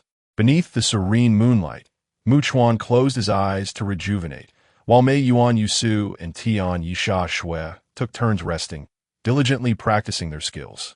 As dawn approached, around 4 in the morning, the two women positioned themselves on either side of Chuan, gently resting their heads on his shoulder, reveling in the comforting sense of security he provided. However, Tian Yisha Shui's heart remained restless. Indeed, Chuan was anything but ordinary. Brother Mu, once daylight breaks, you will venture out again, one Tu? Tian Yisha Shui inquired. Yes, Chuan replied. After tonight passes, when dawn arrives, we shall be able to depart from here entirely. Once daylight breaks, and he can establish contact with Takasaki Suzun, who arrives by helicopter, he must douse the area below with gasoline and ignite a flame. Unless a torrential downpour occurs, the noise of the helicopter's arrival would surely attract numerous ordinary infected individuals. Upon hearing Chuan's words, Tian Yisha Shui and Mei Yuan Yusu were filled with excitement, their hearts racing at the thought of finally leaving this place for a safer haven. Brother Mu, since there is nothing pressing at the moment, could you share with us a bit about what lies ahead? Mei Yuan Yusu asked joyfully. It's a grand cruise ship, capable of accommodating 6,000 to 7,000 people comfortably, equipped with large seawater filtration systems. You can bathe daily, and the rooms are air-conditioned, furnished with fresh linens and bedding. The living experience is quite pleasant, Chuan said slowly. As he spoke, Mei Yuan Yusu and Tian Yisha Shui felt as though their spirits had already soared to that distant place. Then, Mei Yuan Yusu murmured dreamily, it sounds like a paradise beyond the world. Indeed, Sister Mei is correct, Tian Yisha Shui concurred. For not only for them, but for any survivor in this world, it was a truly enchanting sanctuary to yearn for. Tian Yisha Shui then lifted her gaze, observing the waning night, and with her eyes slightly closed, she heard Mei Yuan Yusu somewhat shyly say, Brother Mu, dawn is approaching, and I wish to seize the moment to practice diligently a bit longer. Are you not tired, Ms. Mei? Though a tad weary, I wish to improve at all that I can do for you, Brother Mu. Regardless of what you might need, please feel free to share. Mei Yuan Yusu replied with a smile before returning to her fervent training. Tian Yisha Shui felt a twinge of helplessness. Could she truly continue resting by the side? Time passed until dawn arrived. Chuan retrieved some food and drink from his backpack. After finishing his meal, aware that the 6th unit had returned to the hospital, he intended to set off immediately. Today, he devoted all his daylight hours to Number 6 and its subordinates, indulging in joyous play. After his departure, Mei Yuan Yu and Amano Sayuki leisurely savored their breakfast. As Amano gazed at Mei Yuan's face, which radiated a vibrant blush and an array of enigmatic glimmers in her eyes. She recalled that Mei Yuan's initial reaction had been one of shock, swiftly followed by delight. "Mei Yuan, you seem quite happy," she inquired. "Is that so?" Mei Yuan replied, clearing her throat, her voice now imbued with a newfound vitality. "Dr. Amano, I feel that Makikawa-kun is astonishingly remarkable, with an almost terrifying combat prowess."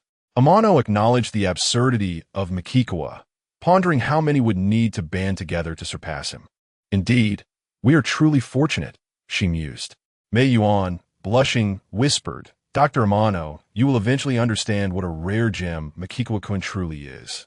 Even if he were to chase you away, you would find it hard to leave him. I am not exaggerating." "Mei Yuan," Amano softly called, causing Mei Yuan to pause. Looking at her curiously, "You seem completely different from the first time we met." "Dr. Amano, please, don't say that, or I might just leave from here." Mei Yuan interjected, raising her hands to cover her face in embarrassment. "Would you really jump?" Amano queried with a teasing smile. "Of course not," Mei Yuan replied cheerfully. "After tonight, we can reside in a paradise, and once I recover, I won't look so frail anymore, and I can." She left her sentence hanging, standing up to smooth her dark hair, a genuine smile gracing her features as she gazed at the rising sun. "What are you thinking about, Mei Yuan?" Amano asked as she stood. "Dr. Amano, ever since the world transformed, I have truly felt, from the depths of my heart, that living is wonderful," Mei Yuan said, momentarily lost in thought. "I suddenly realized that nothing else matters as long as one can live happily and joyfully. Otherwise, I wouldn't have shared such thoughts with you. Or perhaps your nature has always been this way, and with the apocalypse stripping away moral and legal constraints, one is left with the need to survive, discarding too much, including one's values, common sense, and sense of shame. Indeed, humanity's capacity to adapt and its desire to survive are quite formidable." As Amano walked alongside her, she continued, "For instance, in order to remain close to Makikawa-kun, we willingly transform ourselves to better suit him, disregarding the opinions of other women, focusing solely on whether Makikawa-kun appreciates us. Thus, it is merely a matter of pace, and it is evident that you belong to the quicker group." Maihara Yu hurriedly followed her, playfully chiding with a blend of shyness and indignation. "Dr. Amano, can't you say something nice? I assure you, I am quite a respectable woman." "Is that so? Then we can employ the simplest method to ascertain your true nature." "Dear Maihara, it merely involves observing whether you will broach a certain topic with Makikawa-kun. If you do, I shall inevitably come to know of it one day." Dr. Amano Seiyuki halted, leaning close to Maihara Yu's ear, whispering something inaudible. Instantly, Maihara Yu's eyes widened in surprise, her face flushing crimson as she exclaimed, "Dr. Amano, you possess quite a mischievous spirit, don't you?" Chapter 134. Their Escape. Mikawa found a tall building approximately 4 kilometers away from the hospital. He drenched the lower 5 floors in gasoline before continuing his approach. As he neared the 6th unit, now merely 3 kilometers away, he sensed that the 6th entity could detect his presence, as it immediately stirred and moved towards him. However, its speed was notably sluggish. It and its subordinates had been tirelessly traversing throughout the night, clearly fatigued and lacking any respite for recovery, leaving them with but a scant reserve of energy.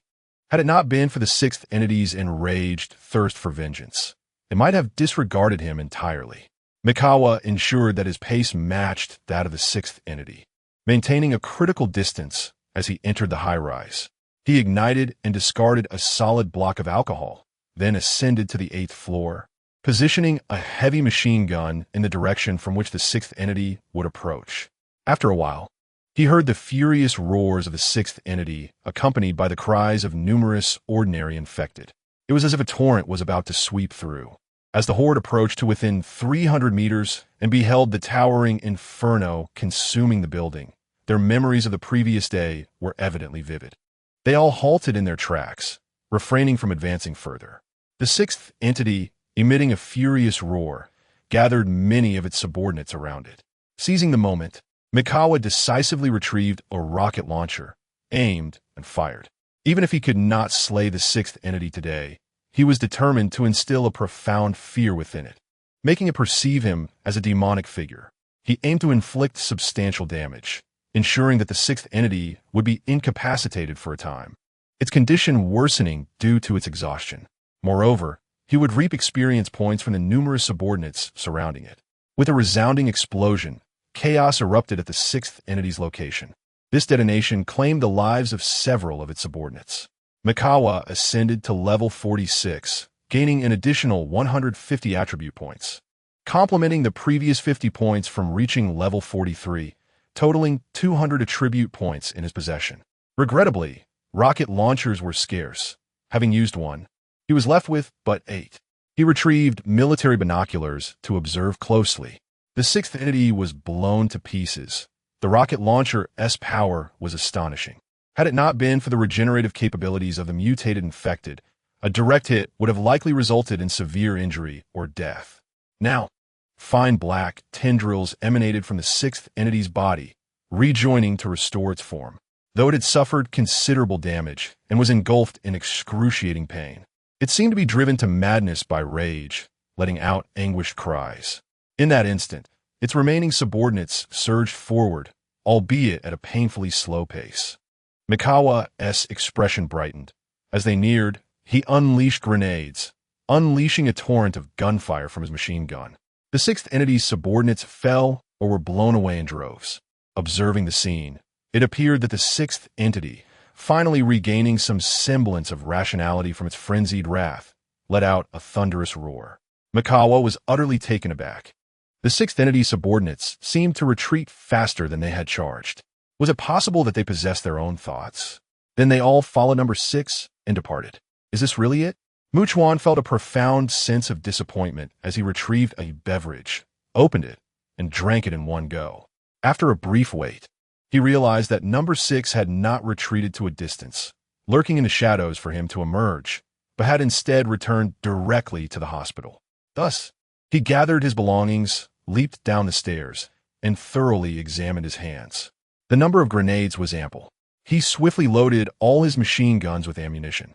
Knowing that when they ran out, he could simply replace them, there was no time to reload.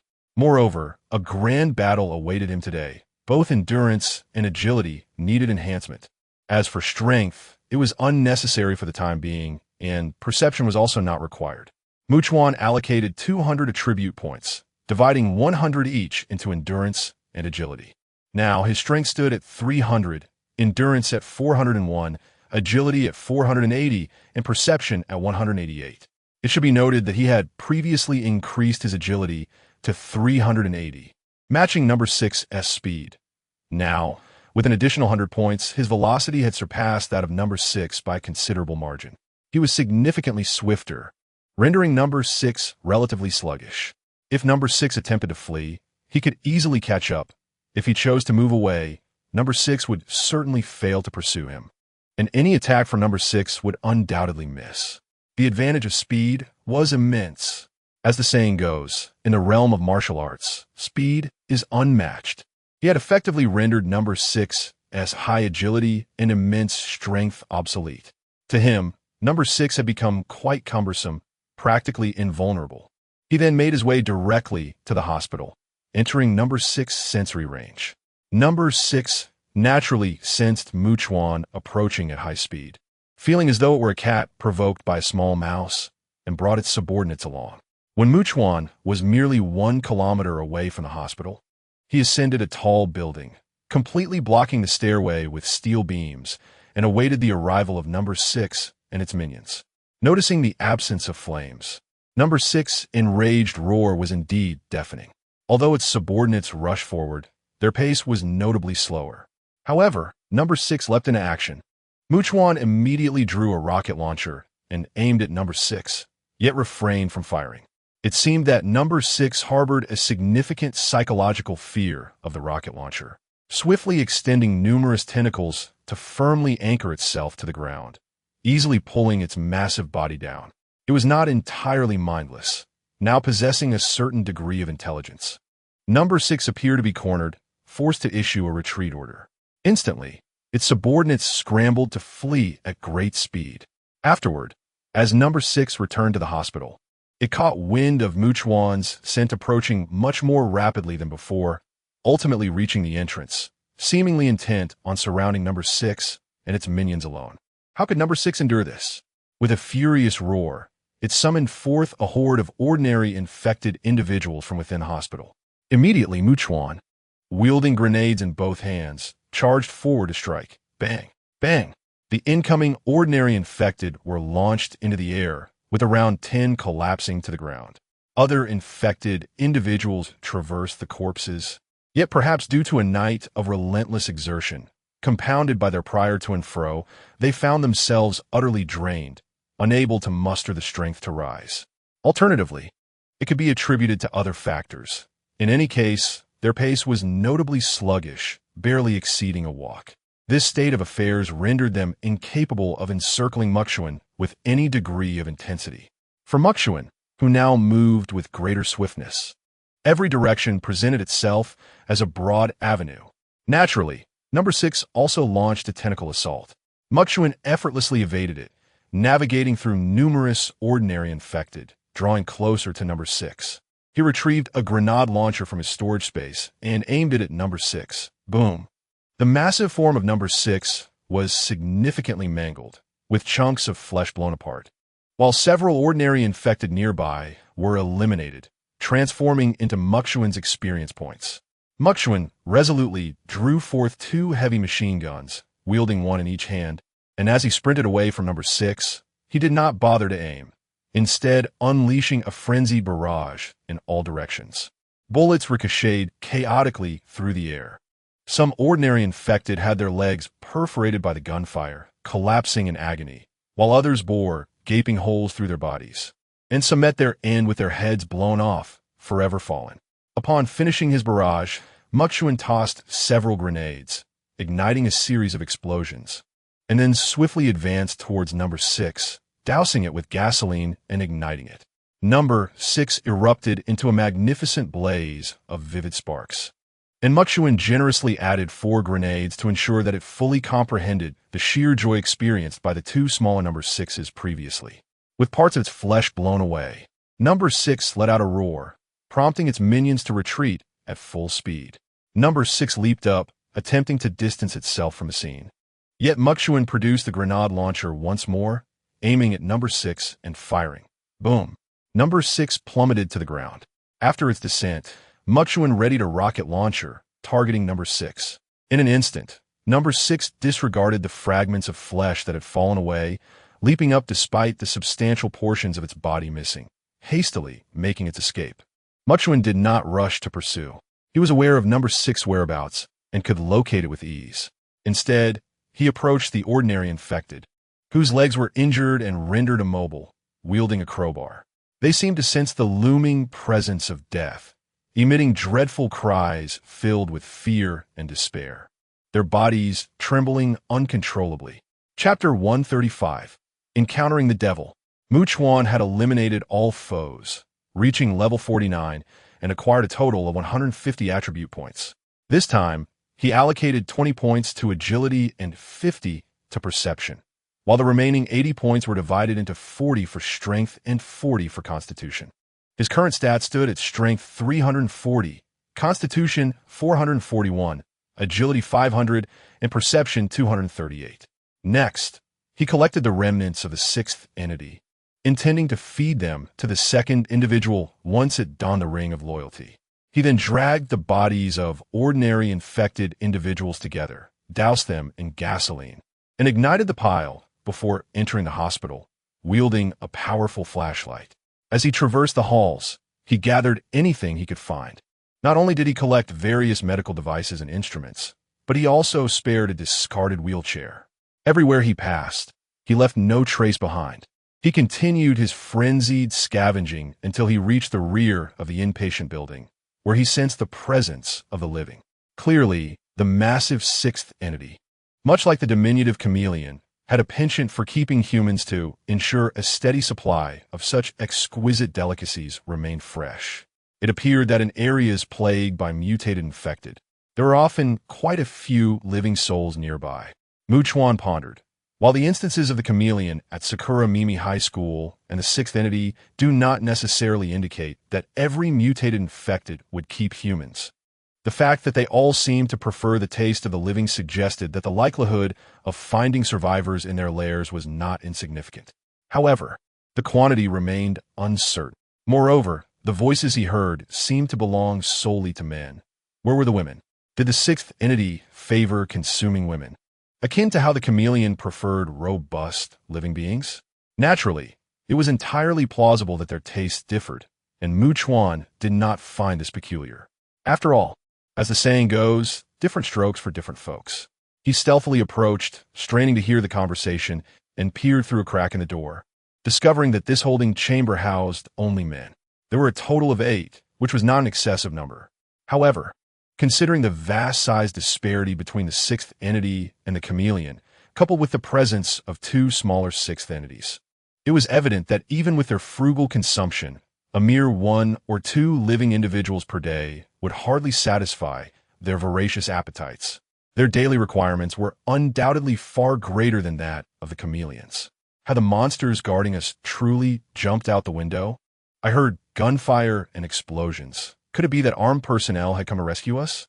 After all, these creatures, formidable as they may be, were ultimately composed of flesh and blood, and with thousands of individuals armed with various weaponry, they could easily push through and annihilate everything in their path. Indeed, I narrowly escaped from the Eastern Defense Forces garrison. Initially, there were merely over 300 surviving soldiers at the entire outpost.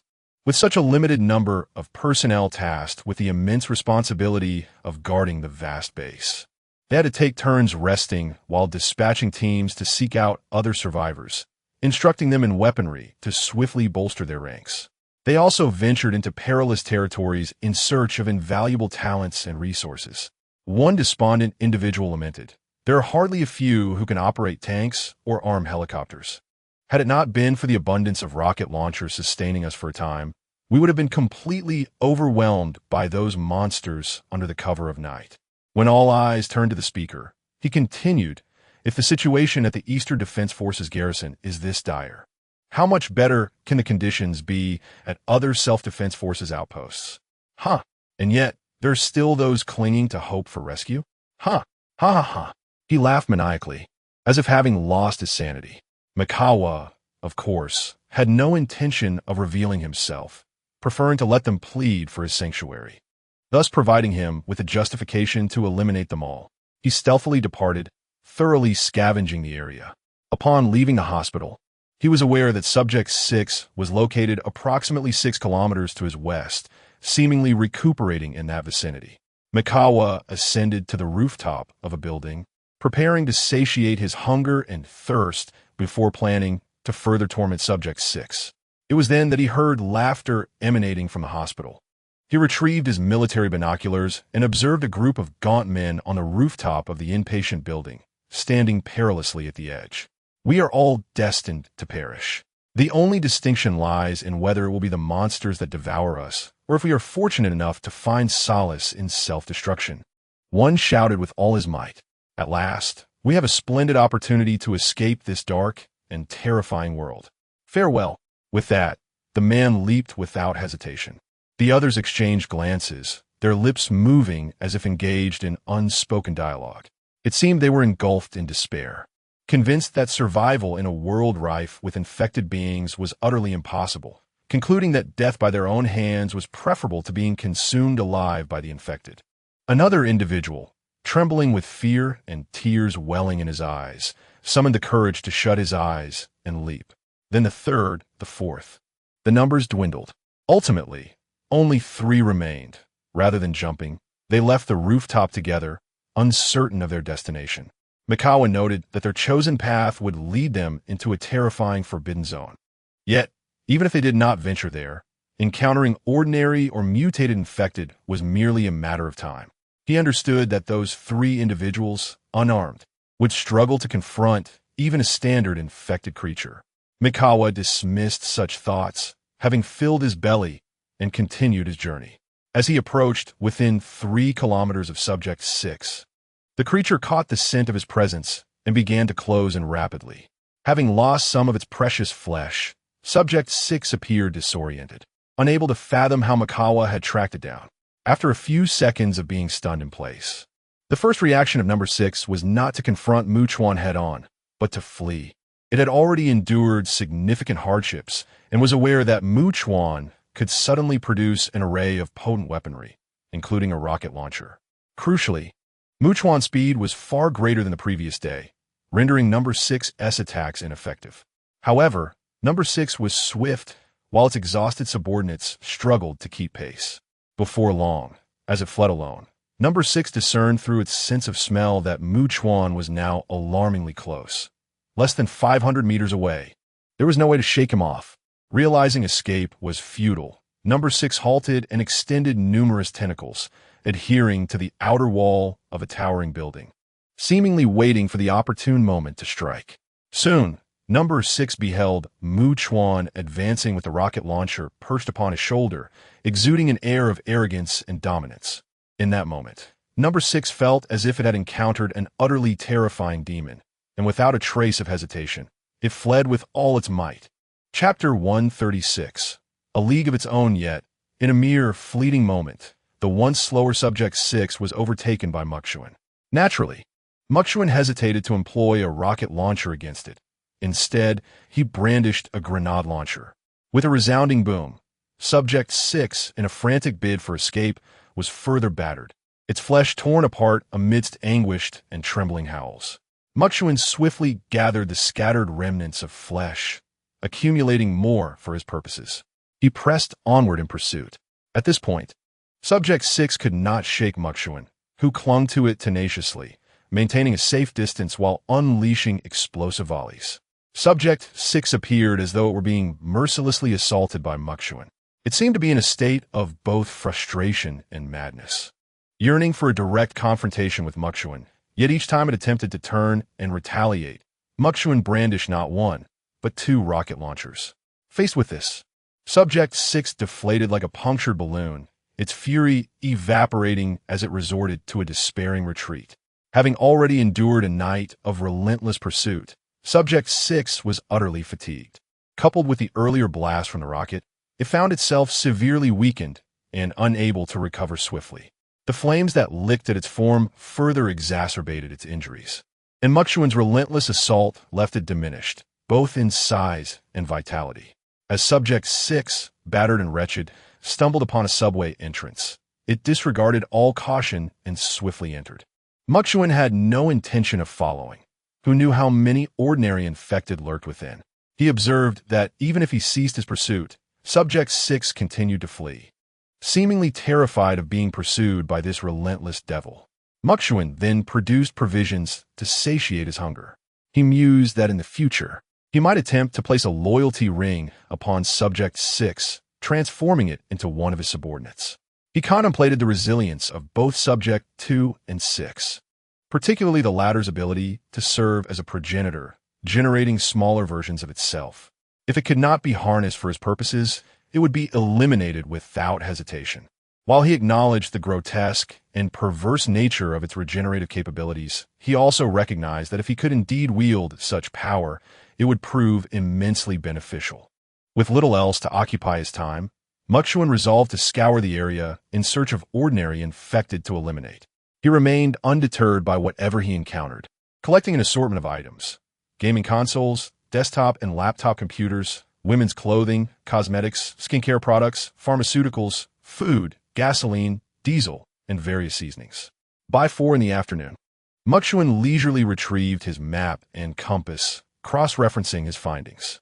He discerned that Subject 6 seemed to be heading towards the direction of Bunkyo and Toshima wards. He was well aware of Tokyo's extensive subway system. Subject 6 could traverse the tracks and navigate to other districts with relative ease. With this realization, he returned to the high-rise from which he had descended. After tonight, he could return home. Chuan pondered, yet he knew he needed to make a swift journey to Bunkyo rather than heading to the airport for aviation fuel. After all, he was in dire need of manpower. Otherwise, the main battle tanks, armed helicopters, and wheeled assault guns in his possession would forever remain ineffective. Moreover, if he sought a considerable number of young female survivors, Given the current circumstances, his only recourse would be to venture into areas abundant with girls' schools, hoping for fortune to favor him. Especially at this juncture, mutated infected individuals would capture and preserve the living, thereby ensuring a greater likelihood of encountering survivors. He understood that in 10 days, half a month, or even a month's time, locating a living person might prove more arduous than finding a mutated infected. Thus, he needed to act swiftly. Additionally, after visiting the Eastern Self-Defense Force Station in the Training Horse District, he had access to numerous military transport helicopters, which could accommodate far more individuals than a sightseeing helicopter. With a little crowding, while he couldn't guarantee transporting 40 or 50 people, accommodating 35 or 36 was certainly feasible. 2 helicopters could transport at least 70 individuals, a significant improvement over the sightseeing variant. Moreover, he currently had an abundance of helicopter pilots at his disposal. Even those with lesser training, like Shiki Hashigumi, could manage to operate them upon listening to the instructions of Susan Takasaki. If marine life remained unaffected by the mysterious virus, he would remain in Tokyo, eliminating infected individuals until none remained. Indeed, for Mikawa, the greatest advantage of Tokyo lay in its wealth of diverse resources, stored without concern for spoilage, and the experience points scattered throughout, creating an infinitely upgradable environment. As he pondered this, he scavenged his way back, accumulating ever-increasing rewards. Upon entering the first floor, Mikawa produced 8 oversized suitcases, designated for various wedding dresses, 2 for gaming handhelds, skincare products, and cosmetics, 1 for useful books, and another for assorted medicines and vitamins. He then filled his backpack with additional items, making it appear quite full, and threaded a steel bar through the suitcase handles, hoisting them up the stairs like a burden. Subsequently, he arrived at the office where Seiyuki Amano, Tamaki Uehara, and others were situated. Although they had recovered from their fever after taking medication, they still appeared weakened and devoid of vitality.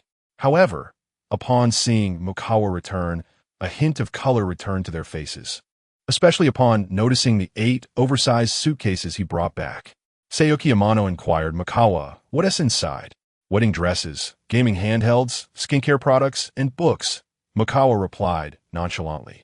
Seiyuki Amano, Tamaki Uehara, and my Uehara were visibly taken aback. He had deliberately brought back wedding dresses? Even my Uehara, a mere first-year high school student, grasped Mikawa's intentions and felt her cheeks flush. Meanwhile, Mikawa moved a short distance away, dismantling the wooden desk for firewood, a sight that elicited no surprise from the others, as they understood Mikawa was far from ordinary. As Mukagawa placed the pot over the flames, he retrieved a bottle of mineral water from his backpack and poured it in. He then opened a few cans of vegetables, added them to the pot, and sprinkled in some millet to cook together.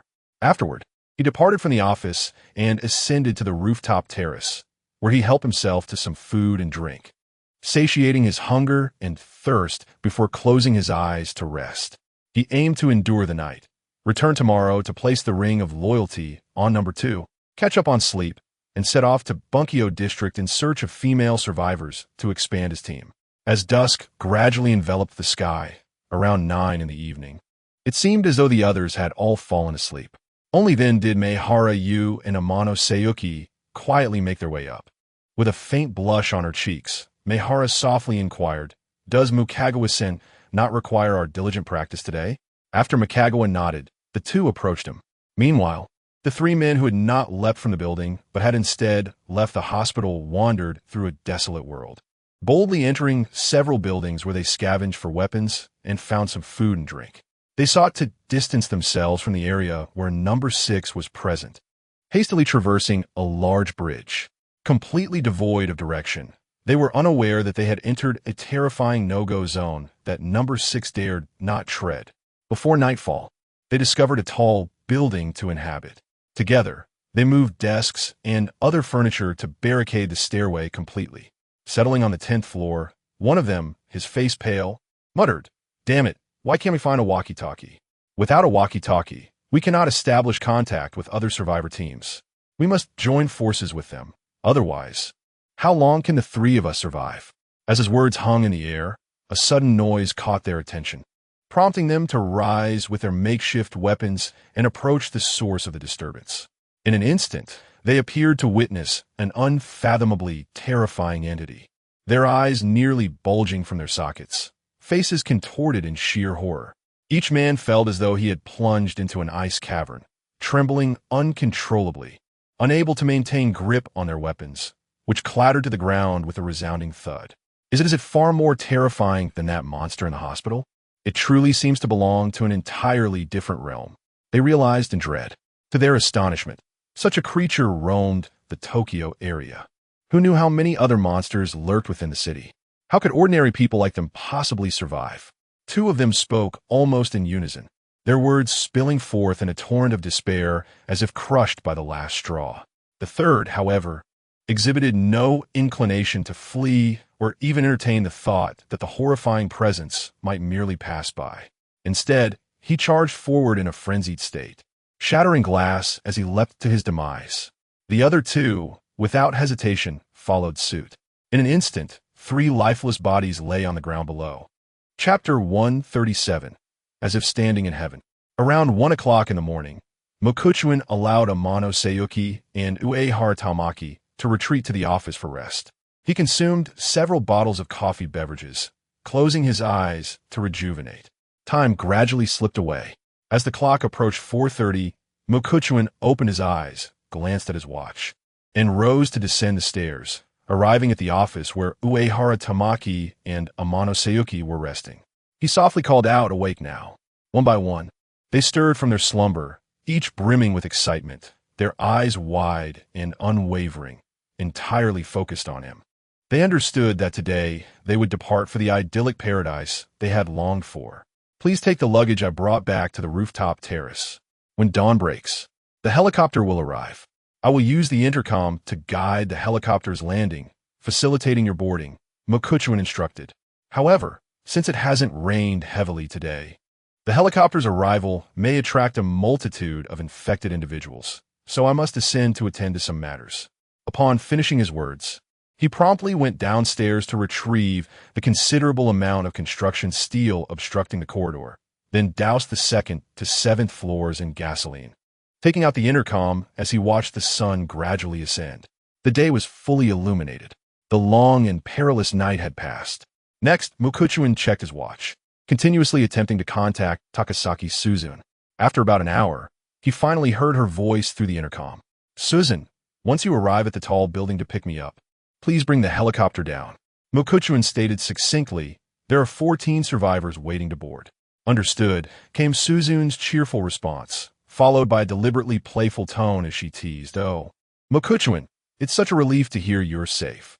I must confide in you. I've been missing you so much that I've lost quite a bit of weight. You must take me to paradise for some proper nourishment. Mokuchuin had no mind for flirtation. He inquired earnestly, Suzun, has anything unusual occurred during my absence? Not much, really, but we kept ourselves busy. We flew the helicopter to lure away numerous monsters, while several individuals took small boats to gather supplies. Even when monsters did appear, the little one you refer to as number 2 emerged to eliminate them. It's akin to your previous venture to the harbor. It would bring its 2 subordinates to protect us from the shadows, Suzun explained. Moreover, the little one's arms have fully regenerated. Although it may be seeking your favor out of fear, we all sense that if it could be utilized, it would prove quite valuable. At the very least, when facing non-mutated monsters, it resembles a formidable warrior, effortlessly defeating dozens. While mutated infected may be weak, they certainly surpass ordinary infected in capability. Furthermore, from her words, it appeared that number 2's regeneration speed, although not on par with Furumura Yuka and number 6, was nonetheless impressive, especially considering it had likely consumed a piece of Furumura Yuka as flesh. In truth, this was already quite remarkable. Moreover, he had collected a substantial amount of flesh and blood from Subject 6, which could enhance the regenerative characteristics of Subject 2's fusion. The next encounter with Subject 6 might result in the latter's remarkable recovery, perhaps even an increase in size. If he couldn't access the loyalty ring, he could procure more of Subject 6 flesh for Subject 2. Even if he couldn't eliminate Subject 6, he would still derive numerous benefits from it. The commotion caused by the helicopter had drawn the attention of numerous monsters, which began to converge. Takasaki Suzu inhaled sharply, her voice trembling as she remarked, "Every time I gaze down from such heights, I feel an overwhelming sense of urgency, as if aside from us, this world is inhabited solely by countless monsters." While she spoke, Makikawa ignited a flame that swiftly spread from the 7th floor to the 2nd. Ascending to the 10th floor, he retrieved a pair of binoculars to survey the surroundings. As he spotted the helicopter, the cacophony of numerous infected creatures crescendoed into a deafening roar, a wave of sound that pierced the heavens. Unfazed, Makikawa positioned a heavy machine gun on the windowsill. The density of the approaching creatures made it easier to score headshots from his elevated position. Whatever he could kill would only add to his experience points. "Takasaki, I have landed. The women are boarding with their luggage. You should hurry up," came Takasaki Suzu's voice through the intercom. "No need. After they board, Suzu, you take off and hover above the rooftop, allowing them to lower a rope ladder." Makikawa succinctly instructed before unleashing a barrage of fire upon the ordinary infected converging on the building. After finishing his onslaught, he switched to a fresh weapon and continued shooting. Notifications of accrued experience points echoed in his mind. Current host experience points, 4,995, 4,900, host level increased. Current host level, LV50, experience required for upgrade, 95, 5,000. Host level has reached 50. System shop unlocks B-grade item purchasing rights. B-grade random items and permanent items have been added for purchase. Would the host like to open the shop for viewing? Makikawa promptly turned and ascended the stairs to the rooftop, grasping the rope ladder and swiftly climbing up. Upon closing the hatch, he turned to find Amano Seiyuki and Uehara Tamaki displaying expressions of excitement and exhilaration. Meanwhile, the ailing Uehara Mai and the other women seemed revitalized. Their spirits lifted. Takasaki Suzu's peculiar voice came through as she controlled the helicopter's ascent. "Earlier, I saw them carrying so many suitcases. When I inquired, they mentioned containing wedding dresses. Suzu, don't you wish to wear one?" Makikawa, taking a seat in the co-pilot's seat, interjected with a question. "I assume no woman would decline the opportunity to wear a wedding dress, would she? Some garments are indeed the dreams and aspirations of women." Takasaki Suzu replied with a hearty laugh. "Tonight, you, the groom, shall have the pleasure of admiring your bride." At her words, Uehara Mai blushed and lowered her gaze. Amano Seiyuki, Uehara Tamaki, and the other women exchanged knowing glances. Having gone 3 days and nights without sleep, Makikawa declared, "All right, I need to rest for a while. Wake me when we arrive." With that, he closed his eyes. Teyamasaki, Uehara Tamaki, and the others understood that Makikawa was catching up on sleep, and they refrained from speaking, peering through the small window below. A multitude of infected individuals surged like a dark tide, pursuing the helicopter. Yet, it was evident that they could not match the helicopter's speed, gradually falling behind. A sense of relief washed over them, akin to a feeling of finally escaping from peril. As the helicopter drew near to the luxurious cruise ship, they glimpsed the azure sea and the ship anchored approximately 560 meters from the shore. The closer they approached, the more imposing the vessel appeared. Once the helicopter landed, Takasaki Suzu called out, "Makikawa, we have arrived." Instantly, Makikawa opened his eyes, rose, and moved aside the cabin door. Upon disembarking, he instructed the nearby Hayasekawa Haruka and others, "Prepare my breakfast. I have matters to attend to." Then, under their watchful gazes, he dashed off, leaping into the sea and swimming towards the shore. Haruka, Nishizuru Miho, Hashimiya Shigeru, Kamiyama Maki, and the others were left in a daze, unable to comprehend the situation. They marveled at how Makikawa had returned without even drinking a sip of water, seemingly preoccupied with unknown tasks. However, soon they noticed several women disembarking from the helicopter, and both parties were taken aback. Tsukishiro Shirori, Hashimiya Shigeru, and the others observed that Tenyamasuki and Uehara Tamaki appeared malnourished, gaunt, and weary, as if a gust of wind might topple them. Conversely, Tenyamasuki and Uehara Tamaki regarded Hayasekawa Haruka and her companions, perceiving them as if they had just returned from a leisurely vacation on the cruise ship. Utterly devoid of any sense of being in an apocalyptic world, At that moment, Takasaki Susan also descended from the helicopter and remarked, "They're the female survivors that Makikawa brought back from Nerima. From now on, we are all family." She continued, "Why not let the newcomers choose their rooms first? Of course, following Makikawa standards, there will be 2 to 4 people per room. You can take a nice shower, turn on the air conditioning in your rooms, and then enjoy some breakfast at the observation restaurant before returning to rest comfortably." Hayasekawa Haruka clapped her hands and gently said, "As long as Makikawa is here, this place is incredibly safe." The others nodded in agreement, expressing their concurrence. Upon hearing this, Taniyama Sayuki, Uehara Tamaki, and Uehara Mai felt a whirlwind of complex emotions, yet genuinely sensed that they were standing in paradise. A profound warmth surged from deep within, spreading throughout their bodies and dispelling the oppressive fears and anxieties they had harbored until now, creating a surreal sense of dreaming. Their eyes misted over, their vision becoming somewhat blurred, as if at any moment, hot tears would uncontrollably spill forth. Chapter 138. A different time in the comfort of their air-conditioned room. Shingon Shiyu, Shingon Shiualai, and Tsukigawa Shirori gathered together. The tall and slender Tsukigawa Shirori, seated gracefully on the sofa, her arms crossed and her lovely left leg resting upon her right, remarked, "Shiyu, Shiualai, times have changed. If we do not take the initiative, we may indeed find ourselves among the last."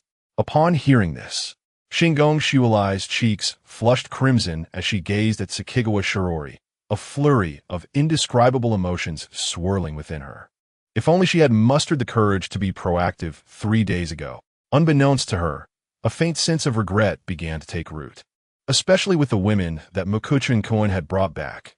Only one appeared to still be studying, while the rest were firmly entrenched in the realities of adult life.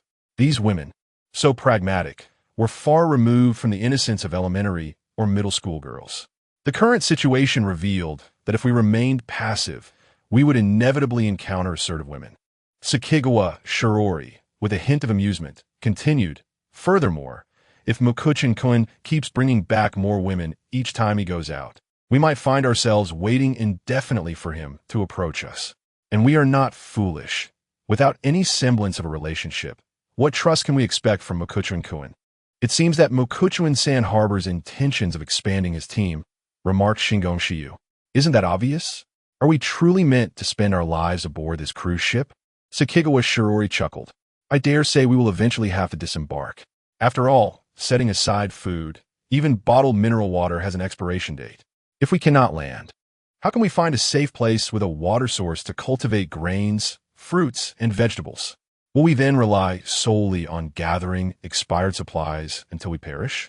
Moreover, marine life presents an unpredictable factor. Although presently only humans are susceptible to the mysterious virus, who can predict what the future holds?" Shingon Shiyu added. "Thus, staying aboard the cruise ship carries its own risks, though they are comparatively lower than those posed by the monsters roaming the land," she concluded. "Regardless, this is beyond our control. It is Mokuchin Koen's decision. Wherever he goes, we shall follow, for our survival hinges upon our compliance." Tsukigawa Shirori shrugged. "Of course, I noticed that group of women appeared somewhat malnourished, as if they might fall apart at any moment. They are likely very eager, yet Mokuchin Koen seems disinterested. Why don't we visit him at his luxurious seaside duplex tonight?" Tsukigawa Shirori suggested. Shingon Shiualai's complexion was rosy, yet she remained silent, her gaze directed at Shingon Shiyu, as if lacking assertiveness.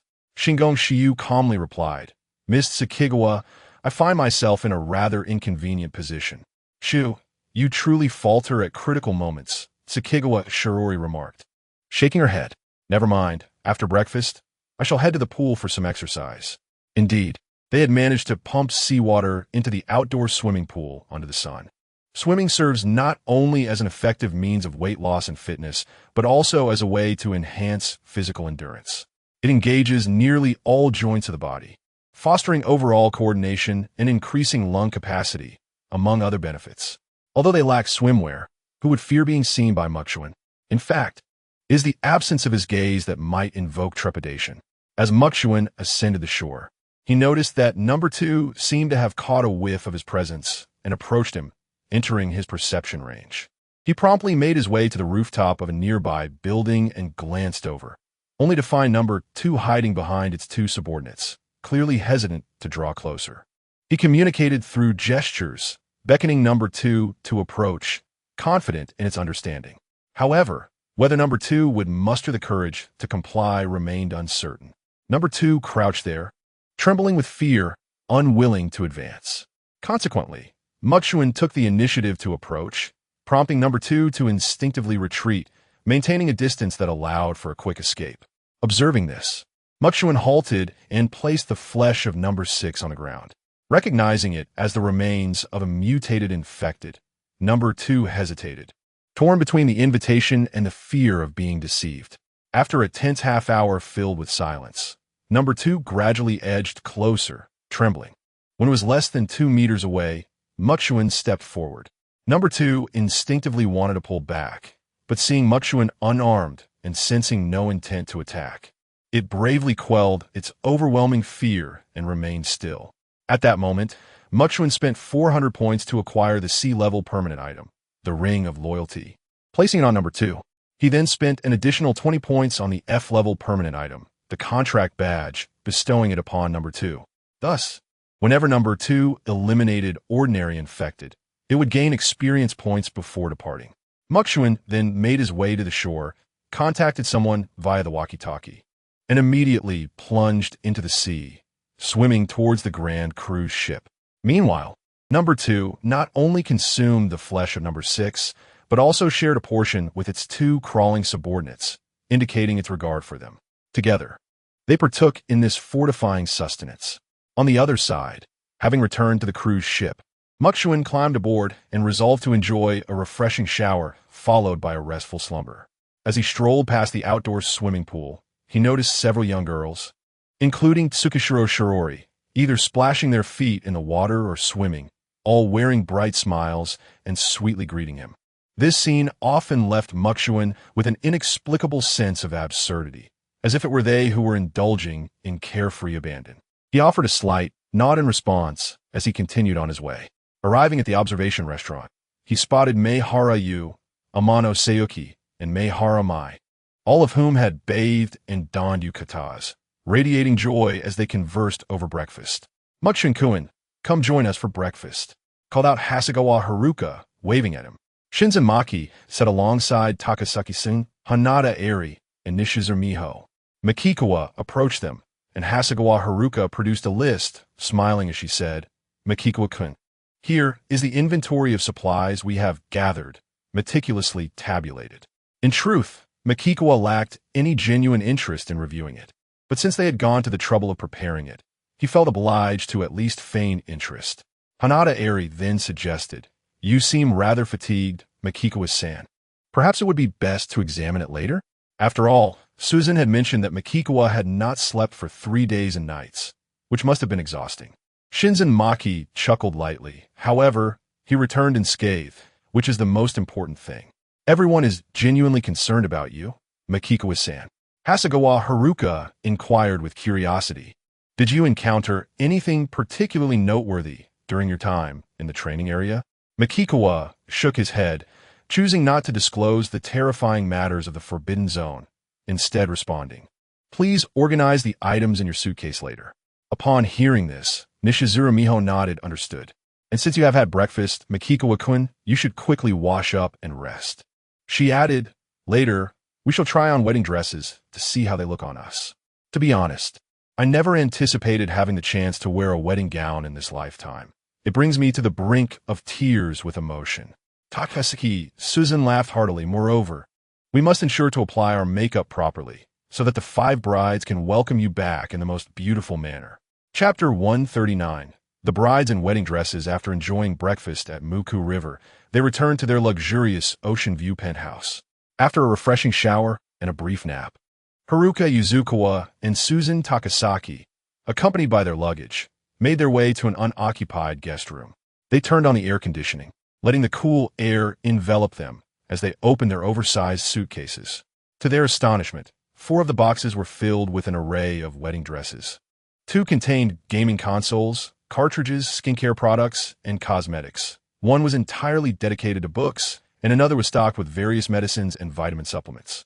Wow, this brand is quite impressive, Maki Kamiyama remarked, picking up a skincare set she had heard of, noting its exorbitant price. In any other world, even if I eventually enter the workforce and earn my own money, I would never consider splurging on something like this. In reality, girls in Sakura country rarely went without cosmetics and skincare products after high school. Many even began to dabble in them by 5th or 6th grade. Meanwhile, Haruka Yuzukawa was organizing the various medications, categorizing them meticulously. Miho Nishikaku expressed her surprise. What does Muku-kun need a gaming console for? Well, Miho, everyone needs some form of entertainment, Haruka responded. Playing games that girls enjoy can be a wonderful way to unwind and relieve stress. Hearing this, Haruka added, look, there's even a fitness ring. It allows for gaming while also providing a chance to exercise. Although the workout benefits may be minimal, it's still something. As they were about to embark on studying repair techniques and medical care skills, the pressure to absorb new knowledge and maintain physical fitness would undoubtedly weigh heavily on them. Suzune Takasaki remarked, they can't relax and de-stress like we do in paradise. They deserve some leisure time at night to play games and unwind. Otherwise, they might be worse off than corporate drones. As she spoke, she picked up a pristine white wedding dress, stood up, and held it against herself, laughing. I think if Haruka and Miho wear this, it might be a bit snug in certain areas. After all, you two are quite extraordinary. Kamiyama and Hanada, you are still very young, and you should definitely learn from Haruka and Miho about what they've been consuming before the apocalypse. Say nothing, and no one will consider you mute, Haruka teased, her cheeks flushed with embarrassment. Kamiyama, somewhat disgruntled, replied, and it's really inconvenient, especially when running. You wouldn't understand the struggles of this predicament. Ms. Nishikaku, Maki Kamiyama sighed with a touch of melancholy, adding, I find such remarks to be rather mocking. Indeed, Eri Hanada agreed, nodding. It's akin to a wealthy person lamenting their unhappiness despite their riches. If given a chance, Ms. Nishikaku, I believe everyone would gladly trade places with you. It seemed that Miho Nishikaku was left speechless. How about we each choose a wedding dress we adore and then get ready with some makeup? After organizing the medicines, Haruka Hasegawa curiously inquired, do Kamiyama and Hanada know how to apply makeup? Of course, they do, but certainly not as well as you, Haruka-chan. So, we humbly ask for your assistance. Maki Kamiyama replied without hesitation, and Suzune Takasaki raised her right hand, patting her chest, leave it to us. Meanwhile, Makikawa had awakened from a deep slumber that extended until noon. He realized that his resilience had significantly strengthened, even after 3 days and nights without rest. A mere half-day nap was sufficient for a complete recovery.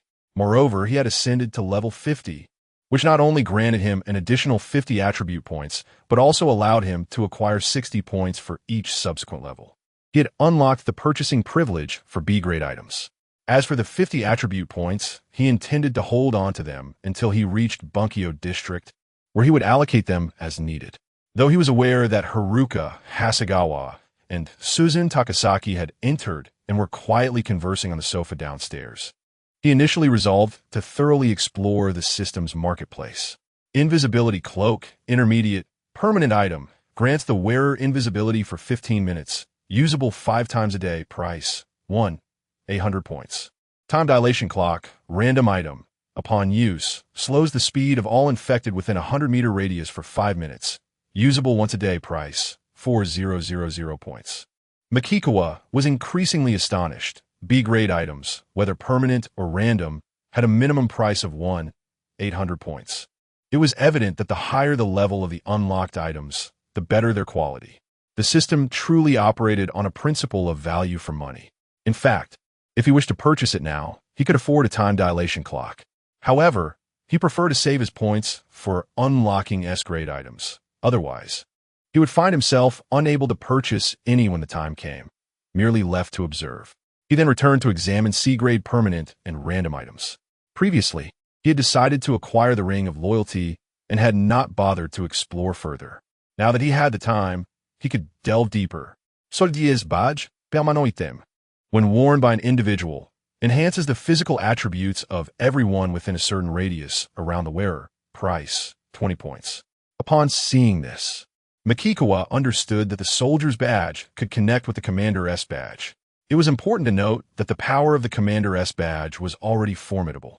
Defeating infected creatures could extend its effective range and enhance the physical attribute boosts further. He planned to test it during a 1 against 5 scenario. If Haruka, Hasegawa, and Susan Takasaki, under the influence of the Commander S badge, could manage well against him, whose physical attributes had surpassed 400, it would indicate that the enhancement effects were indeed potent. Thus, within the range of the soldier's badge, as long as they could conquer their fears, they should have no trouble dealing with 2 or 3 ordinary infected creatures. If 4 or 5 individuals possess a harmonious team synergy, they could likely contend with at least 20 adversaries, especially when armed. The Strength Potion, a permanent item, enhances all attributes of the host tenfold for 3 minutes upon consumption. Priced at 400 points. The Illusion Ring, a random item, allows the wearer to induce a state of illusion in an infected individual for 3 minutes, with a cooldown of 6 hours after each use, available for 900 points. Chuan observed intently, perceiving the practicality of C-grade items to be remarkably high. For instance, if he were to consume the Strength Potion before encountering an unfamiliar mutated infected creature in a terrifying zone, it might be possible for him to defeat it with a single blow. After all, his attributes would be temporarily amplified to a staggering level, reaching thousands, a truly terrifying figure. He modestly considered himself akin to a one-punch hero. He then contemplated the necessity of acquiring the soldier's badge.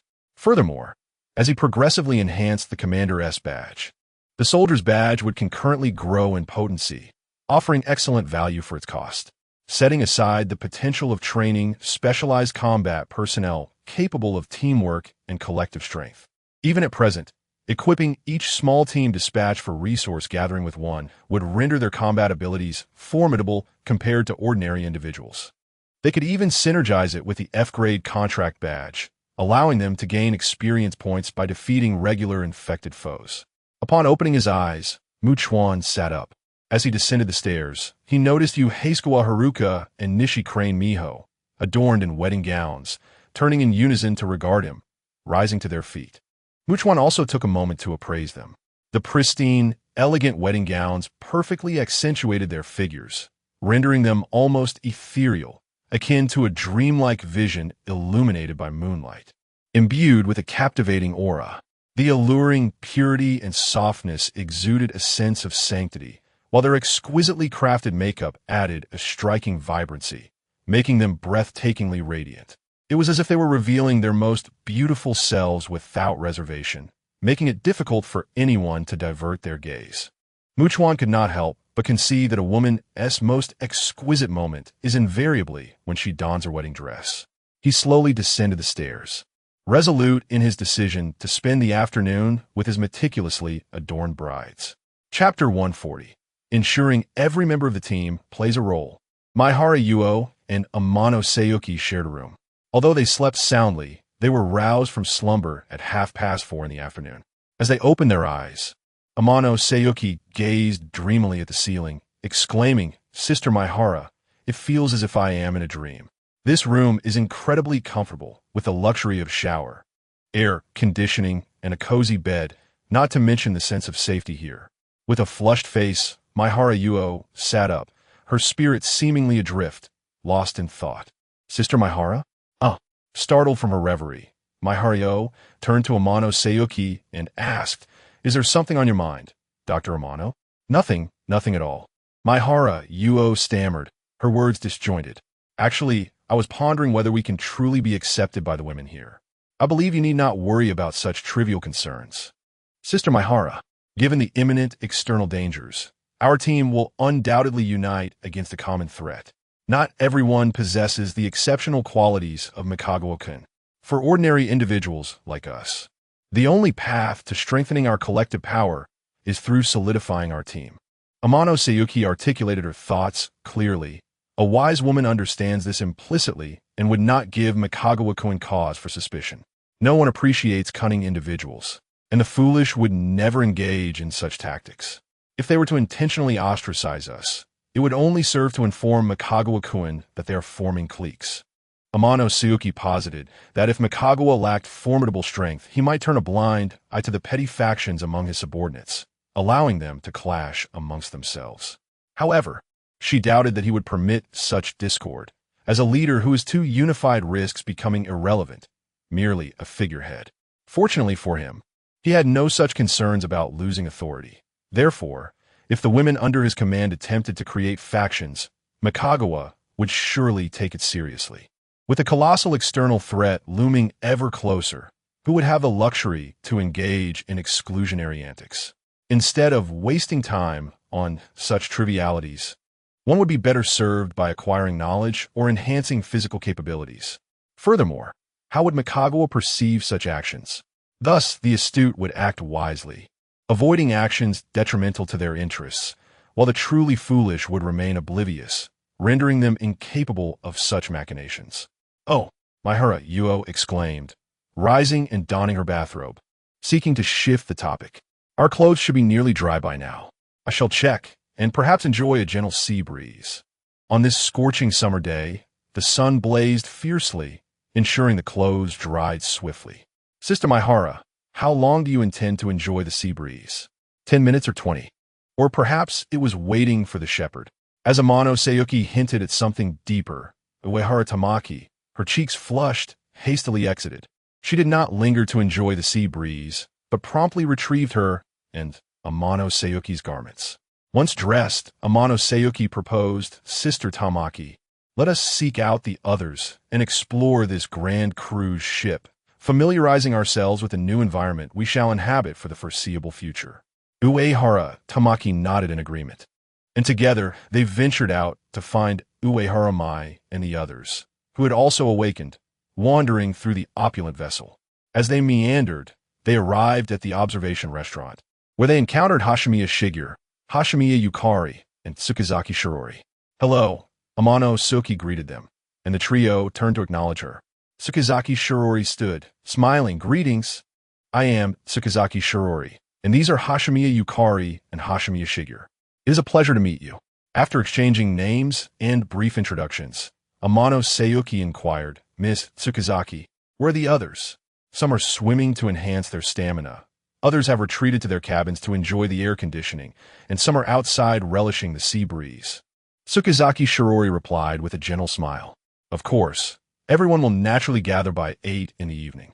If that hour passes without a summons from Mikikawa-kun, then aside from those on watch, everyone is free to pursue their own activities." Uehara Tamaki and Amano Sayuki exchanged glances, and then Amano Sayuki declared, "Then let us continue our exploration." Together with the others, they wandered through the luxurious cruise ship, arriving at the open-air viewing deck to admire the sunset over the sea. Then proceeding to the outdoor swimming pool before they hastily departed. "This," Uehara Mai's face flushed as she hesitated to speak. "Is it not normal? Are we afraid that Mikikawa-kun might see?" Amano Sayuki shrugged nonchalantly, and another woman chimed in, "Indeed, Uehara Mai." As they walked and conversed, they returned to the observation restaurant to find Mikikawa present, while Hashimiya Yukari, Hashimiya Shigeru, and Tsukizaki Shirori were nowhere to be seen. "Is Mikikawa-kun occupied with something?" Amano Sayuki inquired. Mikikawa nodded, prompting them to sit and wait. They engaged in quiet conversation, observing a growing number of people congregating around them. Some were clad in short sleeves, while others boldly donned yukatas. The clothing styles were quite audacious. Soon, Amano Sayuki and Uehara Tamaki realized that aside from Hasegawa Haruka, Takasaki Suzune, and Kamiyama Maki, the other 5 had not arrived. Uehara Tamaki could not help but quietly ask Tsukizaki Shirori, "Miss Tsukizaki, what about those women near Mikikawa-kun?" "They certainly cannot come," Tsukizaki Shirori replied with a smile. "Mikikawa-kun's prowess exceeds your imagination." Uehara Tamaki and Amano Sayuki exchanged astonished glances. After all, engaging in serious matters is inherently different from immersing oneself in intense practice, especially when facing a daunting 1 against 5. At that moment, they noticed Mikikawa approaching, dragging 2 suitcases. Upon squatting down to open them, they discovered an array of brand new gaming consoles devoid of packaging. In truth, the responsibility of determining who would learn specialized repair techniques, who would study professional medical skills, and who was best suited to become dedicated combat personnel was entrusted to Takasaki Suzune and Hasegawa Haruka. They successfully managed this task. Subsequently, this group was poised to diligently learn a multitude of subjects. However, studying is undeniably an endeavor that demands significant mental energy. Thus, it was only natural that they brought back these gaming consoles, providing them with a bit of leisure time in the evenings to unwind through entertainment, alleviating some of their stress. Humans inherently require recreational activities to balance their physical and mental well-being.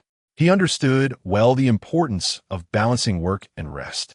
This approach would enhance their learning efficiency rather than subject them to relentless studying that left them gasping for breath. Each room received a gaming console. Makikawa remarked, of course, these can only be played in the evenings.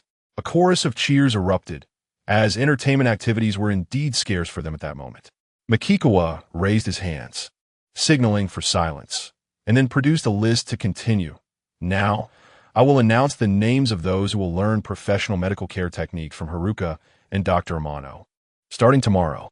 Instantly, all eyes were fixed upon him. He read out the names of 6 individuals, followed by 12 others who exhibited commendable skills and potential to become technical personnel. In reality, having someone guide the learning of medical techniques made it relatively straightforward. But mastering repair issues currently relied on self-study through books. He needed to arrange for more individuals to facilitate mutual discussions, sharing experiences to foster collective progress. Excluding Kamiyama Maki, Nishikura Miho, and Hanada Eri for the moment, only 4 individuals remained who had performed admirably in the resource collection process. In Takasaki Suzune's eyes, they possessed strong mental fortitude, capable of maintaining composure in crises, making them suitable for training as specialized combat personnel. This group was notably the smallest. Besides the familiar Shizuku Tsukishiro and Shigeru Hashimiya, there were also girls named Kogakeru and Nanami Koreha. Certainly, Kamiyama Maki and Takasaki Suzune were also fit for combat, totaling 6 individuals. Moreover, the daily meals for specialized combat personnel would undoubtedly differ from others. While not every meal needed to be abundant in meat, a substantial and satisfying diet was essential to withstand the rigors of intense training. As for the recently returned Amano, Seiyuki, Umihara Tamaki, and others, apart from Seiyuki being immediately useful, Tamaki could impart knowledge on cultivation. The rest were notably frail, still unwell, and thus unfit for testing. However, given the vastness of the cruise ship, maintaining cleanliness is paramount.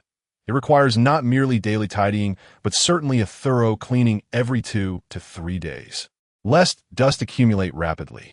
He intends to temporarily assign this task to Meiharu and her companions, for he does not harbor idlers. They must be engaged in meaningful work. Regardless of the moment, he ensures that each member of his team is valuable and can contribute in diverse capacities. After collecting their gaming consoles, they are free to disperse. Upon completion of his statement, the group approached in a room-like manner to retrieve their items, with most opting for a combination of gaming console and fitness ring, while a few selected games designed for 2 players. As he resolved this matter and stepped outside, a notification resonated in his mind, indicating the experience points gained. It appears that the second unit is currently vanquishing ordinary infected foes. He harbored hopes that upon awakening, he would discover himself elevated to level 51 or even 52. Chapter 141. The more, the merrier. As Makawa stepped outside to embrace the sea breeze, he noticed the occasional chime indicating the accrual of experience points, punctuated by varying intervals. He comprehended the situation well. After all, during his previous visit to the port area, he observed ordinary infected individuals banding together, effortlessly forming either small or large surges. Although number 2 was a mutated infected, it could hardly contend with dozens or even hundreds of ordinary infected teams. It could only lead a select few of its subordinates to target a limited number of victims. Regardless, he found himself delightfully engaged in idly accumulating experience points. Mukawa then retrieved a map and, using a compass, identified the approximate location of number 6. Having utilized a hunting tracking beacon on number 6, he was acutely aware of its position for a full 7 days following its deployment. Since he activated it the previous afternoon, it had only been 2 days by this afternoon. Therefore, over the next few days, he earnestly intended to seek out number 6, allowing it to encounter its familiar demon once more, and subsequently affix another beacon to extend the tracking duration, an endeavor that would prove relatively simple. He deduced that no. SIX's position was likely situated either in the Bunkyo ward or the Toyosu area. Mikawa planned to set off for Bunkyo the following day, opting against taking a helicopter. Given the absence of torrential rain, the noise generated by a helicopter would undoubtedly attract a multitude of ordinary infected surrounding him wherever he landed. Instead, he resolved to run directly there. After all, traversing from his current location through Chiyoda Ward would lead him to Bunkyo. With his current speed, he would not require much time, and the area remained quiet. Moreover, with his physique surpassing 400, he had employed a commander badge, which significantly enhanced the performance of Haruka, Miho, and Susan, making them 7 to 8 times more effective than before. Reflecting on this, Mikawa noted that the enhancement effects and range of the commander badge had increased considerably since its initial purchase. He intended to check on the girls tasked with the night watch to ensure they were diligently focused before returning to continue the battle alongside the recuperating Haruka, Miho, and Susan. As the clock crept past 2 in the morning, having concluded yet another fierce battle, Mikawa felt a pang of hunger. After satisfying his appetite, he decided to stealthily inspect the girls on night watch. Upon stepping outside, he unexpectedly encountered Sayuki Amano, who was alone, relishing the sea breeze in the stillness of the night. Dr. Amano seems to be in good spirits, Mikawa remarked. I had slept the entire day, and now I find it quite difficult to drift off at night, Sayuki replied. So, I decided to jot down the medical knowledge I possess. After all, a good memory is no match for a poor pen. However, I have grown somewhat weary, so I venture out for a walk. Leaning against the railing, she gazed dreamily at the starry sky. I initially came with my Yura, who couldn't sleep and was as restless as an ant on a hot skillet. She continued. Her cheeks flushed, but she insisted on lying down and absolutely refused to accompany me for a walk. Hearing her words, Mikawa approached her side and inquired, "What thoughts occupy your mind, Dr. Amano?" There are many factors to consider. For instance, as the esteemed Mikuchuan once articulated regarding the evolution rate of those creatures, even if they do not reproduce with the passage of time, years, or even a decade, we may find ourselves among the last remnants of humanity, provided we encounter no unforeseen events, Sayuki Amano remarked. Regardless of whether the apocalypse will ever conclude, if we are to prevent the true extinction of humankind, the continuation of our species and the reconstruction of civilization rests upon our shoulders. Thus, I fervently hope that the number of women here increases, ideally to thousands or even tens of thousands. In such a world, I cannot afford to dwell on personal gains or losses. I am not a woman of such limited vision and ambition. Mikuchuan remained silent, acknowledging internally that her assertions held merit. Yet, at present, they did not possess even a small foothold, and to be contemplating such matters seemed utterly imprudent, as it disregarded their immediate circumstances and ventured too far into the future.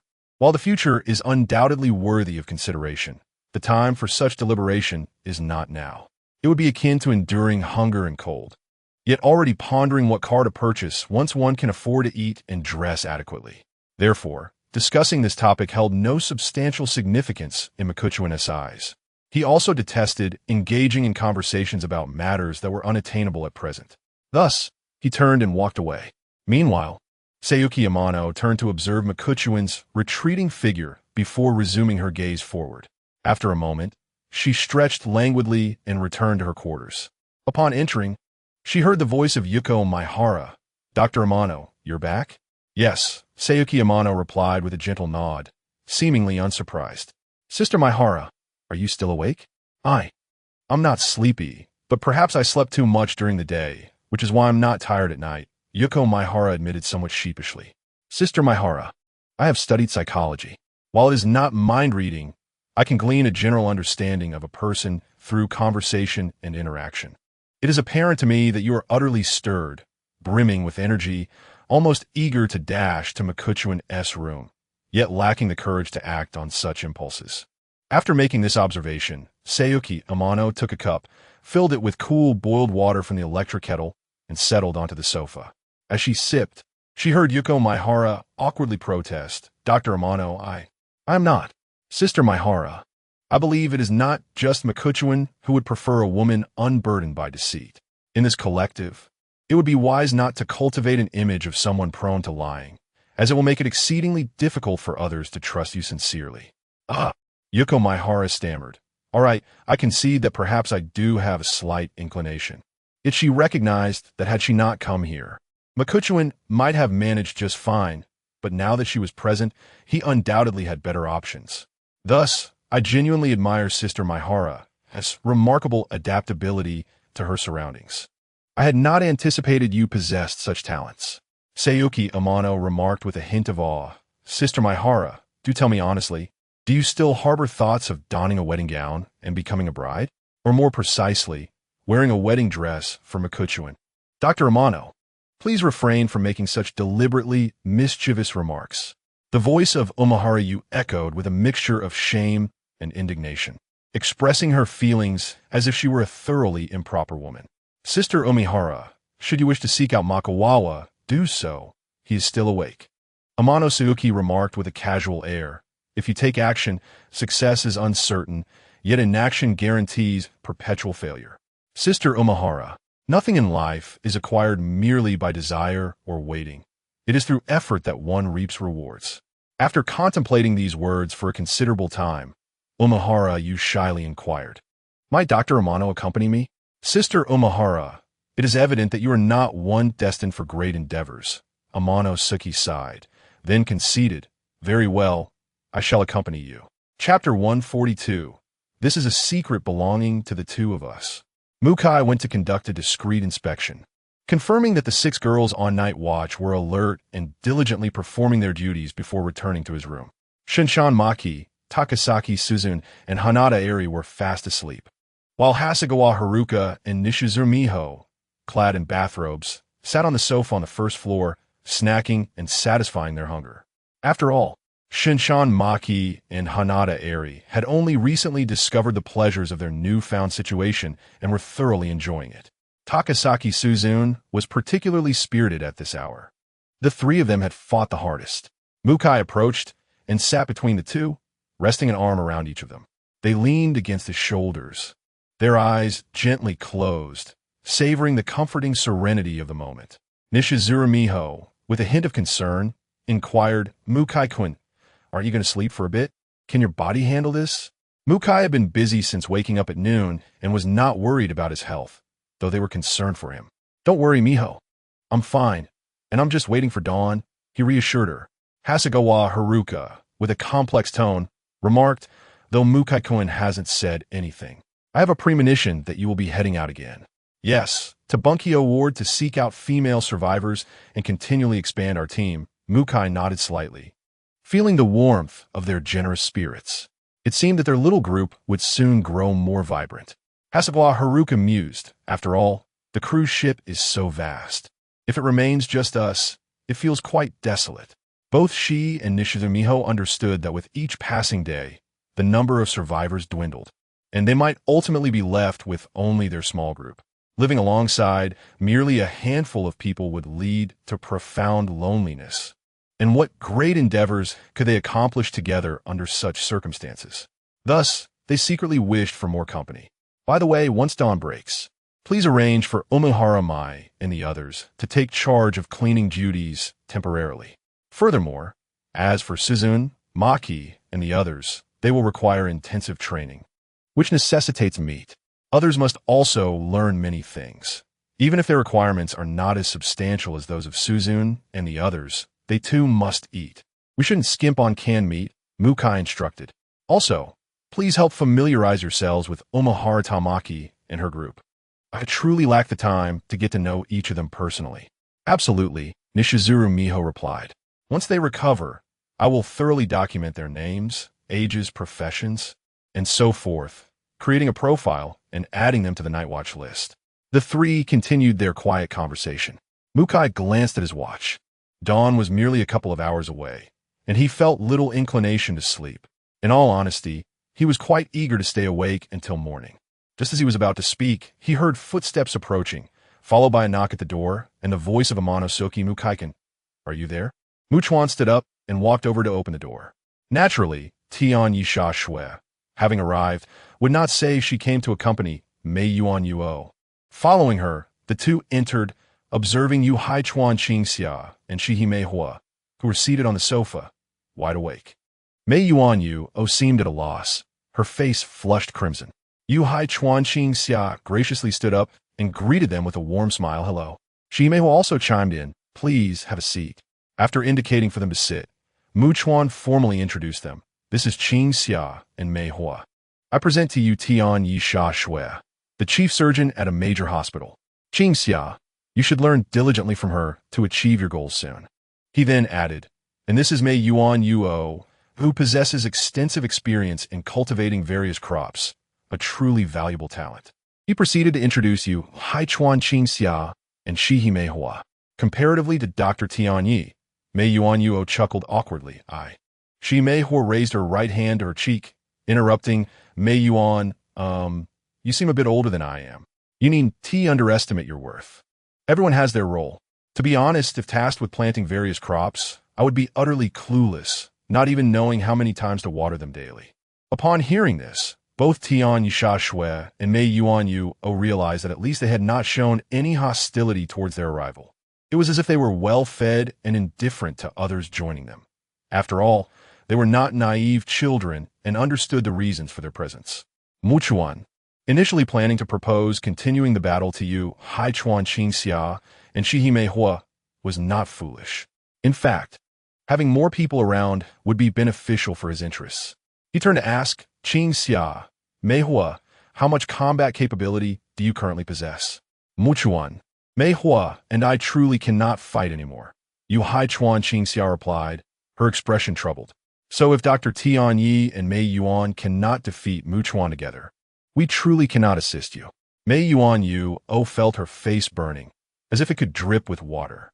She lowered her head, seemingly devoid of the courage to meet anyone's gaze. "There are others sleeping upstairs. We should leave this place," Chuan suggested. After he spoke, Mei Yuan Yuo nervously yet eagerly inquired, "Chuan, may I and Dr. Tian Yi wear wedding dresses?" "Certainly," Chuan nodded. Yu Haichuan Qingxia added generously with a smile, "By the way, you may also wear high heels and other accessories." "Thank you," Tian Yisha Shui replied with a soft smile. Subsequently, Yu Haichuan Qingxia ascended the stairs to retrieve wedding dresses, shoes, stockings, and other items, bringing them down to give to Mei Yuan Yuo and Tian Yisha Shui. The five of them then exited the room and entered an empty guest room, turning on the desk lamp and air conditioning. Suddenly, Chuan sensed that the speed of number 6 had significantly increased. It was evident that number 6 was either pursuing or fleeing. He personally leaned towards the notion of pursuit, for number 6 was indeed formidable. The process of regeneration and restoration, combined with immense strength and heightened agility, allows for transformation in form. Essentially, wherever one can surpass human limitations, number 6 can also prevail. Currently, there are indeed few mutated infected individuals who can confront number 6 head-on and truly subdue it. It ventured forth, attuned to its surroundings. Number 6 maintained a rapid pace, drawing closer, then halted, seemingly resting. It must have successfully hunted its prey. If it were unable to prevail, it would undoubtedly keep fleeing. Clearly, number 6 has grown stronger. I must seek it out. Even if I cannot bestow upon it the ring of loyalty, even if I cannot vanquish it, I will ensure to bring back a considerable amount of flesh and blood for number 2. As Mukawa contemplated this, preparing to return to his room, he heard the sound of a door opening. Turning around, he beheld Mei Harayu, already donned in a wedding gown, stepping out with her legs wrapped in white silk, gracefully balancing on high heels. She turned to close the door, her gait unsteady. "Indeed, I find walking in high heels quite challenging." As she spoke, she paused, bent down, and removed her high heels, remarking on the convenience of her choice. Observing her, Mukawa mused that if all the women here were to wear wedding gowns, the scene would undoubtedly resemble a vibrant garden in full bloom, each vying for attention. I wish to share a secret with you, Mukawa-sen. Meihara, you said, straightening her posture and taking a deep breath, her flushed face now serious. I am but an unworthy individual, and I humbly ask for your guidance in the years to come. I am aware that I have little of value to offer you, unlike Dr. Amano or Sister Hashimiya, but I genuinely possess something to give. At this juncture, she stepped closer, seemingly fearful of being overheard, and, on tiptoe, leaned in to whisper something in Mukawa's ear. Mukawa, taken aback, regarded Meihara with surprise as she raised her right hand, placing her index finger to her lips, and conspiratorially murmured, Mukawa-san, I am not yet fully restored, so I cannot fulfill it now, but in due time, it will surely be possible. Please, do not disclose this to anyone. It is a secret between the two of us. Chapter 143. The elusive pursuit. Chuan found himself engaged in a near-solitary duel with Mei Yuan Yusu until the early hours of 4:30. Yusei Chuan and Shihime Hua were unable to sustain a prolonged battle, managing only to provide minimal support, while Amano Shayu, as a novice who had just stepped onto the battlefield, possessed no combat prowess and was utterly defenseless. Moreover, Mei Yuan Yusu astonished Chuan with her reckless abandon. She fought as if she had no regard for her own life, resembling a fearless member of a suicide squad. Even Yusei Chuan, Shihime Hua, and Amano Shayu were left utterly stunned by her ferocity. As dawn broke, Chuan promptly returned to his quarters to awaken Takasaki, Suna, and Kamiyama Maki. He then ventured out to find the two early risers and instructed them to summon Hashimiya Shigeru, Tsukijo Shirori, Koga Kiru, and Nanami Keiha to the dining hall. He also utilized his points to purchase 6 soldier badges and contract badges, intending to distribute one to each of them. Not only would this allow for extended training sessions, but as they accumulated a wealth of combat experience, he was prepared to appoint them as team leaders, provided they demonstrated adequate command abilities, even if they were not exceptionally outstanding. After all, he planned to establish 6 combat teams and later expand their numbers. Following this, Chuan retrieved 5 sharply pointed solid steel rods and 6 daggers from his storage space, along with walkie-talkies. As for firearms, he was not inclined to distribute them to others at this time. He had previously provided Takasaki with a gun, and since they would be acting in unison, she would have a weapon at her disposal. Furthermore, he harbored doubts about the trustworthiness of others and was reluctant to take the risk of arming them. Besides, providing them with guns would be of little significance, as they lacked the experience necessary for proficient marksmanship, which required continuous practice to improve. The first to arrive were Tsukijo Shirori and Hashimiya Shigeru, followed closely by Koga Kiru and Nanami Keiha. Chuan assessed the 2 newcomers. Koga Kiru had single eyelids and an oval face, her appearance being quite fair, although she stood around 165 meters tall. Nanami Keiha sported a simple double ponytail secured with a rubber band, her height comparable to Koga Kiru's, yet her overall demeanor exuded a charming, youthful innocence reminiscent of Hanada Eri. They all took their seats. After a while, Takasaki Suna and Kamiyama Maki finally arrived, albeit fashionably late. The 4 of them turned to observe, noting that while Kamiyama Maki and Takasaki Suna appeared flushed and radiant, they were yawning incessantly, as though they had barely awakened, their steps lacking vigor. Apologies for our tardiness. Thank you for your patience, Takasaki Suna chuckled. In response, Tsukijo Shirori jested. We all know that Ms. Takasaki and Sister Kamiyama have been working hard. If it were possible, we would be more than willing to share in your burdens. Although she wished to visit Chuan's room alone, she was currently residing with Hashimiya Yuki and Hashimiya Shigeru, making solitary visits impractical for future interactions with the Hashimiya sisters. It was either together or not at all. I have something to discuss, Chuan declared, producing the soldier badges and contract badges, gesturing for them to wear these. Once they obediently donned their gear, Mokuchin spoke. From today onwards, you will train in the morning, followed by a brief respite, and in the afternoon, you will venture out to gather supplies. I will also have number 2 accompany you and discreetly protect you, should you encounter any infected individuals. This will allow you to accumulate combat experience more safely through real-world scenarios. While rigorous training is undoubtedly essential, engaging in actual combat remains the swiftest method to enhance one's fighting prowess. They all nodded in agreement. If you do not encounter any danger and number 2 appears, indicating the direction of the luxury cruise ship, it signifies that mutated infected are approaching. At that point, number 2 will divert the mutated infected, allowing you to return to the luxury cruise ship immediately. Chuan continued. Typically, mutated infected prioritize hunting down heavenly materials and earthly treasures that could augment their strength upon detecting number 2 and Takasaki Susan. At this moment, Hashimiya Shigeru expressed her surprise. Mr. Chuan, isn't the evolution speed of the minor creatures exceedingly outrageous? They can even comprehend human language now? Chuan offered no explanation but continued.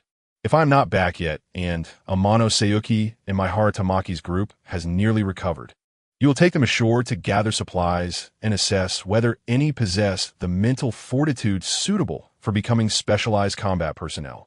Nakanishi Koyuki nodded and inquired, Mr. Chuan, are we to use such weapons? Indeed, Chuan affirmed. Due to family circumstances, Susan has practiced kendo since childhood, and she wields the Sakura blade with great finesse.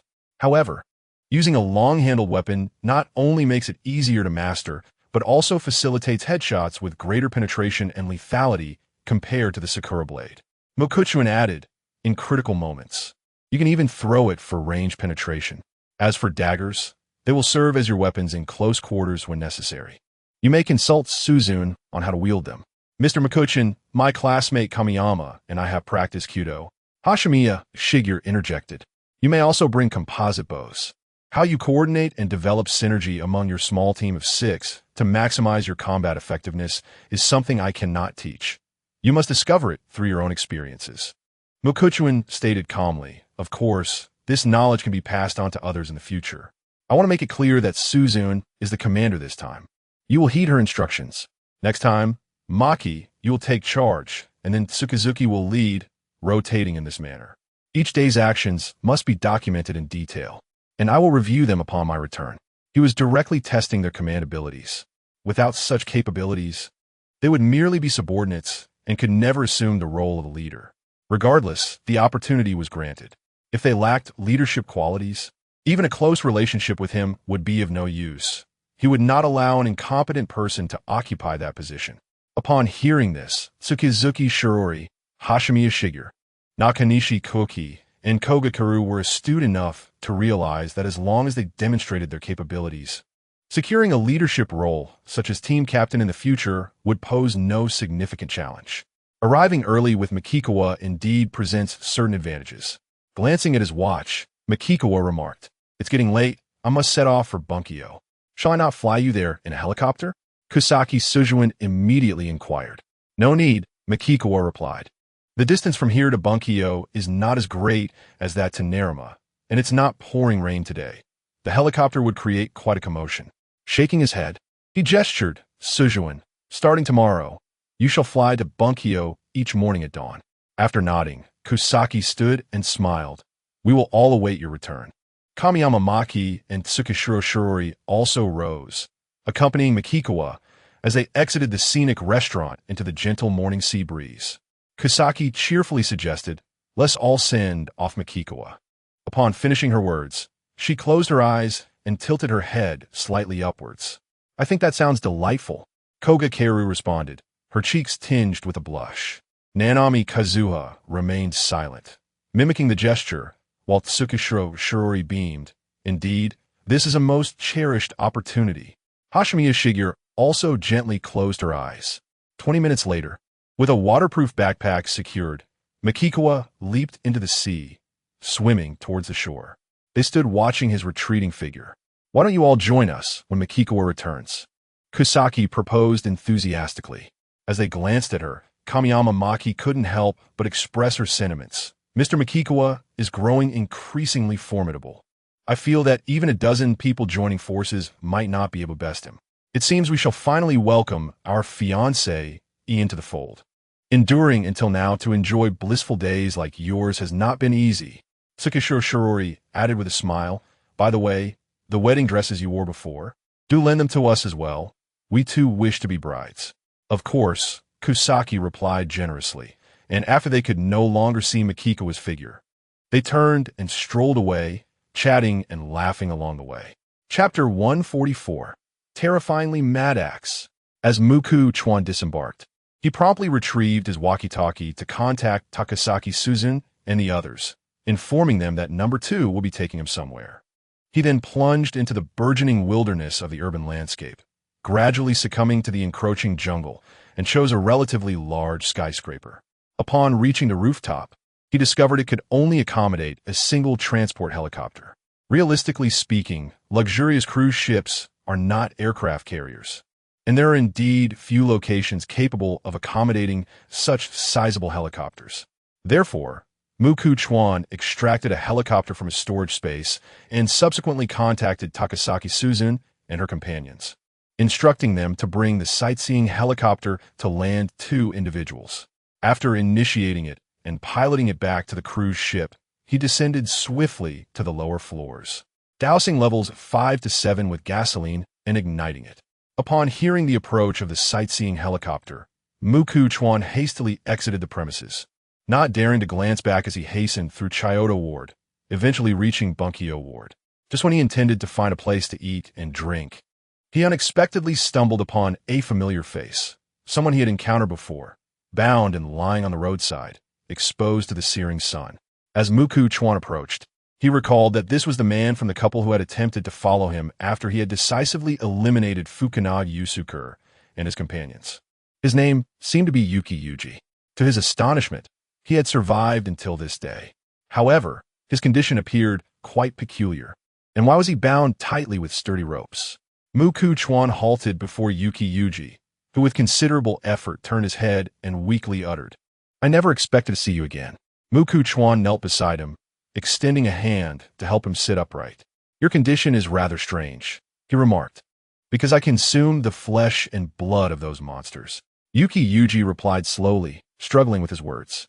Muku Chuan was genuinely taken aback. "You ate the flesh and blood of the infected. You willingly ingested that mysterious virus. It was cooked, and it wasn't voluntary. I was compelled. My wife and I joined a team. They have descended into utter madness, engulfed in despair and fear." Yuki Yuji continued, his voice strained. "Perhaps they all sought to acquire immense power. Otherwise, remaining an ordinary person would ensure they could never survive. Eating the flesh and blood of those monsters seemed the only solution they devised, which led to me becoming their test subject." "Why you?" Muku Chuan inquired coolly. Though his heart was tumultuous, it struck him that those individuals were nothing short of a lunatic horde, willing to attempt anything in their quest for power.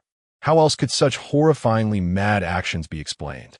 It seemed they were either completely unraveling in despair or had succumbed to sheer madness. "My wife is with the team leader, Itu Takaki," Yuki Yuji said with a bitter smile. "I did not blame her. When I saw you and that exceptionally beautiful woman, I wished for my wife too." "What happened to you after you consumed it?" Muku Chuan interjected, probing for further details. On the first day, there was little to note, no response whatsoever. However, by the second day, something felt distinctly amiss. I sensed a fierce transformation occurring within my body, an overwhelming pain enveloping me, and I was gripped by a profound fear that I might become a monstrous entity. Yuji Jingu expressed with a tremor in his voice. They too had realized that the situation was precarious. Initially, their intention was to eliminate me, yet they chose to blindfold me before leaving me in this place, dispatching someone to observe me from the shadows. They seemed to believe that this might merely be a phase preceding the acquisition of immense, extraordinary power. Perhaps if I endured, I could attain a new lease on life. No longer just an ordinary being. Was there someone clandestinely observing Yuji Jingu? Yet within Makawawa's perceptive range, aside from Yuji, there was no one else. Perhaps they were situated in a high-rise, observing from a distance through binoculars? Regardless, he was undoubtedly visible, and the observer must have recognized that he and Yuji were engaged in conversation, understanding that they were acquainted. Moreover, Makawawa harbored suspicions that this locale could be a territory of mutated infectors devoid of olfactory senses, yet possessing formidable strength, much like the infamous three brothers of Unit 4. After all, even if the probability of lacking a sense of smell were minuscule, it could not possibly be a mere anomaly confined to the three brothers alone. Otherwise, irrespective of the size of the survivor group, mutated infectors would invariably detect the scent of the living and pursue them. Falling into the clutches of mutated infectors would be an inevitable fate. Although he was not an arrogant individual, he acknowledged that such speculation might not be entirely accurate. Yet the possibility loomed large. Have you ever been discovered by those mutated infectors capable of physical transformation? Makawawa inquired. No, for we have consistently chosen to reside in high-rise buildings. We also eliminate those creatures, smearing their blood and flesh across various parts of our bodies, and soaking our clothes in their blood before donning these specially crafted garments. Furthermore, we pour their blood outside our dwelling.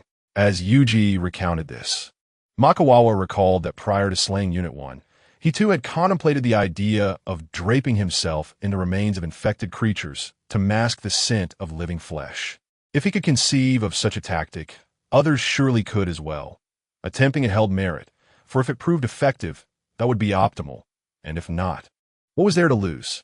Additionally, during the day, we collected gasoline, saturating the lower levels with it at night. Thus, when darkness fell and the sounds of something crashing through the blocked corridor reached us, we would ignite the gasoline, ensuring that as long as the creatures could not scale walls, they would remain at bay. Yuji Jingu articulated with great effort. In fact, this place is rather secure. There is a colossal creature, yet it seems oblivious to our presence and instead preys on the smaller monstrosities. Upon hearing this, Makawawa pondered. Indeed, their survival thus far had been a stroke of remarkable fortune. In the territory of the colossal, scentless, mutated infected, as long as one remains well concealed, they shall go undetected. Furthermore, the gigantic infected prowls the night, hunting and devouring numerous ordinary infected, inadvertently safeguarding them from detection. How large could it be? Makawa inquired. It's difficult to ascertain, as I was observing from a height, and Yuji Jinguji's speech grew increasingly labored, his pace slowing and becoming fragmented. Also, it was night, and visibility was quite poor, yet it was significantly taller than residential buildings. Makawa furrowed his brow. Typically, these residences in Sakura country are 2 stories high, which would suggest a height of at least 7 or 8 meters, perhaps even more. I must caution you, if you encounter Takumi Ito, it would be wise to eliminate him immediately. Before the apocalypse, he was one of the leaders of a criminal organization. Although such organizations are legal in Sakura country, he is ruthlessly merciless and armed. Yuji Jinguji continued to stammer. The group of survivors we stayed with in the high-rise accepted us, yet they brutally slaughtered all the men in that team, attempting to seize the women for themselves. Ultimately, they failed, and, fearing that the women might scream and attract monsters, they killed them as well. Only the most cold-blooded individuals could survive in such a world. The longer one endures, the more it signifies that they are devoid of compassion, each one a character willing to err on the side of lethal caution. The fate of survivor groups like the one Yuji described, which welcomed others, is laid bare. The men perish, and the women become useless to any other group and must also meet their demise, leading to total annihilation, akin to a hostile takeover. Although Makawa bore no desire for vengeance on Yuji's behalf, the reality was stark. He sought female survivors in Bunkyo Ward, while perilously close to a gang of merciless, dangerous lunatics. Aware of the threat they posed, he felt compelled to eliminate them first. I share all this in hopes that you might grant me a merciful end. Yuji Jinguji wept, his plea tinged with profound humility. I am in unbearable pain. I wish to die as a human, not become a monster. Please, I implore you, in my suffering. I am no longer afraid of death. Very well. Makawa nodded and swiftly drove a crowbar through Yuji Jinguji's skull, liberating him in an instant. He then entered a nearby residence, ascending to the 2nd floor, where he paced while repeatedly observing the surroundings with military binoculars. Simultaneously, he retrieved a walkie-talkie, continuously adjusting frequencies in hopes of eavesdropping on conversations. Chapter 145. Is he not just a plump lamb? In reality, 6 individuals were covertly observing Yuji Yukikawa, with 2-person teams stationed atop 3 high-rise buildings, scrutinizing from 3 different angles through binoculars. They had previously witnessed the moment when Mikikawa conversed with Yuji Yukikawa, only to subsequently eliminate him. It was a clear case of a headshot, undeniably authentic. Kita Tsujin, one of Itu Takaki's subordinates, produced a walkie-talkie and attempted to make contact. Itu-san, do you have a moment? There's something urgent. The invaluable experimental subject, Yuji Yukikawa, has been killed. Kita Tsujin continued hastily. Moreover, the assailant is evidently acquainted with Yukikawa. We observe them engaging in extensive dialogue through the binoculars, so he must be aware of our experimentation involving Yukikawa. What if he seeks vengeance for Yukikawa? Before Itu Takaki could respond, one of Kita's companions chuckled derisively. Come on, don't be ridiculous. He is just one person. With our numbers, why should we fear him? Why treat him as a threat? It's a bright, sunny day. Would you dare to roam outside alone with a weapon? Anyone bold enough to wander alone and survive to today must possess some skill. Otherwise, they would have perished long ago. Kita Tsujin, visibly irked, retorted, to underestimate him simply because he is alone is foolish. Such arrogance could exact a heavy toll in this world. We must exercise utmost caution. After expressing this sentiment, he leaned forward, ingratiatingly stating, Itu-san, you agree with me, don't you? No, I do not. Itu Takaki's voice came through the walkie-talkie, firmly dissenting. We have no enmity with him. Why should we target him? If he is indeed a formidable individual, any sensible person would seek to ally with him. He continued, he is not foolish. Mikikawa might possess a walkie-talkie, and such communications cannot be encrypted. It's possible Mikikawa is currently eavesdropping. How could he express malice toward Mikikawa? Wouldn't he that forced the hidden Mikikawa to become their adversary, to conspire against them? Of course, Mikikawa and Yuji Yukikawa are acquainted, and he may also know Kanri Yukikawa. He could inquire whether she recognizes this individual. Itu Takaki then asked, can you estimate his height and discern his features? He's quite tall, wielding a crowbar and carrying a backpack. Upon hearing Kita Tsujin's description, Itu Takaki gestured, then you should attempt to persuade him to join us. But Itu-san, he may be armed. What if he opens fire on us as we approach? Kita Tsujin expressed his concerns. Disregard my instructions, and you need not return, Itu Takaki concluded, terminating the conversation. He stands approximately 1.70 meters tall, yet his robust physique is accentuated by an array of tattoos of varying sizes that adorn his body. He emanates an aura of fierce and intimidating energy, making it abundantly clear that he is not one to be trifled with. At his waist, he carries a handgun. As he steps outside, he rouses the sleeping Yuki, who immediately greets him with a sycophantic smile, inquiring, Brother Ito, what brings you to seek me? It appears your spineless husband has been killed, Ito Takamasa states bluntly. To this, Yuki responds with an air of indifference, Brother Ito, let that feeble coward perish. I cannot even muster the pretense of shedding a tear over his demise. The individual who ended your husband's life is acquainted with him. My associates observe them conversing for an extended period. Ita Takamasa elaborates, then inquires, does this ring any bells for you? Upon hearing this, Yuki suddenly recalls Mikikawa. Previously, he had single-handedly vanquished Fukunaga Yusuke and 2 others, and both she and her husband had hoped to align themselves with him. She harbored a deep yearning for such an alliance, captivated by his stature, charm, and formidable prowess, far surpassing that of the current Itu Takamasa. In a world like this, what woman would not desire to be associated with such a remarkable and handsome figure? Unfortunately, Mikikawa had resolutely rejected their overtures. Even now, the memory stirs discomfort and resentment within her. Yes, I do remember, she continues. That man is exceptionally formidable. You may find it hard to believe, but he effortlessly dispatched several monsters outside a convenience store. Following that, he engaged in combat with survivors, defeating 7 opponents single-handedly without mercy. His lethality is unparalleled.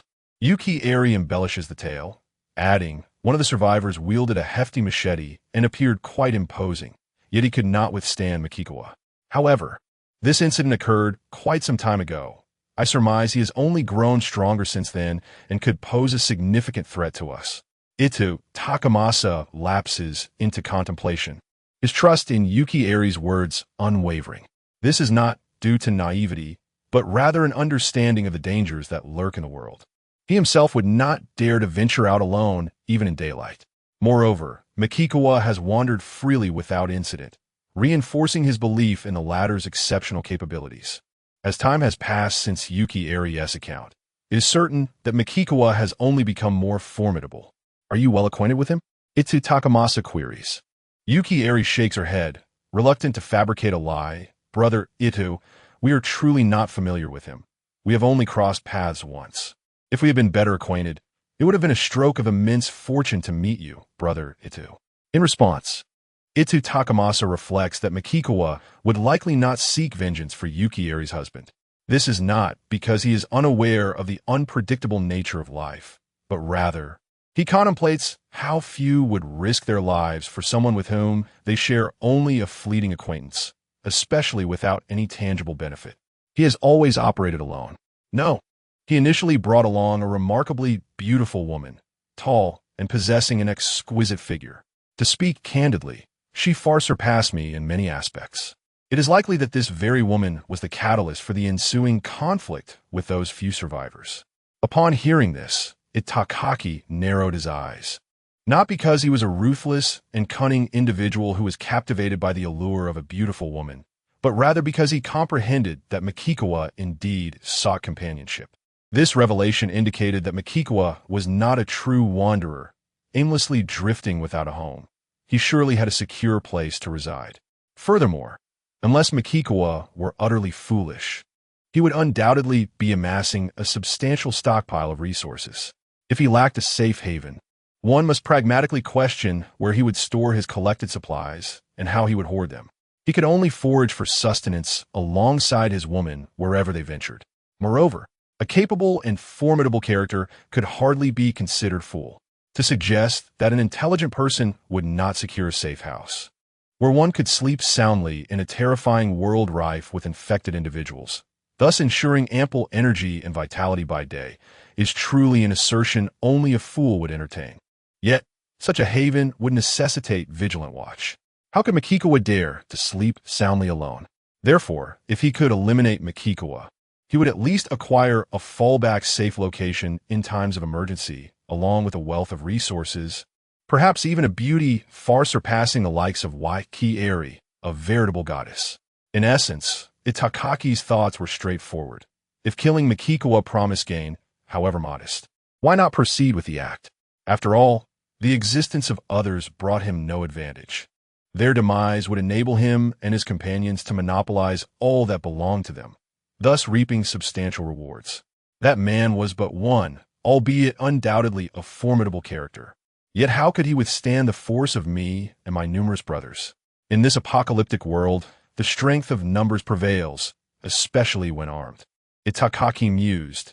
Truth be told, was not this fellow merely a plump sheep, ripe for the slaughter, that would yield a bounty of sustenance? A rather pleasant and jubilant smile spread across his face. Chapter 146. Thorough Execution. Itani Takaki then contacted those watching over Mikikawa's residence via the walkie-talkie, inquiring, Mikita, have you arrived at the house? Brother Itani, we are on our way, but we have not yet arrived. It takes considerable time to descend from the rooftop. Came Mikita, Tsunharu's voice over the device. Itani Takaki fell silent, shutting off the walkie-talkie, and swiftly summoned his subordinates, exclaiming with fervor, Brothers, a plump sheep has wandered into our midst. We must go and feast upon it. Deep down, he suspected that Mikikawa might be armed. After all, it would be strange for such a capable and ruthless individual to have not acquired a firearm by now. One must not underestimate Mikikawa. It was imperative to bring more manpower. As the saying goes, even a lion exerts its full strength when hunting a rabbit, and in this treacherous world, one must approach every matter with utmost seriousness and caution. Meanwhile, Mikikawa awaited in his dwelling. Firstly, he had noticed the 3 groups of individuals positioned in 3 different directions. Unless he could perform the art of duplication, No matter which group he chose to eliminate, the other two would inevitably be alerted and inform Itani Takaki. Naturally, Makikawa did not intend to raise any alarms. Secondly, he had eavesdropped on the walkie-talkie conversations. If Itani Takaki and his men intended to act against him, they would undoubtedly make a move, and he would simply deal with them directly. He surmised that their hideout was likely not far away, so he should not have to wait long.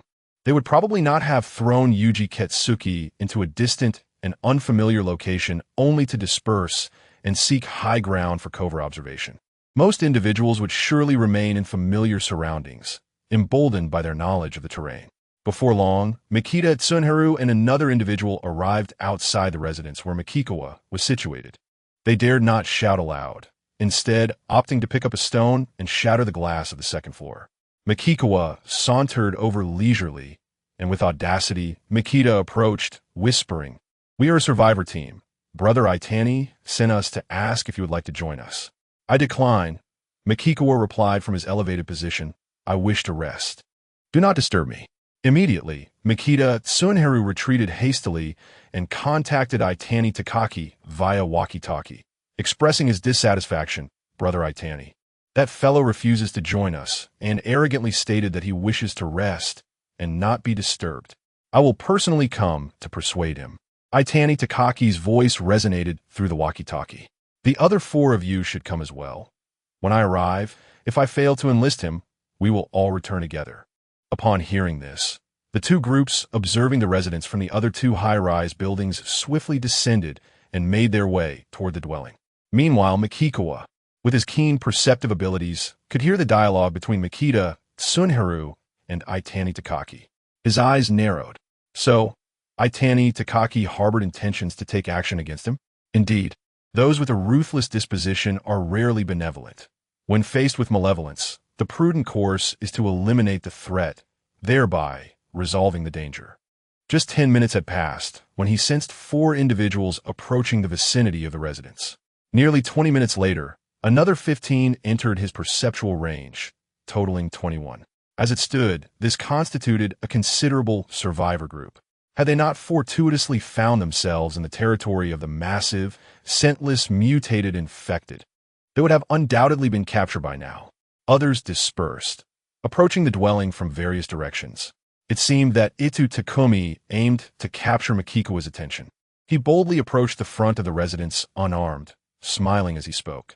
"Sir, your audacity in wandering alone suggests remarkable capability. I formally invite you to join my team. Women, firearms, food, whatever you desire I can provide. Should you decline, we may at least become acquaintances." Seated on the second floor, casually flipping through a magazine, Makikawa opened a beverage and drank it in one go. Grabbing a crowbar, he rose and descended the stairs, opening the entrance door and stepping outside. Itu Takumi was genuinely surprised. He hadn't expected Makikawa to emerge so readily. "I had not anticipated your striking handsomeness," he remarked, recovering from his astonishment. "Were the world not in its current state, I believe you would make an excellent idol." Itu Takumi awaited the arrival of others, oblivious to the fact that Makikawa was also in a state of anticipation. Makikawa initiated the conversation. "How many members are in your team?" Clearly, not all could be present. He intended to eliminate this group and subsequently deal with the remainder, ensuring no one was left to pose a threat. He was not one to show mercy or leave matters unfinished. If he was to act, he would do so decisively. 30 men, 8 women, Itu Takumi replied, all the while discreetly assessing Makikawa. There were no visible firearms on the hefty figure before him, suggesting that if Makikawa possessed a weapon, it was likely stowed away in his backpack. Thus, he would have no time to retrieve it, relying solely on his crowbar. This implied that he typically faced danger armed only with such a weapon. Makikawa was undoubtedly no ordinary individual. In a close combat scenario, even with a gun, Itu Takumi doubted his own ability to contend with him. Yet, he mused, unfortunately for him, I have many brothers while he is alone. In this world devoid of superhuman abilities, numbers are paramount. No matter how formidable he may be, what could he possibly achieve? Can he defy the odds?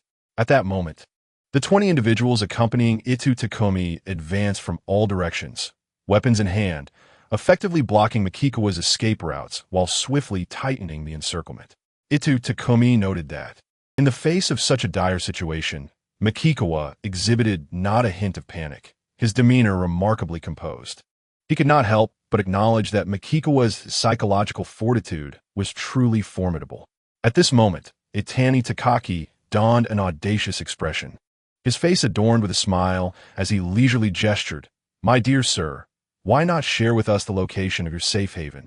Should you prove unwilling, displaying a stubborn resolve, we shall be compelled to bind your hands and feet, thereby making you the new subject of experimentation in place of Yuki Yuji. Perhaps fortune may favor you with immense power." As the others drew closer, forming a small circle with a diameter of merely 4 to 5 meters around Makikawa, Itani Takaki noticed a subtle smile play upon Makikawa's lips. This sight ignited an unsettling sensation within Itani Takaki, as he felt an inexplicable notion that Makikawa regarded them with utter disdain, akin to a deity surveying insignificant ants crawling upon the ground. "What are you laughing at, you scoundrel?" Mokadatsu bellowed, brandishing an iron rod with fierce intent. "Haven't you heard what Brother Itani has said?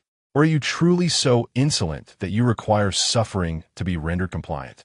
Not only Mokadatsu, but from the east, west, and south, others emerged for in total, converging upon Makikawa from various directions, aiming to incapacitate his legs and render him immobile, thereafter extracting information at their leisure.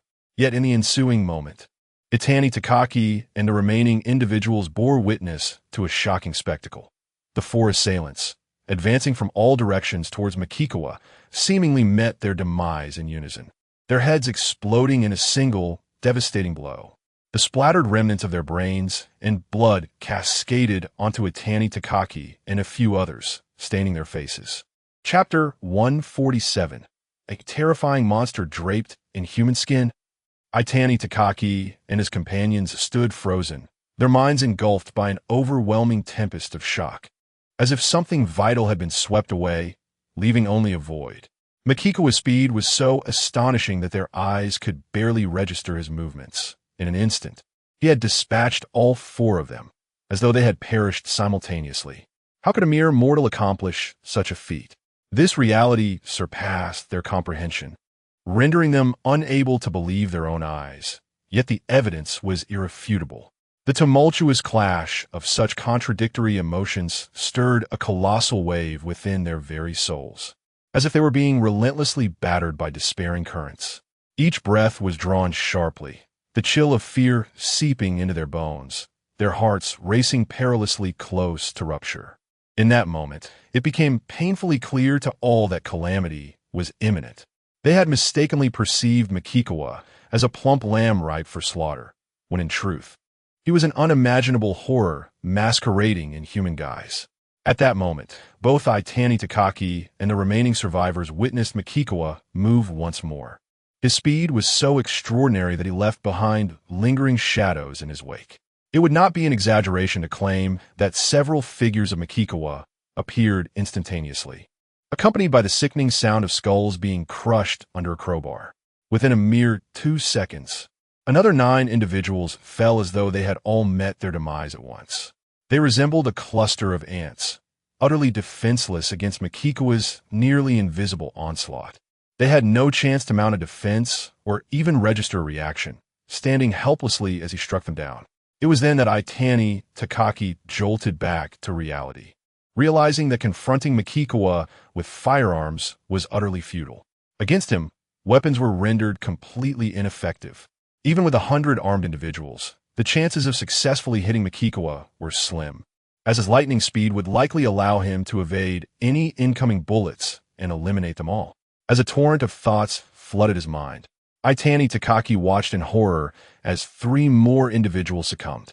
Trembling, he comprehended why Makikawa had smiled earlier. They were nothing more than foolish ants, unwittingly drawing closer to a terrifying monster, facilitating his swift execution of them. They had been oblivious to the fact that their demise was imminent. At that moment, it was not just Itani Takaki who awakened from this nightmarish stupor. The remaining survivors seemed to finally grasp their peril and instinctively turned to flee. However, Makikawa's speed was insurmountable. As they spun around, several were met with fatal blows to the head, collapsing to the ground. Those who attempted to escape barely managed to cover a few meters before being dispatched. No one could evade his wrath. Ultimately, only Itani Takaki managed to run 10 meters away. As he sprinted desperately forward, he perceived Makikawa appearing before him as if teleporting. Panic surged through him, prompting an instinctive desire to turn and flee. Yet, while his mind processed this urgency, his body lagged behind, leaving him in a state of uncontrollable momentum. Makikawa gently tapped Takumi Itu's shoulder with a crowbar, and Itu felt as though his shoulder bone had shattered. His legs buckled beneath him, and he collapsed to the ground. An excruciating pain surged through his mind like a relentless tide. The moment he cried out in agony, Makikawa pierced one of his legs with the crowbar. The sound of shattering bones echoing in the air as Makikawa warned, "If you scream again, I shall penetrate another part of your body." With that, he withdrew the crowbar, blood gushing forth in a torrent. Itu, on the verge of grinding his teeth to dust, contorted in agony, yet dared not utter another sound. All that remained for him was an overwhelming dread and an infinite remorse. Though he had sensed Makikawa was no ordinary individual and had exercised caution, who could have anticipated that Makikawa possessed extraordinary abilities? To entertain thoughts of confronting him was akin to inviting one's own demise. Where is the place your team resides? Upon hearing this, Itu comprehended Makikawa's intent to eradicate any roots of the problem. Before he could respond, Makikawa thrust the crowbar through Itu's other leg, intensifying his torment. "Do you intend to remain silent?" Makikawa remarked coolly. "Then I shall see just how resilient your teeth truly are." Itu, nearly succumbing to unconsciousness, was still terrified of Makikawa's next move. He hastily stammered, "Be brother, head west for about 1 kilometer, and you will see a tall building. We reside in that building." Upon hearing this, Makikawa drove the crowbar into Itu's chest. He collapsed but did not perish. Fearing a scream, he endured another blow. He stifled the pain. His throat constricted as he emitted faint, muffled sounds. Makikawa then dragged the corpses of the deceased to Yuji Ketsuki, taking their firearms and ammunition in the process.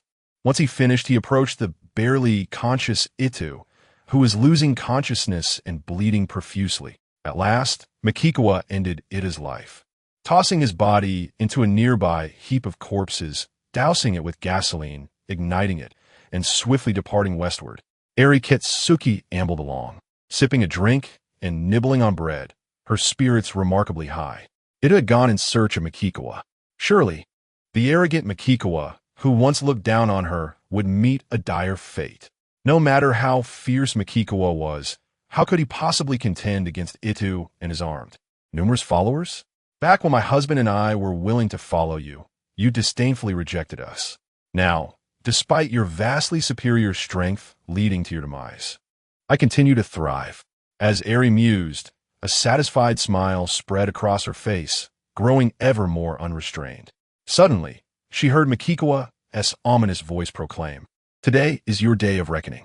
For a fleeting moment, she thought she had imagined it, but upon turning around, she beheld Makikawa wielding a bloodied crowbar, standing not far away. Her eyes widened in horror, pupils constricting to pinpricks as she realized with dread that Makikawa had indeed survived to confront her here. Does this not imply that Itu Takaki and others have all perished? Have they all fallen victim to his hand? How is this conceivable? Then she witnessed Makikawa appearing before her as if by instantaneous movement, and it dawned on her why Itu Takaki and the others had met their demise. Just as she opened her mouth, the crowbar pierced through her eye, emerging from the back of her skull. The beverage bottle and bread in Yuki Ori's grasp tumbled to the ground, and as Makikawa withdrew the crowbar, she collapsed, utterly bereft of life.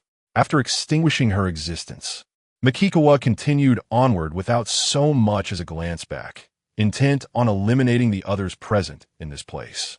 Chapter 148, We Will Be Obedient.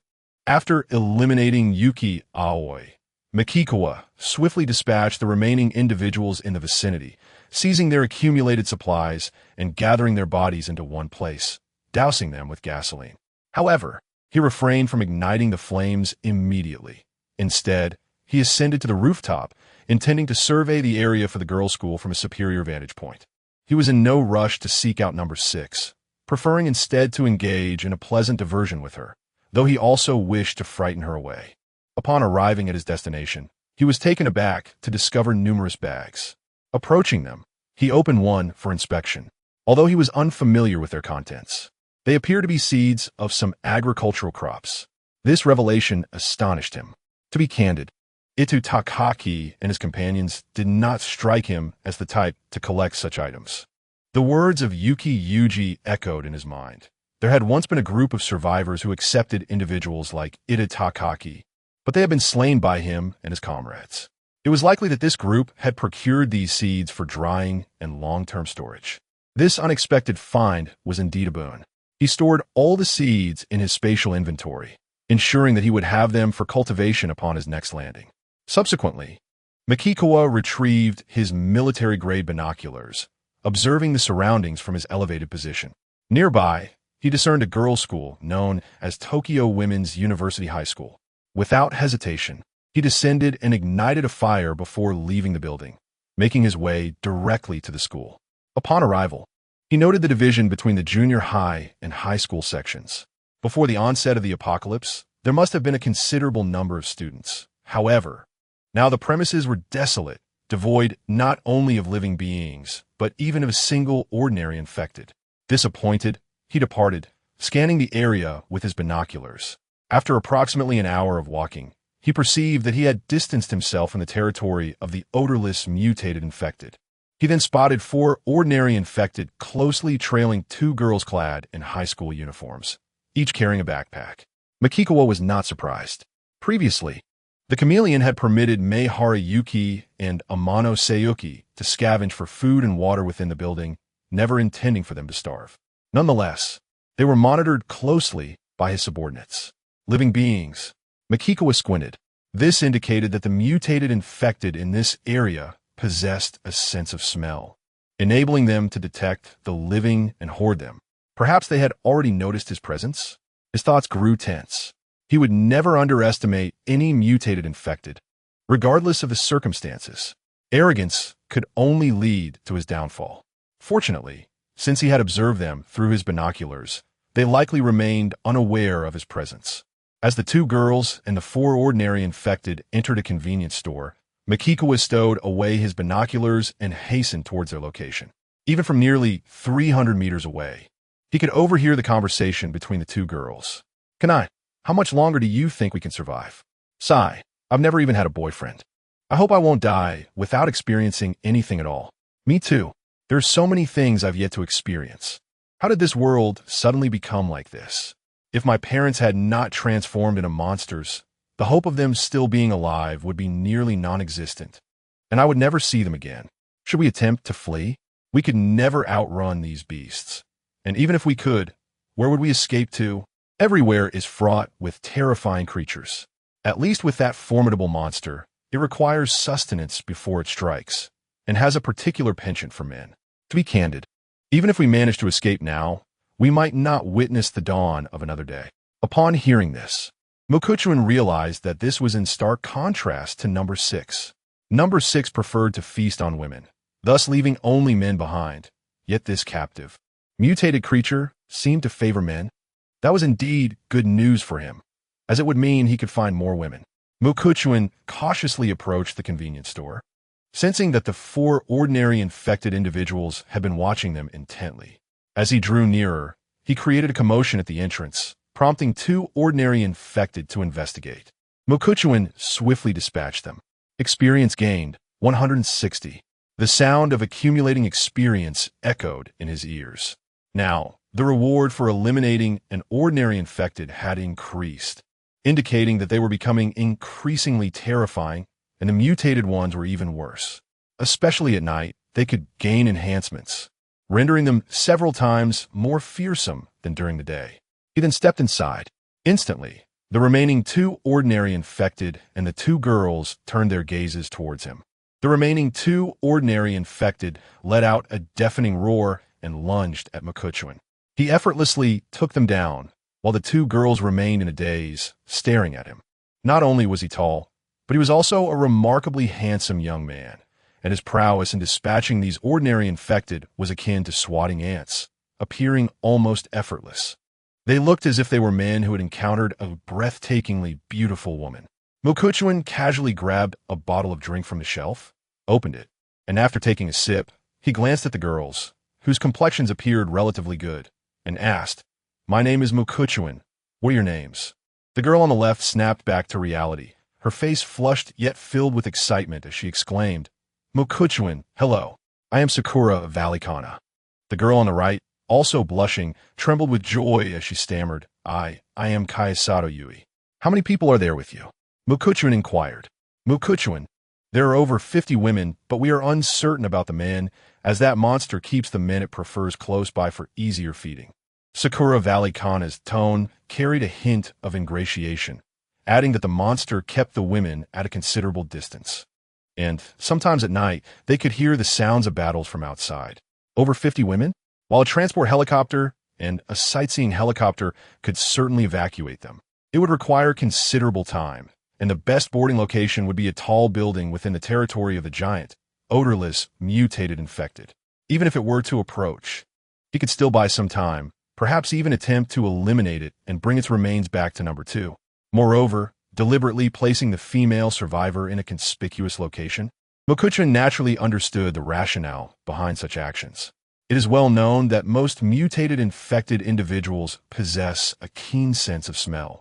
The greater the concentration of living beings, the easier it is for them to detect. The mutated creature they spoke of was clearly using the female survivor, whom it did not favor, as bait to lure other mutated infected to its vicinity.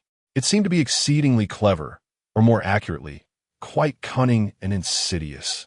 Most of them were middle school students, high school students, and university attendees, along with a few working women and housewives. Qingli Juai elaborated further, even, "Well, what does the creature that keeps you captive resemble?" Mokuchuan straightforwardly gestured for them to describe it. Very slender, approximately over 7 meters tall, with thin limbs resembling elongated arms of an infant. It typically resides in the sewers and has numerous subordinates, perhaps around 2,000 to 3,000, or possibly more.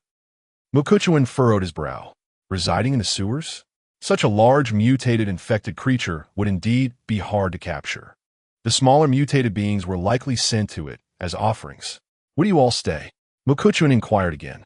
"Mokuchuan and Ayakin, we are at Tokyo Women's University," Sakura Kana promptly replied. "It's not far from here. If you head south, you will arrive. After all, we cannot stray too far from that university, as our range of movement is quite limited. If we venture too far, the creature watching us will roar and even attack, forcing us back." "Do all of you go out to gather supplies?" Mokuchuan asked. "Yes. We can only go out periodically, sometimes every 2 days, sometimes 3. However, we have our own responsibilities, and the males have their own schedule. Around 1 in the afternoon, these creatures watching us will drive us back." Qingli Juai nodded in agreement, realizing that it would be futile to go now since the others were absent. Sakura Kana quickly added, "If Mokuchuan and Ayakin is willing to take us along, we will follow wherever you go. We can be quite useful, and we promise to obediently do whatever you ask." Though still youthful, they were not naive. They understood that Mokuchuan was a formidable individual. In any case, following him was undoubtedly a far better fate than being kept captive by the mutated infected. Chapter 149. No Weakness?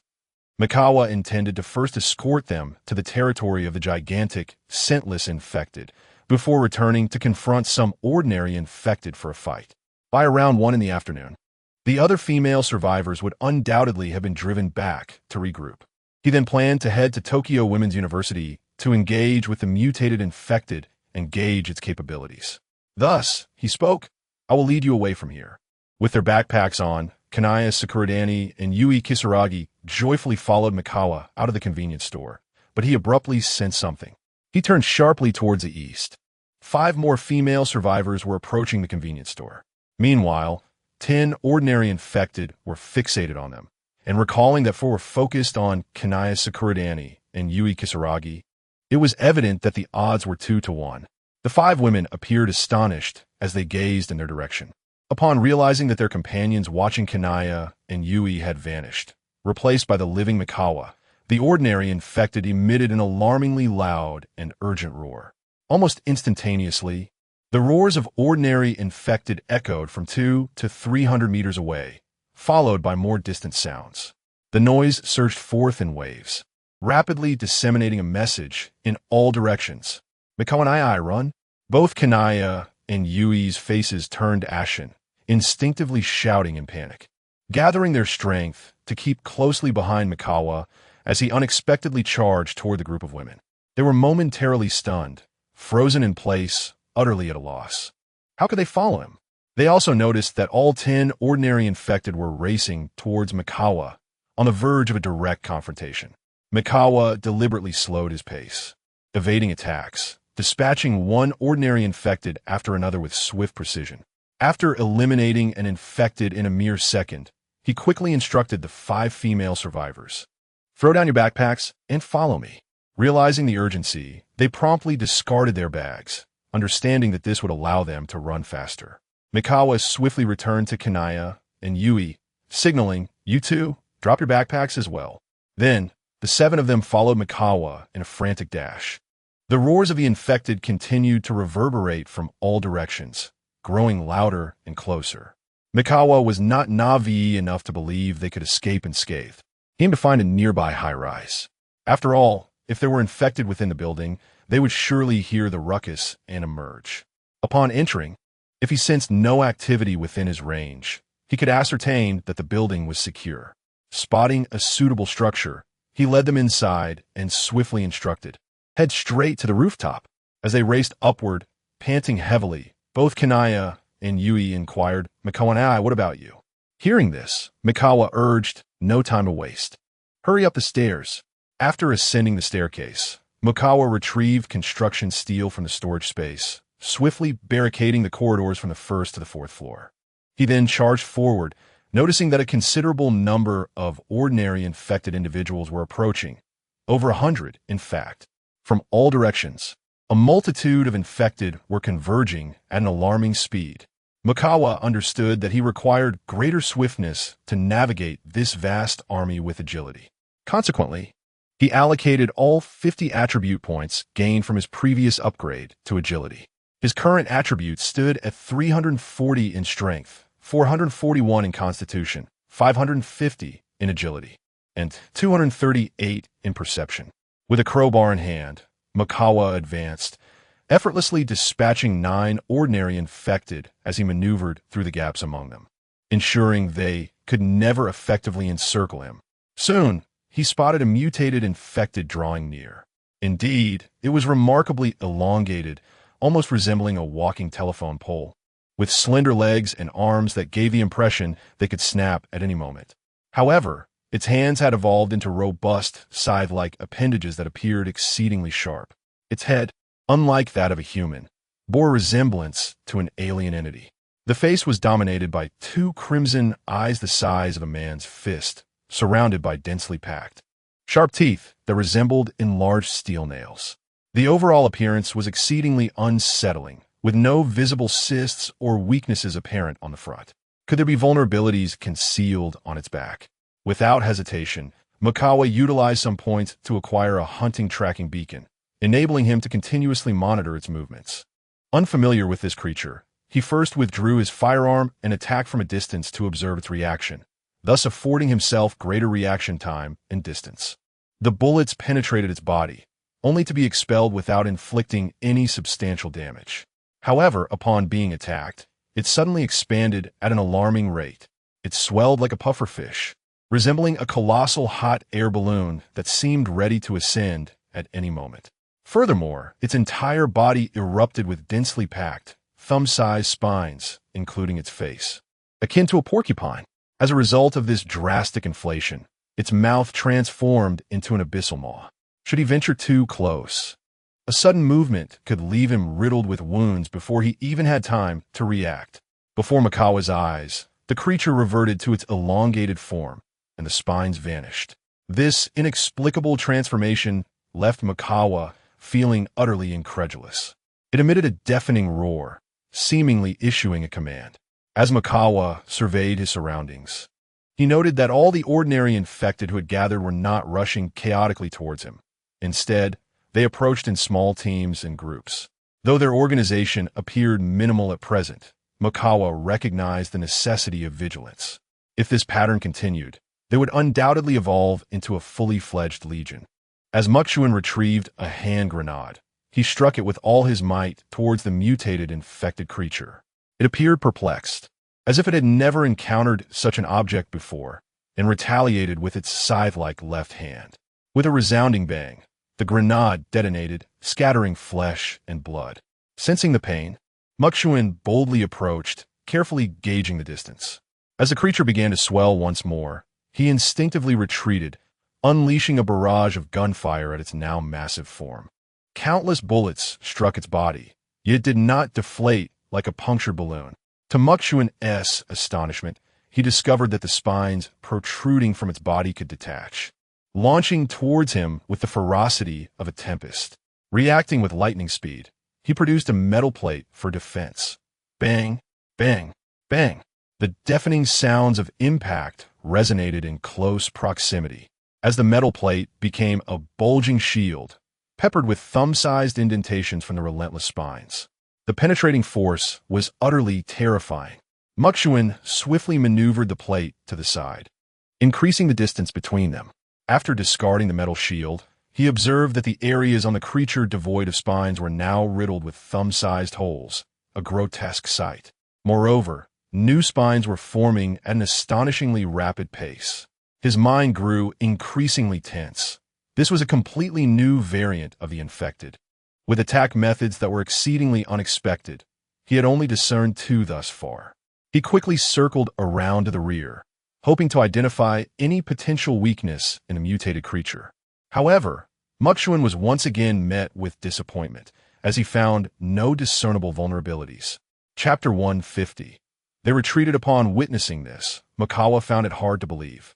Did this mutated infected creature possess no weaknesses? Or were its vulnerabilities concealed within its very being? As thoughts raced through his mind, Makawa noticed ordinary infected individuals rapidly approaching him. He promptly dismissed any distractions, intent on discovering whether this mutated infected could scale walls. He retrieved a gasoline canister, dashed into the tall building, and poured gasoline along his path, clearing away the steel structures. After igniting the fuel, he swiftly ascended to the 4th floor, preparing to assist Kanako and Kiyori in descending from the 2nd floor. He would catch them, ensuring they did not ignite multiple floors. The flames spread rapidly, engulfing the ordinary infected that had charged through the gasoline, their anguished shrieks filling the air as they succumbed to the fire, transforming into experience points for Makawa, who leveled up to 51. With each level gained, he acquired 60 attribute points. He chose not to allocate his points just yet, instead standing on the 4th floor and observing the elongated figure of the mutated infected. To simplify reference, he dubbed it Number 7. Number 7 roared, causing all ordinary infected to halt their advance, showing no inclination to form a human wall. Makawa considered the prospect of blasting out Number 7's eyes, just as he had done with Number 5, rendering it a blind creature reliant solely on scent. The accumulated experience proved invaluable, giving Makawa clarity on how to effectively weaken Number 7. He swiftly drew his sniper rifle, focusing intently on aiming at Number 7, but it immediately evaded the shot, having previously endured a bullet. Faced with this, Makawa retrieved other firearms from his storage space, leaping from the 4th floor and sprinting forward at maximum speed towards Number 7. He planned to shoot its face when he was within close range, thus increasing his chances of hitting the target. Number 7 roared once more, and the ordinary infected, exhibiting a faint semblance of organization, charged towards Makawa. Yet, he effortlessly maneuvered through the gaps between them. 50 meters, 30 meters, 20 meters.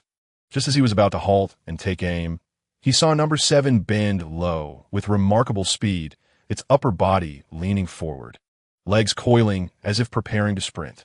In an instant, Number 7 shot forward like a high-speed projectile. The spines on its front surged towards him, intent on perforating his body with countless transparent holes. Mikawa had no choice but to evade. Had he not recently enhanced his agility, he felt certain he would have struggled to escape its attack. In terms of speed, number 7 far surpassed number 6. However, as number 7 missed its target, it immediately pivoted and lunged again, its assault both ferocious and swift. Mikawa once more dodged the attack, swiftly switching to a grenade launcher, aiming at the oncoming number 7 as he retreated. With a deafening explosion, the blast sent number 7 flying. Enduring the full force of the explosion, number 7 fell to the ground, grievously injured, yet it managed to rise and leap away, leaving a trail of blood. Remarkably, it adeptly and instinctively opened a nearby manhole leading to the sewer, skillfully slipping inside. Even in such a critical moment, number 7 almost obsessively ensured that the manhole cover was properly replaced, thoroughly concealing it. Mikawa was well aware that the marked number 7 was navigating the sewers, deftly maneuvering away from his vicinity. From this, Mikawa discerned that number 7 was quite familiar with the sewer's layout in this area, slipping into it as effortlessly as a fish into water. Mikawa was also convinced that number 7 had suffered significant injuries. Otherwise, he would not have retreated so swiftly. This indicated that number 7 did not possess an exceedingly grotesque regenerative ability, which would require a considerable amount of time to recover fully. As Mikawa observed the rapid withdrawal of number 7 subordinates, he contemplated whether to expend 50 points to purchase an E-grade random item, a sin-eliminating bracelet. With a clear understanding of number 7's location, he considered approaching to attempt to eliminate him. However, he ultimately decided against it. Patience was paramount. He needed to first ascertain all of number 7's offensive capabilities. Knowing both himself and the enemy would be crucial. Only after he was confident in his ability to counter all of number 7's skills could he officially embark on the hunt. After all, when facing a mutated infected, even the slightest misstep could prove fatal. He had never underestimated the seemingly diminutive chameleon, and certainly he would not do so with number 7. The location for hunting number 7 had to be meticulously chosen to prevent him from fleeing into the sewers, as Mikawa could not pursue him there. Engaging number 7 in the cramped spaces he was familiar with would be highly disadvantageous. Furthermore, if all of number 7's subordinates descended upon him, he would find himself cornered, with no escape. Currently, he lacked a suitable hunting ground and needed to seek one out. As for number 7's body, he intended to preserve it as intact as possible, to bring back to number 2, who possessed perfect fusion traits. This would maximize enhancements and might even allow for the amalgamation of all of number 7's abilities. However, if it could not be preserved whole, so be it. He would never deliberately constrain himself for the sake of a complete specimen of a mutated infected. Meanwhile, on the rooftop, Sakura Valley Kana, Kayasato Yui, and 5 other female survivors were not only drenched in sweat, but also felt their hearts racing and legs weak, nearly immobile. All they desired was to rest. One woman, her face glistening with perspiration, struggled to voice her thoughts. Do we really follow him into this high-rise? We left ourselves no retreat. If those monsters truly invade, our only escape may be to jump. Professor Shiratori, you must have seen just how formidable Mikawa is, right? Killing those monsters is as easy for him as swatting ants. Sakura Valley Kana gasped, her exhaustion palpable. He might have a way to deal with them. Bending forward with her hands on her knees, Kayasato Yui straightened up and approached the edge of the rooftop, wanting to survey the situation from a height. To her astonishment, she witnessed a multitude of infected creatures retreating from the building. Kiryua appeared utterly stunned, as if her very soul had been shaken by the scene before her. She stood frozen, as if struck by lightning, devoid of any movement. Sakura Valley Kana and the others observed Yua's peculiar demeanor, prompting them to call out to her. Yet, Yua remained oblivious, entirely unresponsive to their voices. Exchanging glances, their hearts raced with an unsettling thud. Could the situation be dire? Summoning an inexplicable strength, each of them, filled with trepidation and anxiety, hurriedly approached Kiryua's side. Chapter 151. Mastering mathematics and science, Sakura Valikana and her companions were naturally the first to witness the scene of numerous infected individuals retreating. Their eyes widened in sheer disbelief.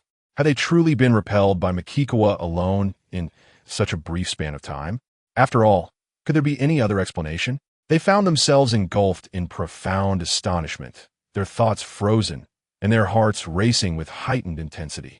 Before long, the dumbfounded girls were roused by Makikawa's voice, prompting them to turn in unison, gazing at him in awe, harboring intense suspicion. Was he, perhaps, an invincible warrior?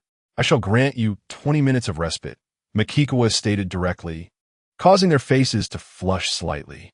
After all, none among them were mere children. They understood the implications of following him. Yet, they also recognized that in such a terrifying and perilous world, if one wished to survive and to thrive even moderately, it was essential to remain close to someone as formidable as him. Otherwise, they would be left waiting indefinitely for aid that might never arrive, possibly awaiting a rescue that would never come. Then, the woman referred to by Sakura Valikana as Professor Shiratori regained her composure and inquired, "Makikawa-kun, did you repel those monsters?" "Kind of," Makikawa replied nonchalantly, for he had merely gravely injured the irreparable number 7. It was not as if he had exterminated her minions, who now feared him. Upon hearing this, Sakura Valikana, Kiori Yua, and the others found it difficult to remain calm. Makikawa's tone suggested that he had merely accomplished a trivial task, as if they had never encountered such events before and were overreacting. "Makikawa-kun, allow me to introduce myself. I am Eri Shiratori, an associate professor at Tokyo Women's University, primarily engaged in the fields of physical chemistry." She began, speaking rapidly. Makikawa listened attentively while observing the 4 young women accompanying her. They appeared to be university students, quite familiar with Shiratori, hence their collective presence. Makikawa then turned his gaze back to Professor Shiratori. She was reasonably attractive, yet he could not shake the impression that she would be better suited wearing glasses. Overall, to be frank, she resembled an educator even more than the strikingly beautiful Nishikawa Miho. At that moment, a saying came to his mind, "Master mathematics and science, and you shall fear nothing in the world." He understood that many aspects of daily life were intricately connected to these subjects, and thus, it was imperative to cultivate exceptional talent in this regard. He retrieved his backpack, extracting beverages and food, offering them to the girls, signaling, "Please, have something to eat and drink." They accepted gratefully, settling down to rest, while Sakura Valikana, curious, inquired, "Are you alone, Makikawa and Aizen?" Upon hearing this, Shiratori felt that this high school girl was asking a rather naive question. The fact that the formidable Mokuchuan is willing to shelter them clearly indicates that he cannot possibly be alone. His dwelling must surely accommodate others, though the exact number remains uncertain. "No," Mokuchuan replied, "including myself, there are a total of 42 individuals." "Is that all?" Qingli Jiao expressed her surprise, noting that even within their confined quarters, there were over 50 women, surpassing Mokuchuan's count. Sakura Kana then, with a cheerful demeanor reminiscent of a sweet young girl, inquired, "May I ask where you reside, Mokuchuan?" "That will be our new home as well."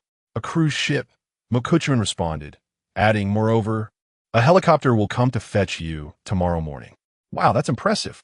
In all my years, I've never stayed on a cruise ship," Sakura Kana exclaimed with beaming joy. "And although we didn't wait for the Eastern Defense Force to rescue us, having you here, Mokuchuan, is indeed a stroke of fortune." Mokuchuan, taken aback by her words, asked, "You held hope for the Self-Defense Force's rescue?" "Well, Mokuchuan, since members of the Eastern Defense Force have previously come to our aid, perhaps one day we might witness tanks and armed helicopters arriving to eliminate these monsters," Hina Eri chimed in, sipping her drink. "The Self-Defense Force's base in Narima must have stabilized the situation. Otherwise, how could they have sent personnel to us before? Perhaps they have already cleared Narima and established a large survivor base, currently sweeping through other regions, and they might soon reach Bunkyo."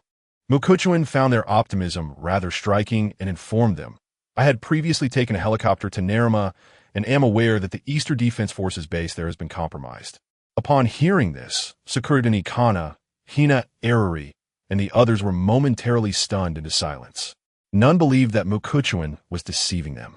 A powerful individual would never resort to lies to make the weak cling to him as their sole hope. That would be utterly absurd.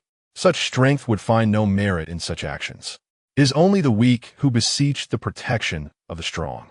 Thus, they understood that if even a military base, replete with various firepower, had fallen, then rescue was an impossibility.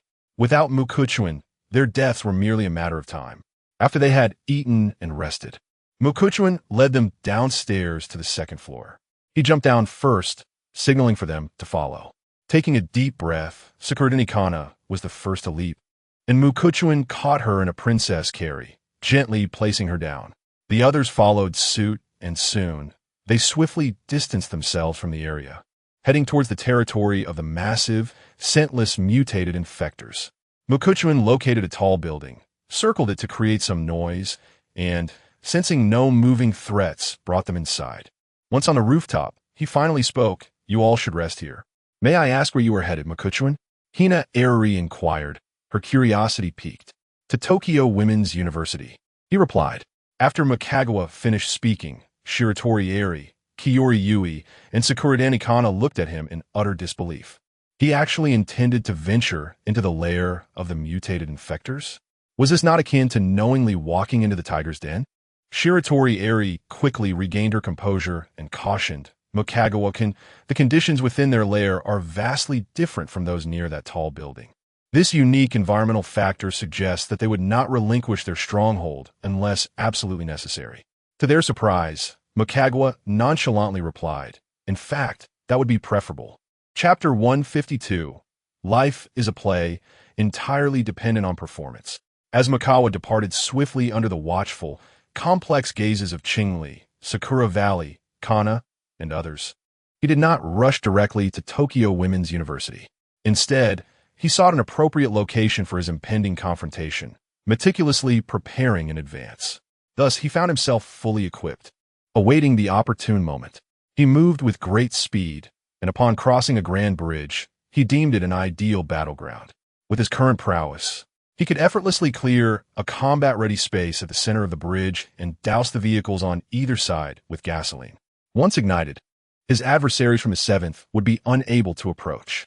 Even should they dare to charge through the flames, they would surely be consumed, transforming into his experience points. Furthermore, he would sever their escape routes, leaving them with no recourse but to confront him directly, compelling them to unleash all their offensive capabilities in a desperate bid to eliminate him swiftly. In this location, the 7th would have no choice but to leap into the river to escape. However, it was unlikely they could swim. Even if they could, Mikagawa had no intention of allowing them to return with a complete corpse for number 2. He could utilize his weaponry to strike down a drowning dog. Moreover, should the cleared area be sufficiently small, he could thwart the 7th's rapid, ferocious leaps, preventing them from crashing into the flames. Mikagawa took his time clearing the space, shattering several car windows, positioning numerous gasoline containers, and saturating the ground with more gasoline. Subsequently, he sought another suitable location, preparing a secondary option, ensuring he had a backup at hand before hastening towards Tokyo Women's University. When he was 3 kilometers away from the 7th, he discerned that it had detected his approach, moving towards him with evident intent. It appeared that the 7th and the 6th shared a similar olfactory range, thanks to Mikagawa's enhanced awareness, akin to possessing a full map. He could accurately ascertain the 7th's movements, rendering him unconcerned about potential ambushes. As for the minions of the 7th, their speed appeared to Mikagawa almost sluggish, akin to that of a snail. Particularly in an area replete with buildings, his options for evasion were extensive. Their sheer numbers posed little threat to him. Deliberately pausing, Mikagawa noted that the 7th was advancing from the east, but at a sluggish pace, clearly hindered by severe injuries affecting its mobility. To his surprise, the 7th halted 300 meters away, emitting a roar that revealed its position. This seemed to signal its minions, directing them to converge and encircle him.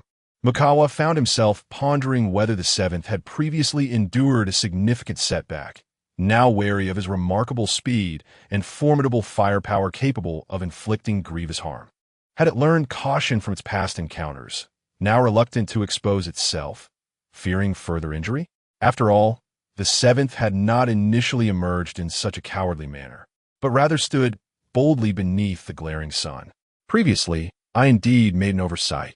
Deploying the formidable grenade launcher too early resulted in a significantly more challenging endeavor to hunt down Subject 7. As Mikawa reflected on his actions, he mused that such firepower should only be unleashed when success is assured, and it would be prudent to refrain from its use under uncertain circumstances. He resolved that, prior to commencing the hunt, it would be best to allow the mutated infected to perceive him merely as prey, devoid of any means to pose a threat to them. Subsequently, Mukawa deliberately distanced himself, prompting Subject 7 to emit a roar and closely follow him from the sewers, maintaining a cautious distance. It appeared as though 7 intended to remain a commander within the confines of the underground. Mukawa recognized the need for remedial action. Otherwise, 7 would never emerge. He needed to convince 7 that he had exhausted his firepower and could no longer bombard it. By consistently refraining from using heavy weaponry and relying solely on a crowbar to eliminate foes, the longer he sustained the charade, the more likely 7 would believe he posed no further threat. Considering 7's severe injuries, Mukawa understood that he must endure the relentless assaults of several ordinary infected with his robust physique. This strategy might lead 7 to mistakenly conclude that he too was grievously wounded.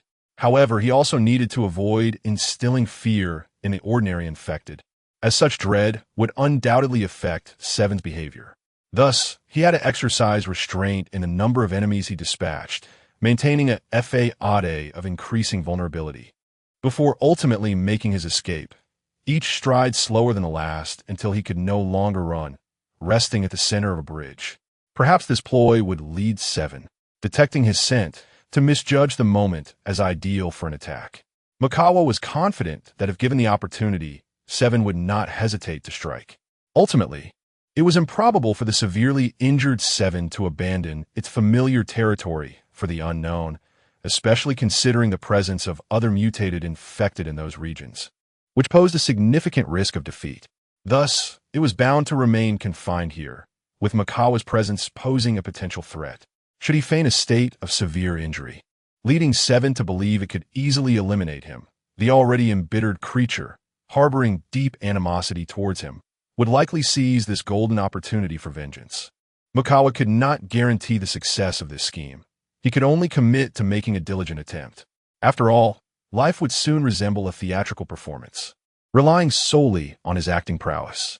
Should this plan falter, he would have to devise alternative strategies. As 7's minions approached, Mukawa retrieved 2 grenades. When some of 7's subordinates drew near, he activated the grenades and hurled them, resulting in a deadly explosion that claimed several of their lives, granting him experience points. Subsequently, he produced the grenade launcher once more and fired it with a resounding blast, creating a series of devastating explosions. Following this barrage, Mukawa ascended to level 52, gaining an additional 60 attribute points. He now possessed a total of 120 attribute points, which he decided to allocate primarily to agility and constitution, each receiving 50 points, while also investing 20 points into strength. At present, his strength stands at 360, constitution at 491, agility at 600, and perception at 238. Subsequently, Mukawa brandished a crowbar, as if expending all his might, and was compelled to leap from the rooftops of the residences, advancing forward to dispatch the minions of number 7, harvesting experience points in the process. The terrain offered Mukawa a significant advantage, enabling him to effortlessly vault onto the rooftops of buildings and change direction to continue his assault, rendering it impossible for number 7's subordinates to encircle him. They roared excitedly, seemingly conveying this news to number 7, whose voice eventually echoed from beneath a manhole cover. The minions of number 7 began their retreat. Mukawa chose not to pursue them. Instead, he patiently awaited, and upon sensing that number 7 had distanced itself considerably, he set off at a moderate pace towards Tokyo Women's University. He understood well that without eliminating number 7, he would be unable to escort even a single one of the considerable number of female survivors. Meanwhile, number 7, capable of sensing Mikawa's presence, was acutely aware of his swift approach towards its lair. It bellowed loudly, as if summoning all its subordinates to prepare for battle. As Mikawa arrived at the vicinity of the university, though he drew closer, he observed that a multitude of ordinary infected individuals did not rush forth. Instead, they stood in small teams, strategically positioned in his line of sight, emitting a cacophony of deafening roars that reverberated like a tidal wave of sound. Unfazed, Mikawa realized that he would have to rely solely on his crowbar to navigate through this perilous den teeming with infected beings. Chapter 153. The trap is set. Chuan charged forth, as if he were a lone warrior amidst a sea of countless foes, exuding an indomitable spirit that proclaimed, "Though surrounded by thousands, I shall press on." Upon his entrance, a multitude of ordinary infected recoiled, seemingly allowing him to penetrate deeper into their ranks. As he distanced himself from the school gate, a thunderous roar from number 7 echoed, prompting a surge of ordinary infected to converge from all directions, intent on encircling him. It was evident that a semblance of strategy was beginning to take shape among them. Crucially, Chuan recognized that both he and the mutated infected were undergoing a process of adaptation. It was hardly surprising that he would encounter increasingly organized and formidable mutated infected in the future. The notion that the mutated infected might one day, akin to the former trio of number 4, learn to wield weapons to enhance their combat prowess was a tantalizing possibility in Chuan's mind. After all, he and the other survivors were adept with a variety of armaments, be it blades, clubs, firearms, or otherwise, sending a clear message to the mutated infected. Weaponry equates to greater power. With this thought, Chuan launched his assault. A resounding crack echoed as he pierced the skull of an ordinary infected with a single strike, achieving a swift kill. As the notification of experience points reverberated in his mind, he promptly extracted a crowbar, seized the shoulder of the fallen infected, and hurled it forward, toppling several advancing foes. He then leapt into the air, landing 20 meters away, delivering a horizontal blow that shattered the skull of another ordinary infected.